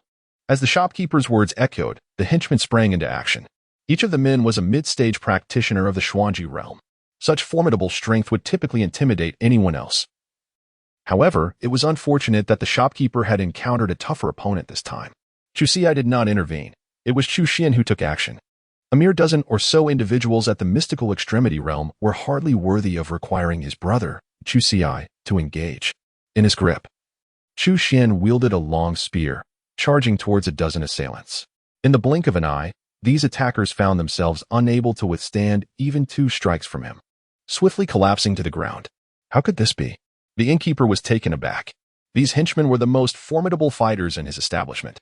They possessed a certain level of skill. It was no wonder they dared to challenge me. Zhao Wuxian, chuckling as he rubbed the shoulder of one woman, remarked, "What a pity. Your meager abilities hold little significance in my eyes." Zhao Wuxian could discern that Chu Xian's prowess was formidable. Even he was no match for him. Yet, as the second young master of the general's manor, was it necessary for him to intervene personally? Naturally, being the scion of such a prestigious family, Zhao Wuxian was not without his protectors. "Bring forth these two for immediate execution," he commanded with an unwavering gaze, deciding the fates of Chu Xi and Chu Xian with a mere word. In the next moment, a man clad in armor strode into the inn. Upon entering, he saluted Zhao Wuxian, then fixed a cold gaze upon Chu Xi and Chu Xian. "Are these the two?" he inquired. One was at the late stage of the Xuanji realm, and the other at the late stage of the Huangji realm. Within 3 moves, he could eliminate them. After all, he was a practitioner at the late stage of the Diji realm. As long as he did not encounter anyone at the Tianji realm, no one could withstand him. Die. The man struck, unleashing the overwhelming pressure characteristic of a late-stage Diji realm warrior upon Chu Xian. Chu Xian was taken aback. This was beyond his capacity to handle. He could only rely on Chu Xi to take action. Before Chu Xi stood the imposing figure of Chu Xian. The once terrifying pressure dissipated in an instant. Initially intending to eliminate the warrior at the Xuanji realm, the man thought, "Since you wish to court death first, I shall oblige." With a fleeting glance at Chu Xi, he unleashed a single palm strike toward him. A frail warrior such as this could be dispatched with but a mere gesture. Alas, before the strike could land, Chu Xi retaliated with a swift kick, sending the man hurtling away. Shock etched across the faces of the onlookers. The scene felt surreal. Could it be an illusion? Zhao Wuxian was left dumbfounded. Was this not the personal guard chosen by his father? And yet, he was sent flying by a mere late-stage Huangji realm warrior? "I was careless just now and did not evade," the man muttered as he regained his footing, his tone icy. "I did not expect you, a Huangji realm warrior, to possess such strength. However, the chasm between the Dij realm and Huangji realm is insurmountable." He had indeed underestimated the situation, holding back his full strength. This time, he would unleash all his might to vanquish Chu Xi. Fiery inferno. With the eruption of his terrifying aura, the entire inn became unbearably hot. Die. Chapter 58. Already subdued. In that moment, a monstrous power surged forth. The innkeeper's face paled in terror, his heart gripped with dread. This was disastrous. With such a strike, his establishment was likely doomed. At that instant, resentment towards Chu Xi filled the innkeeper's heart. That reckless fool had no sense.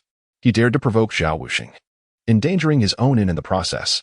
The innkeeper glared at Chu Xi with palpable hatred. Should the boy survive, compensation would be inevitable, but if he perished, the innkeeper would ensure there was no chance for Chu Xi's remains to be whole. You shall perish. The man sneered coldly. To die at the hands of a late-stage Huangji realm warrior is a privilege you should cherish. The fiery inferno was his ultimate technique, typically reserved for dire circumstances. Yet, Chu Xi's prior display of strength compelled the man to take him seriously. The searing flames descended upon Chu Xi. You dare to confront me with fire? Are you truly serious? Chu Xi remarked with a cold smile. On the figure of Chu Xi rests the formidable Li Hua, the foremost flame upon the celestial list, which renders all other fires submissive in its presence. Unsurprisingly, the man's fierce inferno, known as the burning heaven, dissipated in midair without leaving a trace before it could even reach Chu Xi. Bewildered, the man found himself at a loss, unable to comprehend how his fierce flames had slipped from his control. Captain Li, did you not hear my command to eliminate him? At this moment, Zhao Wuxing's impatience began to surface. His icy gaze pierced through to Captain Li, whose expression grew grim. Second young master, this fellow possesses some peculiarities, he replied cautiously, keeping a vigilant eye on Chu Xi. I care not for the nature of this individual. I demand results. Zhao Wuxing had no interest in Captain Li's explanations. In his mind, there existed only two possible outcomes. There was but one fate for Chu Xi, death. Or, it would be Captain Li who would meet his demise. If you did not perish now, then you shall. Upon uttering these words, a shadow of despair crossed Captain Li's face. He felt a surge of discontent within. Had it not been for the young master's father being a general, would he dare to speak to him so insolently? Despite the resentment brewing in his heart, Captain Li dared not reveal it, nodding repeatedly as he proclaimed, "Rest assured, second young master, I shall ensure their demise this time." Captain Li was acutely aware that if he failed to eliminate Chu Xi today, Zhao Wuxing would undoubtedly seek another to carry out the task. The fate of Chu Xi is of no concern to Commander Li. However, the crux of the matter lies in the inevitability that Zhao Wuxing will ensure that he too perishes alongside Chu Xi. With this thought weighing heavily on his mind, Commander Li dared not delay any further. A martial artist of the late Huangji realm indeed possesses formidable abilities. With a dark expression, Commander Li fixed his gaze upon Chu Xi and declared, "Yet today, I shall see you meet your demise here."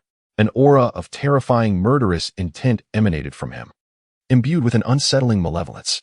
Having once tread the battlefield, he naturally exuded an unsettling aura of death. Regrettably, it is not I who shall fall today, but you. As the words of Chu Xi resonated, his figure materialized before Commander Li. Initially taken aback, Commander Li quickly regained his composure and swiftly drew the large blade from his waist, striking fiercely towards Chu Xi's head. However, before the blade could descend, Chu Xi unleashed a punch, the supreme fist. In that instant, Commander Li felt an overwhelming force threatening to shatter his very being. His instincts were not mistaken. In the next moment, his body erupted violently, blood splattering everywhere, and the acrid scent of blood permeated the entire inn. Zhao Wuxing and the innkeeper stood frozen in shock. The once formidable Commander Li had suddenly perished, and by the hand of a practitioner in the late Yellow Extreme realm? Such a tale would be met with disbelief. No. This individual could not possibly be a mere late Yellow Extreme practitioner. He was undoubtedly a powerful warrior concealing his true prowess. How else could Chu Xi, who was 2 realms below Commander Li, have slain him? Still reeling from disbelief, Zhao Wuxing suddenly noticed Chu Xi approaching him. With a furious expression, he exclaimed, "What do you intend to do? I must inform you, my father is a general of the great Xia dynasty. Should you dare to lay a finger on me today, I assure you, you will not leave the capital." Although the capital is the seat of the emperor, Zhao Wuxing's father enjoys the emperor's favor. Should any harm befall him, his father would undoubtedly mobilize troops to encircle Chu Xi. I care not who you are, nor the forces that may stand behind you, Chu Xi coldly declared, but today, you have become my enemy, and I have no reason to spare you. Upon hearing these words, Zhao Wuxing was taken aback. He sensed the murderous intent emanating from Chu Xi. The latter was truly capable of taking his life. For the first time in his 18 years of existence, fear manifested on his face. No, no. I am the son of a general. If you harm me, you shall also meet your demise. Zhao Wuxing exclaimed in terror. Not just you, but your family will also suffer the consequences of your actions. It matters not, Chuxi replied resolutely. Whoever it may be, I shall slay them all. The Book of Songs completely disregards the threat posed by Zhao Wuxing. For, upon departing from the Chu family, he had already laid down a formation around their residence. As long as a formidable adversary attempts to invade the Chu household, the formation would be activated. This formation, not to mention the celestial realm, would be impenetrable even to a martial sovereign. Xiao Xi, this individual hails from the general's residence. Should we eliminate him, it is likely that we would be unable to remain in the capital any longer. Chu Xian stepped forward and declared, a mild reprimand will suffice.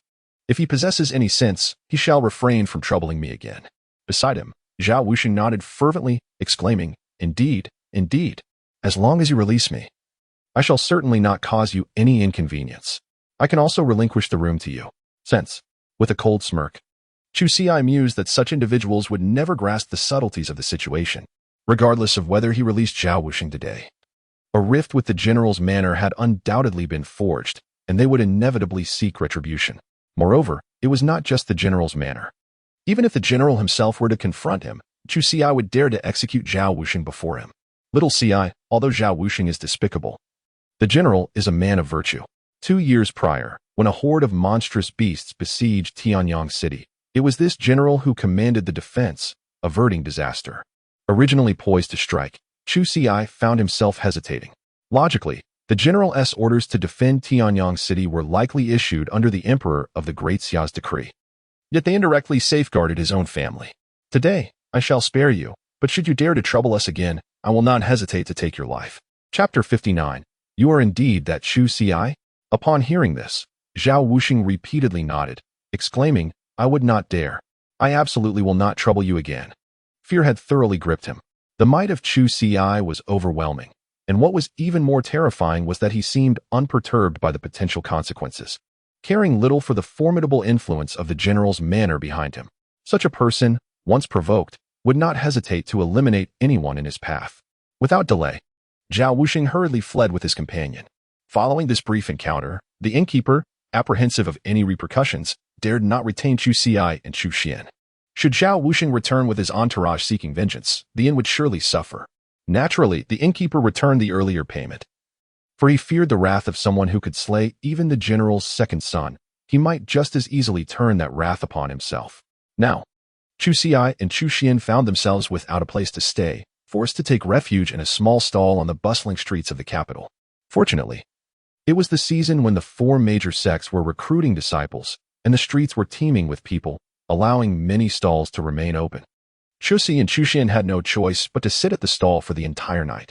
The following morning marked the day when the 4 great sects would recruit disciples. Many people had already made their way to the square in the capital. Both Chuxi and Chu Xian have also made their way there.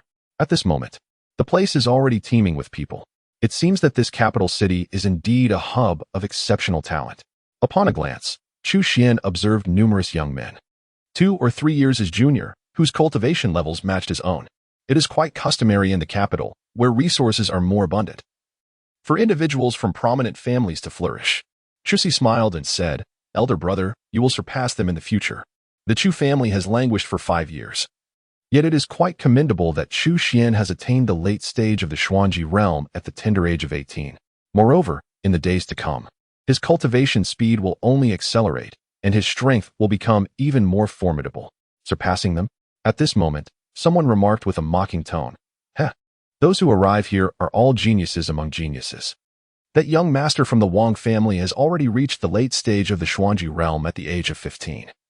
And even a practitioner at the initial stage of the Dij realm would not stand a chance against him. Then there is the one from the Lin family. His father is a high-ranking official, and he himself has long since stepped into the semi-initial stage of the Dij realm, being but a breath away from the initial stage. Do you think you, mere outsiders, can dare to imagine surpassing them? After this declaration, neither Chu Xi nor Chu Xian paid them any mind. An 18-year-old at the late stage of the Xuanji realm may still harbor some hope, but to be 15 and merely at the late stage of the Huangji realm is, quite frankly, a testament to utter inadequacy. It is self-evident that even in the capital, those with the most lackluster talent would have achieved at least the mid-stage of the Xuanji realm by the age of 15. As Chu Xian listened to the man's words, he initially intended to disregard him, yet the more he heard, the more his dissatisfaction grew. What do you know? My younger brother achieved the celestial realm at merely 10 years of age. In terms of talent, who in this world could possibly rival my brother, Chu Xi? Had he not gone missing 5 years ago, leaving him devoid of cultivation, there is no telling what formidable level he would have reached in that time. 10 years old and in the celestial realm? The man widened his eyes and then burst into a hearty laugh. Ha ha ha, this person truly speaks without a shred of modesty. A 10-year-old in the celestial realm? There isn't a single one in the entire capital, let alone elsewhere. At that moment, a voice rang out, "Little Wang, what has you so amused? Pray, share it with me." Instantly, the one referred to as Little Wang wore a fawning expression and hurriedly turned to the newcomer. Bowing and scraping. "Ah, Lord Zhao, you have arrived. Ha ha, I just heard a rather amusing joke." Indeed, the person who had just arrived was Zhao Wuxing, whom Chu Xi had encountered the previous day. Zhao Wuxing cast a glance at Little Wang before noticing Chu Xi and Chu Xian nearby. His expression immediately darkened, an unmistakable fear lurking in his eyes. "Lord Zhao, I must tell you, this person claims his brother reached the celestial realm at 10 years old. Isn't that simply laughable?" No sooner had Little Wang spoken than Zhao Wuxing struck him across the face, his tone turning severe. Silence. Stunned by the slap, Little Wang could only watch as Zhao Wuxing approached Chu Xi, all smiles. "It is a pleasure to see you again. I truly apologize for yesterday's incident." After leaving the previous day, Zhao Wuxing had contemplated finding someone to eliminate Chu Xi. However, despite being a second-generation rich heir, he was not a fool. As he pondered this, he realized another troubling aspect. Commander Li, a late-stage Earth Realm warrior, had been easily slain by the opponent. This indicated that the adversary's strength was surely formidable. The late-stage Yellow Realm cultivation was merely a fade. The true power of the opponent was likely at the Celestial Realm. With this thought, a wave of dread washed over Zhao Wuxing. If his father were to learn of this matter, he would undoubtedly face a severe beating. Chu Xi cast a fleeting glance at Zhao Wuxing and nodded slightly. As long as Zhao Wuxing did not seek trouble with him, Chu Xi would remain indifferent to him. Noticing Chu Xi's silence, Zhao Wuxing felt a sense of relief wash over him. Thankfully, Chu Xi was not angered and bore no grudges from the previous day's events. Zhao Wuxing chose not to depart. At such a tender age, the prowess of Chu Xi is indeed formidable, a quality that naturally attracts Zhao Wuxing's desire for camaraderie. Just moments ago, I overheard Little Wang mention that you attained the celestial realm at the mere age of 10. Zhao Wuxing suddenly inquired. "Are you the Chu Xi from Tianyang City?" It is widely known throughout the entire Great Xia dynasty that Chu Xi achieved the celestial realm at 10. At that time, all 4 major sects sought to recruit Chu Xi. Even his father frequently spoke of Chu Xi, harboring hopes that his own son might not emulate Chu Xi entirely. Yet achieve even a fraction of such greatness would be commendable. Chu Xi nodded slightly, a fact that was undeniable. Beside him, Xiao Wang was taken aback, and a wave of fear surged within him. The legend of Chu Xi has reached his ears as well. My heavens, what has he just done? Are you actually mocking a being of the celestial realm? The fact that you were not struck down by his hand is a blessing from your ancestors. Indeed. Zhao Wuxing's eyes suddenly brightened. He had already surmised this yesterday. Such youth paired with such terrifying power. He had never encountered anyone like him in the entire capital. Aside from Chu Xi, who had reached the celestial realm at merely 10 years of age, there was no one else. Zhao Wuxing felt a surge of delight within. If his father were to learn of his friendship with Chu Xi, he would undoubtedly be overjoyed. "Brother Chu Xi, I must admit my fault from yesterday. After this sect's recruitment conference concludes, I shall treat you to a meal as an apology." "No need." Without a moment's contemplation, Chu Xi outright declined. Chapter 60, A Frenzied Scramble. Zhao Wuxing's expression was somewhat awkward, yet he managed to smile and said, "Brother Chu Xi, we are strangers who have yet to engage in battle. Grant me but a chance to make amends." It was no jest. He was speaking of a prodigious genius who had reached the celestial realm by the tender age of 10, even if the individual regarded him with indifference. Such demeanor was entirely warranted. This unparalleled talent was destined for accomplishments that would undoubtedly surpass even those of his own father, should fortune favor him. Chu Xi was on the path to becoming a martial emperor. Associating with Chu Xi would elevate Zhao Wuxing's stature in the eyes of others when he ventured forth. However, Chu Xi had no intention of acknowledging Zhao Wuxing. Observing this, Zhao Wuxing refrained from further intrusion. This was only fitting, for they had recently encountered a minor conflict. Nevertheless, Zhao Wuxing believed that as long as he did not become an adversary to Chu Ci, opportunities to forge a connection would surely present themselves in the future. As this brief interlude passed, the elders from the four esteemed sects of the Great Xia dynasty, Tianjin sect, Xuedao sect, Hanyuan sect, and Hunan sect, began to appear. The arrival of these four elders signified the commencement of the recruitment for the sections. Additionally, there was Bai Gaoi, the current prime minister of the Great Xia dynasty, who had come to assist in the recruitment conference on behalf of the emperor. In truth, Bai Gaoi was there to scout for extraordinary talents. Should a remarkable genius be discovered, the Great Xia dynasty would seek to cultivate a relationship, potentially drawing the prodigy away from the four sects to serve the dynasty. Conversely, if that were not feasible, they would nurture a bond by providing training resources, ensuring that should the Great Xia dynasty have a need in the future, they could call upon such talents for assistance. It could be said that the actions of the Great Xia dynasty were akin to an investment. The recruitment conference of the four esteemed sects of the Great Xia dynasty is about to commence. All citizens of the Great Xia dynasty under the age of 30 are eligible to participate, Bai Gaoi proclaimed. The recruitment criteria consist of 3 rounds of assessment: talent, teamwork, and potential. Many were already aware of the assessment contents. The first and second rounds evaluated individual capabilities, while the second round would focus on collaborative efforts. As long as the results of the first and third rounds were exceptional, a second round performance that was merely adequate would suffice for advancement. We shall now commence the first round of the talent assessment. Bai Gaoi's gaze fixed upon the grand crystal behind him as he announced, "This is the Ziyun crystal. It has the ability to gauge each person's innate talent. The brighter the beam it emits, the greater the talent. Conversely, the dimmer the beam, the lesser the talent. Each beam is classified into 9 tiers, with a minimum requirement of no less than Tier 3 talent." Having concluded his remarks, Bai Gaoi respectfully turned to the 4 elders of the sects and inquired, "Esteemed elders, may we begin?" Before them, the 4 elders nodded in unison, each seated around the purple cloud crystal. They then extended their hands, channeling their spiritual energy into the crystal. Upon this infusion, the purple cloud crystal emitted a resounding roar. "Step forward, the first 100. Place your hands upon the purple cloud crystal," Bai Gaoi bellowed. The 100 individuals in the front approached and placed their hands upon the crystal. Soon, a beam of light manifested from each of them, varying in intensity. 87 possessed second-grade talents, 1 had 5th-grade talent, 3 exhibited 4th-grade talent, and 5 displayed 3rd-grade talent. Undoubtedly, among the 100, 87 were eliminated.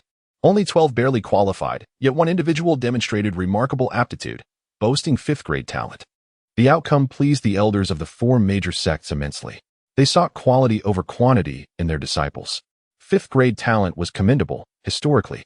Even the finest talents had only reached 7th grade. To start with a 5th-grade talent was exceptional. "Young man, what is your name?" At that moment, Elder Zhao Wuji of the Heavenly Sword sect inquired. "Esteemed elder, I am Lin Shun, the son of a minister in the Great Xia dynasty." Lin Shun replied with a respectful bow. Zhao Wuji nodded approvingly, expressing, "At merely 18 years of age, you are already on the cusp of the earthly extreme realm. Would you consider joining my Heavenly Sword sect?" Before Lin Shun could respond, the other 3 sect elders expressed their discontent. "Zhao Wuji, this disciple belongs to my Hanyuan sect," declared Elder Qin Kancheng of the Hanyuan sect coldly. "I see that he has cultivated his physical body. Our sect's Hanyuan dominant body technique is perfectly suited for him." "Qin Kancheng, must he join your Hanyuan sect simply because of his physical cultivation?" scoffed Elder Guang Diyun of the Chaotic Heaven sect. "Our Chaotic Heaven sect possesses techniques equally suitable for him. The Chaotic Saint technique is far more fitting." Qin Kancheng couldn't help but laugh at this, subsequently mocking. "What is your Chaotic Saint technique but a mere imitation of our Hanyuan dominant body? Practicing your technique would surely hinder Lin Shun." Fuming, Guang Diyun retorted, "Preposterous.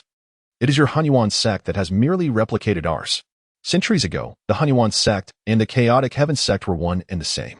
It remains a mystery what caused the rift that led to the formation of our 2 distinct sections." Meanwhile, the youths observing the recruitment process regarded Lin Shun's contention among the 3 major sects with envy.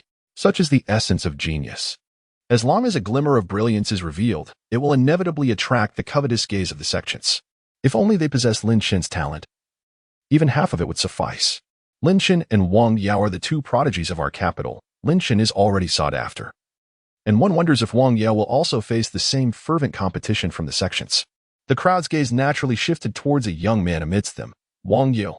Although his cultivation level only reached the late Xuanji realm, he is merely 15 years old. It is evident that Wang Yao's talent surpasses that of Lin Chen. Standing upon the high platform, Lin Chen also cast his gaze towards Wang Yao. Their eyes met, and they shared a knowing smile. Both are prodigies of the capital. Having engaged in silent rivalry, yet neither has managed to establish a clear superiority. Today's recruitment assessment by the four major sects may very well determine who among them possesses the greater talent. Zhao Wuxing scoffed derisively. What a farce to call them two great prodigies. In the presence of Chu Ci, they are not, but refuse. Just wait, once Chu Ci reveals his talent. You will understand that these two prodigies are mere trash. Beside him, Elder Ma Yuanhua of the Bloodblade sect chuckled and said, enough of your bickering. This is not the time for your antics. Many disciples are awaiting their turn. If you wish for Lin Chen to join your sect, you should first consider his own opinions. At this moment, all eyes from the elders of the four major sects fell upon Lin Chen. Chapter 61. Chu Ci needs no test. At this moment, Lin Chen respectfully clasped his hands towards the four elders and said, esteemed elders, I have cultivated my physical body since childhood. Joining the Heavenly Sword sect and pursuing the sword path does not suit me. Hearing Lin Chen's words, Zhao Wujing offered a sheepish smile. No problem. Everyone has their own path to walk. While Zhao Wujing maintained a congenial facade, a flicker of darkness glimmered in his eyes. Qin Kacheng and Guang Diyun, however, were amused. It appeared that Lin Chen would choose between the Mixed Heaven sect and the Chaotic Heaven sect. Lin Chen, if you are willing to join my Mixed Heaven sect, you need not remain in the outer sect for 3 years. You can directly ascend to an inner disciple. Moreover, I will personally ensure that the sect grants you an additional monthly resource for cultivation. Once a disciple joins the sect, regardless of their cultivation level, they must endure 3 years in the outer sect before becoming an inner disciple. The outer sect is fraught with numerous trivial matters, leaving little time for cultivation. Qin Kacheng's offer was exceedingly tempting for many. What you can offer in the Mixed Heaven sect, we can match in the Chaotic Heaven sect. Guang Diyun retorted disdainfully. Lin Chen smiled and replied, thank you for your generous offer, esteemed elder, but I have already decided to join the Mixed Heaven sect. His resolute declaration left Guang Diyun dumbfounded. Why, dear child, must you choose the Mixed Heaven sect? Is there something amiss with our Chaotic Heaven sect? Or do you genuinely believe that the Mixed Heaven sect surpasses ours? Ha ha ha, Guang Diyun, I must apologize. But this disciple has now joined our Huan Tian sect. Qin Kongsheng chuckled with delight. As for the one who sought to challenge me, Lin Chen ultimately chose our Huan Tian sect, did he not? Humph. Guang Diyun felt a twinge of displeasure but refrained from voicing it. The successful disciples were required to participate in the subsequent second and third rounds of assessments. As for Lin Chen, the outcomes of those rounds were irrelevant, for he had already been granted a direct admission. Lin Chen, your father, as a minister of our dynasty, has made considerable contributions. Truly, a tiger does not father a dog, remarked by Gao Yi with a smile. Your father has held the position of minister for quite some time. Tomorrow during the morning court, I shall petition His Majesty to appoint your father as an inspector. Upon hearing this, Lin Chen clasped his hands in gratitude and bowed, saying, thank you, Chancellor. He understood that Bai Gao Yi was overtly attempting to win him over. However, he could not refuse, especially since his father served as a minister in the Xia dynasty. After Lin Chen departed, Bai Gao Yi summoned another 100 individuals to the stage, among whom were Chu Ci and Chu Xian. The sharp-eyed Ma Yuanhua immediately spotted Chu Ci within the crowd. You must be Chu Ci? Ma Yuanhua suddenly spoke, eliciting surprise from many. That lad is named Chu Ci? What is the matter? Do you know Elder Ma Yuanhua from the Bloodblade sect? What? Is it really Chu Ci? The other 3 major sects gasped upon hearing that name. They were all too familiar with Chu Ci, the prodigy from 5 years ago. A mere 10 years of age, he had already reached the peak of the celestial realm. At that time, the 4 major sects had all sought to invite Chu Ci to join them, only to be met with rejection. It is I. They did not refute, merely nodding in agreement. How delightful. I never anticipated you would also consider joining a sect. The elders of the Mixed Heaven sect, the Chaos Heaven sect, and the Bloodblade sect were all exhilarated. Their gazes upon were intensely fervent at that moment. Should you wish to join our sect, there is no need for you to undergo any assessment. Simply express your desire, and I shall admit you into the Bloodblade sect, proclaimed Ma Yuanhua, grinning. Do not say anything further. If you join the Mixed Heaven sect, we can immediately appoint you as our holy son. Your status only subordinate to that of the sect leader, Qin Kacheng declared with great enthusiasm. He perceived no issue with his proposition. Even the sect leader would utter such words. Furthermore, this was precisely the condition they had previously extended to. Being a holy son amounts to nothing. Guang Diyun retorted vehemently. Should you join the Chaos Heaven sect, all the sect's cultivation resources will be at your disposal. Moreover, everyone within the sect will regard you with utmost reverence. Guang Diyun's eyes gleamed with fervor. 5 years prior, had already reached the heavenly extremity realm. What formidable heights would he attain after another 5 years? Numerous onlookers were left in a state of bewilderment, unsure of the unfolding events. How could be so fervently pursued by the 3 major sects even before undergoing any assessment? The conditions they offered were increasingly enticing. Lin Chun and Wang Yao exchanged glances, contemplating. So it is he. Lin Chen's eyes darkened, his fists clenched tightly. 5 years ago, he had heard tales of a prodigy at the age of 10 in the heavenly extremity realm. However, after that, news had ceased to circulate. Yet, this remarkable talent, once feared and envied by countless prodigies of the great Xia dynasty, had reemerged. In his presence, Lin Chen and War Yao felt utterly overshadowed. From among the crowd, some began to recognize identity. At this moment, realization dawned upon everyone. That is a friend. That is my friend. Zhao Wuji, witnessing splendor, could not help but boast to those around him. Beside him, Xiao Wang twitched at the corners of his mouth. Did he even acknowledge you as a friend? While the other 3 major sects clamored to claim, Zhao Wuji remained silent, his gaze firmly fixed upon. He had long been aware of the matters concerning Chu Ci and their young sect master. Moreover, Chu Ci had already been rendered a mere shadow of his former self. Only the 3 major sects remained oblivious, still bestowing favors upon him. Presently, the master of the Heavenly Sword sect was intent on eliminating Chu Ci to avenge his son. Furthermore, it had been declared that whoever within the sect succeeded in slaying Chu Ci would be rewarded with an exquisite weapon of unparalleled quality. Zhao Wuji was quite intrigued by this prospect. However, since Chu Ci had aligned himself with another sect, the task of eliminating him had become somewhat complicated. Are the 3 of you not being a tad premature in your assertions? Zhao Wuji remarked with a cold smile. Why not allow Chu Ci to undergo a test and see what his talents truly are? Guang Diyun waved his hand dismissively and said, What is there to test? Are we not already aware of Chu Ci's talents? Does he still need to prove himself? The other 2 shared similar sentiments. They held a profound appreciation for Chu Ci's abilities. A prodigy who had attained the celestial extreme realm by the age of 10 hardly needed to showcase his talents to anyone. Do you truly believe so? Zhao Wuji scoffed. Perhaps you should take a closer look at Chu Ci's current cultivation before making such claims. At his words, Guang Diyun and the others raised their brows in surprise, turning their gazes toward Chu Ci. To their astonishment, they discovered that his cultivation had only reached the late yellow extreme realm. This cannot be. How is this possible? Was he not at the celestial extreme realm by the age of 10? Why has he regressed to the yellow extreme realm? What has transpired, Chu Ci? Where is your cultivation? In that moment, Guang Diyun and the others finally acknowledged the state of Chu Ci's cultivation. 5 years prior, he had already stepped into the realm of celestial extreme. How had he now fallen to the late yellow extreme realm? What had occurred during these 5 years? Lin Chen and Wang Yao were both curious about the events that had unfolded during that time. They wondered about the current state of Chu Ci's talents. In response, Chu Ci smiled and said, Some unforeseen circumstances arose, resulting in the loss of my cultivation.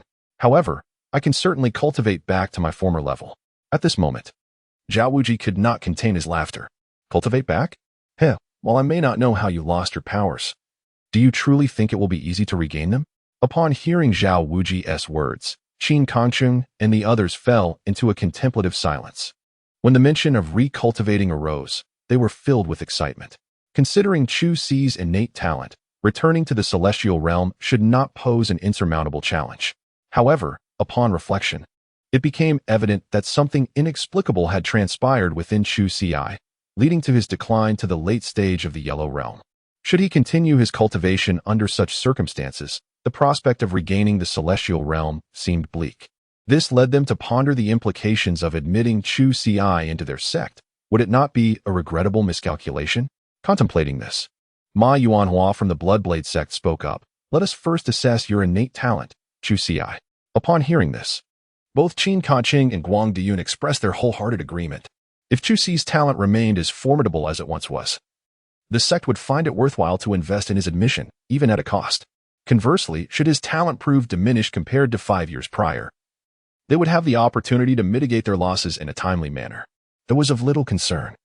He subsequently stood beside, and the other 98 individuals at the edge of as in the others placed their hands upon the gaze of and his companions was fixed intently upon him.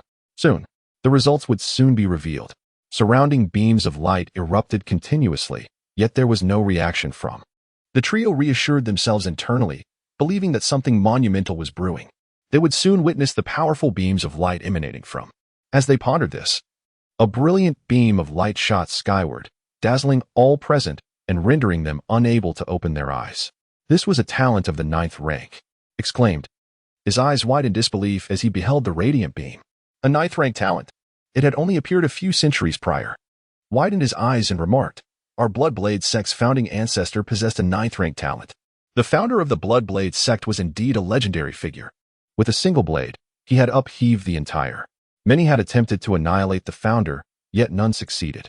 For 3 days and nights, he wielded his blade, slaying thousands, earning him the moniker Blood Demon Emperor. However, one day, for reasons unknown, this formidable figure vanished from the public eye, establishing his own sect. Such a talent is truly remarkable. He must be invited to join our sect. The trio's thoughts began to stir. If memory serves, this individual is cousin, correct? Suddenly interjected. Indeed, the one who has manifested this 9th rank talent is none other than. After the revelation of 9th rank talent, even those among the crowd who displayed 5th rank talents faded into insignificance. Were a grim expression. He had never anticipated that the seemingly unremarkable Bai's side possessed such a talent. If this were the case, S talent could not be lacking either, could it? Hadn't claimed that it become a waste? With this thought, began to conceive other plans. If his talent were indeed 9th rank, he would be drawn to that. Once there, they would have him at their mercy. With this notion, the smile on his face became uncontainable. Truly remarkable. S talent was already astounding, and to think his cousin's talent was equally commendable. Couldn't help but sigh. If only we could have both of them join our sect simultaneously. Given their relationship, they would surely join the same sect. Yet, they must present sufficient sincerity. In a fleeting moment, the 3 individuals exchanged glances, clearly having surmised each other's thoughts. Now, they awaited the revelation concerning Chu Xi. As the anticipation mounted among the crowd, a radiant beam finally emanated from Chu Xi. Let us behold the true extent of Chu Xi's talent. It must undoubtedly be of the 9th tier. I can assure you, this is solely because the Ziyun crystal can only detect talents up to the 9th tier. Otherwise, Chu Xi's abilities would surely surpass that.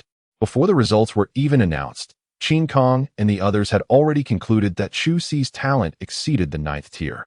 In the next instant, however, a beam of 1st tier talent emerged from Chu Xi. The revelation left the onlookers utterly astounded. After a moment of stunned silence, someone exclaimed, "What on earth is happening? Did we not just proclaim how formidable Chu Xi is? How can it be that he possesses only 1st tier talent? How could this be? It cannot be true. Was he not at the peak of the Tianji realm at merely 10 years of age? How could his talent be so lacking?" The result of 1st tier talent was simply untenable for them. Moreover, how could one with 1st tier talent have attained the Tianji realm at the age of 10? This is preposterous. Ha ha ha, it appears that Chu Xi's talent is indeed only 1st tier. Zhao Wuji could not suppress his laughter. It seems we were all deceived back then. Even the most gifted individual cannot reach the Tianji realm at the age of 10. How could this possibly be genuine? Guang Diyun furrowed his brow and remarked. At that time, all 4 major sects sent representatives to verify this matter. Zhao Wuji retorted with a cold smirk. Really? Such things can easily be fabricated. It's all too simple for someone to disguise their true talent. Moreover, look at Chu Xian. He possesses 9th tier talent. Yet his cultivation is merely at the late stage of the Xuanji realm. In that moment, Guang Diyun and the others fell into silence. Indeed, it was entirely conceivable to fabricate such things. Furthermore, Chu Xi claimed that his talent had vanished. How could such a splendid talent simply disappear? This situation was unfathomable to them. Upon observing his extraordinary talent, Chu Xi felt little astonishment. It seemed that this outcome had long been anticipated. After all, the Azura seal of suppression cast by Shen Luai would not only confine Chu Xi's cultivation but also seal away his innate gifts entirely. Chapter 63. The Academia of the Great Xia Dynasty. The innate talent of Chu Si has left them feeling disheartened. However, within their hearts, they are also immensely relieved that they had previously subjected Chu Si to a talent assessment. Otherwise, the loss incurred by the sect would undoubtedly have fallen upon their heads. You should be grateful to me, Zhao Wuji remarked with a cold smirk. Had it not been for my insistence on Chu Si's aptitude test, your sect might have flayed you alive. Indeed, Zhao brother, we owe you a debt of gratitude this time. Qin Kancheng and the others had to concede that Zhao Wuji had been instrumental. Although Chu Si's talent, ranked merely as first class, had greatly disappointed them. They found solace in the fact that Chu Xian possessed a remarkable ninth-class talent. Chu Xian, are you willing to join my sect of mixed heavens? Qin Kancheng inquired. Gazing at Chu Xian, the sect of mixed heavens offers little of merit. You would be better off joining my chaotic heavenly sect. Guang Diyun interjected promptly. Previously, Lin Chen had voluntarily joined the sect of mixed heavens, but this time, they could not afford to let the genius with ninth-class talent, Chu Xian, slip through their fingers. You two sects are merely focused on physical cultivation. They are not suited for Chu Xian. Ma Yuanhua from the Bloodblade sect asserted. I see that Chu Xian is adept in spear techniques. And what are Chu Xian's spear techniques? Qin Kancheng scoffed. Your Bloodblade sect does not even follow the same path as Chu Xian. While it is true that the Bloodblade sect specializes in sword techniques, let us not forget that within our ranks lies an unparalleled spear master. Ma Yuanhua declared with great pride. At this proclamation, both Qin Kancheng and Guang Diyun fell into an immediate silence. Indeed, the spear master of the great Xia dynasty resides within the Bloodblade sect. Should Chu Xian join the Bloodblade sect, it would be certain that they would enlist this esteemed master to guide him. Most likely, Chu Xian would choose the Bloodblade sect. What say you, Chu Xian? Ma Yuanhua asked, turning his gaze upon him. Will you join my Bloodblade sect? Should you choose to do so, our sect will ensure that the spear master provides you with guidance. Chu Xian stepped forward and proclaimed, my younger brother possesses remarkable talent. Although I am uncertain as to why he was assessed with a first-rate aptitude on the purple cloud crystal, his abilities surpass even my own. Should you be willing to allow Xiao Xi to join, I shall gladly follow suit. Chu Xian truly could not comprehend how, with Chu Si's remarkable talent, he could only be assessed as possessing first-class aptitude. Even back then, at the tender age of 10, he had already reached the pinnacle of the heavenly extreme realm. Although his cultivation had since declined to the late yellow extreme realm, his innate strength remained formidable. Even warriors at the late earth extreme realm were no match for him. Should Chu Si be allowed to join? Ma Yuanhua furrowed his brow at the thought. If this was indeed Chu Xian's request, Ma Yuanhua could acquiesce.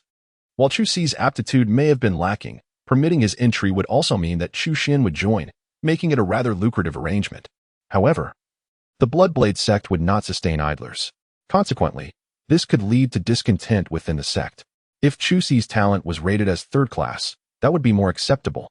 But alas, it was only first class. Noticing Ma Yuanhua's prolonged silence, Chu Xian understood the outcome.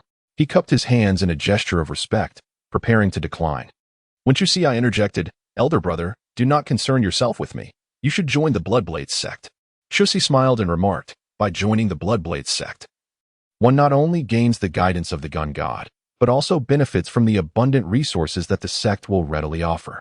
Although Chu Si has learned quite a bit in the Forbidden Grounds, he is unable to provide guidance to Chu Xian regarding marksmanship. After all, Chu Si follows the path of the sword. Yet, little Si, your talent is undeniably remarkable as well. Chu Xian furrowed his brows. With a shake of his head, Chu Si reflected that he was not necessarily compelled to join the four great sects. It was solely his desire to access the sacred grounds of the alchemist sect behind these sects that had brought him here. Although he was well aware that entering the four great sects was beyond his reach, his only recourse would be to covertly infiltrate the alchemist sect and abscond with the divine artifact. Alternatively, he could fully unleash the Shura seal and, with overwhelming power, storm into the alchemist sect to seize the artifact. Seeing that Chu Si had made up his mind, Chu Xian chose to refrain from further comments. He turned to Elder Ma Yuanhua and declared, I wish to join the Blood Knife sect. Excellent. Ma Yuanhua's spirit sword. This was a genius with a 9th rank talent. Moreover, he was the one who had recruited him, which would undoubtedly earn him accolades from the sect. The rewards from the sect were undoubtedly enticing. But what truly captivated him was Chu Xian's talent. This was the future martial emperor. It was worth noting that their Blood Knife sect's founding ancestor had ascended to the rank of martial emperor through 9th rank talent.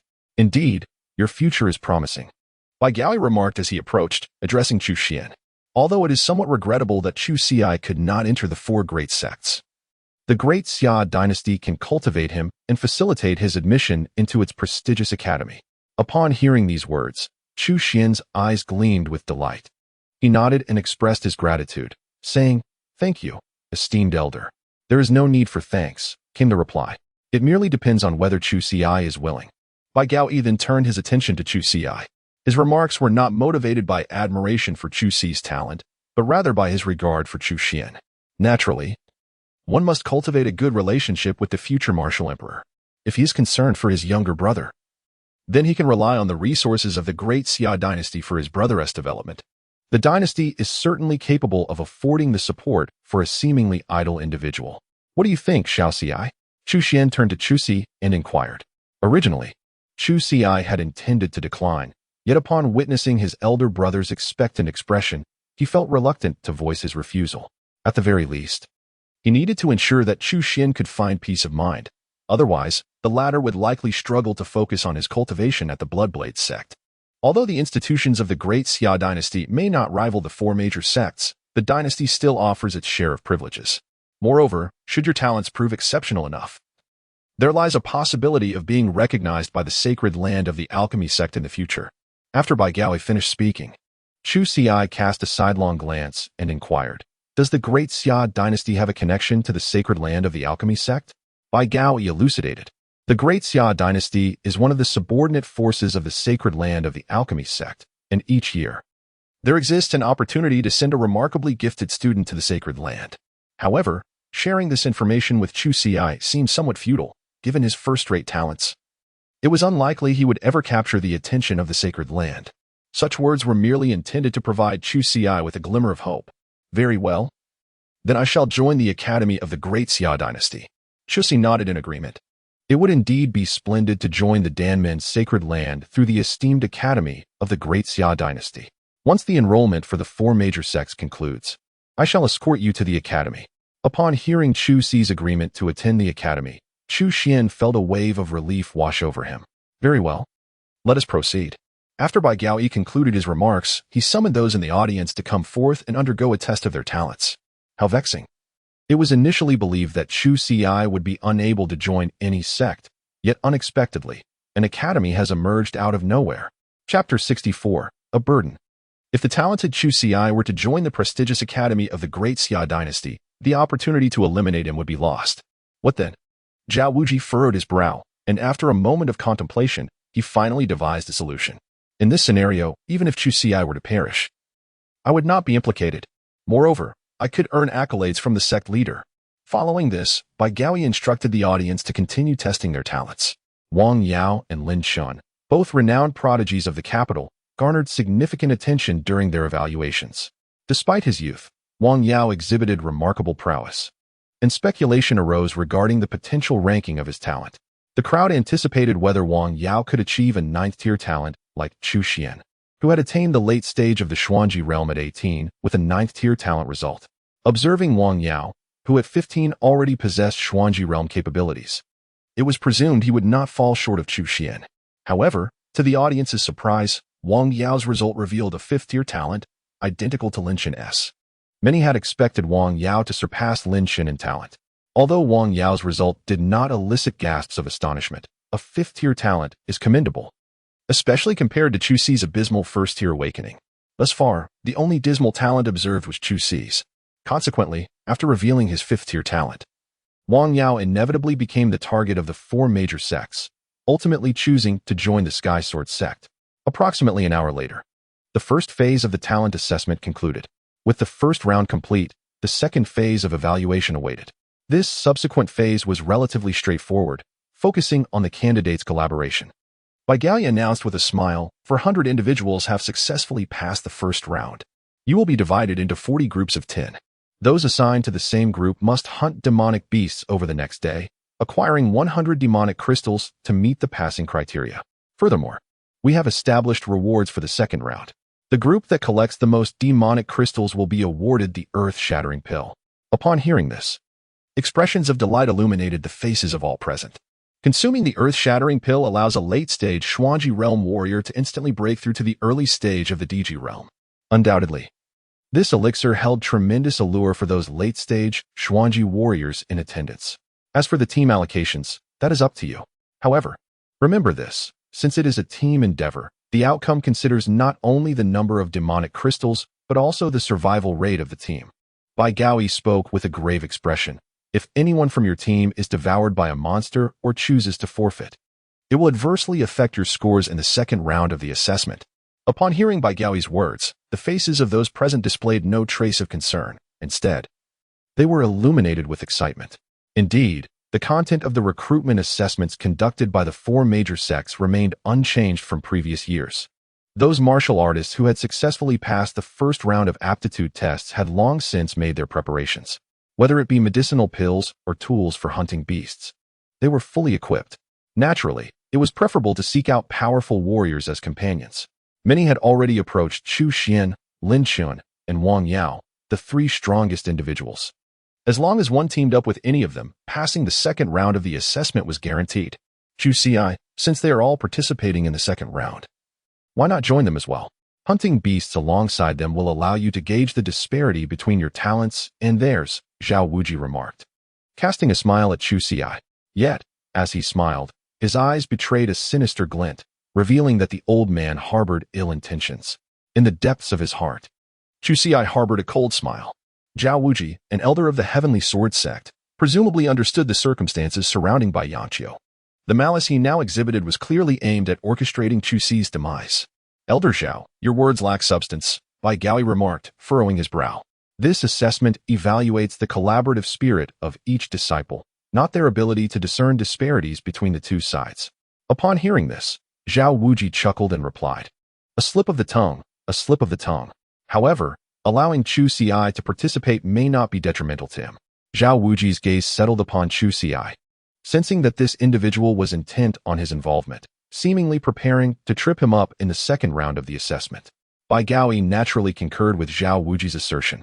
Participating in the second round posed no harm to Chu Xi and, in fact, promised substantial rewards. Nonetheless, Bai Gaoi had no intention of making decisions on Chu Xi's behalf. In the later stages of the Huangji realm, a participant like Chu Xi would undoubtedly face perilous odds, with the likelihood of survival being exceedingly slim. Among the assembled warriors, even the weakest possessed the initial cultivation of the Xuanji realm. Why, Zhao Wujie, would you permit Chu Xi to partake in the second round of assessments? Qin Kanchen furrowed his brow and remarked, his first-rate talent was already deemed insufficient during the initial round, eliminating him from consideration. Even if the Daxia dynasty's academy were willing to accept Chu Xi, he lacks the qualifications to advance to the second round. Haha. Allowing Chu Xi to participate in the second round may not be so absurd after all, Zhao Wujie chuckled. Who knows? Chu Xi might just surprise us with something unexpected during the second round. For Qin Kanching and his companions, it mattered little whether Chu Xi participated. However, they held no expectations for the surprises Zhao Wujie alluded to. After all, they had already placed immense hope in Chu Xi during the talent assessment. Yet, what was the outcome? The Chuxi has not yet failed to meet their expectations. Moreover, given the advanced cultivation of Chuxi during the later stages of the Huangji realm, what marvels could he possibly offer them? It would be considered fortunate if he were not devoured by the monstrous beasts in the second round. Observing that Qin Kanching and Ma Yuanhua did not voice any objections, Bai Gaoi turned to Chuxi and inquired, Chuxi, what is your perspective? If you wish to participate, it is certainly permissible. In light of this, I shall indeed take part. Chuxi harbored no fear of Zhao Wujie. Rather, he was curious to see what obstacles Zhao would contrive for him in the second round of assessment. However, should Chuxi wish to participate, all 40 groups were already at full capacity. Suddenly, a voice broke the silence. Bai Gaoi furrowed his brow. Indeed, with all 40 groups filled, where could Chuxi possibly be assigned? Senior, allow Chuxi to join my group, came the suggestion. Chu Xian stepped forward and spoke. Bai Gaoi nodded, intending to place Chu Xi in Chu Xian's team when discontented voices arose. Chapter 65. Unfortunate luck. This is unacceptable. Allowing Chu Xi to join Chu Xian's group is unfair to us. Someone raised an objection, stirring dissatisfaction among others. Given Chu Xian's talent and strength, wouldn't that mean Chu Xi could effortlessly claim rewards? Ha ha ha. Indeed, Having Chu Xiai in Chu Xian's group is unjust for the rest, not to mention Chu Xian alone. There are also Lin Xin and Wang Yao among them. Zhao Wuji interjected, stating that if Chu Xiai were to join Chu Xian's group, how could he execute his plans?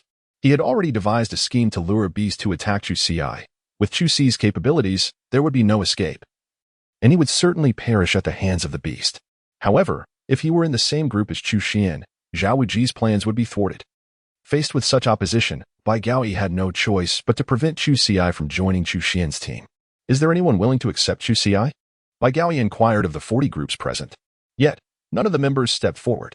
Glancing around, he observed that no one was willing to team up with Chu Xiai, causing his brows to furrow. What is this? You refuse to allow Chu Xiai into Chu Xian's group, yet you are unwilling to accept him yourselves? The crowd exchanged glances, incredulous. In the context of the group, having Chu Xiai, whom they deemed a complete failure, would undoubtedly hinder their progress. Senior, it is not that we are unwilling to allow him to join us. It is merely that this individual is utterly inept. Why should we extend an invitation to him, only for him to reap the rewards without exerting any effort? Indeed, in their eyes, Chu Xiai appears to be destined for victory without lifting a finger, as they, the capable ones, engage in the hunt for demonic beasts while simultaneously safeguarding him from being devoured. Bai Gaoyi's expression darkened, and he reproached, "What? Are you suggesting that Chu Xiai should form his own group?" The others fell silent, yet their thoughts aligned with this sentiment. A useless individual, as long as he steers clear of their group, could do as he pleased. With a mocking tone, Bai Gaoyi remarked that it would be better for Chu Xiai to operate independently. Zhao Wuji interjected with a smile, "Besides, with our presence, we can rescue him should he encounter peril." However, Zhao Wuji had contemplated that if they failed to act in time, Chu Xiai would inevitably meet his demise. Chu Xiai, since you are not in our group, it matters little whether you participate in the second round of assessments. Ultimately, you are destined to join the Academy of the Great Xia Dynasty, so your involvement in this round is inconsequential. Of course, Bai Gaoyi's reluctance to allow Chu Xiai to participate stemmed not from concern for his safety, but rather from the belief that if Chu Xiai were to perish in the second round, it would sever any ties between their Great Xia Dynasty and the prodigy, Chu Xian, who possessed a 9th-tier talent. Nevertheless, I, Chu Xiai, am perfectly capable of forming a group of my own. With a smile, Chu Xiai remarked that he was eager to see what tricks Zhao Wuji had up his sleeve. However, Bai Gaoyi furrowed his brow, clearly disapproving. Senior, Xiao Xiai possesses formidable strength. He can handle himself alone. At this moment, Chu Xian spoke. He was acutely aware of Chu Xi's formidable prowess. In Chu Xian's perception, as long as the adversary was not a celestial beast of the highest realm, none could pose a threat to Chu Xiai. Observing Chu Xiai and Chu Xian's resolute stance, Bai Gaoyi felt it inappropriate to voice any objections. Very well, should you encounter peril, simply inform me, and I shall come to your aid. Hearing Bai Gaoyi's words, Zhao Wuji could not suppress a mocking laugh. One might think that Chu Xiai is a genius worthy of your solicitous concern. Bai Gaoyi remained silent, instructing everyone to step back. Soon, a sand table was brought forth. Upon closer inspection, one could discern a miniature forest teeming with various beasts. This is the Qiankuan world of our Great Xia Dynasty, Bai Gaoyi announced. It is a condensed realm, spanning an area of 400,000 square meters. Bai Gaoyi addressed Chu Xiai and the others. When you approach the Qiankuan world, you shall enter it of your own accord. Should you find yourselves in danger and wish to withdraw, simply speak up, and we will release you. After conveying these instructions, Bai Gaoyi beckoned Chu Xiai and the others to step forward. He then permitted them to enter one group at a time, thereby dispersing the 41 groups of individuals. With the other 40 groups already within the Qiankuan world, only Chu Xiai remained. Chu Xiai, you must contemplate this carefully. Just as Chu Xiai was about to enter, Bai Gaoyi once more urged, if you wish to withdraw now, it is still not too late. Chu Xiai shook his head, declining Bai Gaoyi's kind intentions. Observing this, Bai Gaoyi chose to remain silent. The world of Qiankuan soon enveloped Chu Xiai. At this moment, Zhao Wuji commenced his own machinations. Observing the location where Chu Xiai had descended, he waved his hand. What are you doing, Zhao Wuji? Naturally, Zhao Wuji's subtle movements did not escape Bai Gaoyi's notice. Oh, nothing much. I merely find this world of Qiankuan exceedingly fascinating. A mere sand table conceals a miniature realm of 300,000 square meters. Zhao Wuji's words did not raise any suspicions in Bai Gaoyi. Indeed, the world of Qiankuan is wondrous. It was a treasure discovered by the late emperor of the Great Xia dynasty. Consequently, the late emperor had utilized the world of Qianquan to cultivate demon beasts, allowing the royal progeny to undergo trials within this domain. Zhao Wuji regarded the world of Qianquan, a glint of coldness flickering in his eyes. His earlier gesture had been to sprinkle a powder around Chu Xi that could attract demon beasts, unless unforeseen circumstances arose. It was inevitable that Chu Xi would be besieged by numerous demon beasts. At this juncture, in order to enable everyone to clearly observe the unfolding events within the world of Qianquan, Bai Gaoyi waved his hand, conjuring a water mirror before him. Through this mirror, the happenings in the world of Qianquan became visible. Has Chu Xi encountered demon beasts so swiftly? Bai Gaoyi furrowed his brow. Fortunately, the demon beasts Chu Xi encountered were merely of the Huangji realm, which he should be capable of handling. With his cultivation at the late stage of the Huangji realm, Chu Xi should not be overly weak, right? In truth, Chu Xi did not disappoint Bai Gaoyi. The two demon beasts that charged at him were swiftly eliminated by Chu Xi. However, as he vanquished these two beasts, a multitude of others surged forth, including some from the Xuanji realm. What is happening? Bai Gaoyi exclaimed, his brow furrowing further. Why are there so many demon beasts appearing before Chu Xi? The sudden influx of demon beasts was evidently alarming. Zhao Wuji chuckled and replied, what is there to be concerned about? Perhaps it is merely a stroke of misfortune for Chu Xi, landing in the territory of these beasts. Bai Gaoyi shook his head. The fortunes of Chu Xi are indeed unfortunate. While the other 40 groups have yet to encounter any demonic beasts, he alone has faced such a fate. Chapter 66. The Dark-Maned Wolf. Without a doubt, it seems to everyone that surrounded by so many demonic beasts, Chu Xi is doomed. Not to mention that among these beasts, there exists one of the late stage of the Xuanji realm. Just the 7 late-stage Huangji realm beasts alone are already sufficient to pose a formidable challenge for Chu Xi. We must rescue him now. Without hesitation, Bai Gaoyi prepared to extricate Chu Xi from the realm of chaos. However, Zhao Wuji intervened, raising a hand to stop Bai Gaoyi and said, there is no need to rush. Observe that Chu Xi has not signaled his surrender. He must possess a means to resolve this. What means could he possibly have? In the latter stages of the Huangji realm, how could Chu Xi possibly contend with these demonic beasts? If any delay were to occur, Chu Xi might very well become their next meal. Bai Gaoyi muttered a curse under his breath.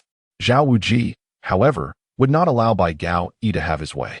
Bai Gaoyi, given that Chu Xi's innate talents are already lacking, your actions will only ensure he becomes even more of a wretched failure in the future, Zhao Wuji admonished coldly. Moreover, as a participant in the second round of assessments, how could you even consider releasing him prematurely before he has the option to withdraw? Those aware of the situation know that Chu Xi is about to join your academy, while those who are unaware might mistakenly believe he's your son.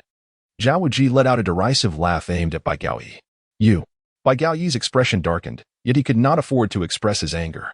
Zhao Wuji was an elder of the Tianjin sect, and even if he spoke harshly, Bai Gaoyi had to endure it. Even if Zhao Wuji were not an elder, his cultivation at the Tianji realm rendered him untouchable by Bai Gaoyi. Indeed, Bai Gaoyi. What Zhao Wuji says holds merit, Qin Kongqing interjected. The second round of assessments has only just begun. Allowing Chu Xi to emerge now would indeed be rather inappropriate. Let us observe the situation for the time being. If Chu Xi truly encounters peril, we can still rescue him later. Upon hearing this, Bai Gaoyi chose not to voice any further objections. In the face of peril, Chu Xi was fortunate enough to receive timely assistance. Bai Gaoyi had already prepared himself to rescue at a moment's notice. For these demonic beasts were beyond Chu Xi's capacity to contend with.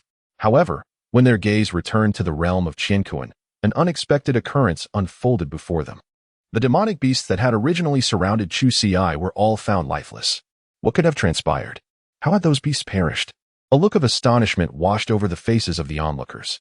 What had occurred while they were preoccupied? Zhao Wuji's expression was equally pained. Those beasts had been more than capable of slaying Chu Xi, yet they had failed. Could it be that someone had intervened to save Chu Xi? Bai Gaoyi pondered this notion. Not only he, but others shared similar thoughts.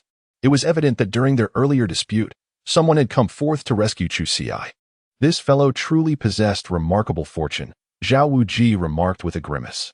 Not only had he been fortunate enough to be saved, but his savior had even left the demonic crystals behind. Little did they know that, in truth, it was Chu Xi himself who had vanquished those beasts amidst their quarrel. Yet he may not enjoy such luck next time.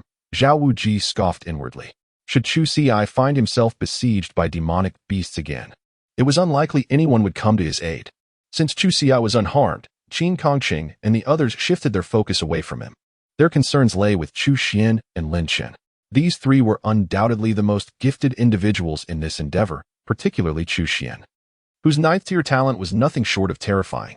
One could only wonder what surprises awaited them in the second round of assessments.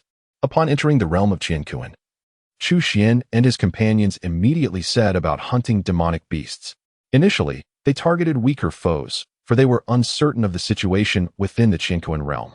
Without understanding the layout of the demonic beasts, they were hesitant to engage in group hunts.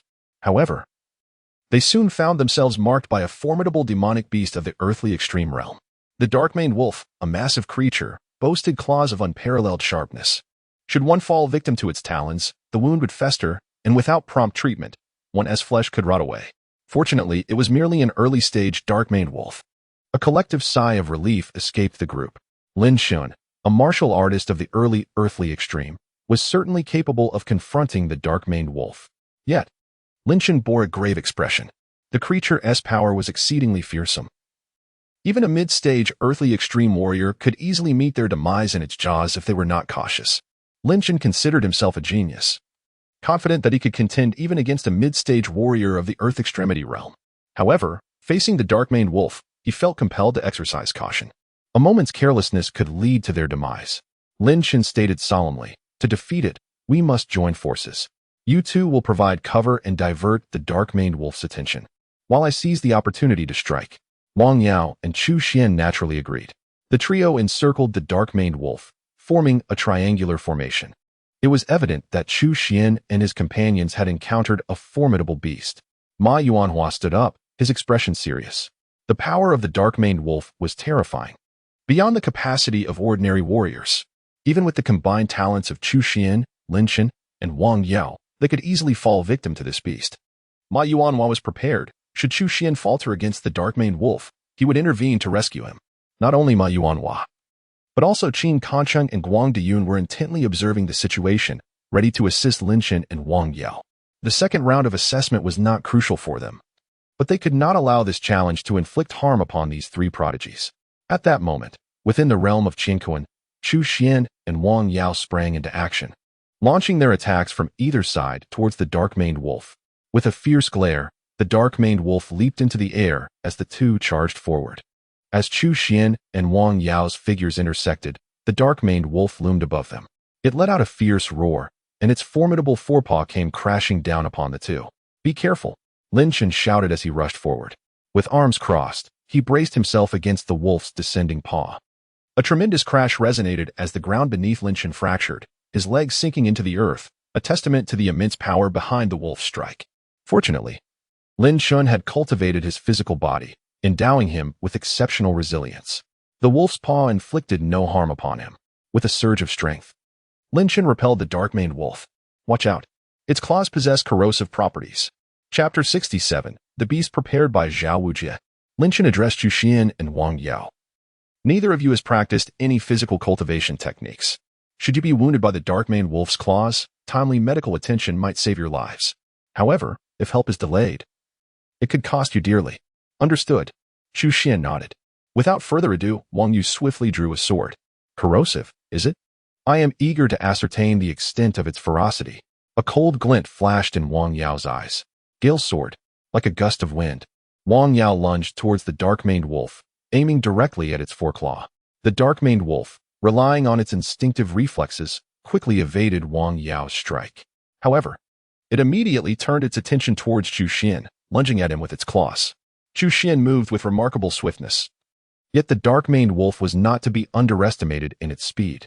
The wolf deftly evaded to the side, but the long spear relentlessly pursued it, sweeping horizontally towards its underbelly. The dark-maned wolf was struck down by this blow. Seizing the opportunity, Lin Chen and Wang Yao charged towards the fallen beast in unison. The wolf, still harboring the intention to flee, found no mercy from Chu Xian, who would not grant it such an opportunity. Rising with the wind, he commanded, "Ascend for me." With a low shout, Chu Xian lifted the dark-maned wolf entirely. Following this, he thrust his spear towards the creature's abdomen. Meanwhile, Wang Yao's sword descended upon the wolf's forepaw with deadly intent. Swift wind sword, thunderous fist. Lin Chun then delivered a powerful punch to the wolf's head. While he could not guarantee that this blow would slay the dark-maned wolf, it would certainly inflict considerable pain. With a resounding crash, Lin Chun's fist connected, leaving the dark-maned wolf momentarily dazed. Seizing the opportunity, he thought, now is the time to finish it. A fierce glint of murderous intent shone in Lin Chun's eyes. Chu Xian and Wang Yao did not hesitate and followed Lin Chun in their charge against the dark-maned wolf. However, at that moment, the dark-maned wolf let out a sudden roar. A formidable aura erupted, mingling with a corrosive power that pervaded the surroundings. As Chu Xian and his companions approached, they were all struck by the corrosive force emanating from the creature, compelling them to retreat. The dark-maned wolf possessed formidable strength, and its corrosive power was particularly terrifying. A moment's inattention could result in severe harm from this insidious force. At this moment, the dark-maned wolf surged forward with increased speed, its form flashing as it appeared directly before Lin Chun. It was determined to teach this human warrior, who had dared to strike its head, a harsh lesson. The wolf's forepaw lunged towards Lin Chun's back. Alarm surged through Lin Chun as his complexion paled. Even if he wished to evade the attack, it was too late. The dark-maned wolf moved with astonishing swiftness, and despite Lin Chun's rapid response to escape the brunt of the strike, he could not avoid injury to his back. Should he be grazed by this claw, he would have to depart from the Qiankuan realm to seek healing. At that critical moment, a sudden sound rang out as Chu Xian's spear darted forth, intercepting the wolf's forepaw with precision. With a deft maneuver, he hurled the dark-maned wolf away with remarkable strength. A meteor chasing the moon. With a fierce shout, Chu Xian charged towards the dark-maned wolf. Chu Xian, wait. This dark-maned wolf is far beyond our capability to contend with. Lin Chun exclaimed, furrowing his brows.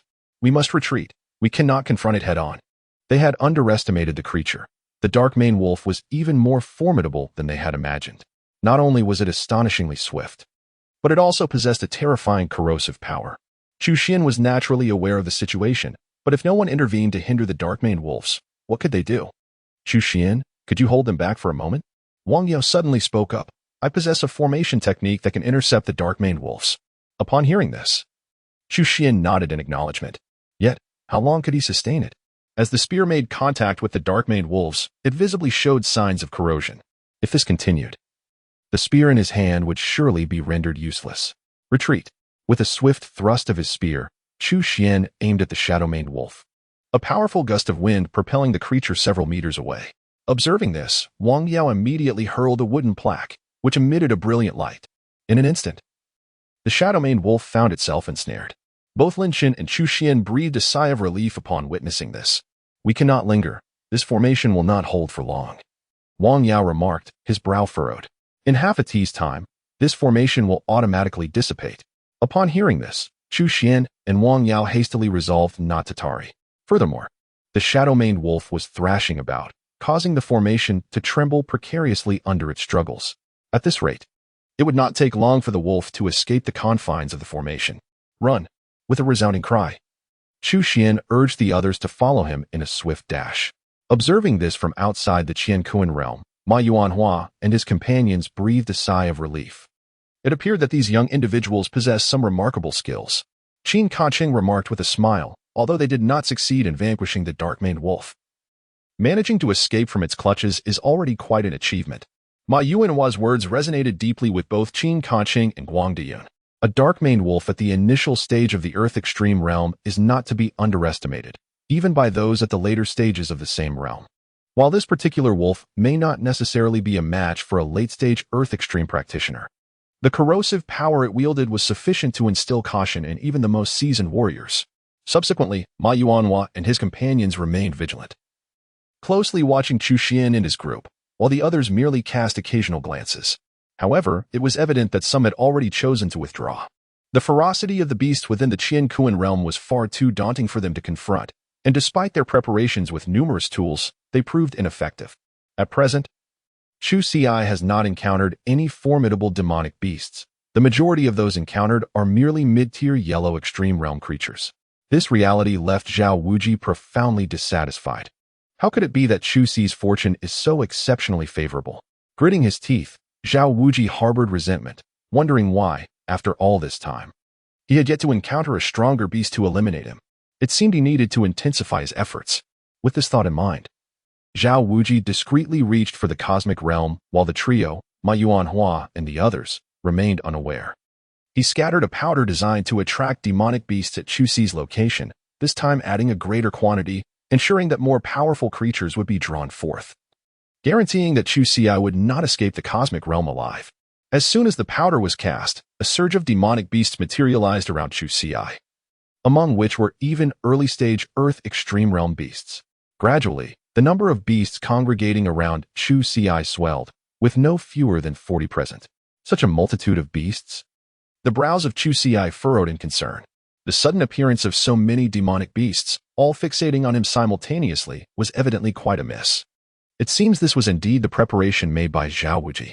With a cold laugh, Chu Xi mused whether Zhao Wuji truly believed that these demonic beasts could take his life. Chapter 68. Could there be an unforeseen circumstance in the first round of the assessment? For other martial artists, these creatures might pose a lethal threat. Yet for Chu Xi, they held no menace whatsoever. Rather, they were mere bearers of demonic crystals for him. At that moment, the beasts before him were already eyeing him with predatory intent, seemingly poised to launch an attack at any instant. Outside the realm of the Qinkuan world, Bai Gaoi furrowed his brow and remarked, "Is it not too unfortunate for Chu Xi?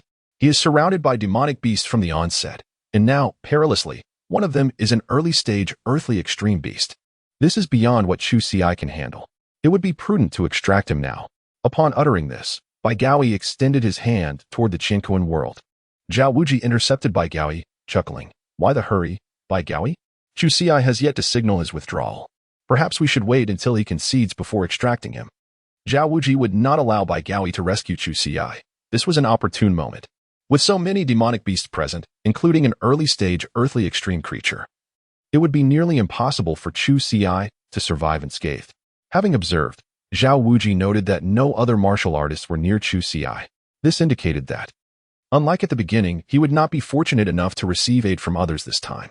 Waiting until the crisis struck would be far too late. Bai Gaoi let out a cold snort. If danger were to arise and his response was delayed, it would result in Chu Xi's demise within the Qinkuan world. Furthermore, Bai Gaoi found himself puzzled by Zhao Wuji's behavior. Why did he repeatedly hinder attempts to save Chu Xi? Could it be that he wished for Chu Xi to perish within the Qinkuan world? That seemed unlikely. After all, Zhao Wuji bore no enmity towards him. As Bai Gaoi pondered these questions, Guang Diyun suddenly exclaimed, "Something is amiss. Look at Chu Xi. Has he lost his mind? In such a dire situation, he not only refrains from fleeing, but is actually charging into the fray of demonic beasts." At this moment, all eyes turned to Chu Xi through the Qinkuan world. Bai Gaoi shook his head in lament. Does this lad seek to court death? He cannot possibly contend with so many beasts alone. A rational person would choose to escape. Even if it were a group of 10 from another team, they would never opt to engage these beasts. Who knows, perhaps Chu Xi possesses some hidden capabilities. Zhao Wuji remarked with a hint of sarcasm. Let us first allow him to emerge from the Qinkuan world. After Bai Gaoi finished speaking, Qin Kangcheng and the others nodded in agreement. Although they felt disappointment in Chu Xi's innate talent as the examiners for this recruitment assessment, they could not allow any candidate to perish during this trial. As Bai Gaoi extended his hand towards the Qinkuan realm, Chu Xi charged alone towards the demonic beasts. A surge of energy erupted from within him, and a formidable aura of Azura enveloped him. This enhancement significantly bolstered Chu Xi's strength. Without the Azura aura, Chu Xi was already capable of contending with early-stage Earth Extremity Realm warriors. However, given the multitude of demonic beasts present, he remained neither arrogant nor careless. Upon noticing Chu Xi's approach, the demonic beasts instinctively launched their attacks. Yet, as they closed in on him, Chu Xi effortlessly obliterated their skulls with a single punch. One punch per beast, utilizing no unnecessary force. Even late-stage demonic beasts of the Xian Extremity Realm could not withstand the might of Chu Xi's blow, resulting in their immediate demise. Bai Gaoi, who initially intended to pull Chu Xi out of the Qinkuan realm, was left utterly astonished by this scene. Could it be that he was not mistaken? A late-stage Huang Extremity Realm warrior had just shattered the skull of a late-stage Xian Extremity Realm beast? His tone was filled with incredulity. There existed a vast chasm between their realms, yet that demonic beast had not even a shred of opportunity to resist before Chu Xi. Something felt amiss. Qin Kangcheng, Guang Diyun, and Ma Yuanhua furrowed their brows. During the first round, Chu Xi had only exhibited a first-class talent. Yet the power he displayed now far exceeded what was expected of his current realm. Could it be that something had gone awry during the initial assessment? This was the only possibility they could conceive. At that moment, an unsettling realization struck them, if there had indeed been an error in the first round, leading to a misjudgment of Chu Xi's talent. They might have inadvertently rejected a prodigious genius. We should refrain from jumping to conclusions. Let us observe further. The three exchanged glances, agreeing to watch Chu Xi's subsequent performance. They dared not blink, fearing they would miss crucial information. Meanwhile, Bai Gaoyi felt a flicker of delight in his heart. If Chu Xi truly was the overlooked genius by the four major sects, then the Academy of the Great Xia dynasty had stumbled upon a treasure. In stark contrast, Zhao Wuji wore a grim expression. He had never anticipated that Chu Xi's strength would be so formidable. Even when besieged by a horde of demonic beasts, he remained unscathed.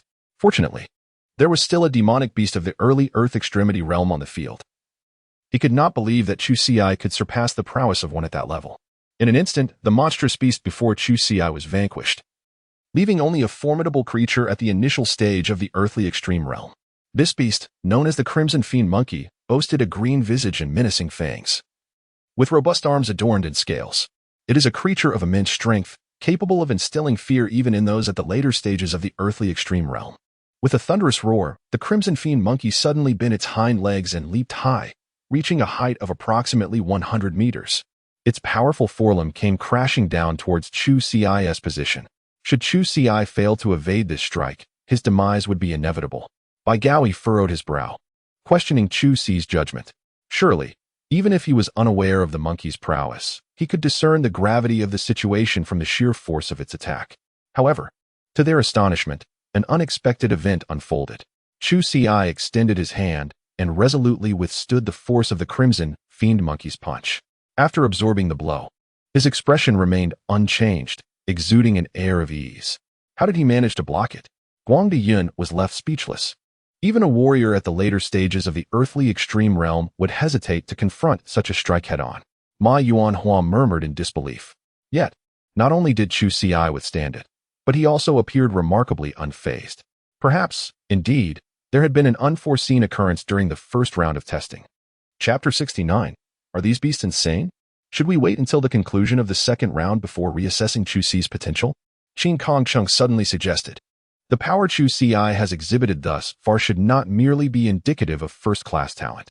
Indeed, I concur, Ma Yuanhua nodded in agreement.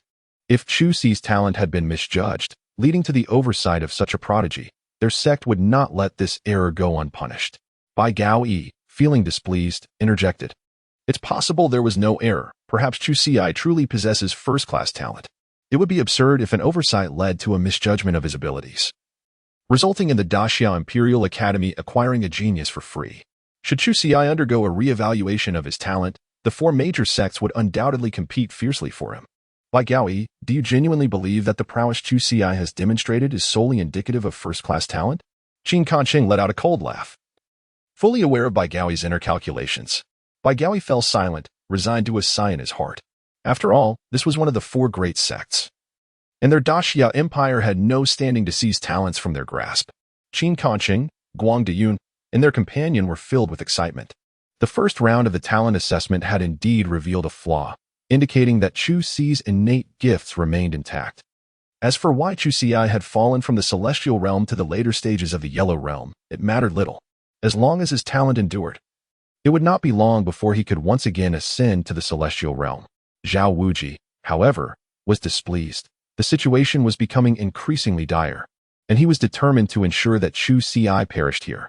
Facing the Crimson Flame Monkey alone, Chu Xi's safety was in jeopardy. Ma Yuanhua spoke up, asserting that even 3 late-stage Earth Realm warriors would struggle against the Crimson Flame Monkey, let alone Chu Xi alone. If we withdraw Chu Xi from the universe world, we can guarantee his safety and allow him to retest his talent, he suggested. Qin Kongcheng and Guang Diyun wholeheartedly agreed. Very well, let it be done, Qin Kongcheng declared, reaching out to extract Chu Xi from the universe world. Wait, don't be hasty, Zhao Wuji interjected hastily. Since you suspect the previous talent assessment may have been flawed, why not observe Chu Xi's subsequent performance? Hesitation crept into the minds of Qin Kongcheng and the others. primarily out of concern that the Crimson Flame Monkey might crush Chu Si at any moment. With the four of us Earth Realm warriors present, surely we can safeguard Chu Si? Zhao Wuji's words prompted them to nod in agreement. Indeed, with their combined strength, it would be difficult for Chu Si to meet his demise. They could simply pull him from the universe world if he found himself at a disadvantage. The five gazes returned to the universe world. Zhao Wuji's eyes filled with a sinister glint as he silently urged the Crimson Flame Monkey to deliver a decisive blow to Chu Si. Unfortunately for him, his hopes were destined to be dashed. The Crimson Flame Monkey, enraged by its failure to obliterate the human warrior with a single strike, pounded its arm against the ground in fury before charging at Chu Si once more. It spread its arms wide, intent on capturing him. Should the Crimson Flame Monkey succeed in seizing Chu Si, it would not only deliver a crushing embrace but would also throw him into the air, culminating in a devastating elbow strike to the ground, followed by a relentless barrage of punches to his head. However, it was unlikely that the Crimson Flame Monkey would manage to grasp Chu Si. Chu Si extended his hands, seizing the arms of the Crimson Scorched Monkey with unwavering grip. As he intensified his strength, the creature felt a surge of pain radiating through its limbs, prompting an immediate wail of anguish. Did this beast dare to challenge me in strength? Chu Si let out a cold laugh, and then, with a swift kick, struck the head of the Crimson Refinement Monkey, sending it flying several meters away. Chu Si did not pause in his movements, swiftly appearing before the Crimson Fire Monkey. Supreme Fist. With this powerful strike, he shattered the monkey's skull. The onlookers outside the realm of Qianquan were momentarily stunned. Could it be that the Crimson Fire Monkey was not even a match for him? Guang Diyun expressed his astonishment. Moreover, his strength surpasses that of the Crimson Fire Monkey? Is this reasonable? It appears utterly implausible, yet such an absurdity has indeed unfolded. Clearly, we have underestimated Chu Si. Qin Kongqing remarked with a smile. I did not expect Chu Si, at such a tender age, to possess such formidable strength. He is truly extraordinary. Wait, that is a dark-maned wolf. Suddenly, Ma Yuanhua, who had been astonished, noticed the beast lurking behind Chu Si. It was indeed the dark-maned wolf that Chu Xian and the others had previously encountered. How could this beast appear here? Qin Kongsheng furrowed his brow. Logically, Chu Si and Chu Xian were positioned quite far apart, and the dark-maned wolf should not have been able to materialize here. Could there be two dark-maned wolves? Bai Gaoi glanced at the elders of the four sections. Impossible. I only released one dark-maned wolf. Qin Kongqing shook his head. The beasts within the Qianquan realm were all under their control. They were well aware of the quantity and types of beasts they had released. Was it possible that this dark-maned wolf had escaped from Chu Xian and the others? Ma Yuanhua furrowed his brow. What could this dark-maned wolf possibly want here? Surely it did not come merely to feast upon Chu Si. Just as Ma Yuanhua speculated, the presence of the dark-maned wolf here was indeed to hunt Chu Si. Especially after Zhao Wuji had scattered a large quantity of beast-attracting powder moments ago. The appearance of the dark-maned wolf was no coincidence. Soon, not only did the dark-maned wolf appear, but all the beasts within the Qianquan realm began racing toward Chu Si's location. Were these beasts mad? Guang Diyun exclaimed. Why are they all rushing toward Chu Si's position? The reason for their frenzy was not to be pondered. First and foremost, they needed to extract Chu Si. Ma Yuanhua shook his head. With so many beasts, combined with a dark-maned wolf, no matter how powerful Chu Si was, he could not possibly survive against this onslaught. This outcome was precisely what Zhao Wuji wished to witness. Want to rescue Chu Si? It's best to consider whether you have the agreement to do so. There was no need to rush. They should observe the situation first. Moreover, the other groups were also hastening toward Chu Si's direction. Indeed, as these beasts moved in a massive swarm, the warriors from the other 40 groups followed closely in pursuit. What had caused these beasts to behave in such a frenzied manner, all rushing toward a single direction? Many are perplexed by the behavior of these monstrous beasts. However, at this moment, they have no choice but to pursue them for the sake of the demon crystals. Chapter 70. Celestial Realm Beasts. As more and more of these beasts gathered around Chu Si, Qin Kongqing and the others could no longer remain seated. This is unacceptable. If this continues, Chu Si will surely perish. Chu Si's power is formidable. There must be an issue with the first round of talent testing. Ma Yuanhua nodded and remarked. Even if Chu Si is unharmed, the congregation of such numerous beasts poses a risk should they erupt in chaos. The 400 disciples participating in the assessment will be in peril. For the sake of both Chu Si and the other 400 disciples, Qin Kongqing, Ma Yuanhua, and Guang Diyun resolved to extract Chu Si and the others first. Zhao Wujia felt dissatisfaction brewing within him, yet he found himself at a loss for words. Had it merely been Chu Xi alone, he might have delayed further, but with the well-being of so many disciples at stake, should he voice any further opposition, Qin Kangcheng and the others would undoubtedly hold him accountable. Zhao Wujia felt a twinge of regret. Had he foreseen this, he would not have used so much powder to attract the beasts earlier. Just as Qin Kangcheng and the others prepared to take action, an unforeseen event unfolded within the Qiankuan world. To their astonishment, Chu Xi plunged into the throng of beasts alone, under the force of his fists. No beast could withstand his might, each one meeting its end as he crushed their skulls. Is Chu Xi truly this ferocious? Ma Yuanhua's brows twitched wildly. His gaze filled with disbelief as he observed the unfolding events within the Qiankuan world. It was evident that none of the beasts that had gathered could even approach Chu Xi. How formidable is Chu Xi at present? Even if he possesses only the cultivation of the late Huangji realm, under the enhancement of the Shura aura, his strength has nearly reached that of a late-stage warrior of the earthly extremity realm. Should he employ some of the hidden trump cards he has kept in reserve, he would certainly be capable of contending even with an early-stage warrior of the celestial extremity realm. The more exceptional Chu Xi's performance was, the more ecstatic Bai Gaoyi felt within. However, the thought of the four major sects vying for Chu Xi with their great Xia dynasty's academy caused his expression to instantly darken. Must we still extract Chu Xi from the Qiankuan world? At that moment, Guangde Yun suddenly interjected. Given the power that Chu Xi has demonstrated, these monstrous beasts are hardly a threat. Perhaps we should wait a little longer? Ma Yuanhua remarked. I find myself quite curious about the extent of Chu Xi's strength. I cannot fathom how, with his cultivation at the late stage of the Huangji realm, he can unleash power comparable to that of a late-stage DG realm warrior. It is important to note that even the prodigies of our sect, despite possessing numerous hidden cards, can, at most, surpass only one minor realm. Yet, we have never witnessed someone like Chu Xi who has directly transcended two major realms. At this moment, within the Qiankuan world, as the number of monstrous beasts slain by Chu Xi increased, the dark-maned wolf could no longer remain still. With a fierce howl, it charged towards Chu Xi at an astonishing speed. The dark-maned wolf unleashed a corrosive attack immediately. A potent aura of corrosion radiated from its body, and anyone daring to approach it would be afflicted by this corrosive force. Corrosive power, indeed. With a cold smile, Chu Xi contemplated. Given his current cultivation level, the corrosive power emanating from the dark-maned wolf indeed posed a threat to him. However, Chu Xi was not obliged to engage in close combat to eliminate the dark-maned wolf. Was he? Ignite the flames. Suddenly, flames erupted from Chu Xi.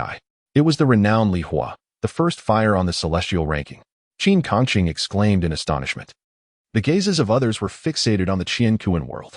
Remarkably, this individual possessed the Li Hua. A glimmer of greed flickered in Zhao Wujia's eyes. He could scarcely believe that this seemingly worthless person harbored such a treasure. If only he could obtain this Li Hua. Zhao Wujia had been stuck in the late stage of the Tianji realm for over a century, and thus far, he had not discovered a means to break through to the martial sovereign realm. However, if he could refine the Li Hua from Chu Xi, he had an 80% chance of achieving that breakthrough. The thought was tantalizing, yet he swiftly quelled this notion within himself.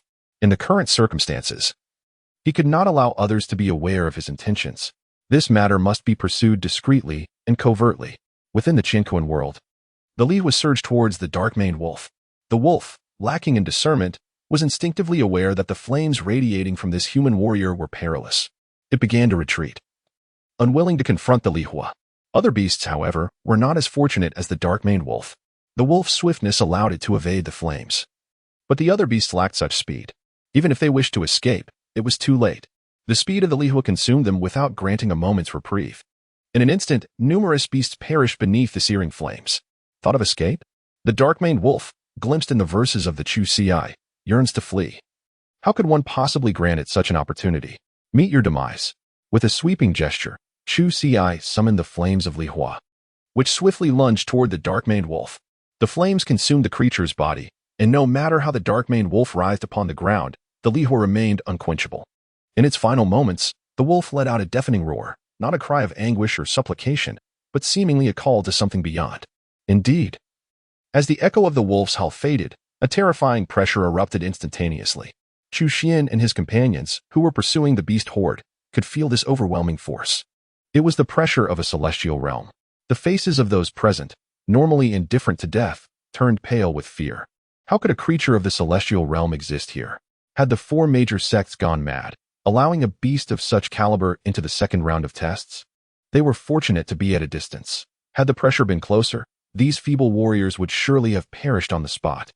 What a jest it was to have a celestial beast present. I wouldn't even know how I died. I came here to join a sect, not to meet my demise. Nearly 90% of the 400 participants had opted to forfeit. Joining a sect was inconsequential, at worst. They would live a life of mediocrity, but losing one's life meant losing everything. In truth, they need not have forfeited. For Qin Kaching and others had already prepared to pull them out upon realizing the presence of a celestial beast. Damn it, how did this happen? How did a celestial beast in its infancy get in here? Qin Kacheng roared. Ma Yuanhua and Guang Diyun also appeared notably distressed. Impossible. The beasts I released were all thoroughly vetted. The strongest among them was merely at the late stage of the earthly realm. Even Zhao Wuji was taken aback. The only explanation that made sense was that a late-stage earthly realm beast had broken through. Setting aside that matter, we must extract these disciples immediately, Ma Yuanhua urged. While there are still no casualties. Zhao Wuji, you must enter the Qian Kuan world and slay that celestial beast. Chapter 71. Surrender the Lihua. Me. Enter the Qian Kuan world? Zhao Wuji exclaimed in astonishment. Are you certain? Ma Yuanhua frowned, displeased. Is there a problem? Do you think that is a late-stage celestial warrior? You cannot contend with an early-stage celestial beast? Hearing this, Zhao Wuji chuckled. Not at all. How could that be so? In that case, I shall take on the task. The glint of greed in Zhao Wuji's eyes became increasingly pronounced. Previously, he had been contemplating how to seize the Lihua from Chu Ci, and now, entering the Qian Kuan world presented the perfect opportunity. As long as he can seize the Lihua from Chu Ci, while dealing with the initial stage demon beast of the celestial extreme realm, that will suffice. Naturally, Zhao Wuji harbors no concerns about being discovered. Currently, Qin Kaching and his associates are preoccupied with extricating the disciples from the Qian Kuan world, which demands considerable resources. To avoid any delays in their endeavors, Zhao Wuji promptly entered the Qian Kuan world. He chose to alight at the very location of Chu Ci. At this moment, Chu Ci also sensed the aura of the initial stage demon beast of the celestial extreme realm, alarmingly close to him. It is astonishing that there exists a demon beast of the celestial extreme realm within this vicinity. The verses of Chu Ci furrowed their brows, fortunately. Elder brother did not encounter it. At present, Chu Xian's strength is such that, barring encounters with exceptionally formidable beasts, those at the late stage of the earthly extremity realm are generally no match for him. However, should he face a beast at the early stage of the celestial extremity realm, his fate would be sealed. It seems it is coming for me. Chu Ci sensed that the monstrous beast from the early stages of the heavenly extremity was hastening towards his location. Chu Ci harbored no concerns, for it was merely a beast of the early celestial realm. With his prowess, he could certainly manage it. Before long, instead of the anticipated beast, Zhao Wuji arrived. Are you unharmed, Chu Ci? Zhao Wuji inquired as he approached. I am fine, replied Chu Ci, though his brow furrowed upon observing Zhao Wuji. He sensed a glimmer of greed emanating from him, clearly indicating that the elder had set his sights on something of value that Chu Ci possessed. Even if that were not the case, Zhao Wuji's status as an elder of the Heavenly Sword sect already strained their relationship. Zhao Wuji smiled, then cast an intricate net upon Chu Ci. This technique, utilized by any warrior of the celestial realm, inflicted no tangible harm, but effectively prevented escape. Zhao Wuji's actions were driven by the concern that Qin Kacheng and the others outside would attempt to extricate Chu Ci from the cosmic world, thereby thwarting his plans. What is Elder Zhao Wuji doing? With a face devoid of emotion, Chu Ci coldly scoffed and inquired. Do you intend to ensnare me with your celestial net to prevent my escape? Chuckling, he continued, Fear not, Chu Ci, I have no intention of taking your life, despite the fact that you have hindered our esteemed sect leader's cultivation. However, I am not entirely incapable of sparing you. Upon hearing Zhao Wuji's words, Chu Ci replied in a somber tone, What do you imply? It is quite simple, Zhao Wuji stated. Surrender the fire of departure that resides within you. At the mention of the fire of departure, greed intensified in Zhao Wuji's eyes. Securing the fire of departure and refining it would guarantee him the attainment of the martial sovereign realm. With his head held high, Chu Ci realized the situation. Zhao Wuji had set his sights on his Lihua. Suddenly, a flicker of Lihua manifested in the palm of Chu Ci's hand. Upon witnessing this, Zhao Wuji's eyes gleamed with delight as he exclaimed, Excellent, excellent. You are quite sensible. Rest assured, if you hand over the Lihua to me, I shall incapacitate your Dantian, rendering you unable to cultivate, and I will implore the sect leader to spare your life. As he spoke, Zhao Wuji reached out to grasp the Lihua. However, the moment his fingers made contact, they were ignited in an instant. The searing pain forced Zhao Wuji to retract his hand, his face contorted with fury as he glared at Chu Xi. You insolent brat, do you seek death? Zhao Wuji's anger was palpable as he fixed his gaze on Chu Xi. Surrender the Lihua now, and you may yet have a chance to live. If you refuse, I shall claim the Lihua from your lifeless body. Chu Xi retracted the flames, smiling as he remarked, is that so? We shall see if you possess the capability. Zhao Wuji, enraged, could hardly believe that a mere waste would dare to provoke a practitioner at the late stage of the celestial realm. With a swift motion, Zhao Wuji brought his palm down towards Chu Xi. Had it been any other practitioner at the late stage of the Yellow Realm, they would likely have been utterly intimidated by such a display. Unfortunately for Zhao Wuji, he was confronted by Chu Xi. Should Chu Xi employ the secret method of extermination, he could indeed vanquish Zhao Wuji, albeit at the cost of his own lifespan. If possible, Chu Xi was reluctant to resort to such a self-destructive strategy. Yet, faced with dire circumstances, he had little choice. At that moment, however, a beast of the early celestial realm appeared, abruptly interrupting Zhao Wuji. Damnable creature. Why do you choose to arrive now of all times? Zhao Wuji scoffed. Casting a fleeting glance at Chu Xi, he dismissed him entirely. Confident that Chu Xi remained ensnared within the web of his own making. Once I have slain this beast, I shall return to deal with you. With that, Zhao Wuji charged towards the early celestial realm beast. With Zhao Wuji temporarily occupied, Chu Xi breathed a sigh of relief, realizing that he could now employ other means. Chu Xi, it did not hesitate to immediately establish a formation around himself. The formation he deployed was a defensive and offensive amalgamation known as the Shock Spirit Array. It served a dual purpose, to withstand Zhao Wuji's assaults while simultaneously having the capacity to eliminate him, to ensure a more secure outcome.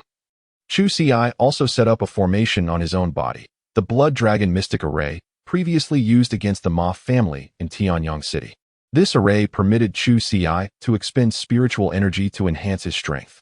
Furthermore, when combined with the Gathering Spirit Array, it could sustain the operation of the Blood Dragon Mystic Array for an extended period. At present, Chu Xi's power was sufficient to slay an initial stage warrior of the Heavenly Extremity Realm. However, in comparison to Zhao Wuji, he still fell somewhat short. Nevertheless, with this level of power, along with the surrounding formations, he possessed ample means to bring about Zhao Wuji's demise. Chu Xi did not immediately activate the Blood Dragon Mystic Array and the Shock God formation. To do so now would deplete too much of his energy. Therefore, he must wait until Zhao Wuji has dealt with the beast before initiating the formation, ensuring that no time is wasted. Zhao Wuji, being a late-stage practitioner of the Celestial Realm, would naturally require little time to subdue a mere early-stage Celestial Realm beast. After a quarter of an hour, he finally suppressed the creature. Indeed, Zhao Wuji merely subdued the beast, opting not to kill it. Dragging the subdued creature before Chu Xi, he sneered and said, Chu Xi, do you intend to perish at the jaws of this beast, or will you obediently hand over the Li Fire to me? Is there any possibility that I, Zhao Wuji, might be the one to slay you? With a serene smile, Chu Xi regarded Zhao Wuji's threats with utter disdain. It seems you are courting death. Fury surged within Zhao Wuji. As a formidable warrior of the Celestial Realm, he could hardly tolerate Chu Xi's repeated condescension. I shall see whether you will plead for mercy shortly.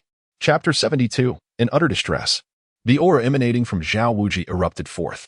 He coldly declared to Chu Xi, die, and then struck downwards with a fierce palm.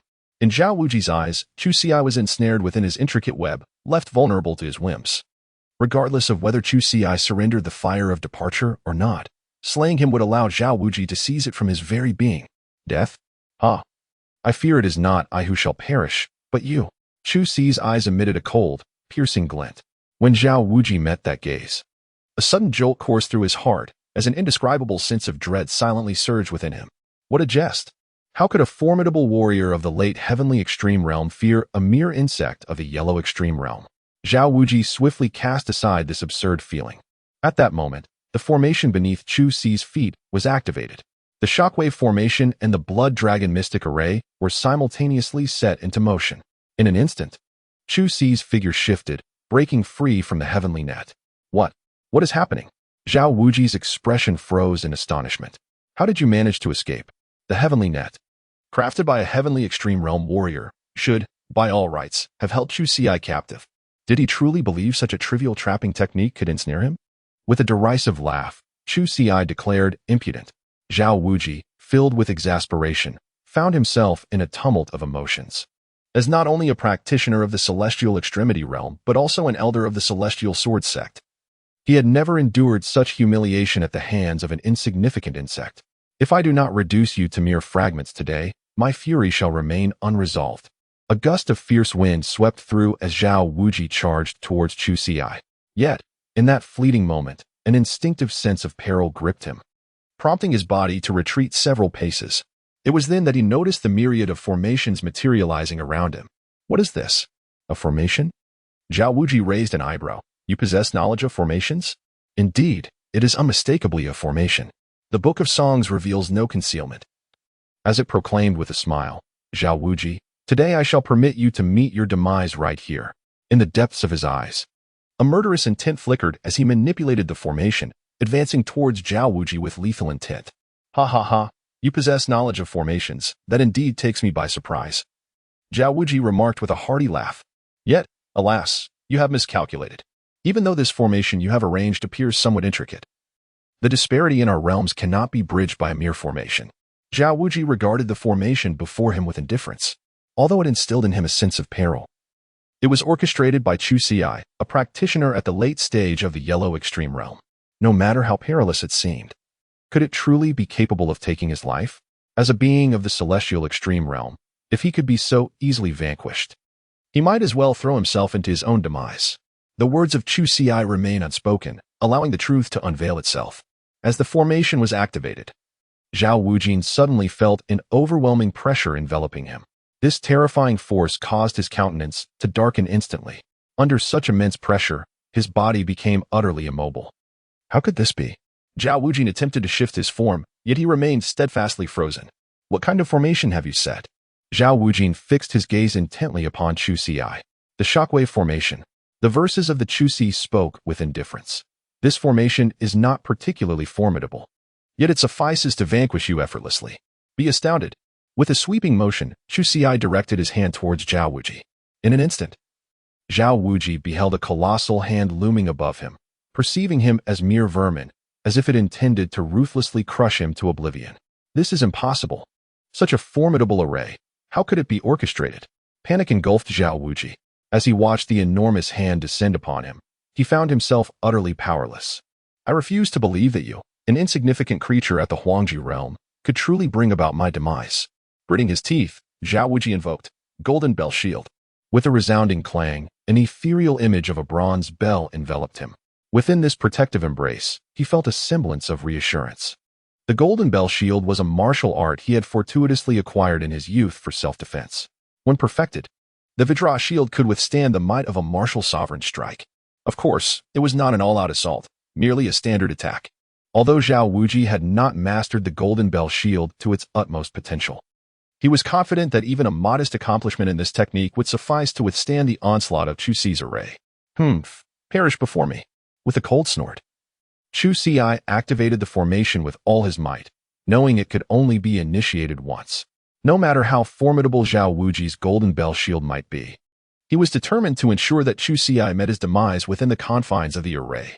The Chu Ci unleashed its full force, channeling every ounce of power into this singular strike. The might of this maneuver was already commensurate with the full strength of a late-stage warrior in the celestial realm. Even if this blow did not utterly vanquish Zhao Wuji, it would surely inflict grave injury upon him. Bang! The palm that hovered ominously above Zhao Wuji's head finally descended. A whirlwind of dust and debris erupted around him, shrouding Zhao Wuji's figure in obscurity. Chu Ci remained vigilant, still sensing the presence of Zhao Wuji. Though his initial strength had waned, it indicated that he was still alive. At least the recent blow had taken nearly half of his life. How dare this insignificant insect attempt to slay me? The furious voice of Zhao Wuji soon echoed. The ethereal visage of the bronze bell surrounding him gradually faded, leaving him in a state of utter disarray. If you are not dead, then allow me to deliver a few more strikes. With a cold laugh, Chu Ci discerned that Zhao Wuji was now in a state of near demise. Given his current strength, He was confident that he possessed a 60% probability of vanquishing Zhao Wuji without employing the lethal secret techniques. Supreme Fist. With a swift punch, Chu Xi struck towards Zhao Wuji. A tremor coursed through Zhao Wuji's heart as he hastily raised his defenses. As the moonlight danced upon the flowers, he deftly evaded the attack, then countered with a fierce blow aimed at Chu Xi. With a resounding crash, the two forces collided, sending shockwaves that forced Zhao Wuji back several paces. How could this be? Blood spilled from Zhao Wuji's mouth as he gazed at Chu Xi in disbelief. Despite his grievous injuries, how could a mere late-stage Huangji realm practitioner pose such a challenge? It should have been an effortless endeavor to defeat him. Chu Xi would not grant Zhao Wuji any surplus time for contemplation. With a swift motion, he unleashed another punch directed at Zhao Wuji. Realizing the dire situation, Zhao Wuji dared not to be reckless. He immediately turned and fled. Damn it! Is this what Lin Mingdai referred to? That Chu Xi has become a useless being? How could a worthless individual cause someone of my caliber, a celestial realm expert, to suffer losses? Zhao Wuji silently cursed Lin Mingdai within his heart. How could the songs of Chu, possessing such profound strength, possibly be deemed worthless? You wish to depart? With a cold snort, Chu Xi swiftly pursued ahead. Chu Xi. Just you wait. Zhao Wuji gritted his teeth, hastily departing from the Qiankuan realm. Chapter 73. He must have cheated. After exiting the Qiankuan realm, Zhao Wuji knelt on the ground, blood spilling from his lips. Damn it! How could Chu Xi be so powerful? Gripping his teeth, anger flickered in Zhao Wuji's eyes at the mere thought of Chu Xi. What happened to you, Zhao Wuji? Qin Kancheng and the others noticed Zhao Wuji's condition and rushed to support him. Could it be that beast injured you? Ma Yuanhua furrowed his brow and inquired. That shouldn't be. The beast was merely at the initial stage of the celestial realm. Moreover, it had just broken through. With your strength, you should have been able to handle it, right? Even if the beast had some power, you shouldn't be in such a pitiful state. Upon hearing this, Zhao Wuji fell silent, unsure of what to say. He couldn't possibly admit that he had been injured by Chu Xi, could he? If they discovered this, not only would he be mocked, but it would likely compel them to want Chu Xi to join their sect even more. It's just a minor setback. I'm fine now. Zhao Wuji replied, shaking his head. I need to go recuperate. You can handle the rest for now. With that, Zhao Wuji immediately left. He was uncertain whether Chu Xi would come after him upon exiting the Qiankuan realm. To preemptively guard against such a scenario, he decided it was better to hide for a while. Chu Xi, just you wait. Once I recover, I will not let you off easily. As a celestial realm warrior, how could he swallow such humiliation? After Zhao Wuji departed, Guang Diyun remarked. Zhao Wuji has been stuck at the celestial realm for over 100 years, hasn't he? Could it be that his strength has declined as his time approaches? Which is why he struggled against a beast at the initial stage of the celestial realm. Guang Diyun's words resonated well with Qin Kancheng and Ma Yuanhua. Let's set Zhao Wuji aside for now and bring out the other disciples. We should also check on Chu Xi's condition. During this period, Qin Kancheng and the others had successfully extracted several disciples from the Qiankuan realm. However, when they attempted to retrieve Chu Xi, they discovered a force seemingly preventing him from emerging. Yet, knowing Zhao Wuji was with Chu Xi, they remained untroubled. Through the Qiankuan realm, they observed Chu Xi's present state. It appears Chu Xi is unharmed. The three let out a sigh of relief. Once the other disciples were retrieved, Qin Kancheng and the others managed to bring Chu Xi out as well. This time, no other force obstructed them. Ma Yuanhua questioned. What was that force that hindered us earlier? Could it have been Zhao Wuji? Is he fixated on the fire of departure that Chu Xi possesses? Ma Yuanhua pondered that the essence of Chu Xi contained a fiery spirit. If Zhao Wuji were to fixate on this fiery spirit, it could indeed pose a significant threat to their endeavors to extricate Chu Xi. However, Qin Kancheng shook his head in denial, asserting that such a scenario was implausible. If Zhao Wuji truly sought to seize the fiery spirit from Chu Xi, would Chu Xi still be able to thrive unscathed? Are you suggesting that Zhao Wuji's injuries were a result of an unsuccessful attempt to wrest the fiery spirit from Chu Xi, leading to his own defeat at Chu Xi's hands? Ma Yuanhua shook his head, firmly dismissing the possibility of such an occurrence. Despite the prowess of the Chu Xi, it remains categorically inferior to a martial artist at the late stage of the celestial realm. Let us not dwell on this matter. It is likely a reflection of the issues within this world. Qin Kancheng remarked, first, inform these disciples that the second round of assessments has concluded. Subsequently, Ma Yuanhua announced the end of the second round to the 400 disciples. Originally, the assessment was intended to last an entire day. However, due to unforeseen circumstances, It had to be prematurely terminated. Although the assessment was forcibly halted, the standards remained unchanged. Attaining 100 demon crystals was the benchmark for passing, a remarkably lenient requirement. With 40 groups, each expected to procure 100 demon crystals, it was reasonable to expect this could be accomplished within a couple of hours, provided there was clear division of labor. Yet, 27 of the 40 groups failed to meet the passing threshold. Only Chu Xian's group successfully acquired 178 demon crystals, the highest yield thus far.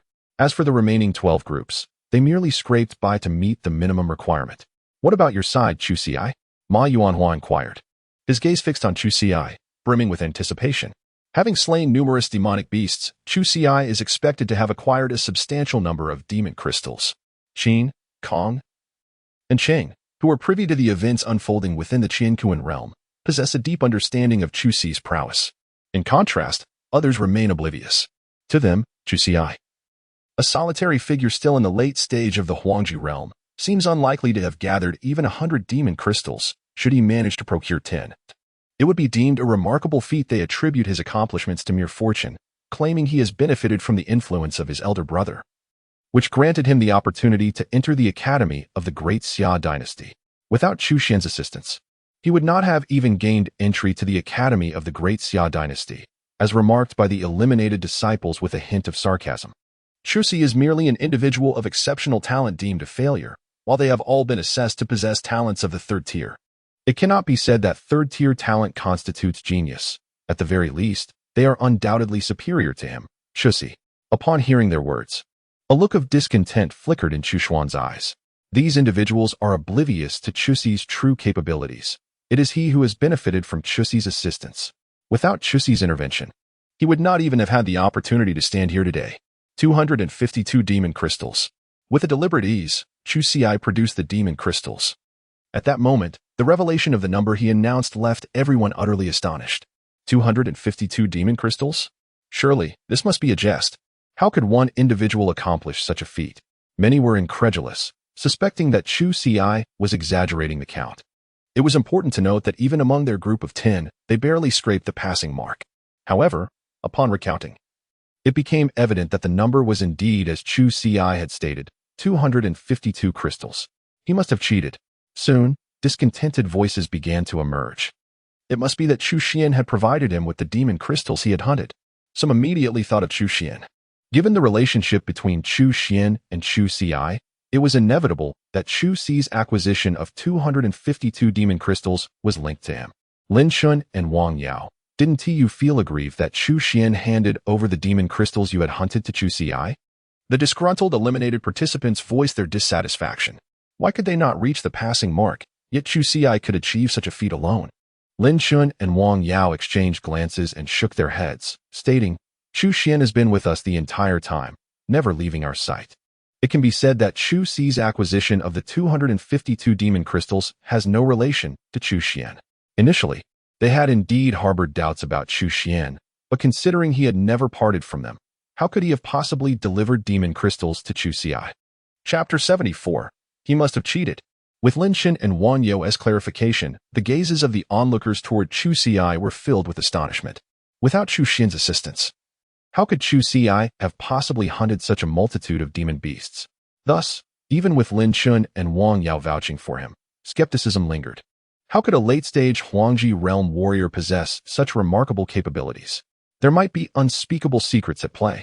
Perhaps these demon crystals had been prepared by Chu Xi in advance. Enough. Silence yourselves. Qin Kancheng, agitated by the hushed murmurs surrounding him, erupted with fury. As the aura of the Tianji realm emanated from him, everyone present promptly ceased their chatter. Chu Xi had secured his demon crystals through his own prowess. Qin Kancheng coldly proclaimed, "This, I and the other elders of various sects can attest to. From the moment you entered the Qiankuan world, we have observed your every action." Hearing Qin Kancheng's words, even those who harbored grievances found themselves at a loss for words. Yet, they continued to believe that Chu Xi must have resorted to some underhanded means. After all, how could a late-stage Huangji realm warrior hunt more demon crystals than they had? Lin Shin and Wang Yao were equally perplexed. Even with their combined efforts alongside Chu Xian, they could not achieve the remarkable feat of hunting over 200 demon crystals in such a brief period, as Chu Xi had done. Chu Xian, You are Chu Si's elder brother. Do you have any insight into this situation? Lin Shen inquired, directing his gaze toward Chu Xian. With a proud expression, Chu Xian exclaimed, "Of course, Xiao Si's prowess surpasses that of everyone present." This assertion was not mere boastfulness on Chu Xian's part. As the elder brother of Chu Si, he was undoubtedly aware of his younger sibling's formidable abilities. Consequently, Lin Chun and Wang Yao furrowed their brows. If Chu Si was already this strong in the late stage of the Yellow Extreme Realm, how much more formidable would he become upon reaching the same level as them? As they pondered this matter, Qin Kancheng called out for Chu Si, please come here for a moment. Chu Si cast a brief glance at Qin Kancheng before striding towards him. Chu Si, we have all witnessed your performance within the realm of Qiankuan. Qin Kancheng said with a broad smile. Given the prowess you have displayed, you should not merely possess first-tier talent in a singular assessment. Surely, some unforeseen circumstance must have occurred previously. Now, let us reassess your aptitude. Upon hearing this, Chu Si shook his head and remarked, let it be. No matter how I am tested, my innate talent will always be of the highest caliber. The Shura sealing mark would not only confine Chu Si's original cultivation, but would also seal his innate abilities. Thus, regardless of any further assessments, his ultimate talent would invariably remain of the first tier. Let us try once more, urged Qin Kaching, as he and his companions eagerly anticipated Chu Si's reevaluation of his talent. The surrounding onlookers were taken aback. Could it be that there had been an issue with Chu Si's talent during the initial assessment? Was it possible that his abilities surpassed theirs? If that were the case, it would not be surprising for him to acquire over 200 demon crystals single-handedly. Since Chu Si has expressed his reluctance to undergo further testing, we shall forego it, declared Bai Gaoi. He was the most opposed to Chu Si retaking the assessment, for should it reveal his exceptional talent, various sects would undoubtedly vie to recruit him. As long as his aptitude remained untested, Chu Si, the hidden genius, would belong to their great Xia Dynasty Academy. Humph, Bai Gaoi. What schemes are you concocting in your mind, believing us to be oblivious?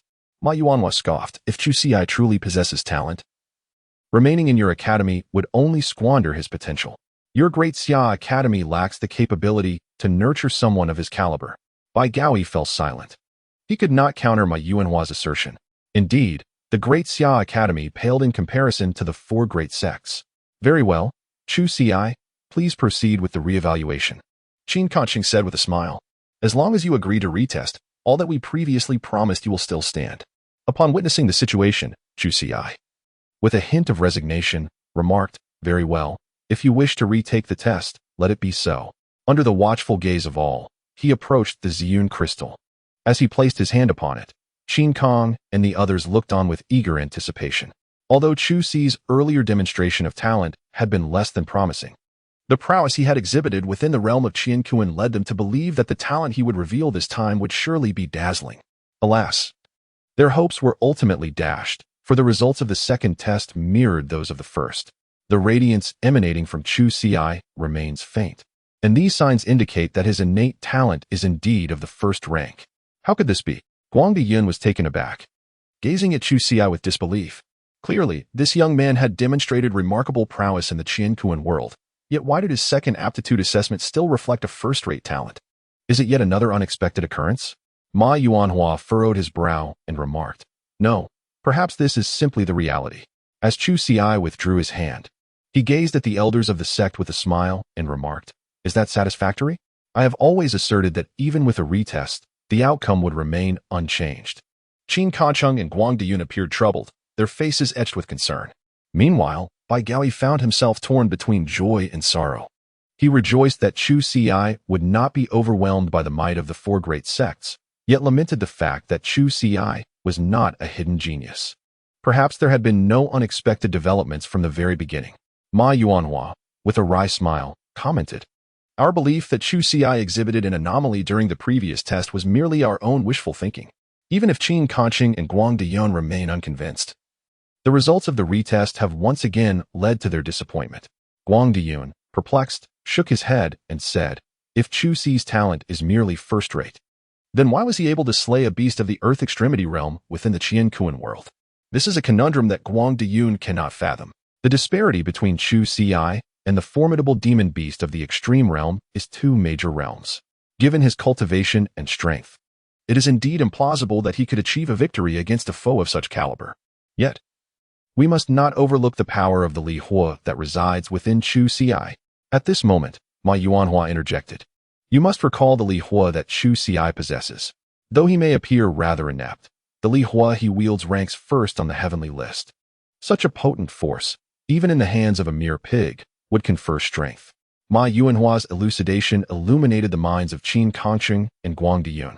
In truth, what Chu Xi displayed within the realm of Qian Kuan was not merely a reflection of his own capabilities, but rather the enhancement bestowed upon him by the Li Hua. It can only be said that he was momentarily blinded, unable to grasp the truth. Chu Xi, let us engage in a transaction. Ma Yuanhua directed his gaze toward him. Chapter 75. I may forego it, but you cannot refuse. A transaction? The poet glanced at Ma Yuanhua and inquired, what transaction do you wish to propose? Ma Yuanhua replied, I shall exchange the broken earth elixir for the flame of departure. The poet retorted, with your talent. Having the flame of departure by your side would only lead to its obscurity. Are you jesting with me? Shusi gazed at Ma Yuanhua, unable to suppress a chuckle. You wish to exchange a mere earth pill for the Li Hua? Do you truly believe that a single trifling earth pill is worthy of such a precious exchange? Is Ma Yuanhua convinced that he must be lacking in reason to agree to barter Li Hua for a paltry earth pill? I am well aware that trading an earth pill is indeed unreasonable. Should you grant me the Li Hua, I shall ensure it reaches your elder brother. Furthermore, the earth pill you receive could facilitate your ascension to the realm of earthly extremes.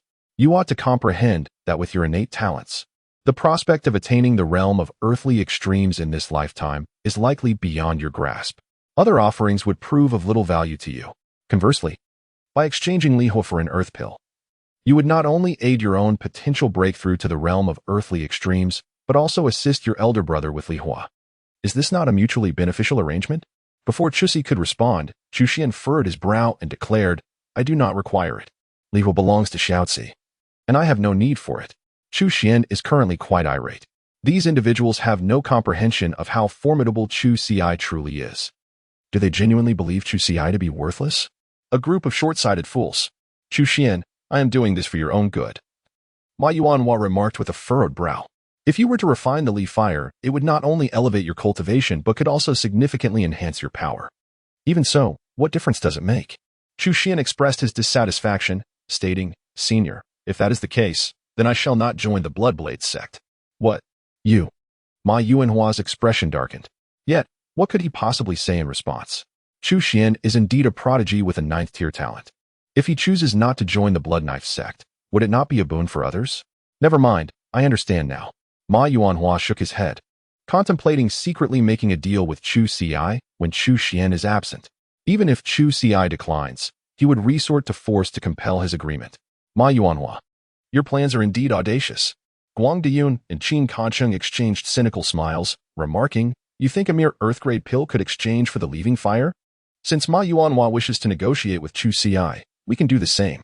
Chu Xi, if you hand over the leaving fire to my Chaos Celestial sect, I shall offer you an earth-grade pill and 30,000 spirit stones. My Chaos Celestial sect is prepared to go further, offering you 100,000 spirit stones. Both Qin Kongqing and Guang Diyun fixed their gazes upon Chu Xi.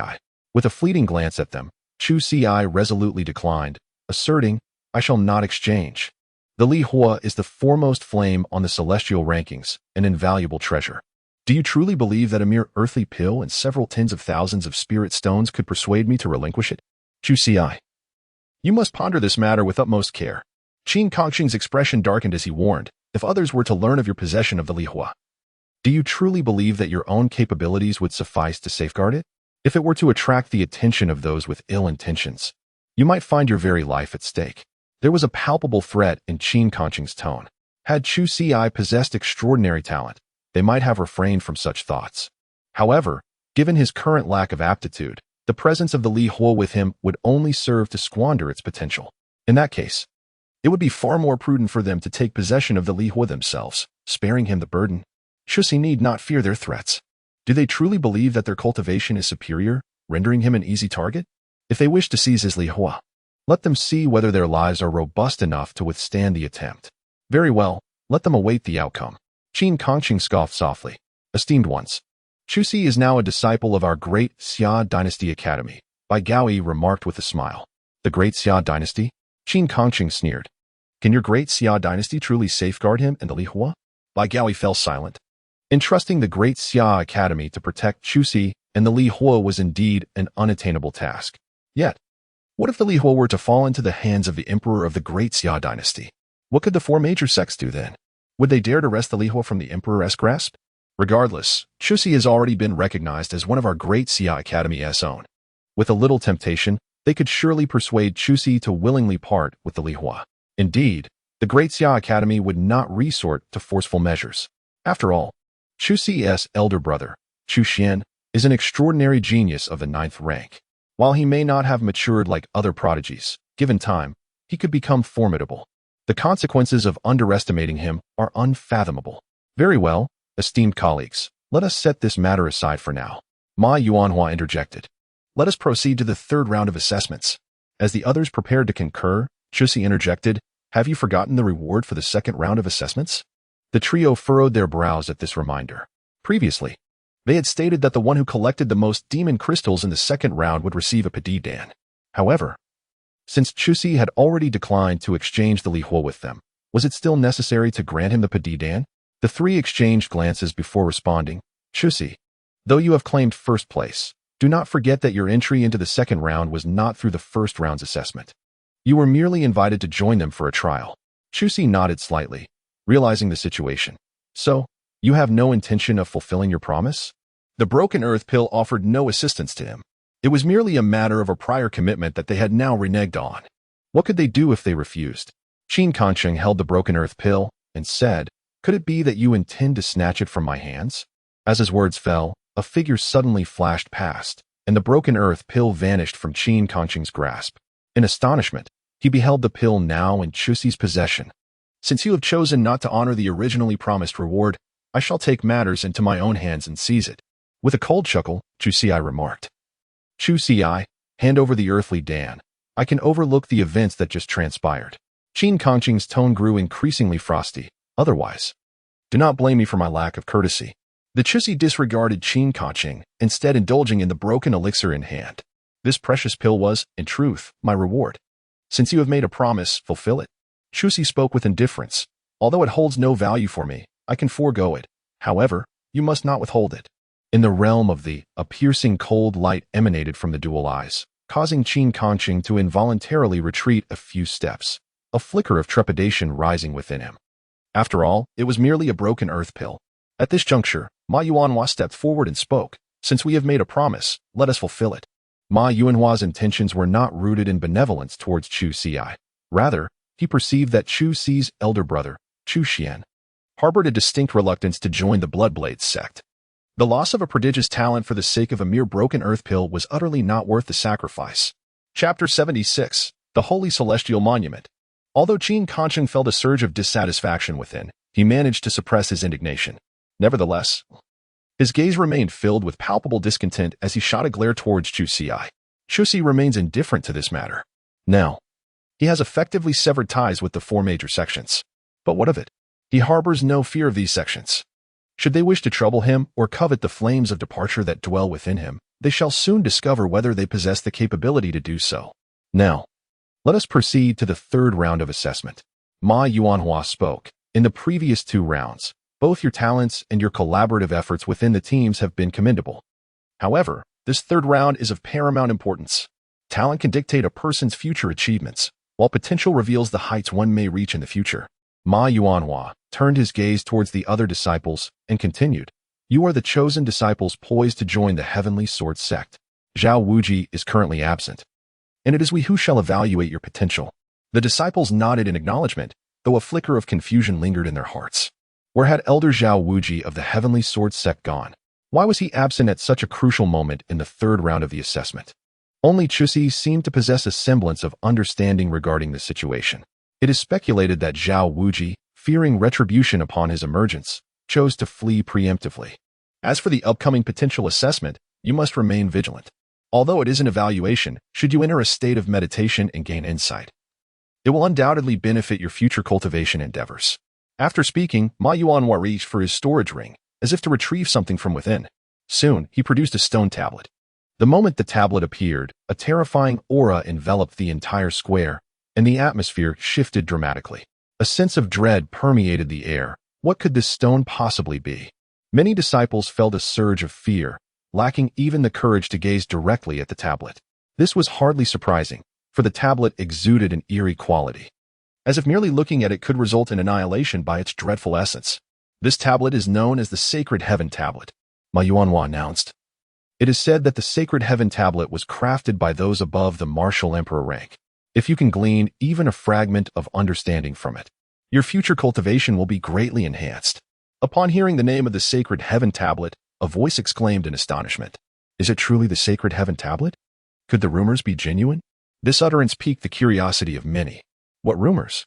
Pray, enlighten us about the origins of the Sacred Heaven Tablet. The individual, noticing the attention directed towards him, smiled and replied, I came across it in an ancient text passed down through my ancestors. The Sacred Heaven Tablet was crafted by a sage. It is said to contain the chronicles of the sage's life. Should one comprehend its teachings, they might grasp the sage's lifelong knowledge. Many faces displayed a dazed expression. A sage? Is a sage exceptionally powerful? In the Great Xia dynasty, we have only heard of the martial emperor as the mightiest warrior. Could a sage be even more formidable? They pondered. If I can comprehend the content of the Sacred Heaven Tablet, might I become a martial emperor in the future? You? A martial emperor? With your third-tier talent? If you could understand even a fragment, that would be remarkable. The crowd's chatter grew increasingly boisterous, drawing Ma Yuanhua's ire. Silence, he admonished. If you continue this clamor, you may forfeit your opportunity in the third round of the assessment. At last, the crowd quieted. Very well, now for the third round of the assessment. Just as Ma Yuanhua was preparing to instruct the disciples to contemplate the Sacred Heaven Tablet, Qin Kongqing interjected, halting him. Hold on, Qin Kongqing declared coldly. Chu Xi is not among those recruited by our 4 major sections. Depart from this place at once. He glared at Chu Xi and added, the contents of the Sacred Heaven Tablet are beyond your comprehension. With a fleeting glance at the holy steel, Chu Xi chose silence and turned away. How pitiful he was. Possessing not only the most useless innate talent, but also lacking the qualifications to comprehend the holy steel. His life would remain in this stagnant state, merely envying those endowed with superior talents, particularly those of the 9th rank. Even if he were to languish in idleness, there would be someone to shield him. They had little time to pity Chu Xi, as Ma Yuanhua had already guided them in their understanding of the holy steel. They regarded the seemingly futile techniques as treasures of great worth. From a distance, Chu Xi shook his head. The moment Ma Yuanhua unveiled the holy steel, Chu Xi had gleaned insights from it. Indeed, the steel chronicled the lifelong learnings of a sage.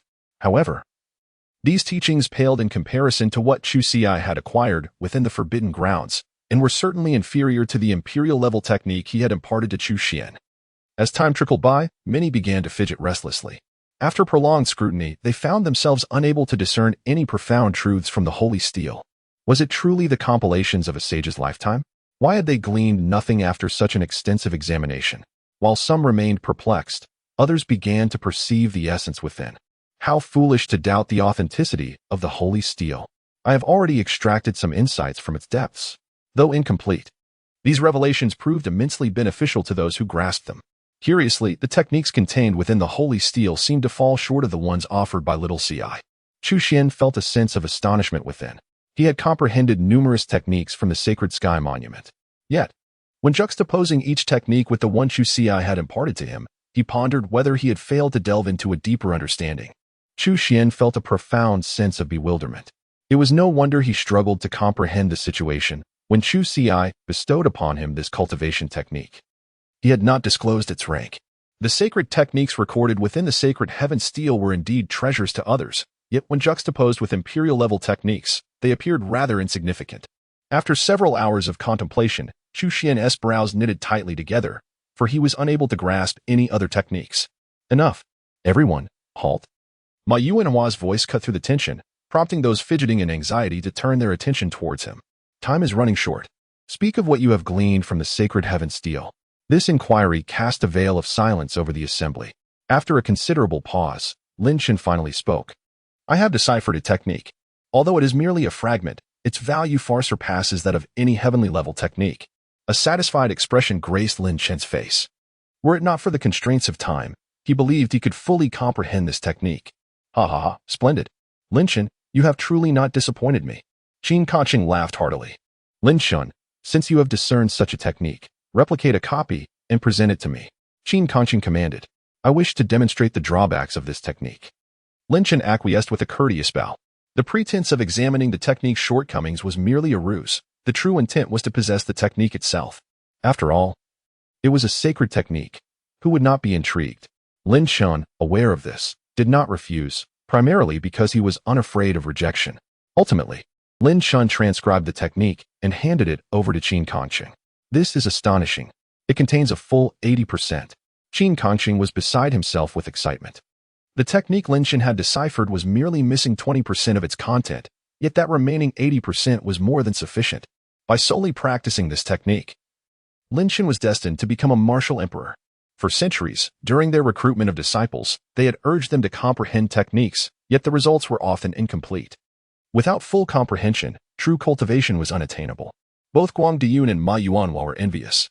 How fortunate for the Mixed Heavens sect to acquire a technique that was 80% intact. What kind of extraordinary fortune must one possess to achieve such a feat? Ma Yuanhua felt somewhat reassured, having recruited Chu Xian this time.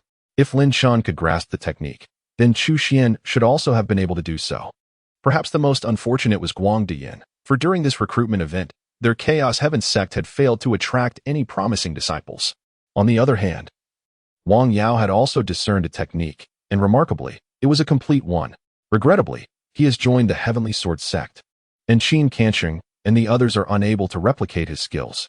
Otherwise, if the Heavenly Sword sect were to discover this, they would undoubtedly come to negotiate with them. And it is quite possible that they would demand an exorbitant price. What about you, Chu Xian? Ma Yuanhua inquired, casting his gaze towards Chu Xian. Chu Xian shook his head. Upon witnessing this, Ma Yuanhua's brow involuntarily furrowed. Has Chu Xian not comprehended any martial arts techniques? That seems unlikely. As both Lin Shun and Wang Yao, possessing only 5th-tier talents, have successfully grasped such techniques, could it be that Chu Xian, possessing a 9th-grade talent, is unable to comprehend even a single volume of a fragmented martial art? The other disciples gazed at Chu Xian, their faces etched with confusion. Shouldn't a 9th-grade talent be capable of more? Ma Yuanhua's expression grew troubled.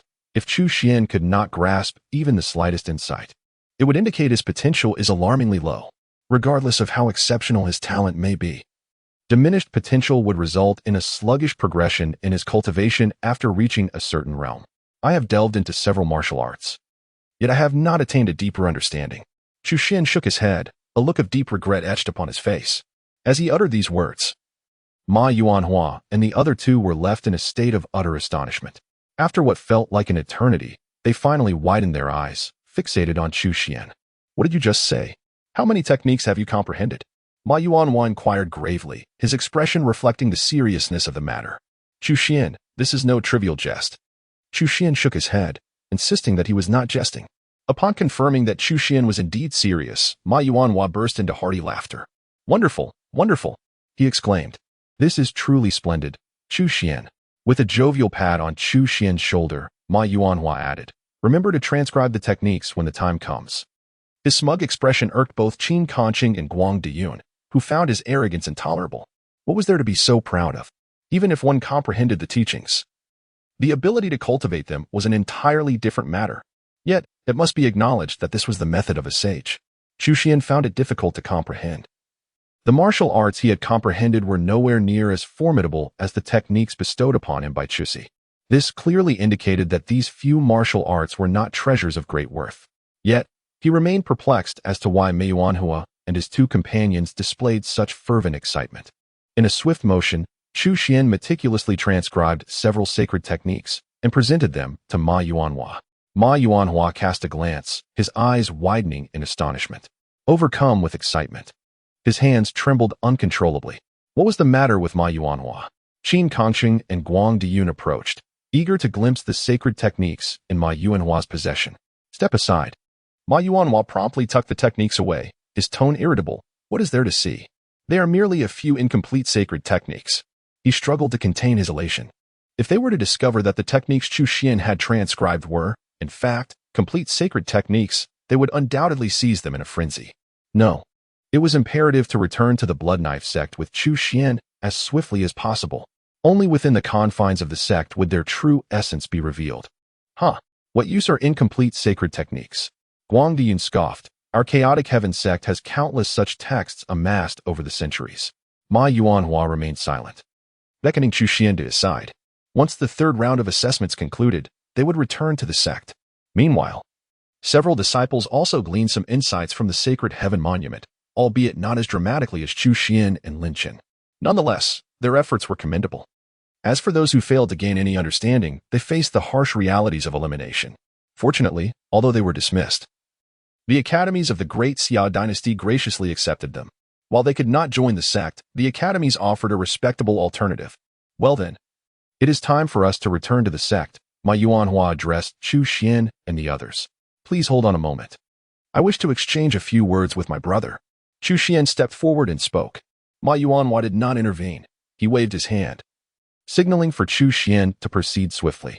Chu Xian hurried to Chu Ci and said, Little Ci, elder brother is heading to the Bloodblade sect. You should remain in the academy and study well. In due time, elder brother will come to find you. With a smile, Chu Ci nodded and said, I understand. Elder brother, well, I shall take my leave now. After speaking, Chu Xian turned to depart. Elder brother, please wait a moment. I have something to entrust to you. The Book of Songs intercepted Chu Xian and said, Be sure to keep the cultivation method you practice a secret from the Blood Knife sect. No one must be informed, regardless of who they are. With a grave expression, Chu Ci remarked, If they urge you to cultivate the techniques gleaned from the sacred heavenly steel, you must embrace the training without hesitation. Do not refuse. Chu Xian was momentarily taken aback, though he could not fathom why Chu Ci would express such sentiments. He was certain that Chu Ci would never harm him.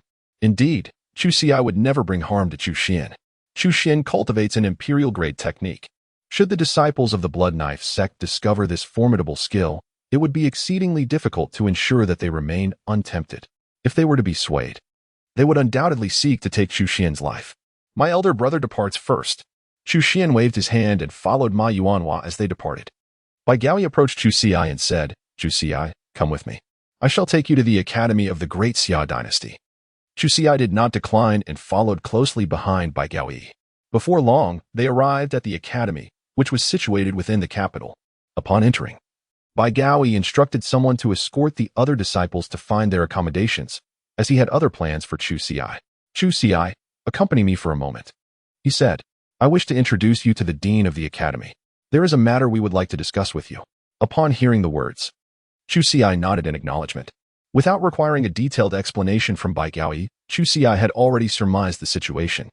It seemed that Bai Gaoi had set his sights on the fiery essence that resided within him. In Chapter 78, Here, I Am the Law, Bai Gaoi escorted Chu Ci into the chamber. The fiery essence you possess serves no beneficial purpose for you, he cautioned. Moreover, this very essence poses a significant threat to your safety. Chu Ci glanced at Bai Gaoi and smiled as he inquired, So, according to your perspective, what do you propose we do? Upon hearing this, Bai Gaoi promptly replied, Here is the plan. You shall entrust the lihua to me, and I will deliver it to the emperor on your behalf. Naturally, I will present it in your name.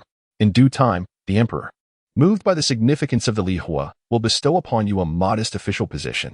Rest assured, there will be no lack of rewards. Chuckled and retorted, What do you believe the emperor of the Great Xia dynasty should bestow upon me after I deliver this lihua? Bai Gaoi pursed his lips, momentarily at a loss for words. The lihua is the foremost flame on the celestial rankings. If the reward were meager, would that not imply treating one as a fool? And Chu Ci is certainly no fool. So, does that imply your disagreement? Bai Gaoi furrowed his brow. Indeed. Chu Ci replied with a smile, If I were to disagree, do you intend to resort to force to seize it? Chu Ci squinted at Bai Gaoi. If he dared to seize it, Chu Ci would undoubtedly eliminate him without hesitation. I won't, Bai Gaoi replied with an awkward smile. If you disagree, I certainly wouldn't attempt to take it. He had indeed contemplated snatching the lihua from Chu Ci's grasp. However, considering that Chu Ci's elder brother, Chu Xian, was a prodigy with a 9th-tier talent and had recently joined the Bloodblade sect, he realized that stealing lihua could invite formidable enemies upon the Great Xia dynasty. But Chu Ci, you must understand the immense value of this lihua.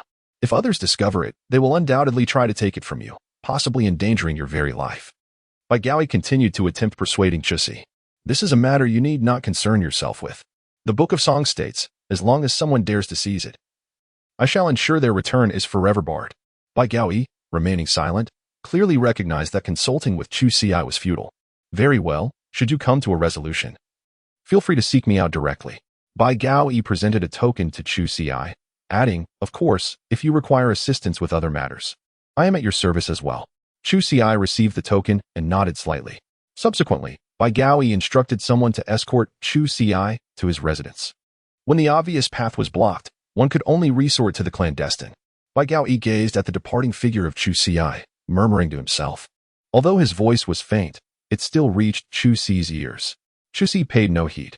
Regardless of whether Bai Gao Yi arrived in darkness or in light, he remained unafraid. Soon, the individual escorted Chu Ci to the residence of the outer disciples of the academy. You shall reside here, the young disciple stated coldly. This is the dwelling place for the outer disciples.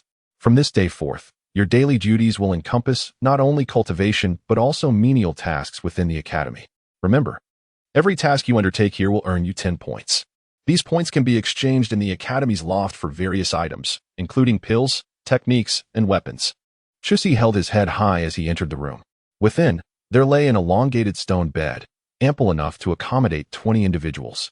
At that moment, Chu Ci also noticed the group of people who had accompanied him to the academy, now huddled in a corner. Their faces bore signs of bruising, indicative of having endured a beating. Newcomer? At this juncture, a slightly portly man approached. You are new here. Remember this well. I am the boss around here. The man declared with an air of arrogance, from now on, 70% of the points you earn through your labor will belong to me. Should you refuse, know that my fists are not for show. With that, he raised his fist, as large as a sandbag, and added, if you wish to avoid a beating, you will adhere to my commands. Chu Ci glanced at the other party and smiled, inquiring, what if I refuse? The man chuckled in response. At that moment, several disciples began to gather around him. Brothers, this fellow is so obstinate. He shall certainly be taught a lesson tonight. One among them pointed towards the corner, where the newly initiated disciples were huddled, and remarked, if you wish to avoid a similar fate as theirs, it would be prudent to comply. Is that so? With an expression of serene indifference, Chu Ci remarked, I would advise you all to refrain from provoking me. Otherwise, you shall meet a most dreadful fate. As soon as these words escaped his lips, they elicited a chorus of mockery from the crowd. Huh? You? Inflict a dreadful fate upon us? Although they were merely outer disciples of the academy, possessing limited cultivation, their numbers provided them with a sense of confidence. Charge. Let us teach this brat a harsh lesson, so he understands who upholds the rules here. With a wave of his hand, the man beckoned the surrounding disciples to advance toward Chu Ci. Since you are so eager to court death, I shall oblige you. Chu Ci shook his head. He refrained from further banter and swiftly struck the first individual who approached him, sending him flying with a single punch. The onlookers were instantly taken aback. Both parties were at the late stage of the yellow extreme realm. How was it that Chu Ci managed to dispatch his opponent so effortlessly? Xiao San, you are also a practitioner of the late yellow extreme realm. How could you not deal with such a wretched brat? A man remarked, his displeasure evident. Yet, the individual referred to as Xiao San did not respond. Dungu, Xiao San has been knocked unconscious. One person stepped forward to assess Xiao San's condition, and upon inspection, he was startled to discover that Xiao San had indeed fainted. Goodness, this young man is surprisingly formidable. He has incapacitated a fellow practitioner of the same realm with a single blow. How could someone so powerful be relegated to the outer sect? Should he not have ascended directly to the inner sect? Young man, you possess some commendable strength. Wang Dun's expression shifted as he spoke in a grave tone, but alas, you have provoked the wrong person this time. And what of it? With a cold voice, Chu Ci declared, no matter how many of you there are, none can match my prowess. The aura of lethal intent radiated from him. Wang Dun, terrified, found himself collapsing to the ground. However, upon reflection, he pondered what he had to fear. Behind him lay a substantial backing. A mere newcomer daring to slay a fellow disciple would surely be courting death. You are doomed. Young one, with such scant strength, how could you hope to stir up a tempest here? You lack the qualification. Wang Dun shouted, everyone, attack him together. In an instant, all rushed towards Chu Ci. Unfortunately, regardless of their numbers, they were all sent flying by a single punch from him. Eventually, only Wang Dun remained. As he watched Chu Ci approach, his legs trembled uncontrollably. Don't come any closer. Wang Dun stammered, his voice quivering. Let me remind you, my elder brother is an inner disciple of the academy. If you dare to strike me, you will surely meet your end. Chapter 79, Chen Maoyan. Do not think that just because your brother is an inner disciple, or even an elder within the inner circle, it bears any relevance to me. Coldly, Chu Xi stated. If I do not instill fear in these individuals today, they will undoubtedly seek trouble with me in the future. Thus, he delivered a severe beating to Wang Dun. Only relenting once Wang Dun was left nearly lifeless. Remember, if you wish to trouble me, you must first consider whether you possess the capability to do so. With this admonition, Chu Xi disregarded Wang Dun entirely. The onlookers, witnessing the scene, parted ways in trepidation, their expressions a mixture of fear, astonishment, and disbelief. This newly arrived outer disciple was exceedingly audacious, daring to strike Wang Dun. Wang Dun's dominance within the outer sect was attributed solely to the backing of his elder brother, a disciple of the inner sect. It was this support that emboldened Wang Dun to oppress the disciples of the outer sect. While there had been previous instances of rebellion, those who dared to resist faced dire consequences, often at the hands of Wang Dun's brother. Some were merely left incapacitated, while others met a far grimmer fate, being slain without mercy. The academy did not turn a blind eye to murder. However, Wang Dun's brother, being an inner disciple, would face little repercussion for eliminating one or two outer disciples, as the elders of the academy would simply overlook such matters. After all, outer disciples were as numerous as cattle within the academy. The loss of a few would scarcely raise an eyebrow. Conversely, inner disciples were invaluable to the academy, which was in desperate need of talent. The institution would never punish a noble inner disciple for the sake of inconsequential outer disciples. He is as good as dead, someone remarked, shaking their head. Once Wang Dun informs his brother of today's events, this individual will undoubtedly see no tomorrow. Chu Xi need not concern himself. He simply has to attend to some miscellaneous tasks at the outer gate now. The Book of Songs may be left untouched while one mingles within the academy. However, should he aspire to enter the esteemed realm of the Dan Men, he must engage in these menial tasks. After Chu Xi's departure, Wang Dun's elder brother, Wang Ku, rushed to the outer gate upon learning of the incident.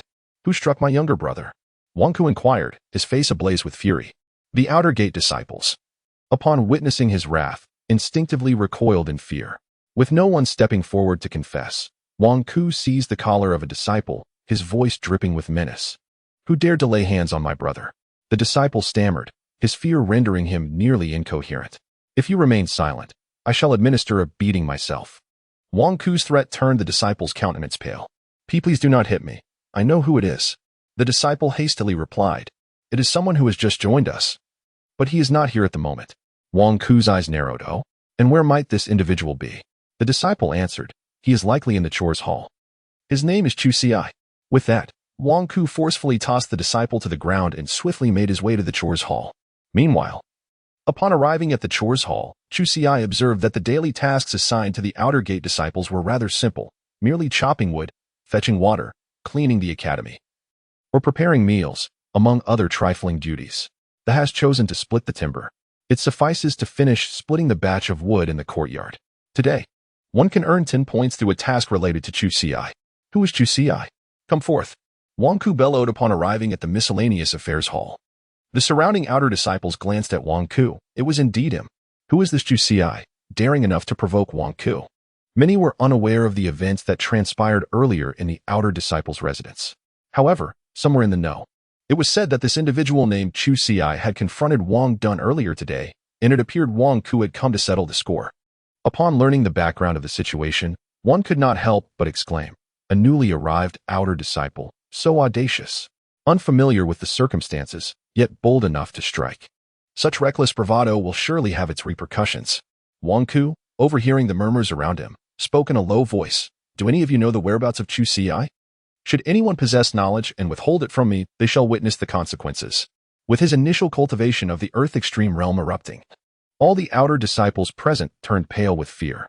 One disciple, anxious to avoid being implicated, quickly spoke up. Chu Xi is outside chopping wood. If you head there now, you will find him. Wang Ku nodded in acknowledgement and made his way toward the courtyard. Upon reaching the courtyard, he spotted a figure diligently chopping wood. Are you Chu Xi? Wang Ku approached Chu Xi and inquired solemnly. Indeed, that is I, Chu Xi replied. Upon lifting his gaze, Chu Xi beheld Wang Ku, who, with a stern countenance, inquired, Are you familiar with Wang Dun? Chu Xi nodded slightly. He was undoubtedly aware that this was the very person he had just beaten. I am your elder brother, Wang Ku stated with an impassive demeanor. If you kneel before me now, I might just spare your wretched life. Chusi set aside his axe and remarked, Is that so? I shall grant you an opportunity. Depart now, and I shall consider this matter as if it never occurred. What did you say? Wang Ku's countenance darkened. Very well, such audacity is truly remarkable. Among the outer disciples, none had ever dared to speak to him in such a manner. Boy, since you are so eager to court death, I shall oblige you. At that moment, a terrifying aura erupted from Wang Ku. With a mere motion, he could extinguish Chusi's life with a single blow. With an icy gaze, Chu Xi prepared to strike down Wang Ku. However, a voice suddenly pierced the air. Wang Ku, are you once again troubling the outer disciples? The voice was melodious and clear. A young girl, around 14 or 15 years of age, adorned in a purple dress, approached with an expression of discontent. As an inner disciple and a practitioner at the initial stage of the earthly extremity realm, how dare you bully the outer disciples here? The girl stepped in front of Chu Xi, blocking Wang Ku's advance. Senior Sister Chun, you misunderstand. I have not bullied him. It is this junior brother who sought my guidance regarding his cultivation difficulties, Wang Ku replied with a smile directed at the girl. The girl, known as Chen Miaoyan, was the granddaughter of the esteemed elder of the academy. In terms of both cultivation and status, she was not someone Wang Ku could afford to offend. Wang Ku's gaze continued to warn Chu Xi not to speak out of turn. Huh? Do you really think you are worthy of my counsel? The Chu Xi could not help but emit a sound of derision. You. Wang Ku was instantly filled with rage. Just as he was about to act, he was quelled by a piercing glare from Chen Miaoyan. Do not presume that I am unaware of your actions, Chen Miaoyan coldly remarked. You would do well not to take advantage of the elder's leniency to bully the outer disciples. Should I witness such behavior again, I shall certainly inform my grandfather. Chapter 80. The Academy possesses flawed imperial artifacts. Upon hearing Chen Miaoyan's words, Wang Ku felt a surge of dread. The grand elder was exceedingly fond of his granddaughter, and should she truly approach him regarding this matter, he would inevitably face repercussions. Sister, you jest. How could I dare? Wang Ku replied with a forced smile. Rest assured, I shall guarantee that I will no longer bully the outer disciples. That is all I wish to know, Chen Miaoyan replied with an icy snort. Leave this place at once. Wang Ku hastily departed. Yet, would he truly heed Chen Miaoyan's words? Naturally not. He had already placed the blame for the current situation squarely on Chu Xi's shoulders. Just wait, he thought. Do not assume that Chen Miaoyan has shielded you this time. Your fortune may not hold next time. Little did Wang Ku realize that Chen Miaoyan's intervention had indeed preserved his life. If he were to truly engage in conflict with Chu Xi, he would likely find himself outmatched. Are you unhurt, junior brother? Chen Miaoyan inquired. Turning her gaze towards Chu Xi shook his head and replied, It's nothing. Thank you. Regardless of whether Chen Miaoyan chose to assist him, he would remain unperturbed. Nevertheless, since she had extended her help, Chu Xi felt compelled to express his gratitude. Chen Miaoyan nodded and said, If Wang Ku troubles you again, seek out the elders. Do not fret. If they neglect this matter, you can directly approach me in the inner sect. After leaving this piece of advice, she turned and departed. Once she was gone, the voice of the Qi Shaoyan Emperor resonated in Chu Xi's ears. Young man, with your formidable strength, why would you choose to become an outer sect disciple in such a humble academy? You would be better off accompanying me to the southern wilderness in search of greater opportunities. This would be beneficial for all. The Qi Shaoyan Emperor had been residing within Chu Xi during this period, fully aware of all that transpired, including the revelation of Chu Xi's exceptional talent. Although he could not fathom why Chu Xi's talent was assessed as so low, he understood that Chu Xi was far from being as simple as he appeared. I have my own plans, he asserted. The verses of the Chu Xi began, If you have no other matters at hand, kindly refrain from speaking unexpectedly in the future. The Azure Cloud Emperor chuckled softly and replied, Young one, allow me to speak first. My sudden appearance is not without purpose. I must tell you, I have discovered that this academy harbors a flawed imperial artifact. Upon hearing this, Chu Xi let out a soft exclamation. Oh, and what follows? What relevance does it hold for me? The Red Sky Cloud Emperor, taken aback, inquired with evident astonishment. What? Are you not intrigued by this flawed imperial artifact? The young man, I must inform you, even a defective imperial artifact possesses an exceedingly formidable power. The Red Sky Cloud Emperor pursed his lips. His intention in discussing this matter with Chu Xi was primarily to persuade him to acquire this flawed artifact. By refining this imperfect imperial item and integrating it into his own, perhaps he could transform his own defective artifact into a genuine imperial treasure. Not interested. Chu Xi replied dismissively. It is merely a flawed imperial artifact. Even a true imperial item, in my view, would be considered worthless. With a disdainful expression, Chusi remarked. It was not that Chusi held the imperial weapon in contempt. Rather, he possessed a superior weapon of his own. However, his current strength rendered him incapable of wielding it. That weapon had been gathering dust within the ancient ring. Even if one were to scorn a flawed imperial weapon, could one not temporarily make use of it? No need. For I also have an alternative weapon at my disposal. The verses of Chusi express, at this juncture, no one can compel me to wield a weapon. The Azure Cloud Emperor fell silent, understanding that no matter what he said today, Chusi would not seek out the inferior imperial artifact within the academy. He pondered. How could one display such indifference towards a flawed imperial artifact? Even if one holds it in disdain, it remains merely an inferior artifact, which could still prove valuable to possess. The Azure Cloud Emperor's reasoning was quite rational. Even if it were of no use, acquiring it would certainly be advantageous. Alas, Chusi not only had no need for a defective imperial artifact, but more importantly, this was an academy. That inferior artifact was surely guarded by formidable warriors. Perhaps even a martial emperor. A being of such caliber, utilizing lethal secret arts, could easily bring death upon one. But is it truly necessary? For the sake of an inferior artifact, particularly when its utility to oneself remains uncertain? Furthermore, Chusi held no desire to engage in petty thievery. After completing the menial tasks assigned to the disciple, Chusi earned 10 points. Subsequently, he returned to the dwelling of the outer disciples. Upon arriving at the threshold, he overheard the voice of Wang Dun from within. My elder brother has already gone to confront that young man. This time, he is doomed. Wang Dun spoke coldly. I estimate that shortly, my brother will drag that young man's body here, forcing him to kneel and apologize to me. Indeed, to dare offend Dun Go. That young man must be oblivious to the very meaning of death. Dun Go, let me kick him a few times when the time comes. Wang Dun's sycophants babbled incessantly, all hurling insults at Chusi while fawning over Wang Dun.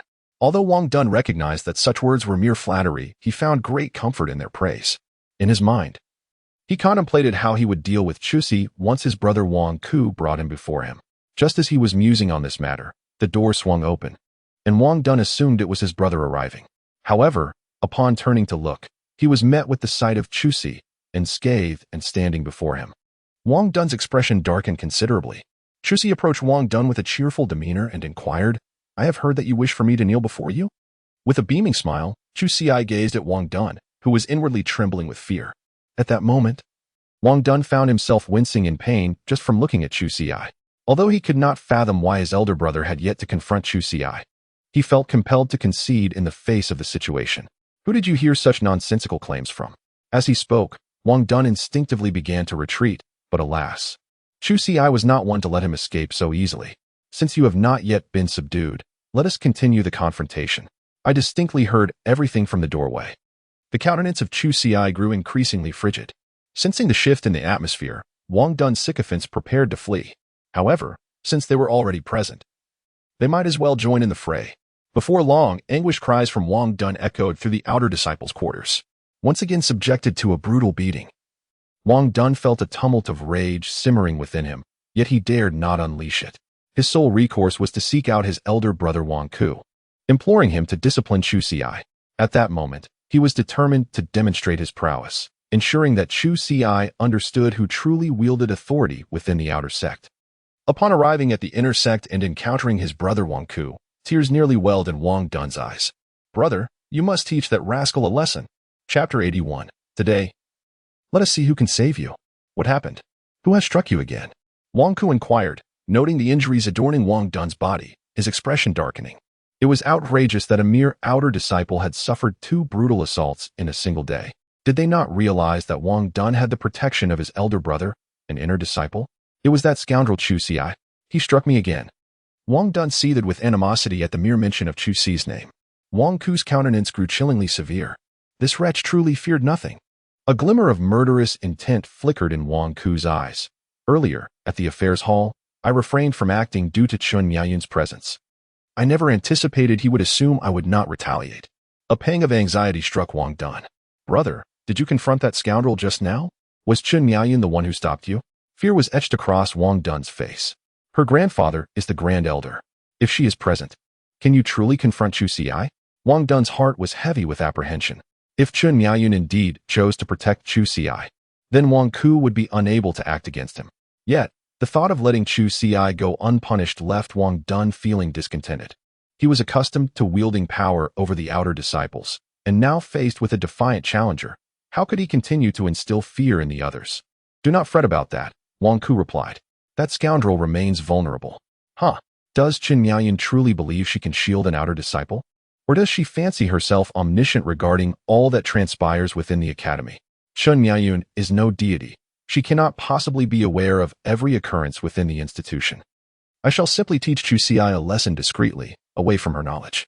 Rest assured, brother, tomorrow I will adequately discipline that scoundrel. Remember to prevent him from leaving. As long as we handle him within the outer sect, Chun Miaoyun will remain oblivious. It would certainly instill fear in those newly arrived disciples. Upon hearing his elder brother's assurance, Wang Dun nodded. Soon, he returned to the outer disciples. The thought that tomorrow, Chu Xi would face his elder brother Wang Ku's reprimand brought an uncontrollable grin to his face. However, upon entering and catching sight of Chu Xi, Wang Dun's smile faltered. Just wait. Tomorrow you shall learn how to write the character for death. Wang Dun silently cursed. I will make you regret opposing me. Early the next morning, as Chu Xi was preparing to head to the miscellaneous affairs hall, Wang Dun and his companions swiftly appeared to obstruct him. Chu Xi, halt. Upon hearing the sound, Chu Xi turned to gaze at Wang Dun. The chilling gaze sent a shiver down Wang Dun's spine, causing him to involuntarily retreat several steps. Shortly thereafter, he heard Chu Xi's voice. What is it? Was yesterday's lesson insufficient? Do you intend to endure another beating? As Chu Xi raised his fist, Wang Dun and his companions could not help but tremble. The thought of their elder brother's imminent arrival tightened Wang Dun's jaw. He resolutely vowed that Chu Xi must not be allowed to leave this place. Once their elder brother arrived, he would certainly administer a proper lesson. Chu Xi. The events of yesterday were entirely my fault. I have come to offer you my sincerest apologies. It was wrong of me to trouble you. Wang Dun feigned a conciliatory demeanor as he addressed Chu Xi. From now on, we shall all be disciples of the outer sect, and it would be prudent for us to look out for one another. Chu Xi cast a fleeting glance at Wang Dun, surmising that the latter harbored no benevolent intentions. He suspected that Wang Dun was contemplating some stratagem to deal with him. Thus, he was intrigued to discover what nefarious plans Wang Dun was concealing. As for any further pleasantries, they could be entirely dispensed with. It would suffice for Wang Dun to simply refrain from appearing before him again. Upon uttering these words, Chu Xi pushed aside Wang Dun, intending to depart. However, Wang Dun was not inclined to allow Chu Xi to leave so easily. Wait a moment, Chu Xi. Let us converse further, he implored. After all, I am a seasoned member of the outer sect, and I possess knowledge of many matters within it. Perhaps I could share some insights with you? Nonetheless, Chu Xi remained resolute in his refusal, which ignited a fire of frustration within Wang Dun. Did he truly believe that Wang Dun was eager to engage in conversation? Were it not for the absence of his elder brother, would he feel compelled to curry favor with Chu Xi? Fortunately for Wang Dun, he did not have to wait long. Wang Ku soon arrived. Upon seeing Wang Ku, Wang Dun's previously ingratiating demeanor transformed into one of arrogance. Meanwhile, the other disciples, upon witnessing Wang Ku's entrance, hastily retreated. For Wang Ku had come to confront Chu Xi. They harbored concerns that he might also impose punishment upon them. Chu Xi, you are doomed. My elder brother has arrived, and here in the outer sect, I wonder who shall come to your rescue. Chu Xi let out a sound of realization and said, So, you intend to keep me here merely to await your elder brother, and then to chastise me at the outer gate? Wang Dun did not deny this. He nodded and replied, Indeed. Chu Xi, I trust you now comprehend the gravity of your situation. Wang Ku approached with a cold smile and remarked, Yesterday, I refrained from acting against you due to Chun Miaoyun's protection. However, in the outer gate, where she is absent, I shall see who can shield you now. Wang Ku bore an expression of assuredness over Chu Xi, yet he failed to notice that throughout this exchange, Chu Xi had not displayed the slightest hint of fear. It seems my prior lesson was insufficient. Chu Xi glanced at Wang Dun and remarked, I am right here, and you dare to threaten my brother in my presence. Wang Ku snorted coldly. Today, you shall learn that on this side of the outer gate, my brother's word is law. With that, Wang Ku launched a sudden assault, his fist swinging menacingly towards Chu Xi's head. In a swift motion, Chu Xi deflected the punch, leaving Wang Ku momentarily astonished. Could he truly withstand my strike? Wang Ku dismissed the thought, for he had not exerted much force in that blow. The ability of Chu Ci to withstand the assault likely stems from his fortuitous circumstances. With great force, Wang Dun infused his energy into his fist, aiming to shatter Chu Ci's palm. However, as his energy erupted upon impact, Wang Dun was met with the sensation of an unyielding wall before him, absorbing his attack entirely. How could this be? He was a martial artist at the initial stage of the earthly extreme realm. What method did Chu Ci employ to deflect his onslaught? It appears that your attacks are not as formidable as they seem. With a disdainful expression, Chu Ci declared, "Today, I shall thoroughly subdue the two of you. Do you truly believe you hold any significance? A mere Huangji realm warrior daring to boast in my presence." Wang Ku's anger surged. Although he was uncertain of the means by which Chu Ci had repelled his attack, he was acutely aware that a Huangji realm warrior was nothing more than an insignificant insect in the presence of a DG realm practitioner. As long as he unleashed his full power, Chu Ci would be unable to withstand it. If today I were to inadvertently end your life, it would simply be a matter of your unfortunate fate. Wang Ku could not guarantee that, even with all his strength, he wouldn't inadvertently kill Chu Ci. However, it was certain that if Chu Ci were to perish, no one would hold him accountable. Chapter 82. Elder Zhuge. Wang Ku's aura erupted, unleashing a terrifying force. Earth-level martial skill, dragon-breaking fist. He intoned quietly. The energy radiating from him surged even higher as he unleashed an earth-level martial technique. An earth-level martial skill. Wang Dun exclaimed, his gaze towards Chu Ci now filled with pity. Ha ha. You are doomed. Wang Dun laughed heartily. My elder brother is now employing an earth-level martial skill. For him to resort to such techniques against you, even if you were to die, it would be a matter of great honor. One must understand that in the past, a Huangji realm warrior was akin to a mere insect before a DG realm warrior, easily crushed with the slightest gesture. Are earth-level martial skills truly formidable? Chu Ci maintained an air of tranquility, seemingly indifferent to Wang Ku. Upon hearing these words, Wang Ku did not express anger but instead scoffed, remarking, "Isn't it impressive? You shall soon find out." With that, he unleashed a devastating punch accompanied by a resonating dragon's roar. The very foundations of the outer sect residence crumbled under the sheer force of his blow. Fortunately, Wang Dun and others had the foresight to evacuate upon sensing the impending danger. Truly, such was the terrifying power of an earth-level martial technique. Many spectators sighed in awe. It must be noted that the residences of the outer sect disciples of the Great Xia dynasty were fortified with defensive arrays. Such protections could only be breached by overwhelming strength. The magnitude of Wang Ku's punch was indeed formidable. With such might, Chu Ci is undoubtedly doomed. Wang Dun murmured as he surveyed the ruins of the residence. Brother Dun, will the academy hold your elder brother accountable for the destruction of the residence? Someone asked. Concern etched on their face. If the elders seek retribution, we may find ourselves in dire straits. Wang Dun, however, dismissed their fears with a wave of his hand, proclaiming, "What is there to fear? My elder brother is an inner sect disciple. Even if this place were to be razed, they would remain silent. Remember, even when my brother previously eliminated a few outer sect disciples, none of the elders dared to speak against him." Wang Dun spoke with evident pride. Chu Ci, a mere novice, chose to provoke the wrong individual. Did he not inquire who he was dealing with? Our Dun Gu has an elder brother in the inner sect.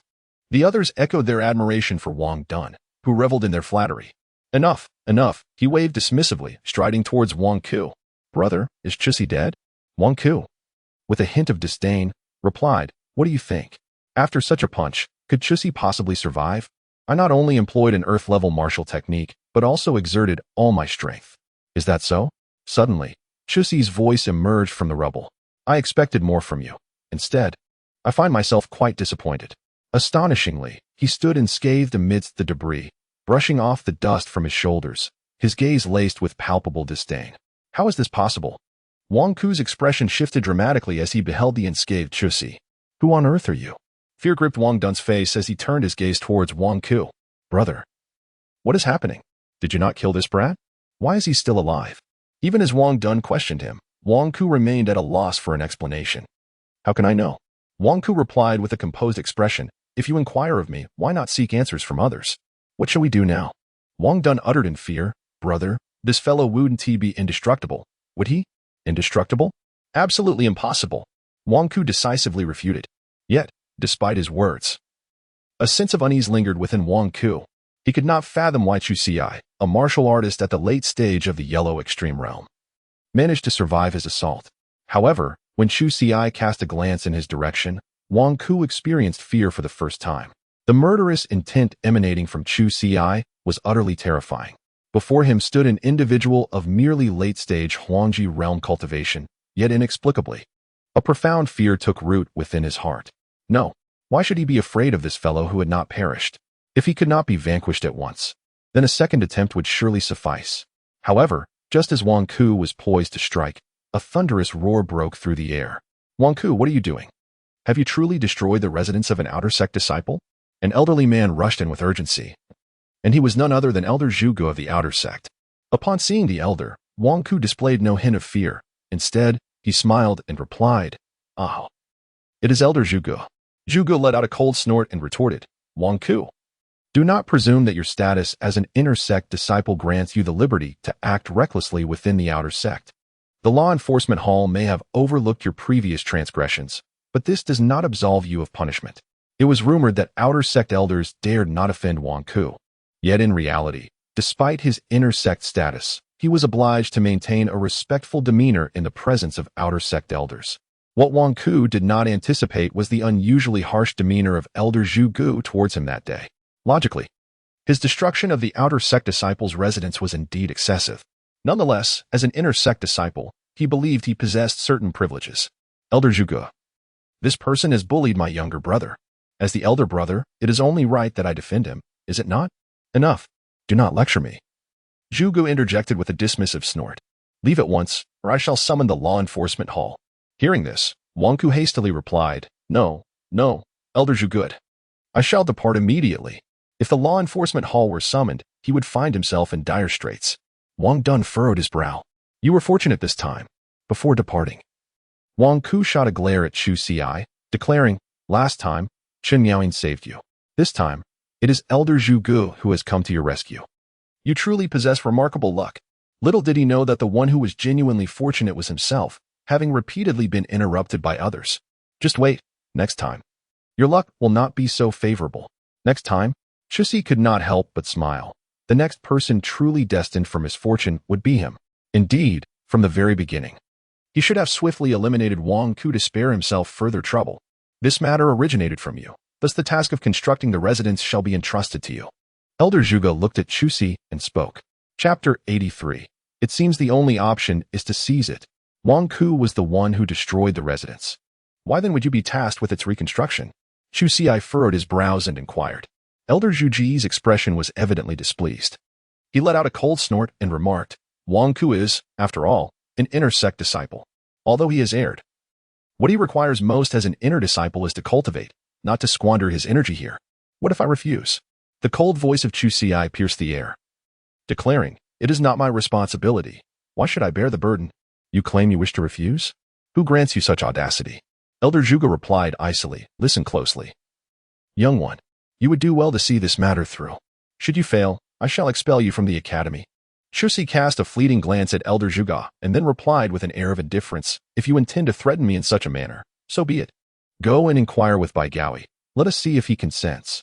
Bai Gaoi, in his efforts to win over Chu Xian, permitted me to join the academy. Should anyone seek to expel me, he would be the first to object. Elder Zhuge's countenance darkened. He had initially perceived Chu Xi as merely a manageable disciple, never anticipating the formidable connections he possessed. However, a moment of realization struck him.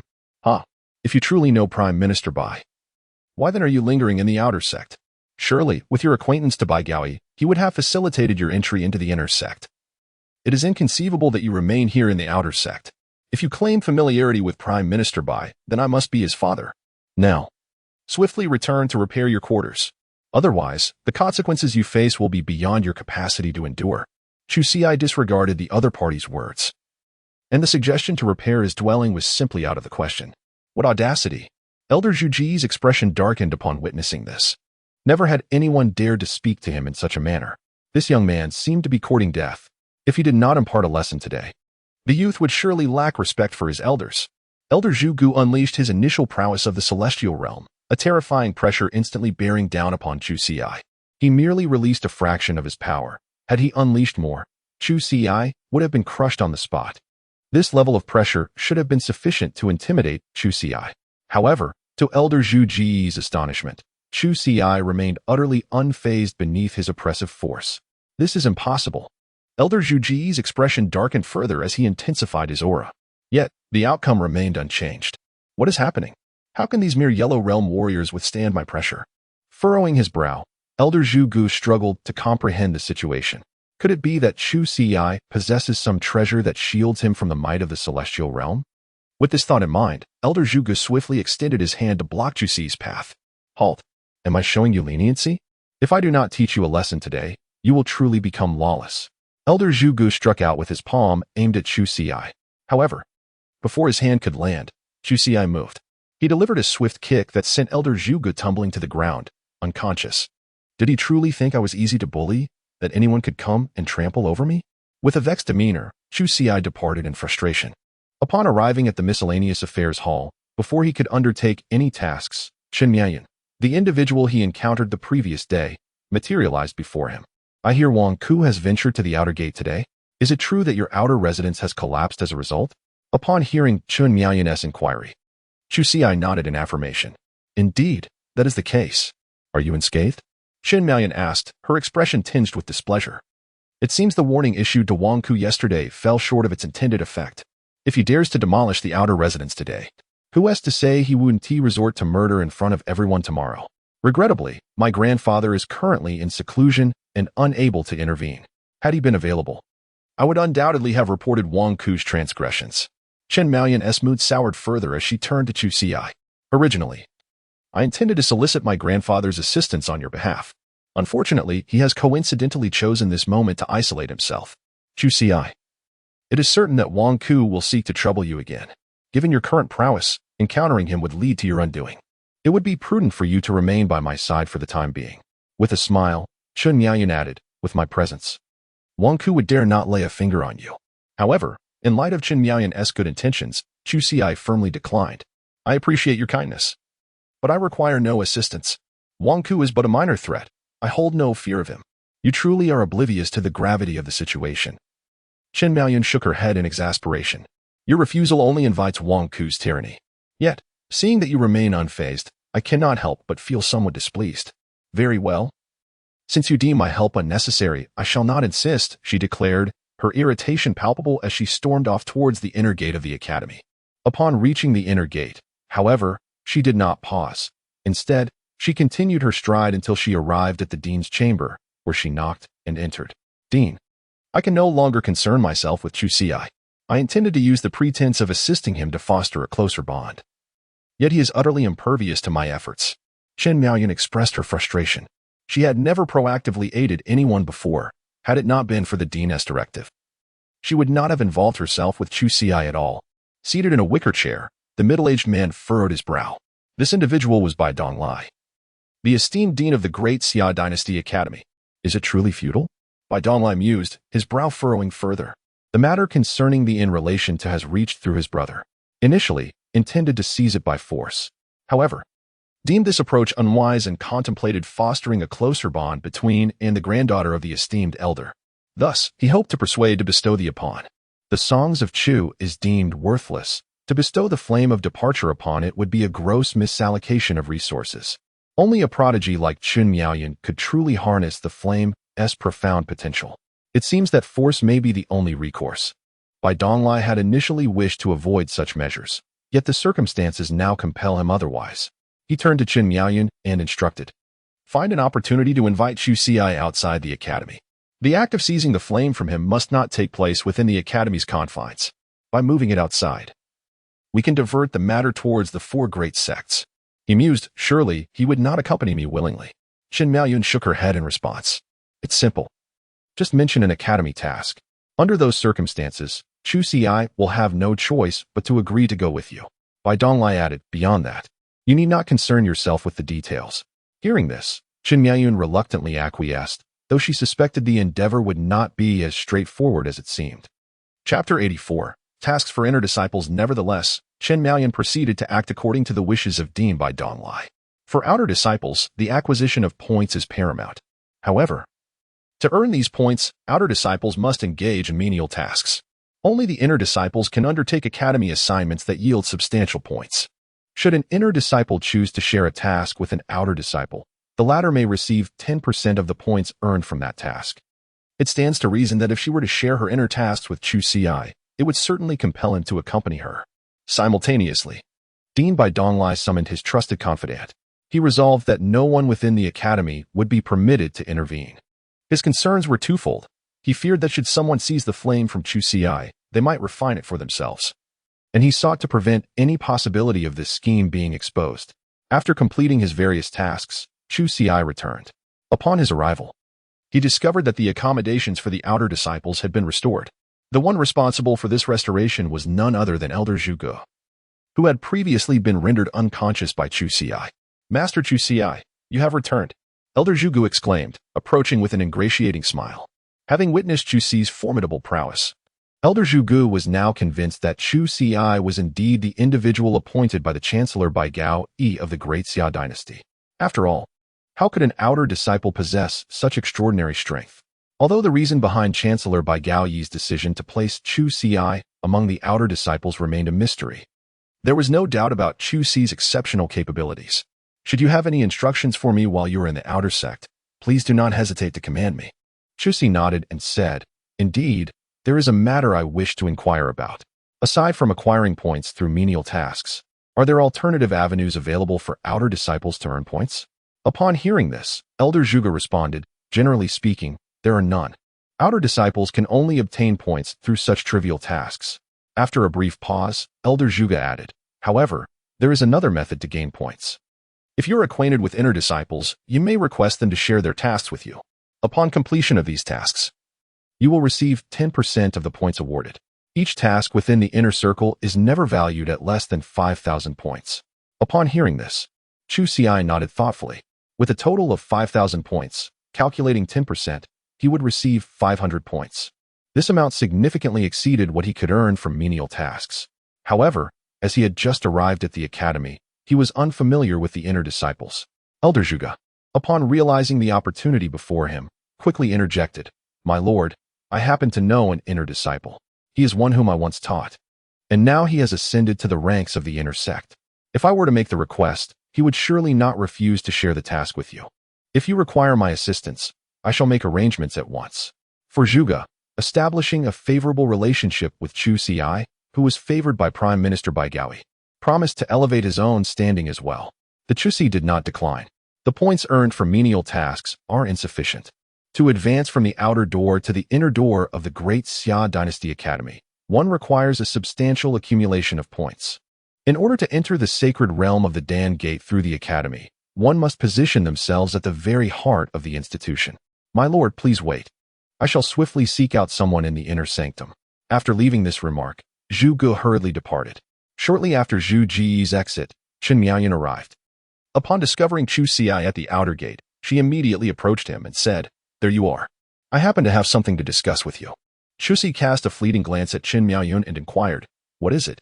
I possess a task, and as an outer sect disciple, relying solely on trivial matters to accumulate points is rather sluggish. If I were to share this task with you, you could earn 10% of the points. After a moment of contemplation, Chu Xi inquired, Are you acquainted with Elder Zhuge? Yes, I am, Chen Miaoyan replied, momentarily taken aback. Yet she did not dwell on it further. Naturally, she was familiar with all the elders from the outer sect, though she was uncertain as to why Chu Xi posed such a question. Chu Xi nodded, contemplating that Chen Miaoyan must be the disciple Elder Zhuge had mentioned. Shall you accompany me in fulfilling this task? Chen Miaoyan inquired. This undertaking is quite straightforward. It merely involves hunting down the escaped mythical beasts in the villages surrounding the capital. A total of 10,000 points are at stake, and should we succeed, you would earn 1,000 points. Chu Xi readily acquiesced. Chen Miaoyan had not anticipated that matters would unfold so effortlessly. She had initially presumed that Chu Xi would decline her request. Nonetheless, this outcome was preferable, sparing her the need to waste her breath persuading him. They would merely await the arrival of Bai Donglai's men to seize the fire of departure from Chu Xi. Subsequently, Chu Xi accompanied Chen Miaoyan as they departed from the academy. The journey from the capital to a nearby locale known as Sunset Village would take approximately an hour. During their travels, Chen Miaoyan elucidated the nature of the task at hand, which involved hunting down a few demon beasts that had escaped from the abyssal battlefield. As for what the abyssal battlefield entailed, Chen Miaoyun chose not to disclose. The three demon beasts were all at the mid-stage of the earthly extremity realm at that time. You need not concern yourself with anything. Simply remain behind me, she stated. I shall handle those three demon beasts with ease. Chu Xi nodded in acknowledgement. Since Chen Miaoyun had entrusted the matter to her, he refrained from intervening. Before long, the two arrived at Sunset Village. At that moment, the village was devoid of any inhabitants. After the abyssal battlefield's monstrous beasts had traversed this area, the villagers had long since evacuated. Simultaneously, a formation had been established around Lori village to prevent the three beasts from escaping. Follow me, Chen Miaoyun said, clutching a token as she grasped Chu Xi's hand and led him toward the formation. With the aid of this token, both Chu Xi and Chen Miaoyun effortlessly entered the formation. Go. Chen Miaoyun retrieved a spirit bird from her storage ring. This spirit bird was not a living creature, but rather a construct fashioned from spiritual energy. It shared its vision with its master, allowing Chen Miaoyun to perceive everything the bird beheld. Utilizing the spirit bird to locate the three monstrous beasts proved to be exceedingly efficient. However, in truth, Chu Xi had already sensed the presence of the three beasts upon entering the formation. The beasts are over there. Chu Xi gestured in a particular direction. Chen Miaoyun cast a glance, furrowing her brows as she remarked, Chu Xi, although those three demonic beasts are of mid-level in the earthly extremity realm, they hail from the abyssal battlefield, and their terrifying strength far surpasses that of a late-stage warrior in the earthly extremity realm. As for me, even if I wish to slay them, I can only be 70% certain of success. I will employ a spiritual bird to locate them, which will facilitate my subsequent strategies. However, your aimless search for the demonic beasts may very well lead you to encounter those three, leaving you with no chance to counterattack. Chapter 85. How can something so powerful be deemed worthless? Upon hearing the words, Chu Xi let out a soft exclamation. Since Chen Miaoyun was skeptical, he chose not to elaborate further. After releasing the spiritual bird, it circled above Sunset Village, revealing the entire expanse of the village before Chen Miaoyun's eyes. Furrowing her brow in confusion, she remarked, How peculiar. Where are those three demonic beasts? Why can I not discern their presence? Chen Miaoyun directed the spiritual bird's gaze upon every nook and cranny of Sunset Village, yet there was still no sign of the three beasts. Could it be that they are hiding within the houses? She pondered aloud. If that were indeed the case, Chen Miaoyun would have to command the spiritual bird to search each household for the elusive beasts. With over 300 homes in Sunset Village, this search would likely consume half a day. The spiritual bird could not endure for long. If you trust me, I shall lead you to the three demonic beasts. Chu Xi finally spoke. Chen Miaoyun slightly furrowed her brow and replied, Chu Xi, if we act recklessly, we may easily fall prey to the ambush of those three beasts. If you truly have faith in me, then heed my advice. After speaking indifferently, Chu Xi took a step forward. Upon witnessing this, Chen Miaoyun could not help but sigh, hastening to match Chu Xi's pace.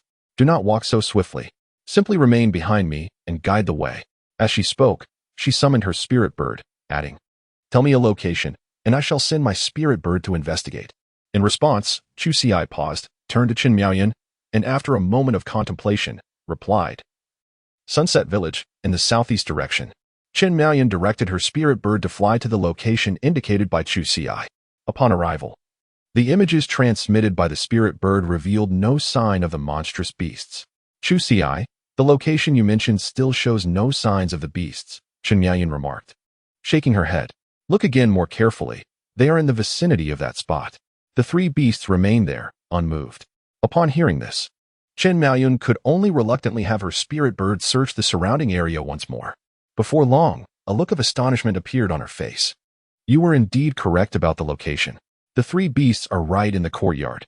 Chen Miaoyun gazed at Chu Xi, feeling a sense of amazement. How did Chu Xi ascertain the whereabouts of the three monstrous beasts? Could it be that he possesses a spirit bird as well?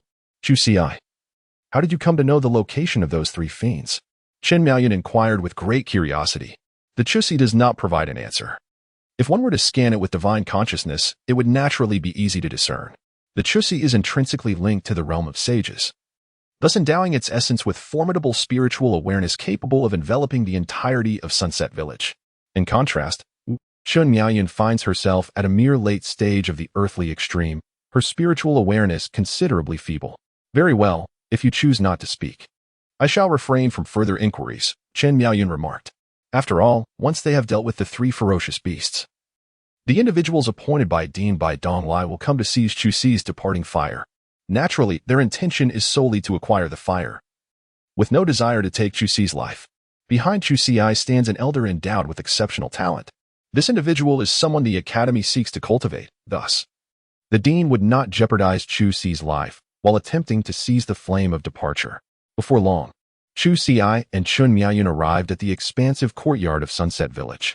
Chun Miaoyun halted Chu Xi, stating, "We cannot proceed any further from here. If we advance, those three monstrous beasts will detect our presence." She continued, "I shall make the necessary preparations, and once I am ready, we will move forward." However, Chu Xi disregarded Chun Miaoyun's counsel, retorting, "This indecisiveness is rather bothersome. Did Zhuge not inform you of my formidable strength?" With a furrowed brow, Chu Xi pondered the situation. He had believed that Chun Miaoyun was the disciple mentioned by Zhuge, yet in truth, she was not. What could this mean? Chun Miaoyun was momentarily taken aback, and Chu Xi, unwilling to elaborate further, proceeded directly towards the courtyard.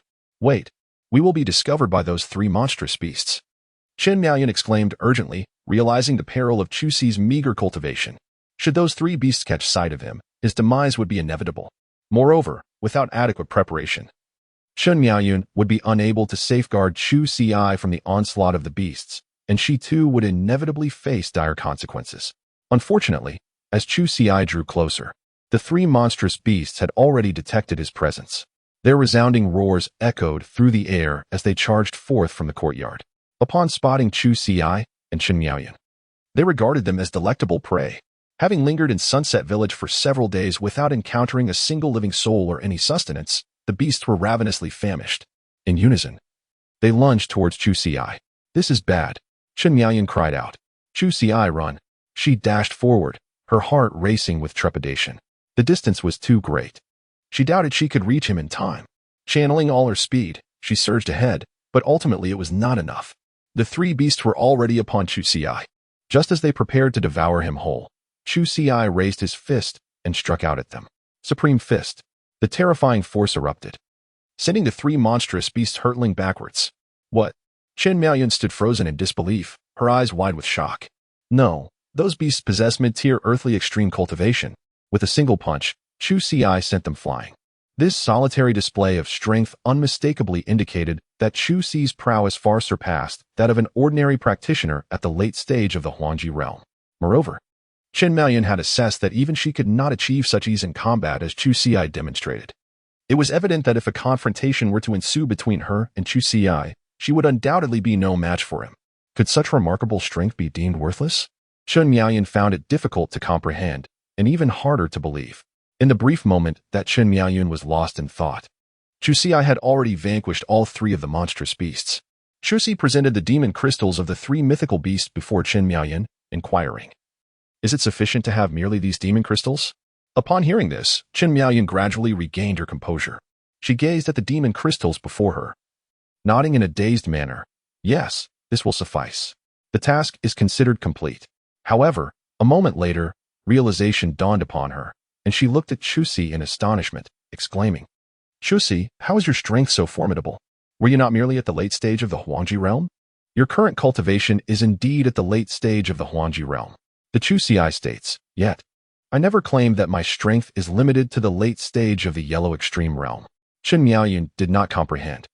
Even with her ability to battle beyond her rank, she could at most transcend a single realm. The Chu Xi has indeed transcended two significant realms. With such prowess, how could your talent be lacking? Chun Miaoyun inquired, "What about the Li?" Suddenly, she fell silent, unable to divulge the matter of the Li fire. Indeed, Chun Miaoyun initially intended to express that even if Chu Xi possessed the Li fire, his strength could not possibly be so absurd. Chapter 86. Uttering Nonsense. Chu Xi cast a fleeting glance at Chun Miaoyun. What was this woman about to articulate? What was she departing from? With a furrowed brow, Chu Xi pondered whether the leaving fire that Chun Miaoyun spoke of referred to the flame within himself. However, how could Chun Miaoyun possibly know of this internal fire? Soon, he recalled Bai Gaoi. Surely, it was Bai Gaoi who had divulged the details of the leaving fire to Chun Miaoyun. This realization led Chu Xi to understand that Chun Miaoyun's approach towards him might not be entirely unrelated to the leaving fire. It was time to return. In the realm of the Chu Xi, there is no inquiry. If Chen Miaoyan sought to approach him for the sake of seizing the Lihua, he would undoubtedly not let her off the hook. Of course, this assumes that Chen Miaoyan had made the first move. But at this moment, would she dare to act? Certainly not. However, the one attempting to claim the Lihua from Chu Xi is not Chen Miaoyan, but rather an individual dispatched by Dean by Donglai. As Chen Miaoyan produced her token, the formation of Sunset Village was instantly dismantled.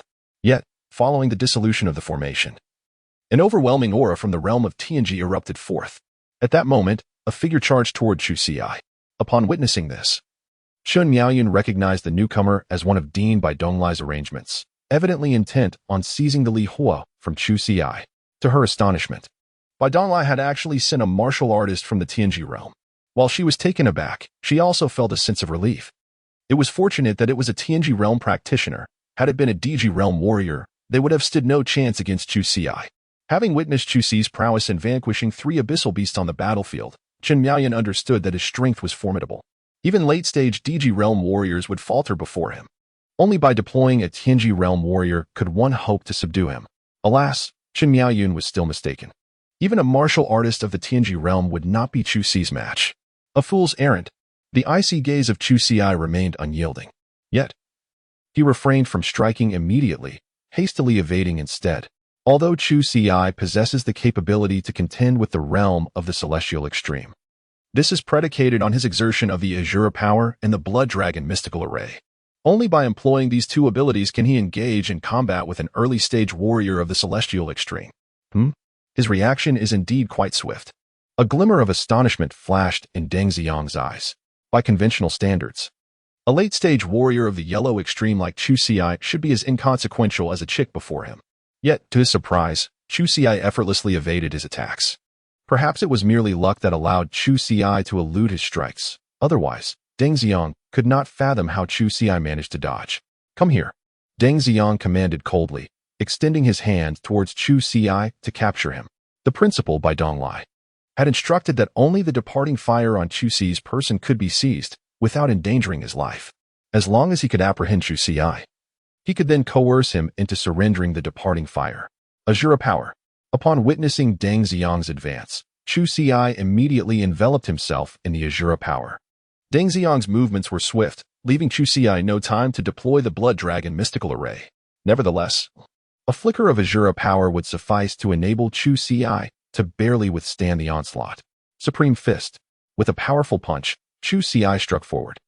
Deng Ziyang was momentarily taken aback, but soon burst into laughter. You, my young friend, possess quite the audacity. A mere late-stage Huangji realm warrior dares to attack me instead of fleeing? After finishing his remark, Deng Ziyang heard Chu Xi retort, is it really that impressive? Just an insignificant Tianji realm? Deng Ziyang's expression darkened, and his displeasure intensified. How could a mere Huangji realm warrior truly be so ignorant of the concept of death?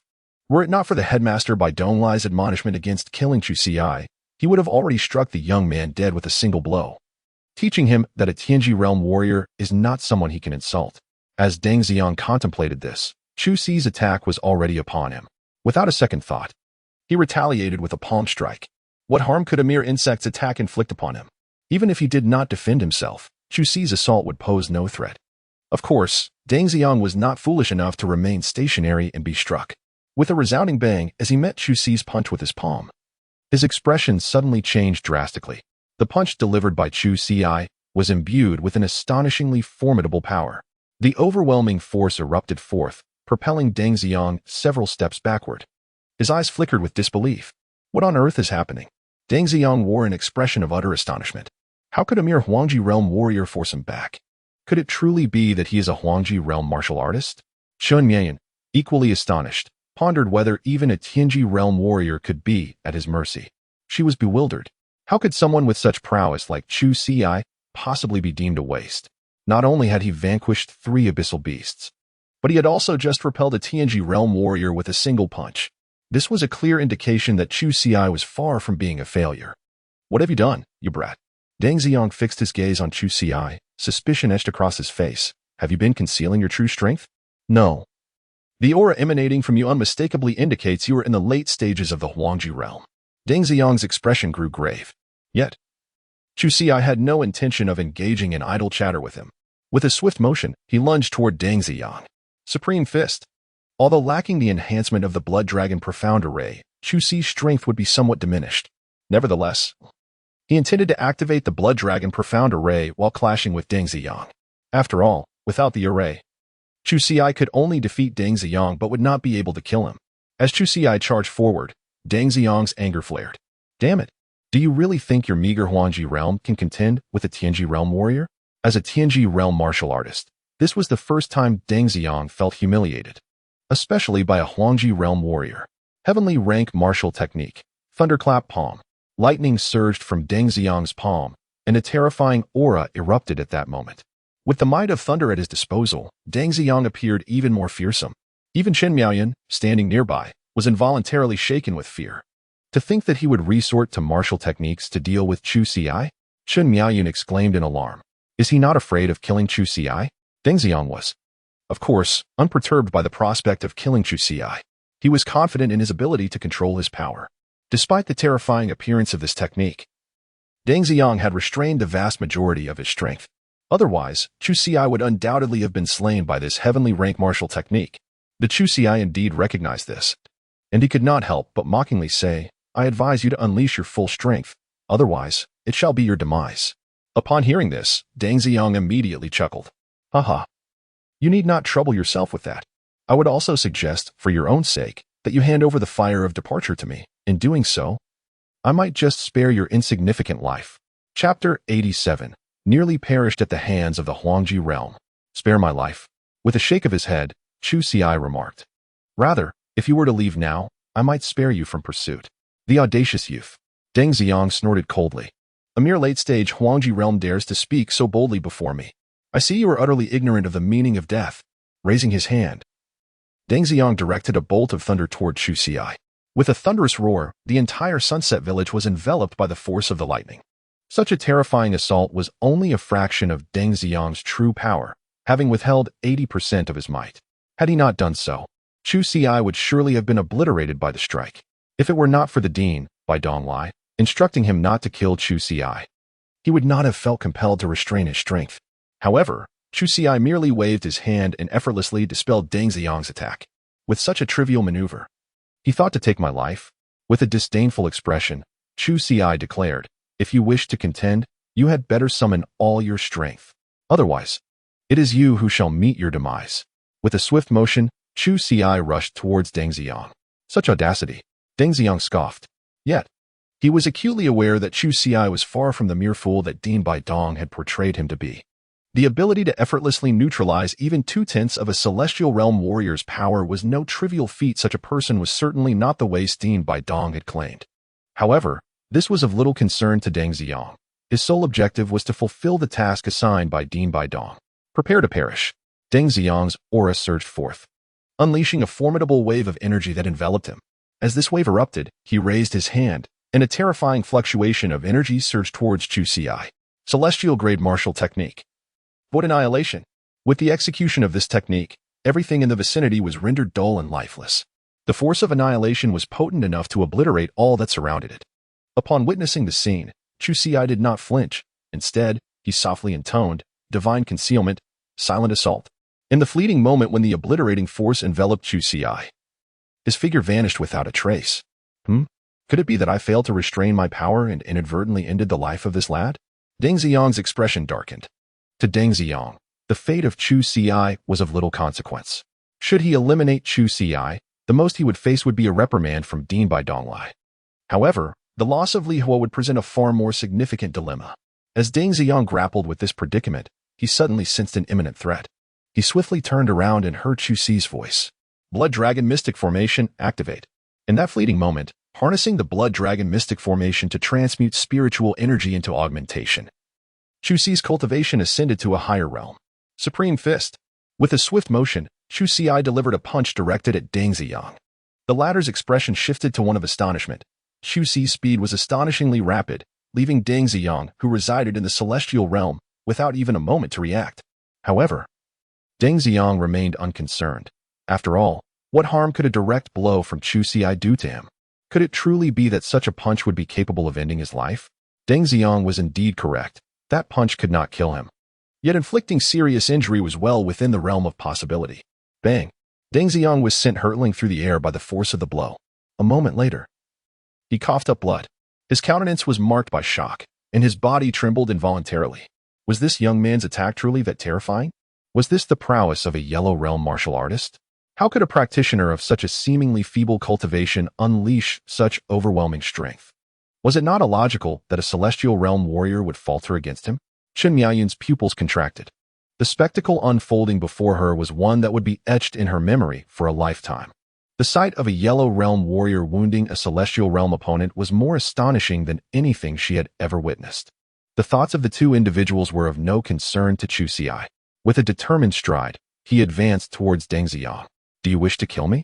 Deng Ziyang rose, his expression chillingly frigid. I underestimated you. Wiping away the blood at the corner of his mouth, Deng Ziyang spoke in a deep voice. From now on, I shall show you the terror of a Celestial Realm warrior. He resolved to no longer conceal his true strength. What if he were to slay Chu Xi? The dignity of a Celestial Realm warrior must never be compromised. As for the fire of departure, he merely needed to extract it from Chu Xi's body before delivering the fatal blow. He unleashed a celestial martial technique, Void Annihilation. This attack was more fearsome than the last, for Deng Ziyang was utilizing his full power. Yet, regrettably, even with all his might, it proved futile.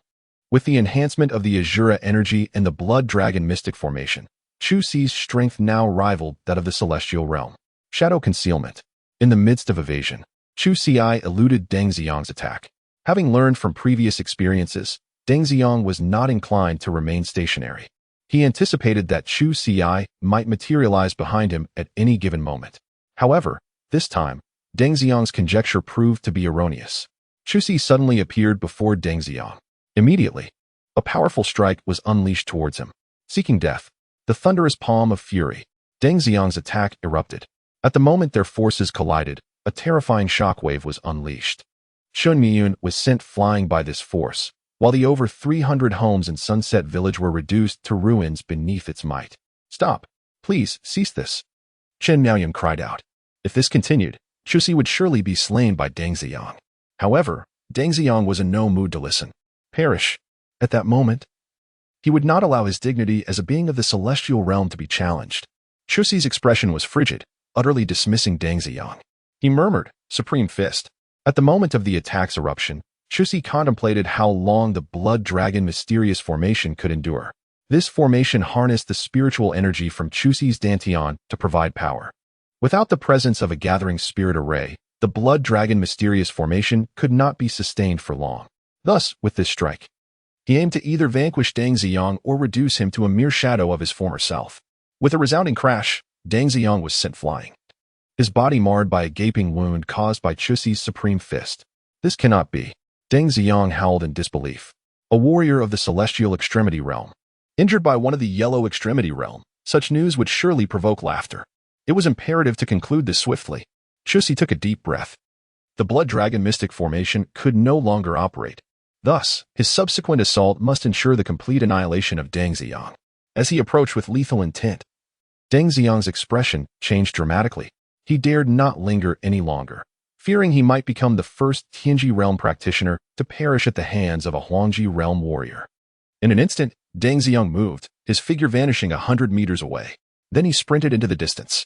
Upon witnessing the unfolding events, Chu Xi chose not to pursue. After all, the Blood Dragon Mystic formation could no longer sustain its operation. Chapter 88 had been marred by Chu Xi's injuries. As he observed the distant figure of Deng Ziyang, Chu Xi found himself deep in contemplation. His gaze inevitably shifted towards Chen Miaoyun. Since Deng Ziyang's arrival, she had exhibited no signs of alarm. It was evident that she was acquainted with him, or perhaps this was a scheme meticulously devised between Chen Miaoyun and Deng Ziyang. What could this mean? Under Chu Xi's unwavering stare, Chen Miaoyun felt a chill run down her spine. What unsettled her further was the deep-seated fear she harbored towards Chu Xi. After all, the prowess he had displayed earlier was entirely beyond her comprehension. You are familiar with that person from earlier, are you not? The words of Chu Xi caused a sudden jolt in Chen Miaoyun's heart. However, she quickly regained her composure and shook her head, declaring, No, I do not know him. I have never seen the person. Chen Miaoyun would certainly not admit to anything, for to do so would surely invite retribution from Chu Xi. Unfortunately, the subtle shift in her expression had already been discerned by Chu Xi. Yet, he lacked substantial evidence. It would be futile to rely solely on her facial expressions to incriminate her. Nonetheless, this incident instilled a sense of caution within Chu Xi regarding Chen Mianyun. Should she exhibit any further suspicious behavior in the future, he would not hesitate to confront her. Meanwhile, Chen Mianyun was far too preoccupied to consider such matters. She yearned to return to the academy immediately to report today's events to Dean Baidong. However, it was likely that the fleeing Deng Ziyang would reach Dean Baidong first to discuss the matter. "Let us return," Chen Mianyun suggested with a smile. Chuxi nodded in acknowledgement. On the journey back to the Great Xia Dynasty Academy, no unexpected events transpired. Meanwhile, the fleeing Deng Ziyang continued to curse vehemently. "Damn it. Is this fellow truly just a late-stage Huangji realm warrior? Such formidable strength. How could the dean label him a waste in martial arts? If he is a waste, what does that make the other geniuses? Today, I have truly underestimated him. Were it not for my timely escape, I would have met my demise at Chuxi's hands." Upon returning to the academy, Deng Ziyang hurried to the dean by Donglai's study. Seeing Deng Ziyang return, Bai Donglai inquired, "How did it go? Did you secure the lihua? What happened? Why are you so severely injured?" Upon noticing the extent of Deng Ziyang's injuries, Bai Donglai's brow furrowed in concern. "Could it be that others were vying for the lihua with you? Is it the people from the four major sects? That shouldn't be. Your strength is considered above average within the Tianji realm. Surely, several Tianji realm warriors did not converge to besiege you?" Bai Donglai speculated repeatedly. Yet none of his conjectures bore fruit. Deng Ziyang shook his head and replied, "Dean, please let me explain. No other Tianji realm warriors were contesting the lihua with me. All my injuries were inflicted by Chuxi." Bai Donglai was momentarily taken aback, and suspicion soon clouded his eyes. "You claim that all your injuries were caused by Chuxi? He is merely a Huangji realm warrior." Bai Donglai frowned. "If it were another who attacked you, I would not hold it against you. After all, I did not foresee the interference of the four major sections. However, you should not have compromised your dignity by stating that a Huangji realm warrior injured you. A dignified Tianji realm warrior, heavily wounded by a mere Huangji realm warrior. Such a tale is hard for anyone to believe." Deng Ziyang understood Bai Donglai's disbelief. After all, it was indeed preposterous. Yet what could he do? The truth was indisputable. "Dean, I am not jesting with you," Deng Ziyang insisted gravely. "When Chuxi and Chen Mianyun return, you will comprehend the reality." Bai Donglai's expression grew increasingly serious. Could it truly be him? A Huangji realm warrior? Realizing Deng Ziyang had no reason to deceive him, Bai Donglai fell into contemplation, murmuring to himself, "A late-stage Huangji realm warrior possessing such immense power? Even with the lihua's enhancement, he should not be capable of injuring a Tianji realm warrior. Could he possess other treasures?" However, this notion was swiftly dismissed by Bai Donglai himself. No. If he truly had other treasures, such feats would still be beyond reach. Although Chu Xi may possess other treasures that enhance his combat prowess, these are merely external forces. The burden on his body is exceedingly immense. With Chu Xi's cultivation at the late stage of the Huangji realm, he is fundamentally incapable of enduring such strain. The only undeniable truth may lie within Chu Xi himself. His innate strength is formidable. Is his talent truly only of the first rank? Deng Ziyang spoke solemnly. Even if his talent is merely first-rate, his sheer strength alone warrants our academy's utmost investment in his development. Who knows, in the future? Even if Chu Xi's cultivation is not high, he may still possess the capability to contend with warriors of the martial emperor realm. Deng Ziyang's words stirred a deep interest in Bai Donglai. If it were indeed possible to cultivate a disciple who could challenge a martial emperor despite not having entered that realm himself, the reputation of the Daxia Dynasty Academy would soar, rivaling that of the four great sects. At that moment, Deng Ziyang's voice snapped Bai Donglai back to reality. "Enough of other matters for now. You should go tend to your injuries. I shall handle the situation regarding Chu Xi." Bai Donglai resolved to seek out his elder brother, Bai Gaoi, later to inquire about Chu Xi's performance during the enrollment assessment. Meanwhile, 300 miles north of the Daxia Dynasty lies a forest where countless swords hover, each emanating a trace of sword aura. This place is none other than the Tianjin sect, one of the four great sections. After the conclusion of the enrollment conference, Zhao Wuji returned to the Tianjin sect and secluded himself to heal. The injuries inflicted by Chu Xi were exceedingly severe, and it took him several days to fully recover. At this moment, Zhao Wuji hurried to the main hall of the Heavenly Sword sect. Within the hall, the sect leader Bai Hongyun and several elders were present. Bai Hongyun coldly inquired, "Zhao Wuji, what transpired that day?" Why did you return with such grievous wounds after the recruitment assessment? Zhao Wuji clasped his hands in respect and replied, Sect leader, it was Chu Ci? The injuries I sustained were caused by him. Chu Ci? Bai Hongyun's expression grew increasingly frigid. Are you referring to the very same Chu Ci who has rendered my son incapable of cultivating? Indeed, it is he. Zhao Wuji affirmed with a nod. Sect leader, that lad is not the useless individual Lin Mengdai described. His strength is already on par with the celestial realm. Even I could not withstand more than a few of his strikes. I suspect he is concealing his true power. Chapter 89. He must have encountered a fortuitous event. Concealing his true power? Bai Hongyun's countenance darkened. The tale of Chu Ci is one of a prodigious genius from 5 years past. At the tender age of 10, he reached the pinnacle of the heavenly extremity realm, only to vanish subsequently.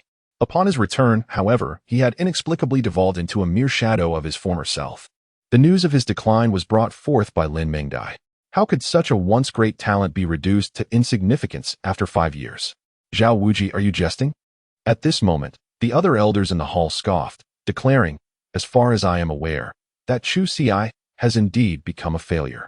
Moreover, our disciples from the Tianjin sect have investigated in Tianyang City, and it is confirmed that Chu Ci has fallen from the heavenly extremity realm to the yellow extremity realm. Pray tell, how could one of such diminished prowess possibly injure you? Within the Tianjin sect, the elders exchanged glances filled with skepticism. The matter at hand was one that would not allow Zhao Wuji to save face, and these elders were not inclined to let it slide. Am I jesting? Zhao Wuji retorted with a cold snort. Have you forgotten the events at the Nangong Manor? The young master was a witness to Chu Ci slaying Nangong Hongda of the heavenly extremity realm. Although Bai Yangxiu was rendered mad with fright at that time, they did not give it much thought, merely believing that someone had aided Chu Ci. After all, both Bai Bao Pavilion and Dan Lu had announced their intent to shelter the Chu family. It is hard not to suspect that the two factions were behind the destruction of Nangong Manor. However, following the incident involving Zhao Wuji, Bai Hongyun could not help but reconsider whether the events at Nangong Manor were solely the doing of Chu Ci. What exactly transpired? Upon Bai Hongyun's inquiry, Zhao Wuji recounted the occurrences of the recent recruitment conference, including the revelation of Chu Ci's possession of the Lihua. Though Zhao Wuji wished to conceal this detail, he recognized that Bai Hongyun would inevitably discover it. It was better to disclose it now than to face complications later. Lihua. He actually possesses Lihua. A glimmer of delight danced in Bai Hongyun's eyes. Chu Ci's 5-year absence surely led to unforeseen fortunes. Despite his diminished cultivation, his strength remained formidable. Bai Hongyun asserted. This must be connected to the fortuitous encounter he experienced.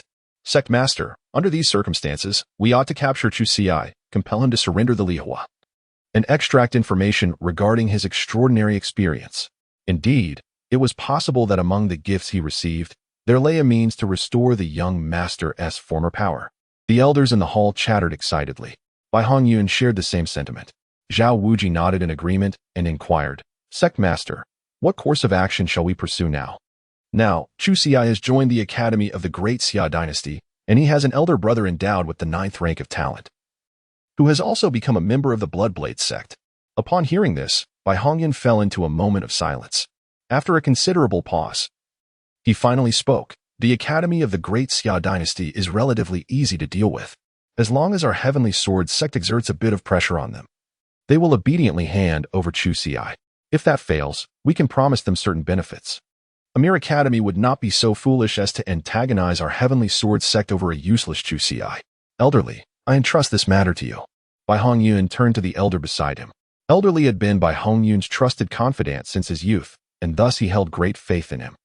As for the others, Bai Hongyun harbored doubts, particularly towards Zhao Wuji. It was evident that Zhao Wuji had been injured in an attempt to seize the fire of departure from Chu Ci. However, he had not anticipated that Chu Ci possessed formidable strength, resulting in his severe injury. Understood, Sect Master. I shall proceed to the Academy of the Great Xia Dynasty at once. Elderly replied with a respectful bow before leaving the hall. Zhao Wuji narrowed his eyes slightly. Should the Great Xia Dynasty truly surrender Chu Ci, he would not be able to obtain the fire of departure.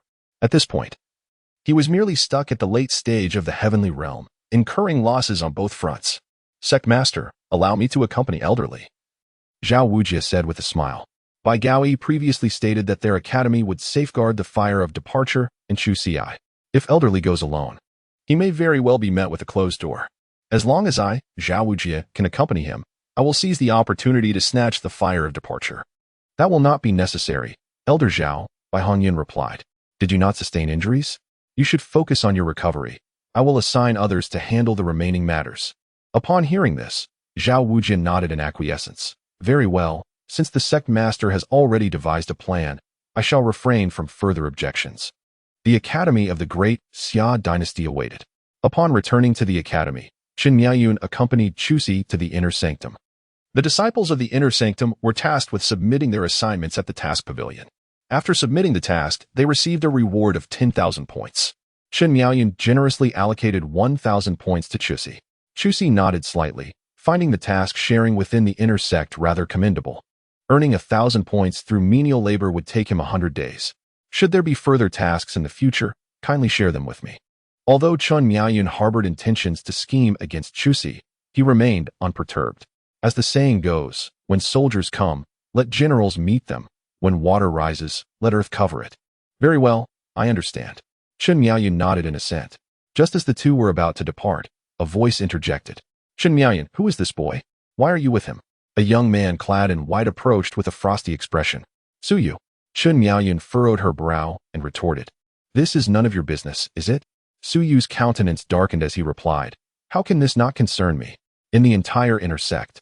Who does not know that you, Qin Miaoyun, are the woman I, Suyu, have claimed? And this boy, daring to associate with you, is he challenging me? Suyu's gaze turned icy as it fell upon Chuxi, his eyes betraying a chilling malice. The oppressive aura emanating from his late-stage Earth Extreme realm intensified, bearing down upon Chuxi with overwhelming force. As the situation unfolded, Chuxi's expression gradually turned cold. It was evident that he was prepared to take action. Suyu, cease at once. Qin Miaoyun immediately positioned herself in front of Chuxi, her voice icy. If you wish to avoid death, then leave. Suyu truly seemed to have lost his senses. After all, Chuxi had the ability to defeat those at the celestial extremity realm. Suyu, in the presence of Chuxi, was destined for demise. Qin Miaoyun, step aside. Suyu retorted coldly, today, I shall ensure this brat's end. Observing Qin Miaoyun's steadfast protection of Chuxi, Suyu's pent-up fury could no longer be contained. If he failed to eliminate Chuxi today, he would undoubtedly become the subject of ridicule among the inner disciples in the future. Chapter 90. He truly can confront the celestial extremity realm. Suyu. It appears you are courting death. Qin Miaoyun's expression turned frigid at that moment. Although Suyu frequently troubled her, which she found quite distasteful, she and Suyu's family had a long-standing acquaintance. Their families were connected through generations. Therefore, for the sake of Suyu's parents, Qin Miaoyun was not inclined to watch him throw his life away. However, Suyu's insistence on seeking his own demise left her with no sympathy. Upon hearing Qin Miaoyun's words, Suyu's face fell in sorrow. Qin Miaoyun, how long have you known this brat? Are you truly willing to fight me for someone you've only just met? In Suyu's view, Qin Miaoyun's previous remark implied her intention to engage him. Alas, he was mistaken. If Suyu provoked Qin Miaoyun, she would at most choose to ignore him. Yet, if he dared to provoke Chuxi, Qin Miaoyun could not guarantee that Chuxi would not act decisively to eliminate Suyu. After all, the murderous intent in Chuxi's eyes was palpable. Die. As Suyu prepared to strike, a voice rang out, commanding him to halt. Suyu, stop this at once. An elder suddenly appeared, gripping Suyu's wrist and speaking coldly. Who permitted you to attack your fellow disciples within the academy? Are you seeking death? Elder Wang. Upon seeing the arrival of Elder Wang, Suyu's demeanor darkened. As an inner disciple, he dared not speak further. Had it been an outer sect elder, Suyu would have disregarded them entirely.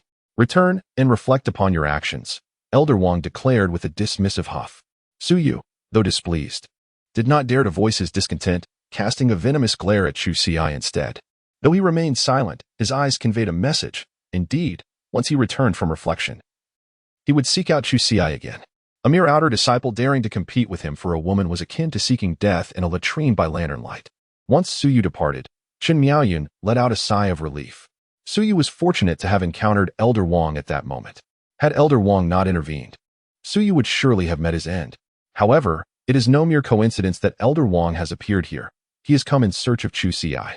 You are Chuxi, are you not? Elder Wang's gaze falls upon Chuxi. Indeed, I am. What brings you here? Chuxi nodded slightly, while Elder Wang scrutinized him with a serious expression. quite unremarkable, and merely at the late stage of the yellow extreme realm. Elder Wang shook his head, a hint of disappointment flickering in his eyes. Such an ordinary disciple. He wondered why both Dean by Donglai and Prime Minister by Gaoi sought out Chu Xi. The Dean wishes to see you. Come with me, he stated. Although Elder Wang couldn't comprehend the situation, he felt compelled to fulfill the task assigned by Dean by Donglai. The Dean is looking for him. Chen Miaoyun's heart sank. The Dean's interest in Chu Xi must surely pertain to the matter of the fire of departure. If Chu Xi were to accompany Elder Wang, it could spell disaster for him. After all, those the Dean had dispatched had failed to acquire the fire of departure from Chu Xi. The Dean must be dissatisfied, perhaps even contemplating taking drastic measures against Chu Xi to forcibly obtain the fire. Elder Wang, I shall accompany Chu Xi, Chen Miaoyun declared. However, before she could finish, Elder Wang waved his hand, saying, Chen Miaoyun, the Dean wishes to see Chu Xi, so refrain from causing unnecessary commotion. Rejected, Chen Miaoyun had no choice but to relent. The future of Chu Xi lies solely in its own hands. Come with me, Chu Xi. Elder Wang gazed at Chu Xi. Chu Xi nodded slightly and followed closely behind Elder Wang. Although Chu Xi was uncertain as to why the Dean of the Academy wished to meet him, he speculated that it might pertain to the enigmatic fire that dwelled within him. His conjecture was primarily influenced by Chen Miaoyun's recent demeanor. She appeared to believe that her meeting with Dean by Donglai could pose a perilous situation. It seemed evident that Chen Miaoyun's engagement with him was undoubtedly at the behest of Dean by Donglai. I am indeed curious to peruse the works of Chu Xi, as it seems the esteemed Dean of this academy has some intentions to unveil. Before long, Elder Wang guided Chu Xi to the innermost recesses of the academy. There, they arrived at a serene courtyard, within which stood a quaint wooden cottage. In the wooden cabin, Chu Xi perceived the presence of two individuals. One of them was by Gao Yi, while the other was likely by Dong Lai, the esteemed head of the great Xia Dynasty Academy. The director is inside. You may enter and seek him out, Elder Wang remarked before turning away. Subsequently, Chu Xi approached the cabin. Upon pushing the door open, he beheld both by Dong Lai and by Gao Yi. The two men, upon noticing Chu Xi's arrival, scrutinized him intently. In the late stages of the yellow extreme realm, he appeared to be nothing more than that. Bai Gaoi furrowed his brow and questioned, by Dong Lai, do you genuinely believe he possesses the strength to defeat one in the celestial extreme realm? Bai Dong Lai turned his gaze towards Bai Gaoi and replied solemnly, brother, did I not just inform you? After arriving to meet Bai Gaoi, Bai Dong Lai had recounted the incident of Dang Ziyang being injured by Chu Xi. To be frank, Bai Gaoi harbored doubts about this claim. What brings you to seek my presence? He inquired. With a furrowed brow, Chu Xi pondered the intentions of the two individuals who had summoned him, only to disregard his presence and commence their dialogue. Chu Xi, tell me, with your prowess, can you truly contend against the celestial realm? Bai Donglai inquired, casting a scrutinizing gaze upon Chu Xi. In response, Chu Xi nodded affirmatively and replied, indeed. The celestial realm is but a trifling matter before me. Bai Gaoi frowned deeply, his voice low and serious. Chu Xi, at the grand recruitment conference of the four great sects, your talent was classified as merely first-rate. Do not speak so recklessly here. How could one of Huangji realm possibly stand against the celestial realm? Furthermore, if Chu Xi truly possessed such strength, his talent would surely reflect that. Yet the results indicated nothing more than the most rudimentary, first-rate talent. The truth of your claims can be discerned through a simple test. With a sardonic chuckle, Bai Donglai unleashed the power of his late-stage celestial realm cultivation. Without warning, he launched an aggressive attack towards Chu Xi, delivering a fierce punch. Notably, Bai Donglai had not exerted his full strength. This strike represented the might of an early-stage celestial realm warrior. With a sudden chill in his demeanor, Chu Xi retaliated with a punch of his own.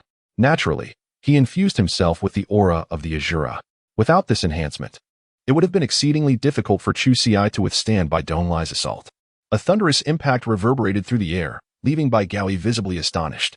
Upon closer inspection, he noted that Chu Xi and Bai Donglai had separated, with Chu Xi having successfully countered Donglai's attack. To his surprise, Bai Gaoi observed that Bai Donglai had actually been forced back by Chu Xi. Although Donglai had not unleashed his full power, the very notion of a practitioner at the late stage of the yellow extreme realm shaking the foundations of the heavenly extreme realm was nothing short of extraordinary. Amidst his astonishment, Bai Donglai's face revealed an unmistakable joy. Chapter 91. The Conditions of the Qishao Cloud Emperor. What splendid news! This is truly magnificent. Bai Gaoyi laughed heartily, exclaiming that the four major sects could never have anticipated that the most gifted individual would end up within the Daxia Imperial Academy. Fortunately, during Chu Si's subsequent assessment, he still registered the lowest rank of innate talent. Otherwise, it might not have been their turn in the Daxia dynasty. Indeed, Bai Donglai chuckled, then charged once more at Chu Si. Earth-grade martial skill, Aurora. Bai Donglai unleashed his martial technique, a terrifying aura enveloping Chu Si in an instant. Having witnessed Chu Si's prowess, Bai Donglai was eager to discover the limits of Chu Si's strength. After all, a practitioner of the Yellow Extreme Realm exhibiting power comparable to that of the early Heavenly Extreme Realm was a rare phenomenon. Even the unparalleled geniuses among the four major sects could not achieve what Chu Si did, standing against a Heavenly Extreme Realm adversary while still in the Yellow Extreme Realm. As the attack descended, Chu Si's expression darkened. He quietly murmured, "Supreme Fist." At the moment of the explosion of energy, Bai Donglai furrowed his brow. What a formidable martial technique! Bai Donglai inhaled deeply, recognizing that Chu Si's strength could indeed rival that of an early-stage, Heavenly Extreme Realm practitioner. He had suppressed his own power to that level. Had he unleashed his full potential, Chu Si might not have stood a chance. Nonetheless, even in such a state, Chu Si was remarkable. Meanwhile, a flicker of murderous intent sparkled in Chu Si's eyes, if he so desired. He could easily employ a lethal secret technique to eliminate Bai Donglai. Although Donglai appeared to be merely testing his strength, who could guarantee that he would not suddenly unleash his full force to kill him? After all, he had arranged for a practitioner of the Heavenly Extreme Realm to seize his Lihua. Sensing the murderous intent in Chu Si's gaze, Bai Donglai inexplicably felt a surge of fear rising within him, as though he might meet his demise at Chu Si's hands. Wait, hold on. Let's stop this. Faced with this inexplicable sense of impending death, Bai Donglai dared not take it lightly. Chu Si is indeed astonishing. He is now capable of contending with the pinnacle of the celestial realm in the late stages of the Yellow Extreme Realm. Heaven knows whether he possesses the means to vanquish those of the celestial realm.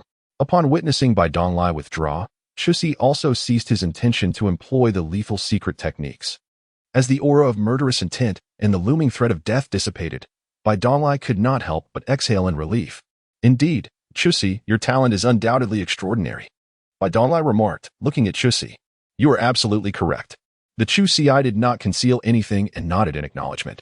Indeed, Bai Gaoyi and Bai Donglai both displayed expressions of sudden realization.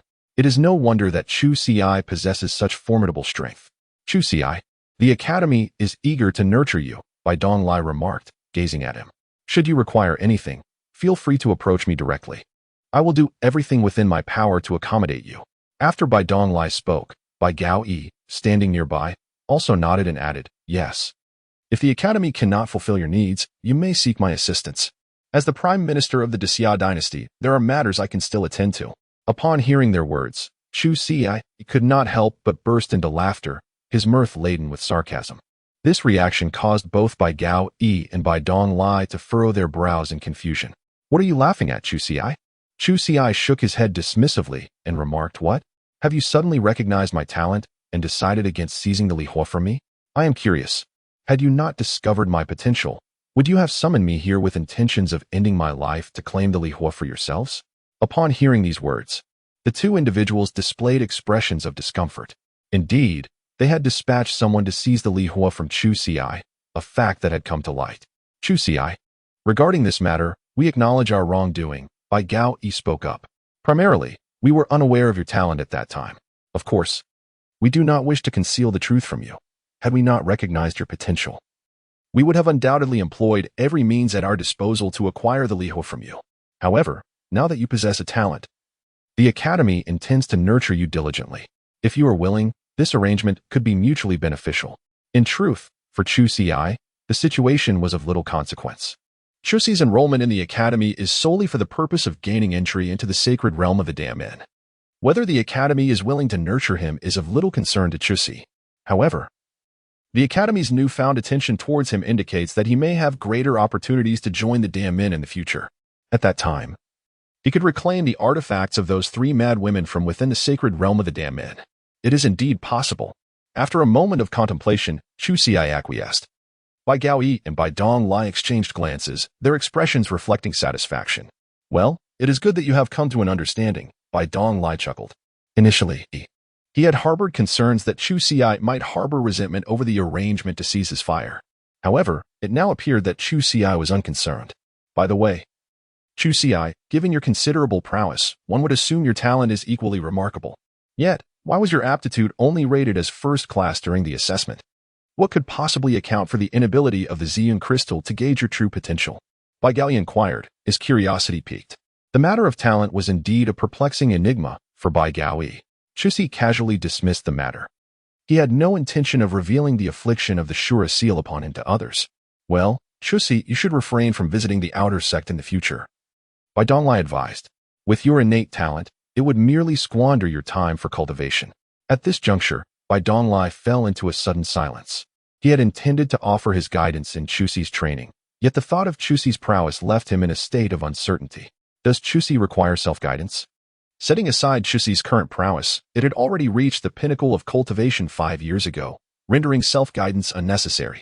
The only one truly capable of guiding Chu Xi's cultivation would likely be the Martial Emperor. However, within the academy, there are no Martial Emperor warriors. As for my own cultivation, there is no need to trouble you with it. Chu Xi spoke up. That works. Bai Gaoyi nodded and said, of course, if you require anything, do not hesitate to inform us. We shall fulfill all your needs. Before Chu Xi could respond, the voice of Qi Xiaoyundi echoed in his mind. Chu Xi, quickly, have them provide you with that defective imperial artifact. The mere mention of that flawed artifact stirred great excitement within Qi Xiaoyundi. However, Chu Xi harbored no interest in the defective imperial artifact whatsoever. Chu Xi, as long as you can procure that defective imperial artifact for me, once my body is restored, I shall protect the Chu family for a century. What do you say? Chapter 92. The power is insufficient. Upon hearing these words, Chu Xi pondered for a moment. The prospect of having an emperor safeguarding him was undoubtedly advantageous. Moreover, should any misfortune befall the Chu family, Chu Xi himself might not be able to arrive in time. If, in the future, Qi Xiaoyundi were to stand guard over the Chu family, it would ensure their protection. Furthermore, the other members of the Chu family would require time to cultivate their strength. Although Qi Xiaoyundi promised to guard for only a century, it was still a significant boon. Very well, I agree, Chu Xi finally responded. Upon hearing Chu Xi's agreement, Qi Xiaoyundi was overwhelmed with excitement. Excellent. As long as I acquire the defective imperial artifact, I will be able to elevate my flawed artifact into a true imperial one. At that point, my power will experience a tremendous enhancement. Upon hearing Chu Xi's request for a weapon, Bai Gaoyi and Bai Donglai exchanged knowing glances and nodded in agreement. Acquiring a weapon is certainly feasible, they replied. The Academy's treasury is replete with an array of weapons. Allow me to escort you there. With that, Bai Donglai, accompanied by Bai Gaoyi, led Chu Xi to the treasury. Upon arrival, Chu Xi was immediately enveloped by the aura of a flawed imperial weapon. Bai Donglai gestured with a wave of his hand, dispelling the barriers surrounding the treasury, and ushered Chu Xi inside. Rather than perusing the other weapons, Chu Xi gravitated toward the defective imperial weapon, which took the form of a large blade, severed in two. Despite its appealing appearance, it remained a substandard weapon. It possesses a high rank, Bai Donglai remarked, but its potential is regrettably limited. It is not suitable for you. Both Bai Donglai and Bai Gaoyi discerned that the broken blade was indeed a fine weapon, yet they failed to recognize it as a flawed imperial artifact, which was why it had been relegated to the treasury. Had Bai Donglai been aware of its true nature, he likely would have enshrined the blade. No matter. This one will suffice, Chu Xi declared. Chu Xi sheathed his greatsword. Bai Donglai furrowed his brows, while Bai Gaoyi remarked, since Chu Xi has his own thoughts, let him choose for himself. After all, with our capabilities, we cannot offer him substantial assistance. Upon hearing this, Bai Donglai couldn't help but let out a bitter smile. Indeed, Chu Xi's prowess was merely slightly inferior to theirs in terms of cultivation, yet his strength was not in the least diminished. If there is nothing else, I shall take my leave. Upon concluding his discourse, Chu Xi departed from the treasury. Bai Donglai and Bai Gaoyi did not impede his exit. Instead, they remarked, very well. At the appointed time, I shall ensure that suitable accommodations are arranged for you. After his departure, the Red Sky Cloud Emperor within Chu Xi was overwhelmed with exhilaration. Hurry. Chu Xi, swiftly procure that flawed imperial artifact for me. The Red Sky Cloud Emperor was brimming with impatience. The Chu Xi does not convey much. Merely casting aside the flawed imperial artifact to the Azure Cloud Emperor.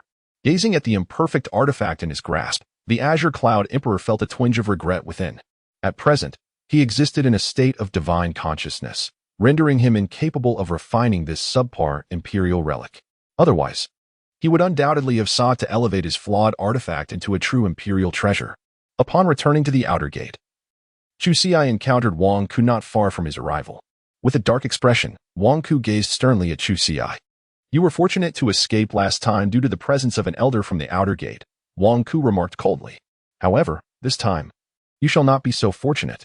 Looking around, Chu Xi could not help but smile as he remarked, "So this is the reason you intercepted me on the way?" Indeed, Wang Ku had halted Chu Xi midway. Undoubtedly, Wang Ku believed that this location offered him the opportunity to eliminate Chu Xi without consequence. After all, the foot traffic in this area was sparse. Even if there were passers-by, they would merely consist of a few outer disciples. Under the oppressive influence of his status as an inner disciple, those outer disciples would undoubtedly refrain from intervening. As for the elders of the outer sect, they certainly had no time to wander here.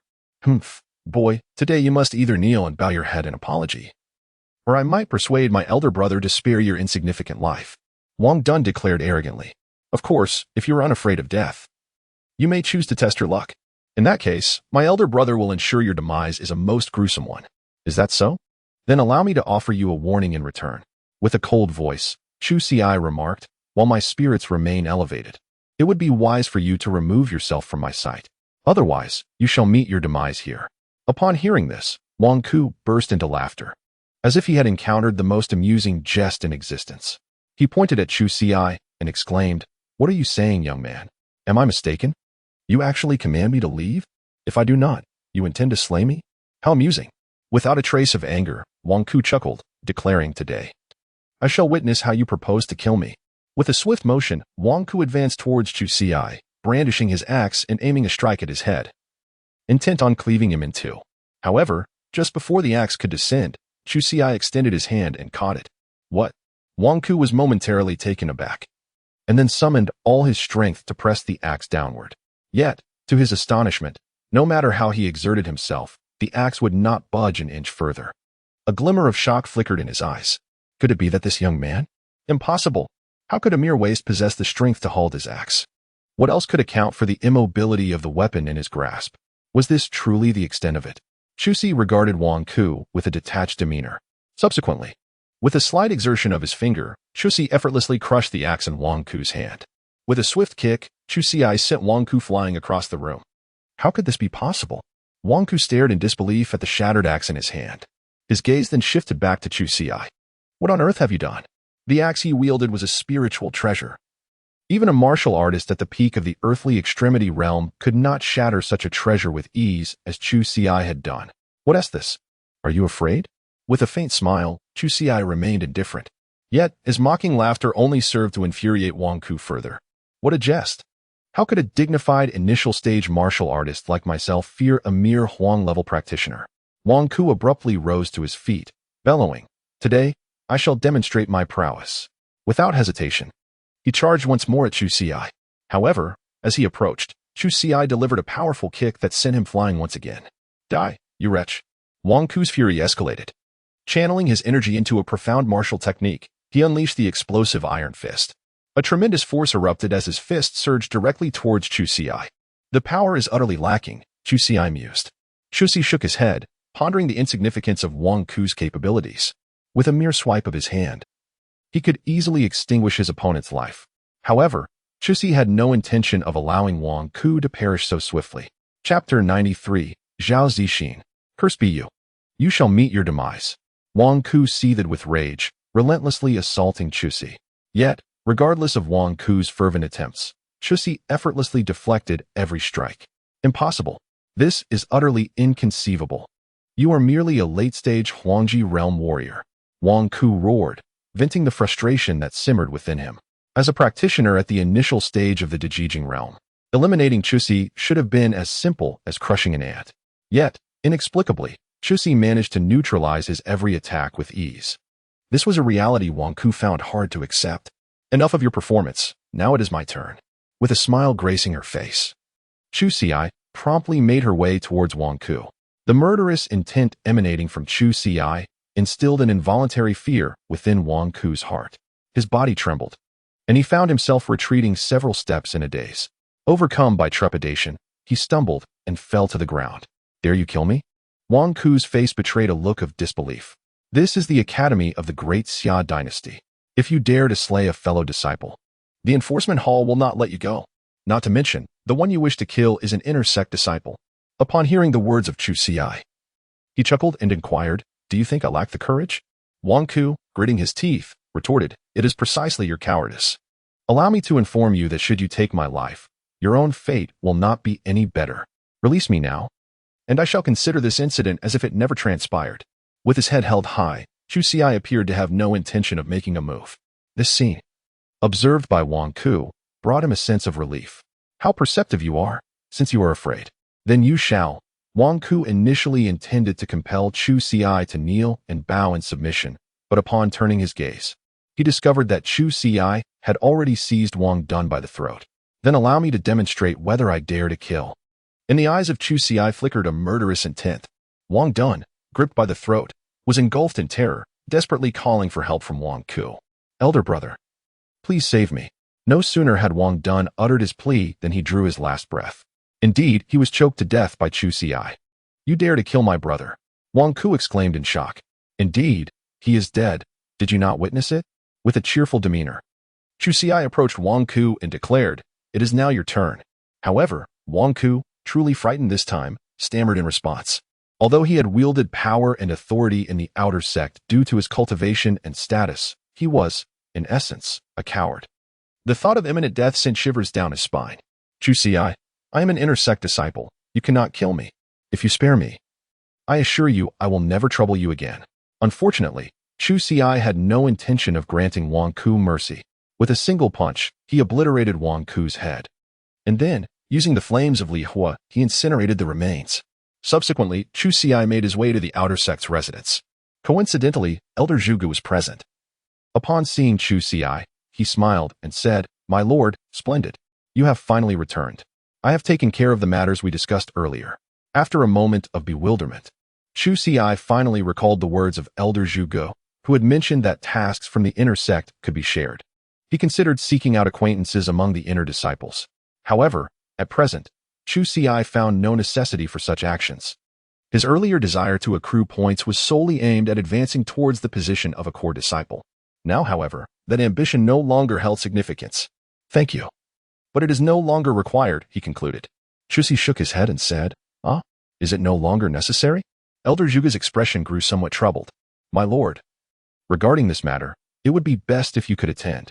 Elder Zhuge continued, his demeanor reflecting his unease. "The disciple I know has taken on a team assignment. They are in need of an additional member, and she has earnestly sought this position for quite some time on your behalf. If you choose not to go, I fear my disciple may face undue hardship." Upon hearing this, Chu Xi furrowed his brows and inquired, "Oh, does that mean I must go without fail? That cannot be right. As an elder of the outer sect, cannot you prevent them? Do those inner disciples dare to show you disrespect?" Elder Zhuge, feeling somewhat awkward, replied, "Esteemed one, it is true that I hold the position of an elder in the outer sect, yet in the eyes of those inner disciples, I am akin to a mere household servant. Only my disciple, whom I have personally guided, regards me with profound respect." Elder Zhuge shook his head and sighed. "My disciple, unfortunately, possesses little standing within the inner sect. The individuals accompanying her on assignments hold considerable influence within the inner circle.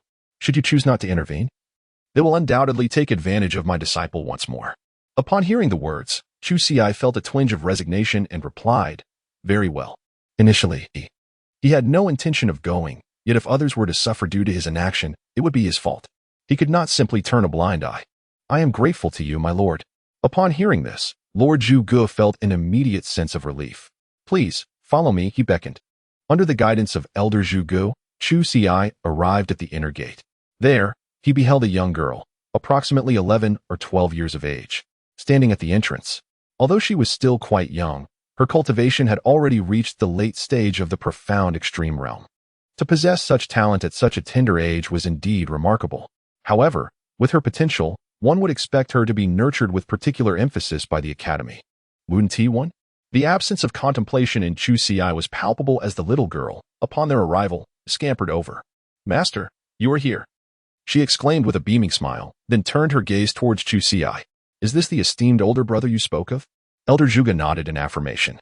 "Indeed. This is Xiaozi. I apologize for the trouble." "It's no trouble at all." Zhao Zixin shook her head vigorously, akin to a rattle drum. "Had it not been for Master bringing me back, I would have likely perished on the streets long ago." Zhao Zixin was a little beggar discovered by Elder Zhuge 5 years prior on the streets of a certain city. Moved by her plight, Elder Zhuge took her under his wing at the academy. At that time, Zhao Zixin exhibited remarkable talent for cultivation. Consequently, Elder Zhuge devoted himself wholeheartedly to guiding her in her training. She did not disappoint him, rapidly advancing her skills to the late stage of the profound realm within 3 years, garnering the attention of the inner sect elders.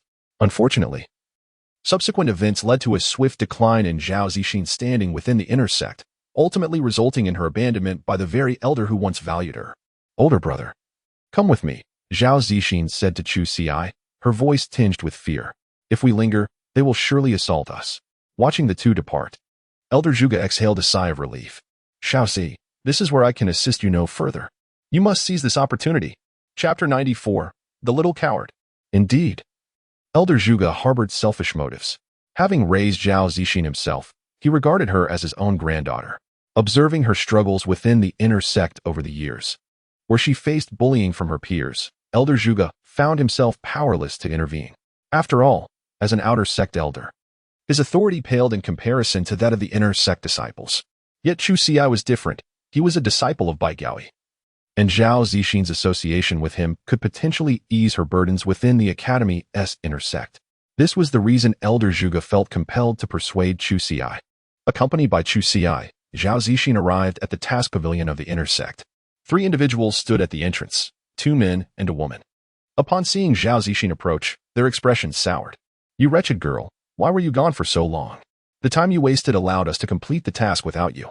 One of the men scolded with a stern countenance. "I am sorry," Zhao Zixin replied, fear evident on her face as she instinctively placed her hands before her, bracing for a potential blow. However, the man refrained from striking her and instead turned his attention to Chu Xi. "You are the outer sect disciple? Late stage of the Yellow Realm? TSK, such poor cultivation." The man's displeasure was unmistakable. Observing the situation, Zhao Zixin quickly interjected, "Brother Wang Xian, you promised me before." She feared that Wang Xian would drive Chu Xi away. This was a task entrusted to her by her master, and she was determined to execute it well. Wang Xian smiled slightly and said, "How could that be? However, this fellow is in the late stage of the Yellow Extreme Realm, and I fear he may become a burden for us. You previously relinquished 1,000 points, which seems a bit unfair to me." Zhao Zixin gritted her teeth, tightly clutching the hem of her garment, and replied, "As long as it is not excessively unreasonable, I can relinquish a few more points." Upon hearing this, Wang Xian chuckled. "Certainly, it won't be excessive." Observing this exchange, Chu Xi realized that Zhao Zixin had likely agreed to their unreasonable demands in order to share the task with him. However, Chu Xi no longer required such assistance, nor did she need Zhao Zixin to go to such lengths on her behalf. Moreover, she and Zhao Zixin were mere acquaintances introduced by Elder Zhuge. There was no reason for her to assist him to this extent. "I no longer require this task." The Book of Songs began, stating, "You need not feel compelled to acquiesce to his demands." As the voice of Chu Xi echoed, Wang Xian raised an eyebrow and coldly fixed his gaze upon Chu Xi, saying, "You brat, what did you just say? This task, do you think you can simply refuse it? We are merely 1 person short, and your refusal is nothing but a waste of our time. We have already squandered an entire day waiting for you." With that, Wang Xian moved closer to Chu Xi, preparing to teach him a lesson. The other 2 remained silent, showing no intention of intervening. They were both firmly aligned with Wang Xian. In addition to being an inner sect disciple, Wang Xian held another significant identity. He was the son of an inner sect elder. "Brother Wang Xian, that is not his intention." Zhao Zixin hurriedly stepped in front of Chu Xi. "That task offers 50,000 points, and as an outer sect disciple, you could share in it and receive 2,000 points. Moreover, no inner sect disciple is willing to share a task with you at this moment," she urged Chu Xi. Outer sect disciples already occupied the lowest tier of the academy, possessing little power. Unless one had connections, no inner sect disciple would willingly share a task with someone deemed a burden. If you can quickly acquire points and become an inner sect disciple, you will then be able to accept tasks independently within the inner sect. After Zhao Zixin spoke, Wang Xian laughed derisively. 2,000 points? Ha ha. It would be a miracle if he could even get 200. Zhao Zixin's expression faltered as she asked, Brother Wang Xian, didn't the Academy's rules state that inner and outer sect disciples share tasks, allowing outer sect disciples to receive 10% of the task points? Wang Xian dismissed her with a scoff. That is the Academy's rule, but in my domain, my rules prevail.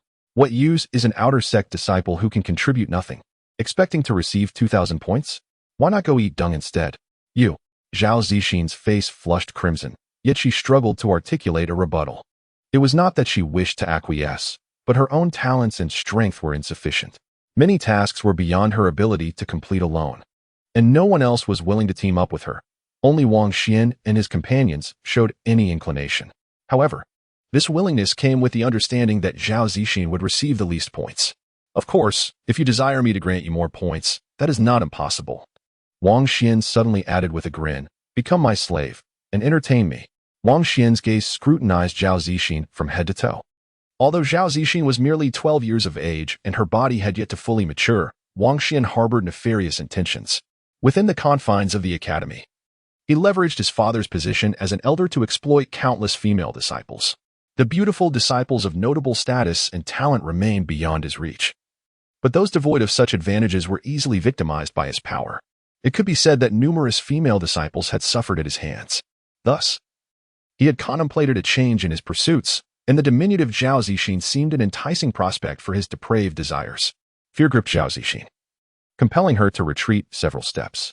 The repugnant visage of Wang Xian filled her with revulsion.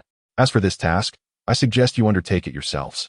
Chuxi stood before Zhao Zixin and declared, Young one, while I am still in a placid mood, it would be wise for you to remain silent. Wang Xian shot a glare at Chuxi. Zhao Zixin was a timid soul, and this was an opportune moment for coercion and persuasion.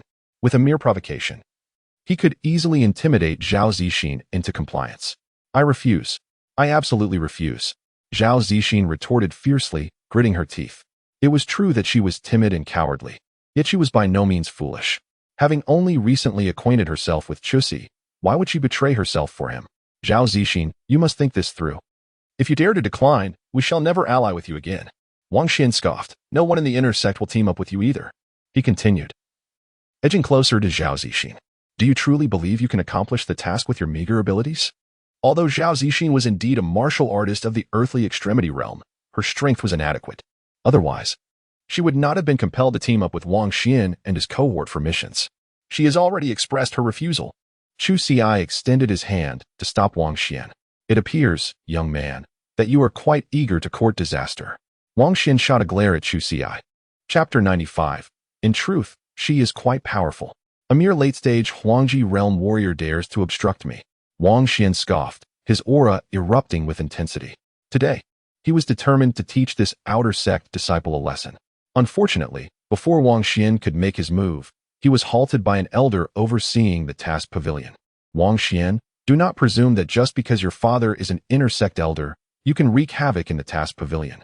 The elder's voice echoed, causing Wang Xian to lower his head and smile ingratiatingly. That is not the case, elder. How could I dare cause trouble in your domain?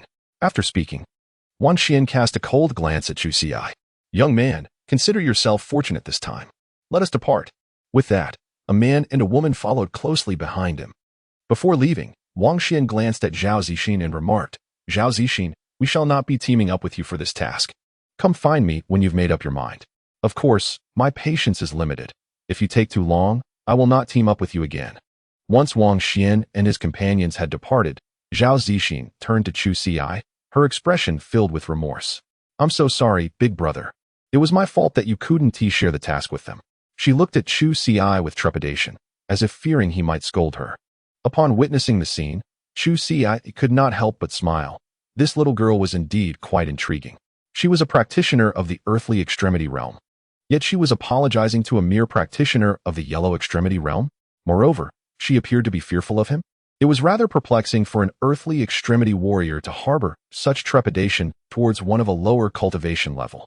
This could only indicate that Zhao Zixin was excessively self-deprecating. Perhaps it stemmed from prolonged oppression, which had instilled a sense of inferiority within her. As a result, even when faced with disciples of lesser cultivation, she seemed perpetually submissive. Noticing Chuxi's silence, Zhao Zixin assumed he was quite upset. She lifted her head, her eyes glistening with innocence, and said to him, "Would you like me to give you 1,000 points? I don't have many left myself, just a total of 1,500. If I reserve 500 for my own cultivation resources, would that be acceptable?" Zhao Zixin cautiously observed Chu Xi's reaction. Chu Xi shook her head, declining to speak further. "This matter is not your fault. Moreover, judging by their demeanor, they never intended to share the task with me." Despite her reassurances, Zhao Zixin wore an expression of deep self-reproach and guilt. Yet, she owed nothing to herself. "And can't you take on the task yourself and guide me to complete it?" If Zhao Zixin could lead Chu Xi in accomplishing the task, it might alleviate her feelings of guilt and self-blame. A look of distress crossed Zhao Zixin's delicate features. "But, big brother, I cannot. I have no one to form a team with, and I cannot fulfill the task." Zhao Zixin wished to assist Chu Xi, yet felt utterly incapable. She was of little use. Otherwise, she would not have been dismissed by the master of the inner sect. "You can do it."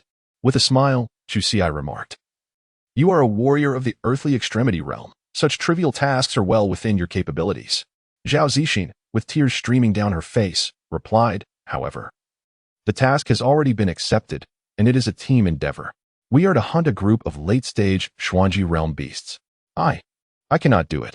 Observing Zhao Zixin's timid demeanor, Chu Xi shook his head in resignation and said, "Please show me the task details." Upon hearing this, Zhao Zixin handed the task list to Chu Xi. Chu Xi cast a glance at the content of the task. In truth, it was quite simple: to hunt down 200 demon crystals from Xuanji realm beasts. There were no restrictions on the types of beasts. Any demon crystal from Xuanji realm would suffice. Normally, gathering 200 crystals would require numerous disciples to form teams in order to accomplish the task within a short time frame. However, for Chu Xi, acquiring 200 demon crystals posed no significant challenge. "I shall accompany you." Chu Xi exchanged a brief word with Zhao Zixin before turning to depart. Zhao Zixin was momentarily taken aback, yet she silently followed in his wake. After the passage of half an hour, they arrived at a lair inhabited by monstrous beasts. And it was then that Zhao Zixin grasped Chu Xi's intention. "Big brother, this isn't permissible," Zhao Zixin exclaimed anxiously. "It is impossible for just the two of us to slay the beast." In truth, considering Zhao Zixin's own prowess, hunting a late-stage Xuanji realm beast posed no challenge at all. However, she lacked a clear understanding of her own capabilities. Without paying any heed to Zhao Zixin, Chu Xi created a tremendous commotion, which inevitably attracted countless of the surge towards Chu Xi and Zhao Zixin. This scene caused Zhao Zixin's delicate face to turn pale with fright. Her legs trembled, and she collapsed to the ground. Chu Xi paid no heed to Zhao Zixin, instead plunging into the throng of demonic beasts. Under the onslaught of Chu Xi, these creatures were utterly no match for him. In the blink of an eye, countless demonic beasts felt at his might.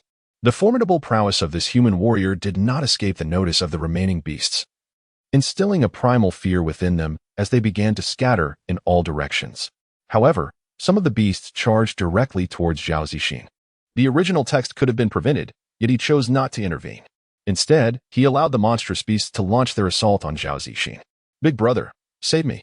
Zhao Zixin cried out in terror, her voice echoing her plea towards Chu Xi.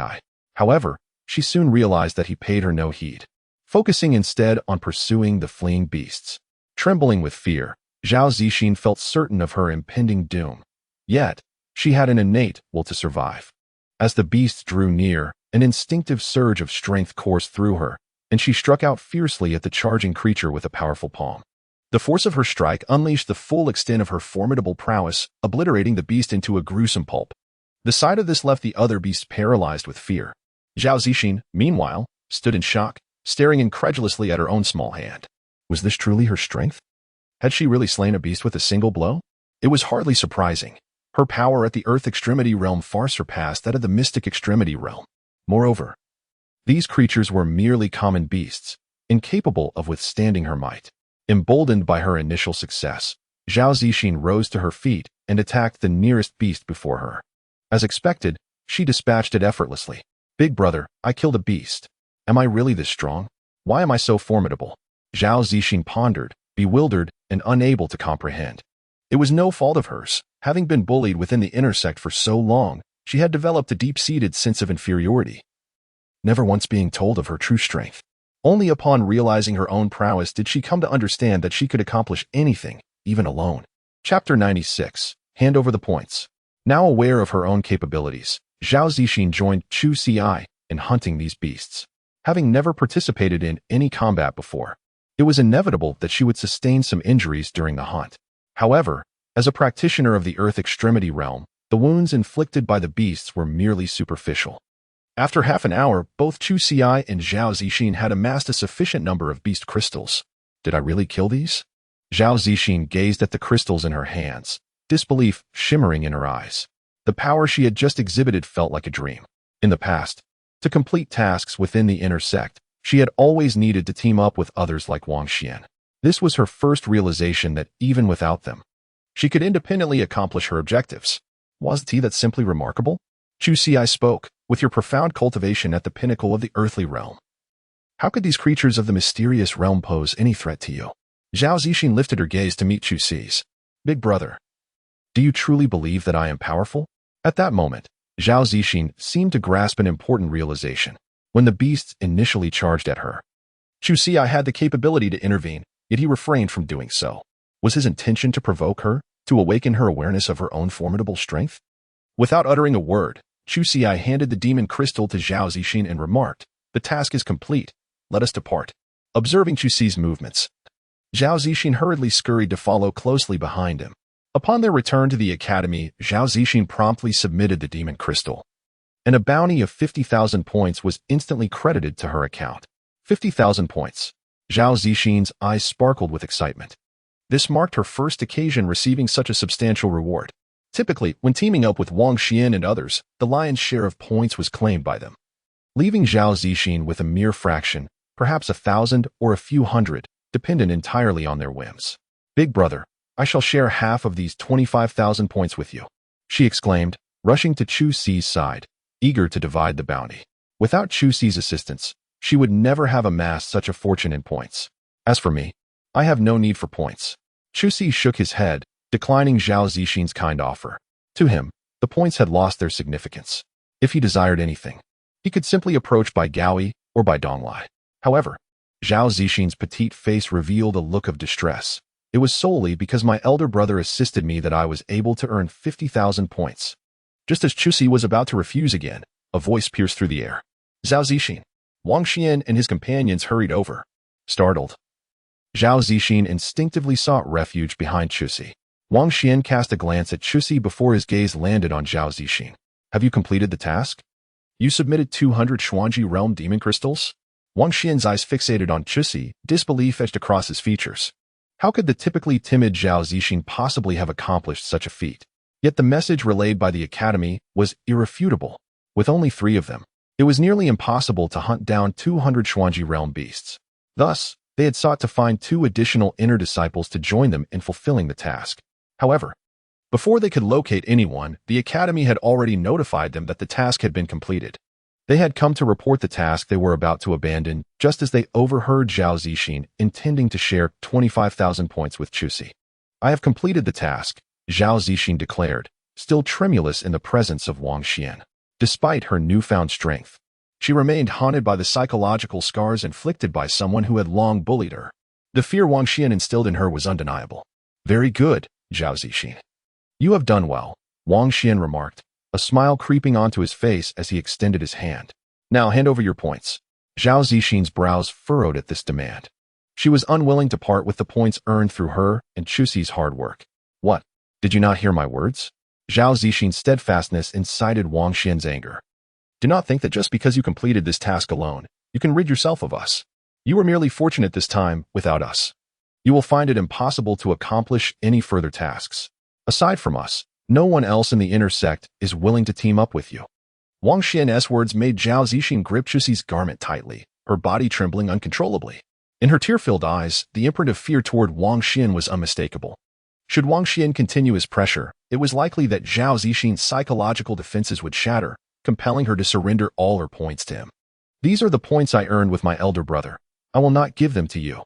Although Chu Ci miscalculated, Zhao Zixin, despite her profound fear of Wang Xian, mustered her first act of defiance. Perhaps it was the presence of Chu Ci that instilled a measure of fortitude within her. How dare you refuse me? Wang Xian roared in fury. Zhao Zixin, who granted you the audacity? Is it this outer sect disciple? He cast a disdainful glare at Chu Xi, dismissing him as a mere trifling outer disciple, unworthy of aiding Zhao Zixin.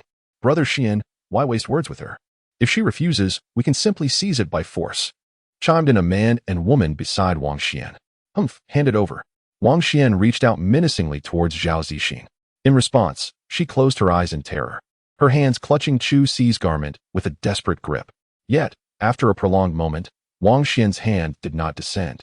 Instead, Zhao Zixin, with her eyes tightly shut, heard Wang Xian's enraged voice, "You little brat, are you seeking death?" Wang Xian glared fiercely at Chu Xi and scolded, "What audacity do you possess, a mere outer disciple, to dare impede my path?" Upon hearing these words, Chu Xi responded with a nonchalant smile, "Is that so? You wish to seize what is mine. Yet who has granted you such audacity?" "Ha! Merely because I am an inner sect disciple. My father is an elder of the inner sect. I, Wang Xian, shall do as I please." Wang Xian proclaimed with an air of arrogance, "If you are unconvinced, I shall make you acquiesce through force." No sooner had Wang Xian's words faded than the voice of the elder from the mission pavilion echoed through the air. "Wang Xian, how many times have I warned you?" Upon hearing this, Wang Xian's countenance shifted dramatically. He hastily replied, "Elder, we shall take our leave at once." As long as there were no disturbances within the mission pavilion, this elder would not concern himself with trivial matters. "You, so insolent, dare to confront me?" Wang Xian coldly directed at Chu Xi. Chapter 97, The Demand for Chu Xi. "Why?" With a cold smile, Chu Xi retorted, "Why should I follow you? What are you really?" Upon hearing this, Wang Xian's expression darkened with fury. "What did you say?" "You are courting death." As these words escaped his lips, he became aware of a gaze fixated on him, presumably from the elder of the task pavilion. Consequently, he gritted his teeth and quietly warned, "Chu Xi, as an outer disciple, if you wish to remain in the academy, you would do well to heed my words. Otherwise, I, Wang Xian, possess 100 ways to ensure your expulsion from this institution. Indeed, you might even lose your life." Upon hearing these threats, Chu Xi merely scoffed. "Is that so? I would very much like to witness that." With that, he disregarded Wang Xian and addressed Zhao Zixin. "Let us go." "All right, big brother." Zhao Zixin eagerly nodded and hurried to keep pace with Chu Xi. After them, Wang Xian gritted his teeth and, along with two companions, pursued Chu Xi. As soon as Chu Xi and Zhao Zixin stepped beyond the confines of the task pavilion, he would take action to teach Chu Xi a lesson, making the outer disciple aware of Wang Xian's prowess. Before long, Chu Xi and Zhao Zixin had left the task pavilion's territory. Wang Xian and his two companions rushed out immediately to intercept them. "Ha! You are finished, brat. Today, if I do not teach you a lesson, where will I save face?" Chu Xi cast a glance at Wang Xian and smiled, saying, "Really? What a coincidence. I am also waiting for you." Wang Xian was momentarily taken aback. "What do you mean?" For some inexplicable reason, he sensed a chilling intent emanating from Chu Xi, which instilled a sense of dread within him. "How could I possibly fear a mere outer sect disciple?" Wang Xian murmured to himself, "It must be an illusion, certainly just my imagination." "Ha! Die!" Wang Xian scoffed and charged towards Chu Xi. At that moment, Zhao Zixin rushed forward, placing herself in front of Chu Xi. Gritting her teeth, she declared, "Wang Xian, stop. I won't allow you to bully my elder brother." Though her body trembled with fear, it was evident that she was intimidated by Wang Xian. However, Zhao Zixin was indeed strong. In a direct confrontation, Wang Xian might not stand a chance against her. Unfortunately, years of oppression from Wang Xian and his ilk had eroded her confidence in her own abilities. "Zhao Zixin, do you really think you are my match?" Wang Xian sneered. "Don't worry, once I've dealt with this outer sect disciple, you'll be next." With that, he pressed his lips together, his lecherous gaze instilling both discomfort and terror in Zhao Zixin. Yet, with Chu Xi behind her, she could not back down. She was determined to protect him. Moreover, it was Chu Xi who had made her realize the strength she possessed. Behind Zhao Zixin, Chu Xi had no intention of intervening. If he chose to act, Wang Xian and his companions would be no match for him. Nevertheless, Zhao Zixin's fear of Wang Xian would likely linger for a lifetime, something she would have to confront on her own. As Wang Xian lunged towards Chu Xi, Zhao Zixin sprang forward to intercept him. "Very well, since you are so eager, I shall teach you a lesson first." Wang Xian sneered. Profound level martial technique, Raging Waves palm. He struck with the palm towards Zhao Zixin. In response, Zhao Zixin unleashed her own martial technique. Yellow level martial technique, sacred thunder of water and clouds. The two attacks collided, releasing a terrifying shockwave that reverberated through the surroundings. What? Is this really Zhao Zixin? Exclaimed Wang Xian's two lackeys, astonished. In their minds, Zhao Zixin had always been a timid figure, but now she was exhibiting astonishing power. This was a far cry from the Zhao Zixin they had known. With a resounding bang, Wang Xian was suddenly sent flying. How was this possible? He gritted his teeth and exclaimed coldly, "How can you possess such formidable strength?" Zhao Zixin gazed intently at Wang Xian, taking a deep breath before declaring, "Because I have always been strong." Indeed, Zhao Zixin had always possessed great strength, yet lacked confidence in her own abilities. "Humph, you are nothing but a worthless waste." "Now and forever," Wang Xian retorted with fury. Due to her innate talent, Zhao Zixin had been abandoned by her master within the inner sect. Therefore, Wang Xian was determined not to be defeated by a mere waste. Die! The aura surrounding Wang Xian erupted. However, Zhao Zixin remained unperturbed, unleashing her martial skill once more. Yellow tier martial skill, holy thunder of water and clouds. With a single strike, Wang Xian was sent flying. Puffed. Blood gushed from his mouth. Xiangu. Wang Xian's two lackeys rushed forward to support him upon witnessing the scene. "Let us go. Hurry." The now severely weakened Wang Xian dared not linger any longer. Before departing, he cast a penetrating gaze at Zhao Zixin, bewildered by how the previously timid Zhao Zixin had transformed into such a formidable force today. "This is my own power." Excitement sparkled in Zhao Zixin's eyes. From the moment she faced Wang Xian, she had never anticipated that she could actually defeat him. "Thank you, big brother." Zhao Zixin turned to look at Chu Xi. If it were not for Chu Xi bringing her to hunt demonic beasts, allowing her to confront them directly, she would have never realized the immense strength she possessed. "What do you need to thank me for?" Chu Xi shook his head and remarked, "This is the strength that belongs to oneself." Zhao Zixin's triumph over Wang Xian relied solely on her own abilities, not on Chu Xi. Nonetheless, Zhao Zixin harbored deep gratitude towards Chu Xi. Subsequently, she contemplated sharing half of her points with him, yet Chu Xi declined once more. In her eyes, Zhao Zixin deemed these points even more essential for her own advancement. Observing Chu Xi's persistent refusals, she chose to refrain from further insistence. However, should Chu Xi require points in the future, she would undoubtedly offer her assistance. Meanwhile, within the office of Dean Bai Donglai, he was not alone. Another figure was present. "Elderly from the Tianjin sect. May I inquire about the purpose of your visit to our academy?" Bai Donglai asked. "Elder Bai, I have come today solely to request that your academy surrender Chu Xi to our Tianjin sect," Elderly replied. "Oh, and why is that?" Bai Donglai furrowed his brow in concern. What could compel the Tianjin sect to demand Chu Xi from their academy? Could it be that the sect had discovered Chu Xi's extraordinary talents? Chapter 98. Visitors from the Law Enforcement Hall. Bai Donglai's gaze towards Elderly grew markedly severe. If the Tianjin sect had indeed recognized Chu Xi's potential and sought to claim him, he would never acquiesce to such demands. Moments later, he heard Elderly snort disdainfully, stating, "Chu Xi has audaciously harmed our Tianjin sect's young master, rendering him incapable of further cultivation. If Dean Bai is amenable to handing Chu Xi over to us, our sect would certainly compensate your esteemed academy of the Daxia dynasty adequately." Bai Donglai felt a slight easing of his tension, yet his brow furrowed once more. The matter of Chu Xi injuring Bai Yangqiu, the young master of the Tianjin sect, poses quite a dilemma. "Elderly, on behalf of Chu Xi, I extend our sincerest apologies regarding the incident involving your sect's young master." Bai Donglai clasped his hands in a gesture of respect and replied, "However, it is utterly inconceivable for our Daxia Imperial Academy to surrender Chu Xi." Elderly's previously amiable expression darkened in an instant. "Bai Donglai, what do you mean by this?" he exclaimed, his anger palpable. "Are you opposing our Tianjin sect for the sake of a mere waste like Chu Xi? The Tianjin sect is not a force that your Daxia Imperial Academy can afford to offend. If you possess any self-awareness, you ought to comprehend the principle of sacrificing the lesser for the greater good. Chu Xi is deemed as a worthless individual. Does Bai Donglai genuinely wish to oppose the Tianjin sect for such a triviality? If that were the case, it would seem that Bai Donglai's intellect has been severely compromised. I extend my apologies to Elderly regarding the injury inflicted upon your sect's young master by Chu Xi. The Great Xia Imperial Academy shall offer compensation. However, surrendering Chu Xi is absolutely out of the question. The Tianjin sect is indeed formidable, and the Great Xia Imperial Academy does not dare to confront them.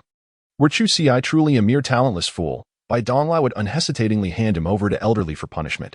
Yet, Chu Xi is an unparalleled genius. Currently, even at the late stage of the Huangji realm, he can contend with those of the Tianji realm. As long as the Great Xiao Imperial Academy does not forsake Chu Xi, given time, his prowess will undoubtedly exceed by Donglai's expectations. When that moment arrives, what can the Tianjin sect do? Will they not bow submissively beneath Chu Xi's overwhelming presence? Very well. Elder Li's tone grew increasingly frigid, and the aura surrounding him began to rise ominously. By Donglai, it appears your Great Xia Imperial Academy is truly unafraid of peril. To stand against our Tianjin sect for the sake of a mere Chu Xi is a bold move. Elder Li pointed at Bai Donglai and declared, I assure you, no one can obstruct our Tianjin sect from claiming what we desire. Today, I shall take Chu Xi back to the Tianjin sect. The full force of Elder Li's aura as a Tianji realm martial artist erupted forth, clearly indicating his intention to use brute force to seize Chu Xi. Li Wei, I respect you as an elder of the Tianjin sect, which is why I am speaking to you with civility. Do not presume that the Great Xia Imperial Academy fears your sect. Furthermore, this is the Great Xia Imperial Academy, not your Tianjin sect. If you dare to act here, let us see if you, Li Wei, possess the capability to leave today. Bai Donglai is not one to be easily provoked. Although the Tianjin sect may be more powerful, that does not imply the Great Xia Imperial Academy will cower. Do not forget, the Academy is backed by the Great Xia Empire. Should a conflict arise, the Tianjin sect would suffer significant losses in attempting to eradicate the Academy. At this moment, Elder Li's expression darkened, yet he had no intention of resorting to violence. To risk his own downfall over capturing a so-called worthless Chu Xi would be utterly unwise. This matter will have to be reported back to the Tianjin sect and the sect master. Bai Donglai, remember your words today? Elder Li restrained his aura and coldly remarked, I shall report this incident to the sect master. Rest assured, the Tianjin sect shall return. Elder Li uttered these words and then departed from the academy. Bai Donglai had no intention of detaining him. Regardless of whether Elder Li was permitted to leave today, the Heavenly Sword sect would inevitably continue to send individuals to the academy. In the short term, Chu Xi would undoubtedly struggle to develop. Bai Donglai furrowed his brow. With Chu Xi's innate talent, given a few years, he would surely flourish. However, would the Heavenly Sword sect allow him that time? At most, it would be no longer than half a month before the sect's master would personally arrive at the academy. By then, even if he wished to protect Chu Xi, his own strength would not permit it. Perhaps only those of the royal family could safeguard Chu Xi. Bai Donglai murmured to himself. Of course, to introduce Chu Xi to the royal family of the Great Xia dynasty, he would first need to seek his elder brother Bai Gaoi's opinion. He would assess what his brother truly thought about this matter. If he agreed, then Chu Xi would be protected. If he disagreed, Chu Xi would be handed over to the Heavenly Sword sect. In truth, whether Chu Xi lived or died would bear no consequence to their academy of the Great Xia dynasty. Meanwhile, among the outer disciples, not long after Chu Xi returned, a group of inner disciples sought him out, their expressions chilling. Upon encountering Chu Xi, they unleashed a formidable aura to subdue him. The outer disciples, witnessing this, hastily distanced themselves. It was none other than Wang Yongxing, a disciple from the Law Enforcement Hall. What in the world had Chu Xi done to provoke the Law Enforcement Hall? Expressions of astonishment adorned the faces of the outer disciples. Among them, Chu Xi was undoubtedly the first to be apprehended by members of the Law Enforcement Hall. Outer disciple Chu Xi, you and inner disciple Zhao Zixin are implicated in the assault of fellow disciples. You are to accompany us to the Law Enforcement Hall immediately for disciplinary action. The leading figure, Wang Yongsheng, brandished a token and spoke coldly. Do not attempt to resist. Should you choose to do so, your charges will be further aggravated. Chu Xi cast a glance at all of them and smiled as he spoke, listening to their words. You are Wang Yongsheng, correct? Is it Wang Xian who summoned you as assistants? Upon hearing this, Wang Yongsheng's expression darkened immediately, and he retorted with a stern voice, preposterous. Our Law Enforcement Hall has always upheld justice. Zhao Zixin has already confessed to her crimes. Do you dare to resist? Wang Yongsheng then produced a confession letter, stained with blood, unmistakably that of Zhao Zixin's. After a brief glance at the document, Chu Xi pondered for a moment. The fault lay with Wang Xian. How could Zhao Zixin possibly admit to such an unjust accusation? It is likely that once she entered the enforcement hall, she was coerced into a confession. Even in the absence of such coercion, it was evident that they were compelling Zhao Zixin to plead guilty. Very well, since you assert my guilt, I shall accompany you and witness what evidence you possess to substantiate your claims. Take me away." With a commanding tone, the man issued his orders, prompting several individuals to approach and place shackles upon Chu Xi. The poet Chu Xi did not struggle. Although these shackles could obstruct a warrior's ability to harness the energy from their dantian, they were futile against him. Whenever Chu Xi wished, he could effortlessly break free from these restraints. Chapter 99. I take action with the intent to kill. The enforcement hall of the Great Xia dynasty is a place that instills fear in all outer and inner disciples of the academy. Anyone who finds themselves captured by this institution lacking formidable backing is destined never to emerge from its confines. Each disciple apprehended for wrongdoing faces a grim fate. Much like Zhao Zixin, who lay collapsed in a pool of blood beneath the grand hall. Her garments were stained with crimson, and her body bore no semblance of integrity. Clearly, upon her arrival at the enforcement hall, these so-called law-abiding individuals afforded Zhao Zixin no opportunity for defense, resorting instead to brutal tactics to coerce her into confession. Meanwhile, seated nearby was the formidable Master Wang. "Master Wang, the sinner Chu Xi has been brought in," proclaimed Wang Yongxing and his companions as they ushered Chu Xi into the enforcement hall. In the grand hall, the master spoke in a deep voice. "Very well. Outer disciple Chu Xi, do you acknowledge your crimes?" He chastised coldly. Chained, Chu Xi cast a glance at Zhao Zixin, who lay in the bloodied mire. His icy gaze hardening. Zhao Zixin, despite being a warrior of the Earth Extreme realm, was merely a 12-year-old child. Is this how justice is served in the enforcement hall? Without investigating the circumstances, do they intend to hastily conclude the matter? What crime have I committed? Chu Xi locked eyes with Master Wang, his voice icy as he spoke. You claim there is no guilt in harming fellow disciples? Master Wang snorted disdainfully, declaring, in the academy of the Great Xia Empire, anyone who injures a comrade must pay with their life. The evidence is irrefutable. Do you dare to deny it? Indeed, I am not merely a victim, but also a witness. Wang Xian rose from his seat, his tone equally cold. His gaze towards Chu Xi brimmed with arrogance. After all, his father was the master of the enforcement hall. Offending Wang Xian meant one had no chance of survival. Chu Xi, as fellow disciples, I truly do not wish for your demise, Wang Xian said with a smirk. If you would kneel and bow 3 times, I might be merciful enough to intercede with Master Wang on your behalf, granting you a reprieve. That is correct, Master Wang affirmed. If the victim pleads on your behalf, leniency may be considered. However, while the death penalty may be averted, lesser punishments are inevitable. I shall strip you of your cultivation and expel you from the academy. Wang Xian chuckled. Did you hear that, Chu Xi?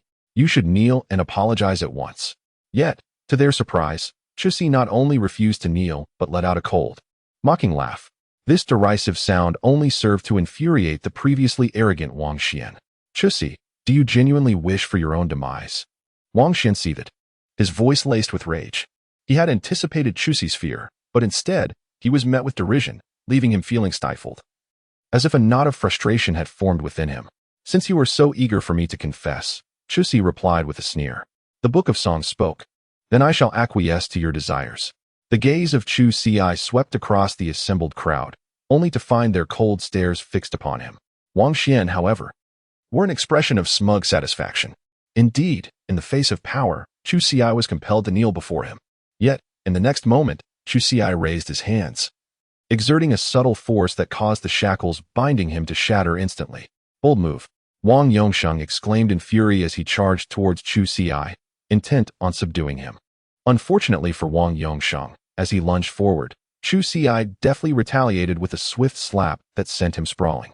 Chu Xi, you are outrageous, roared the leader Wang, unleashing the oppressive aura of the celestial realm.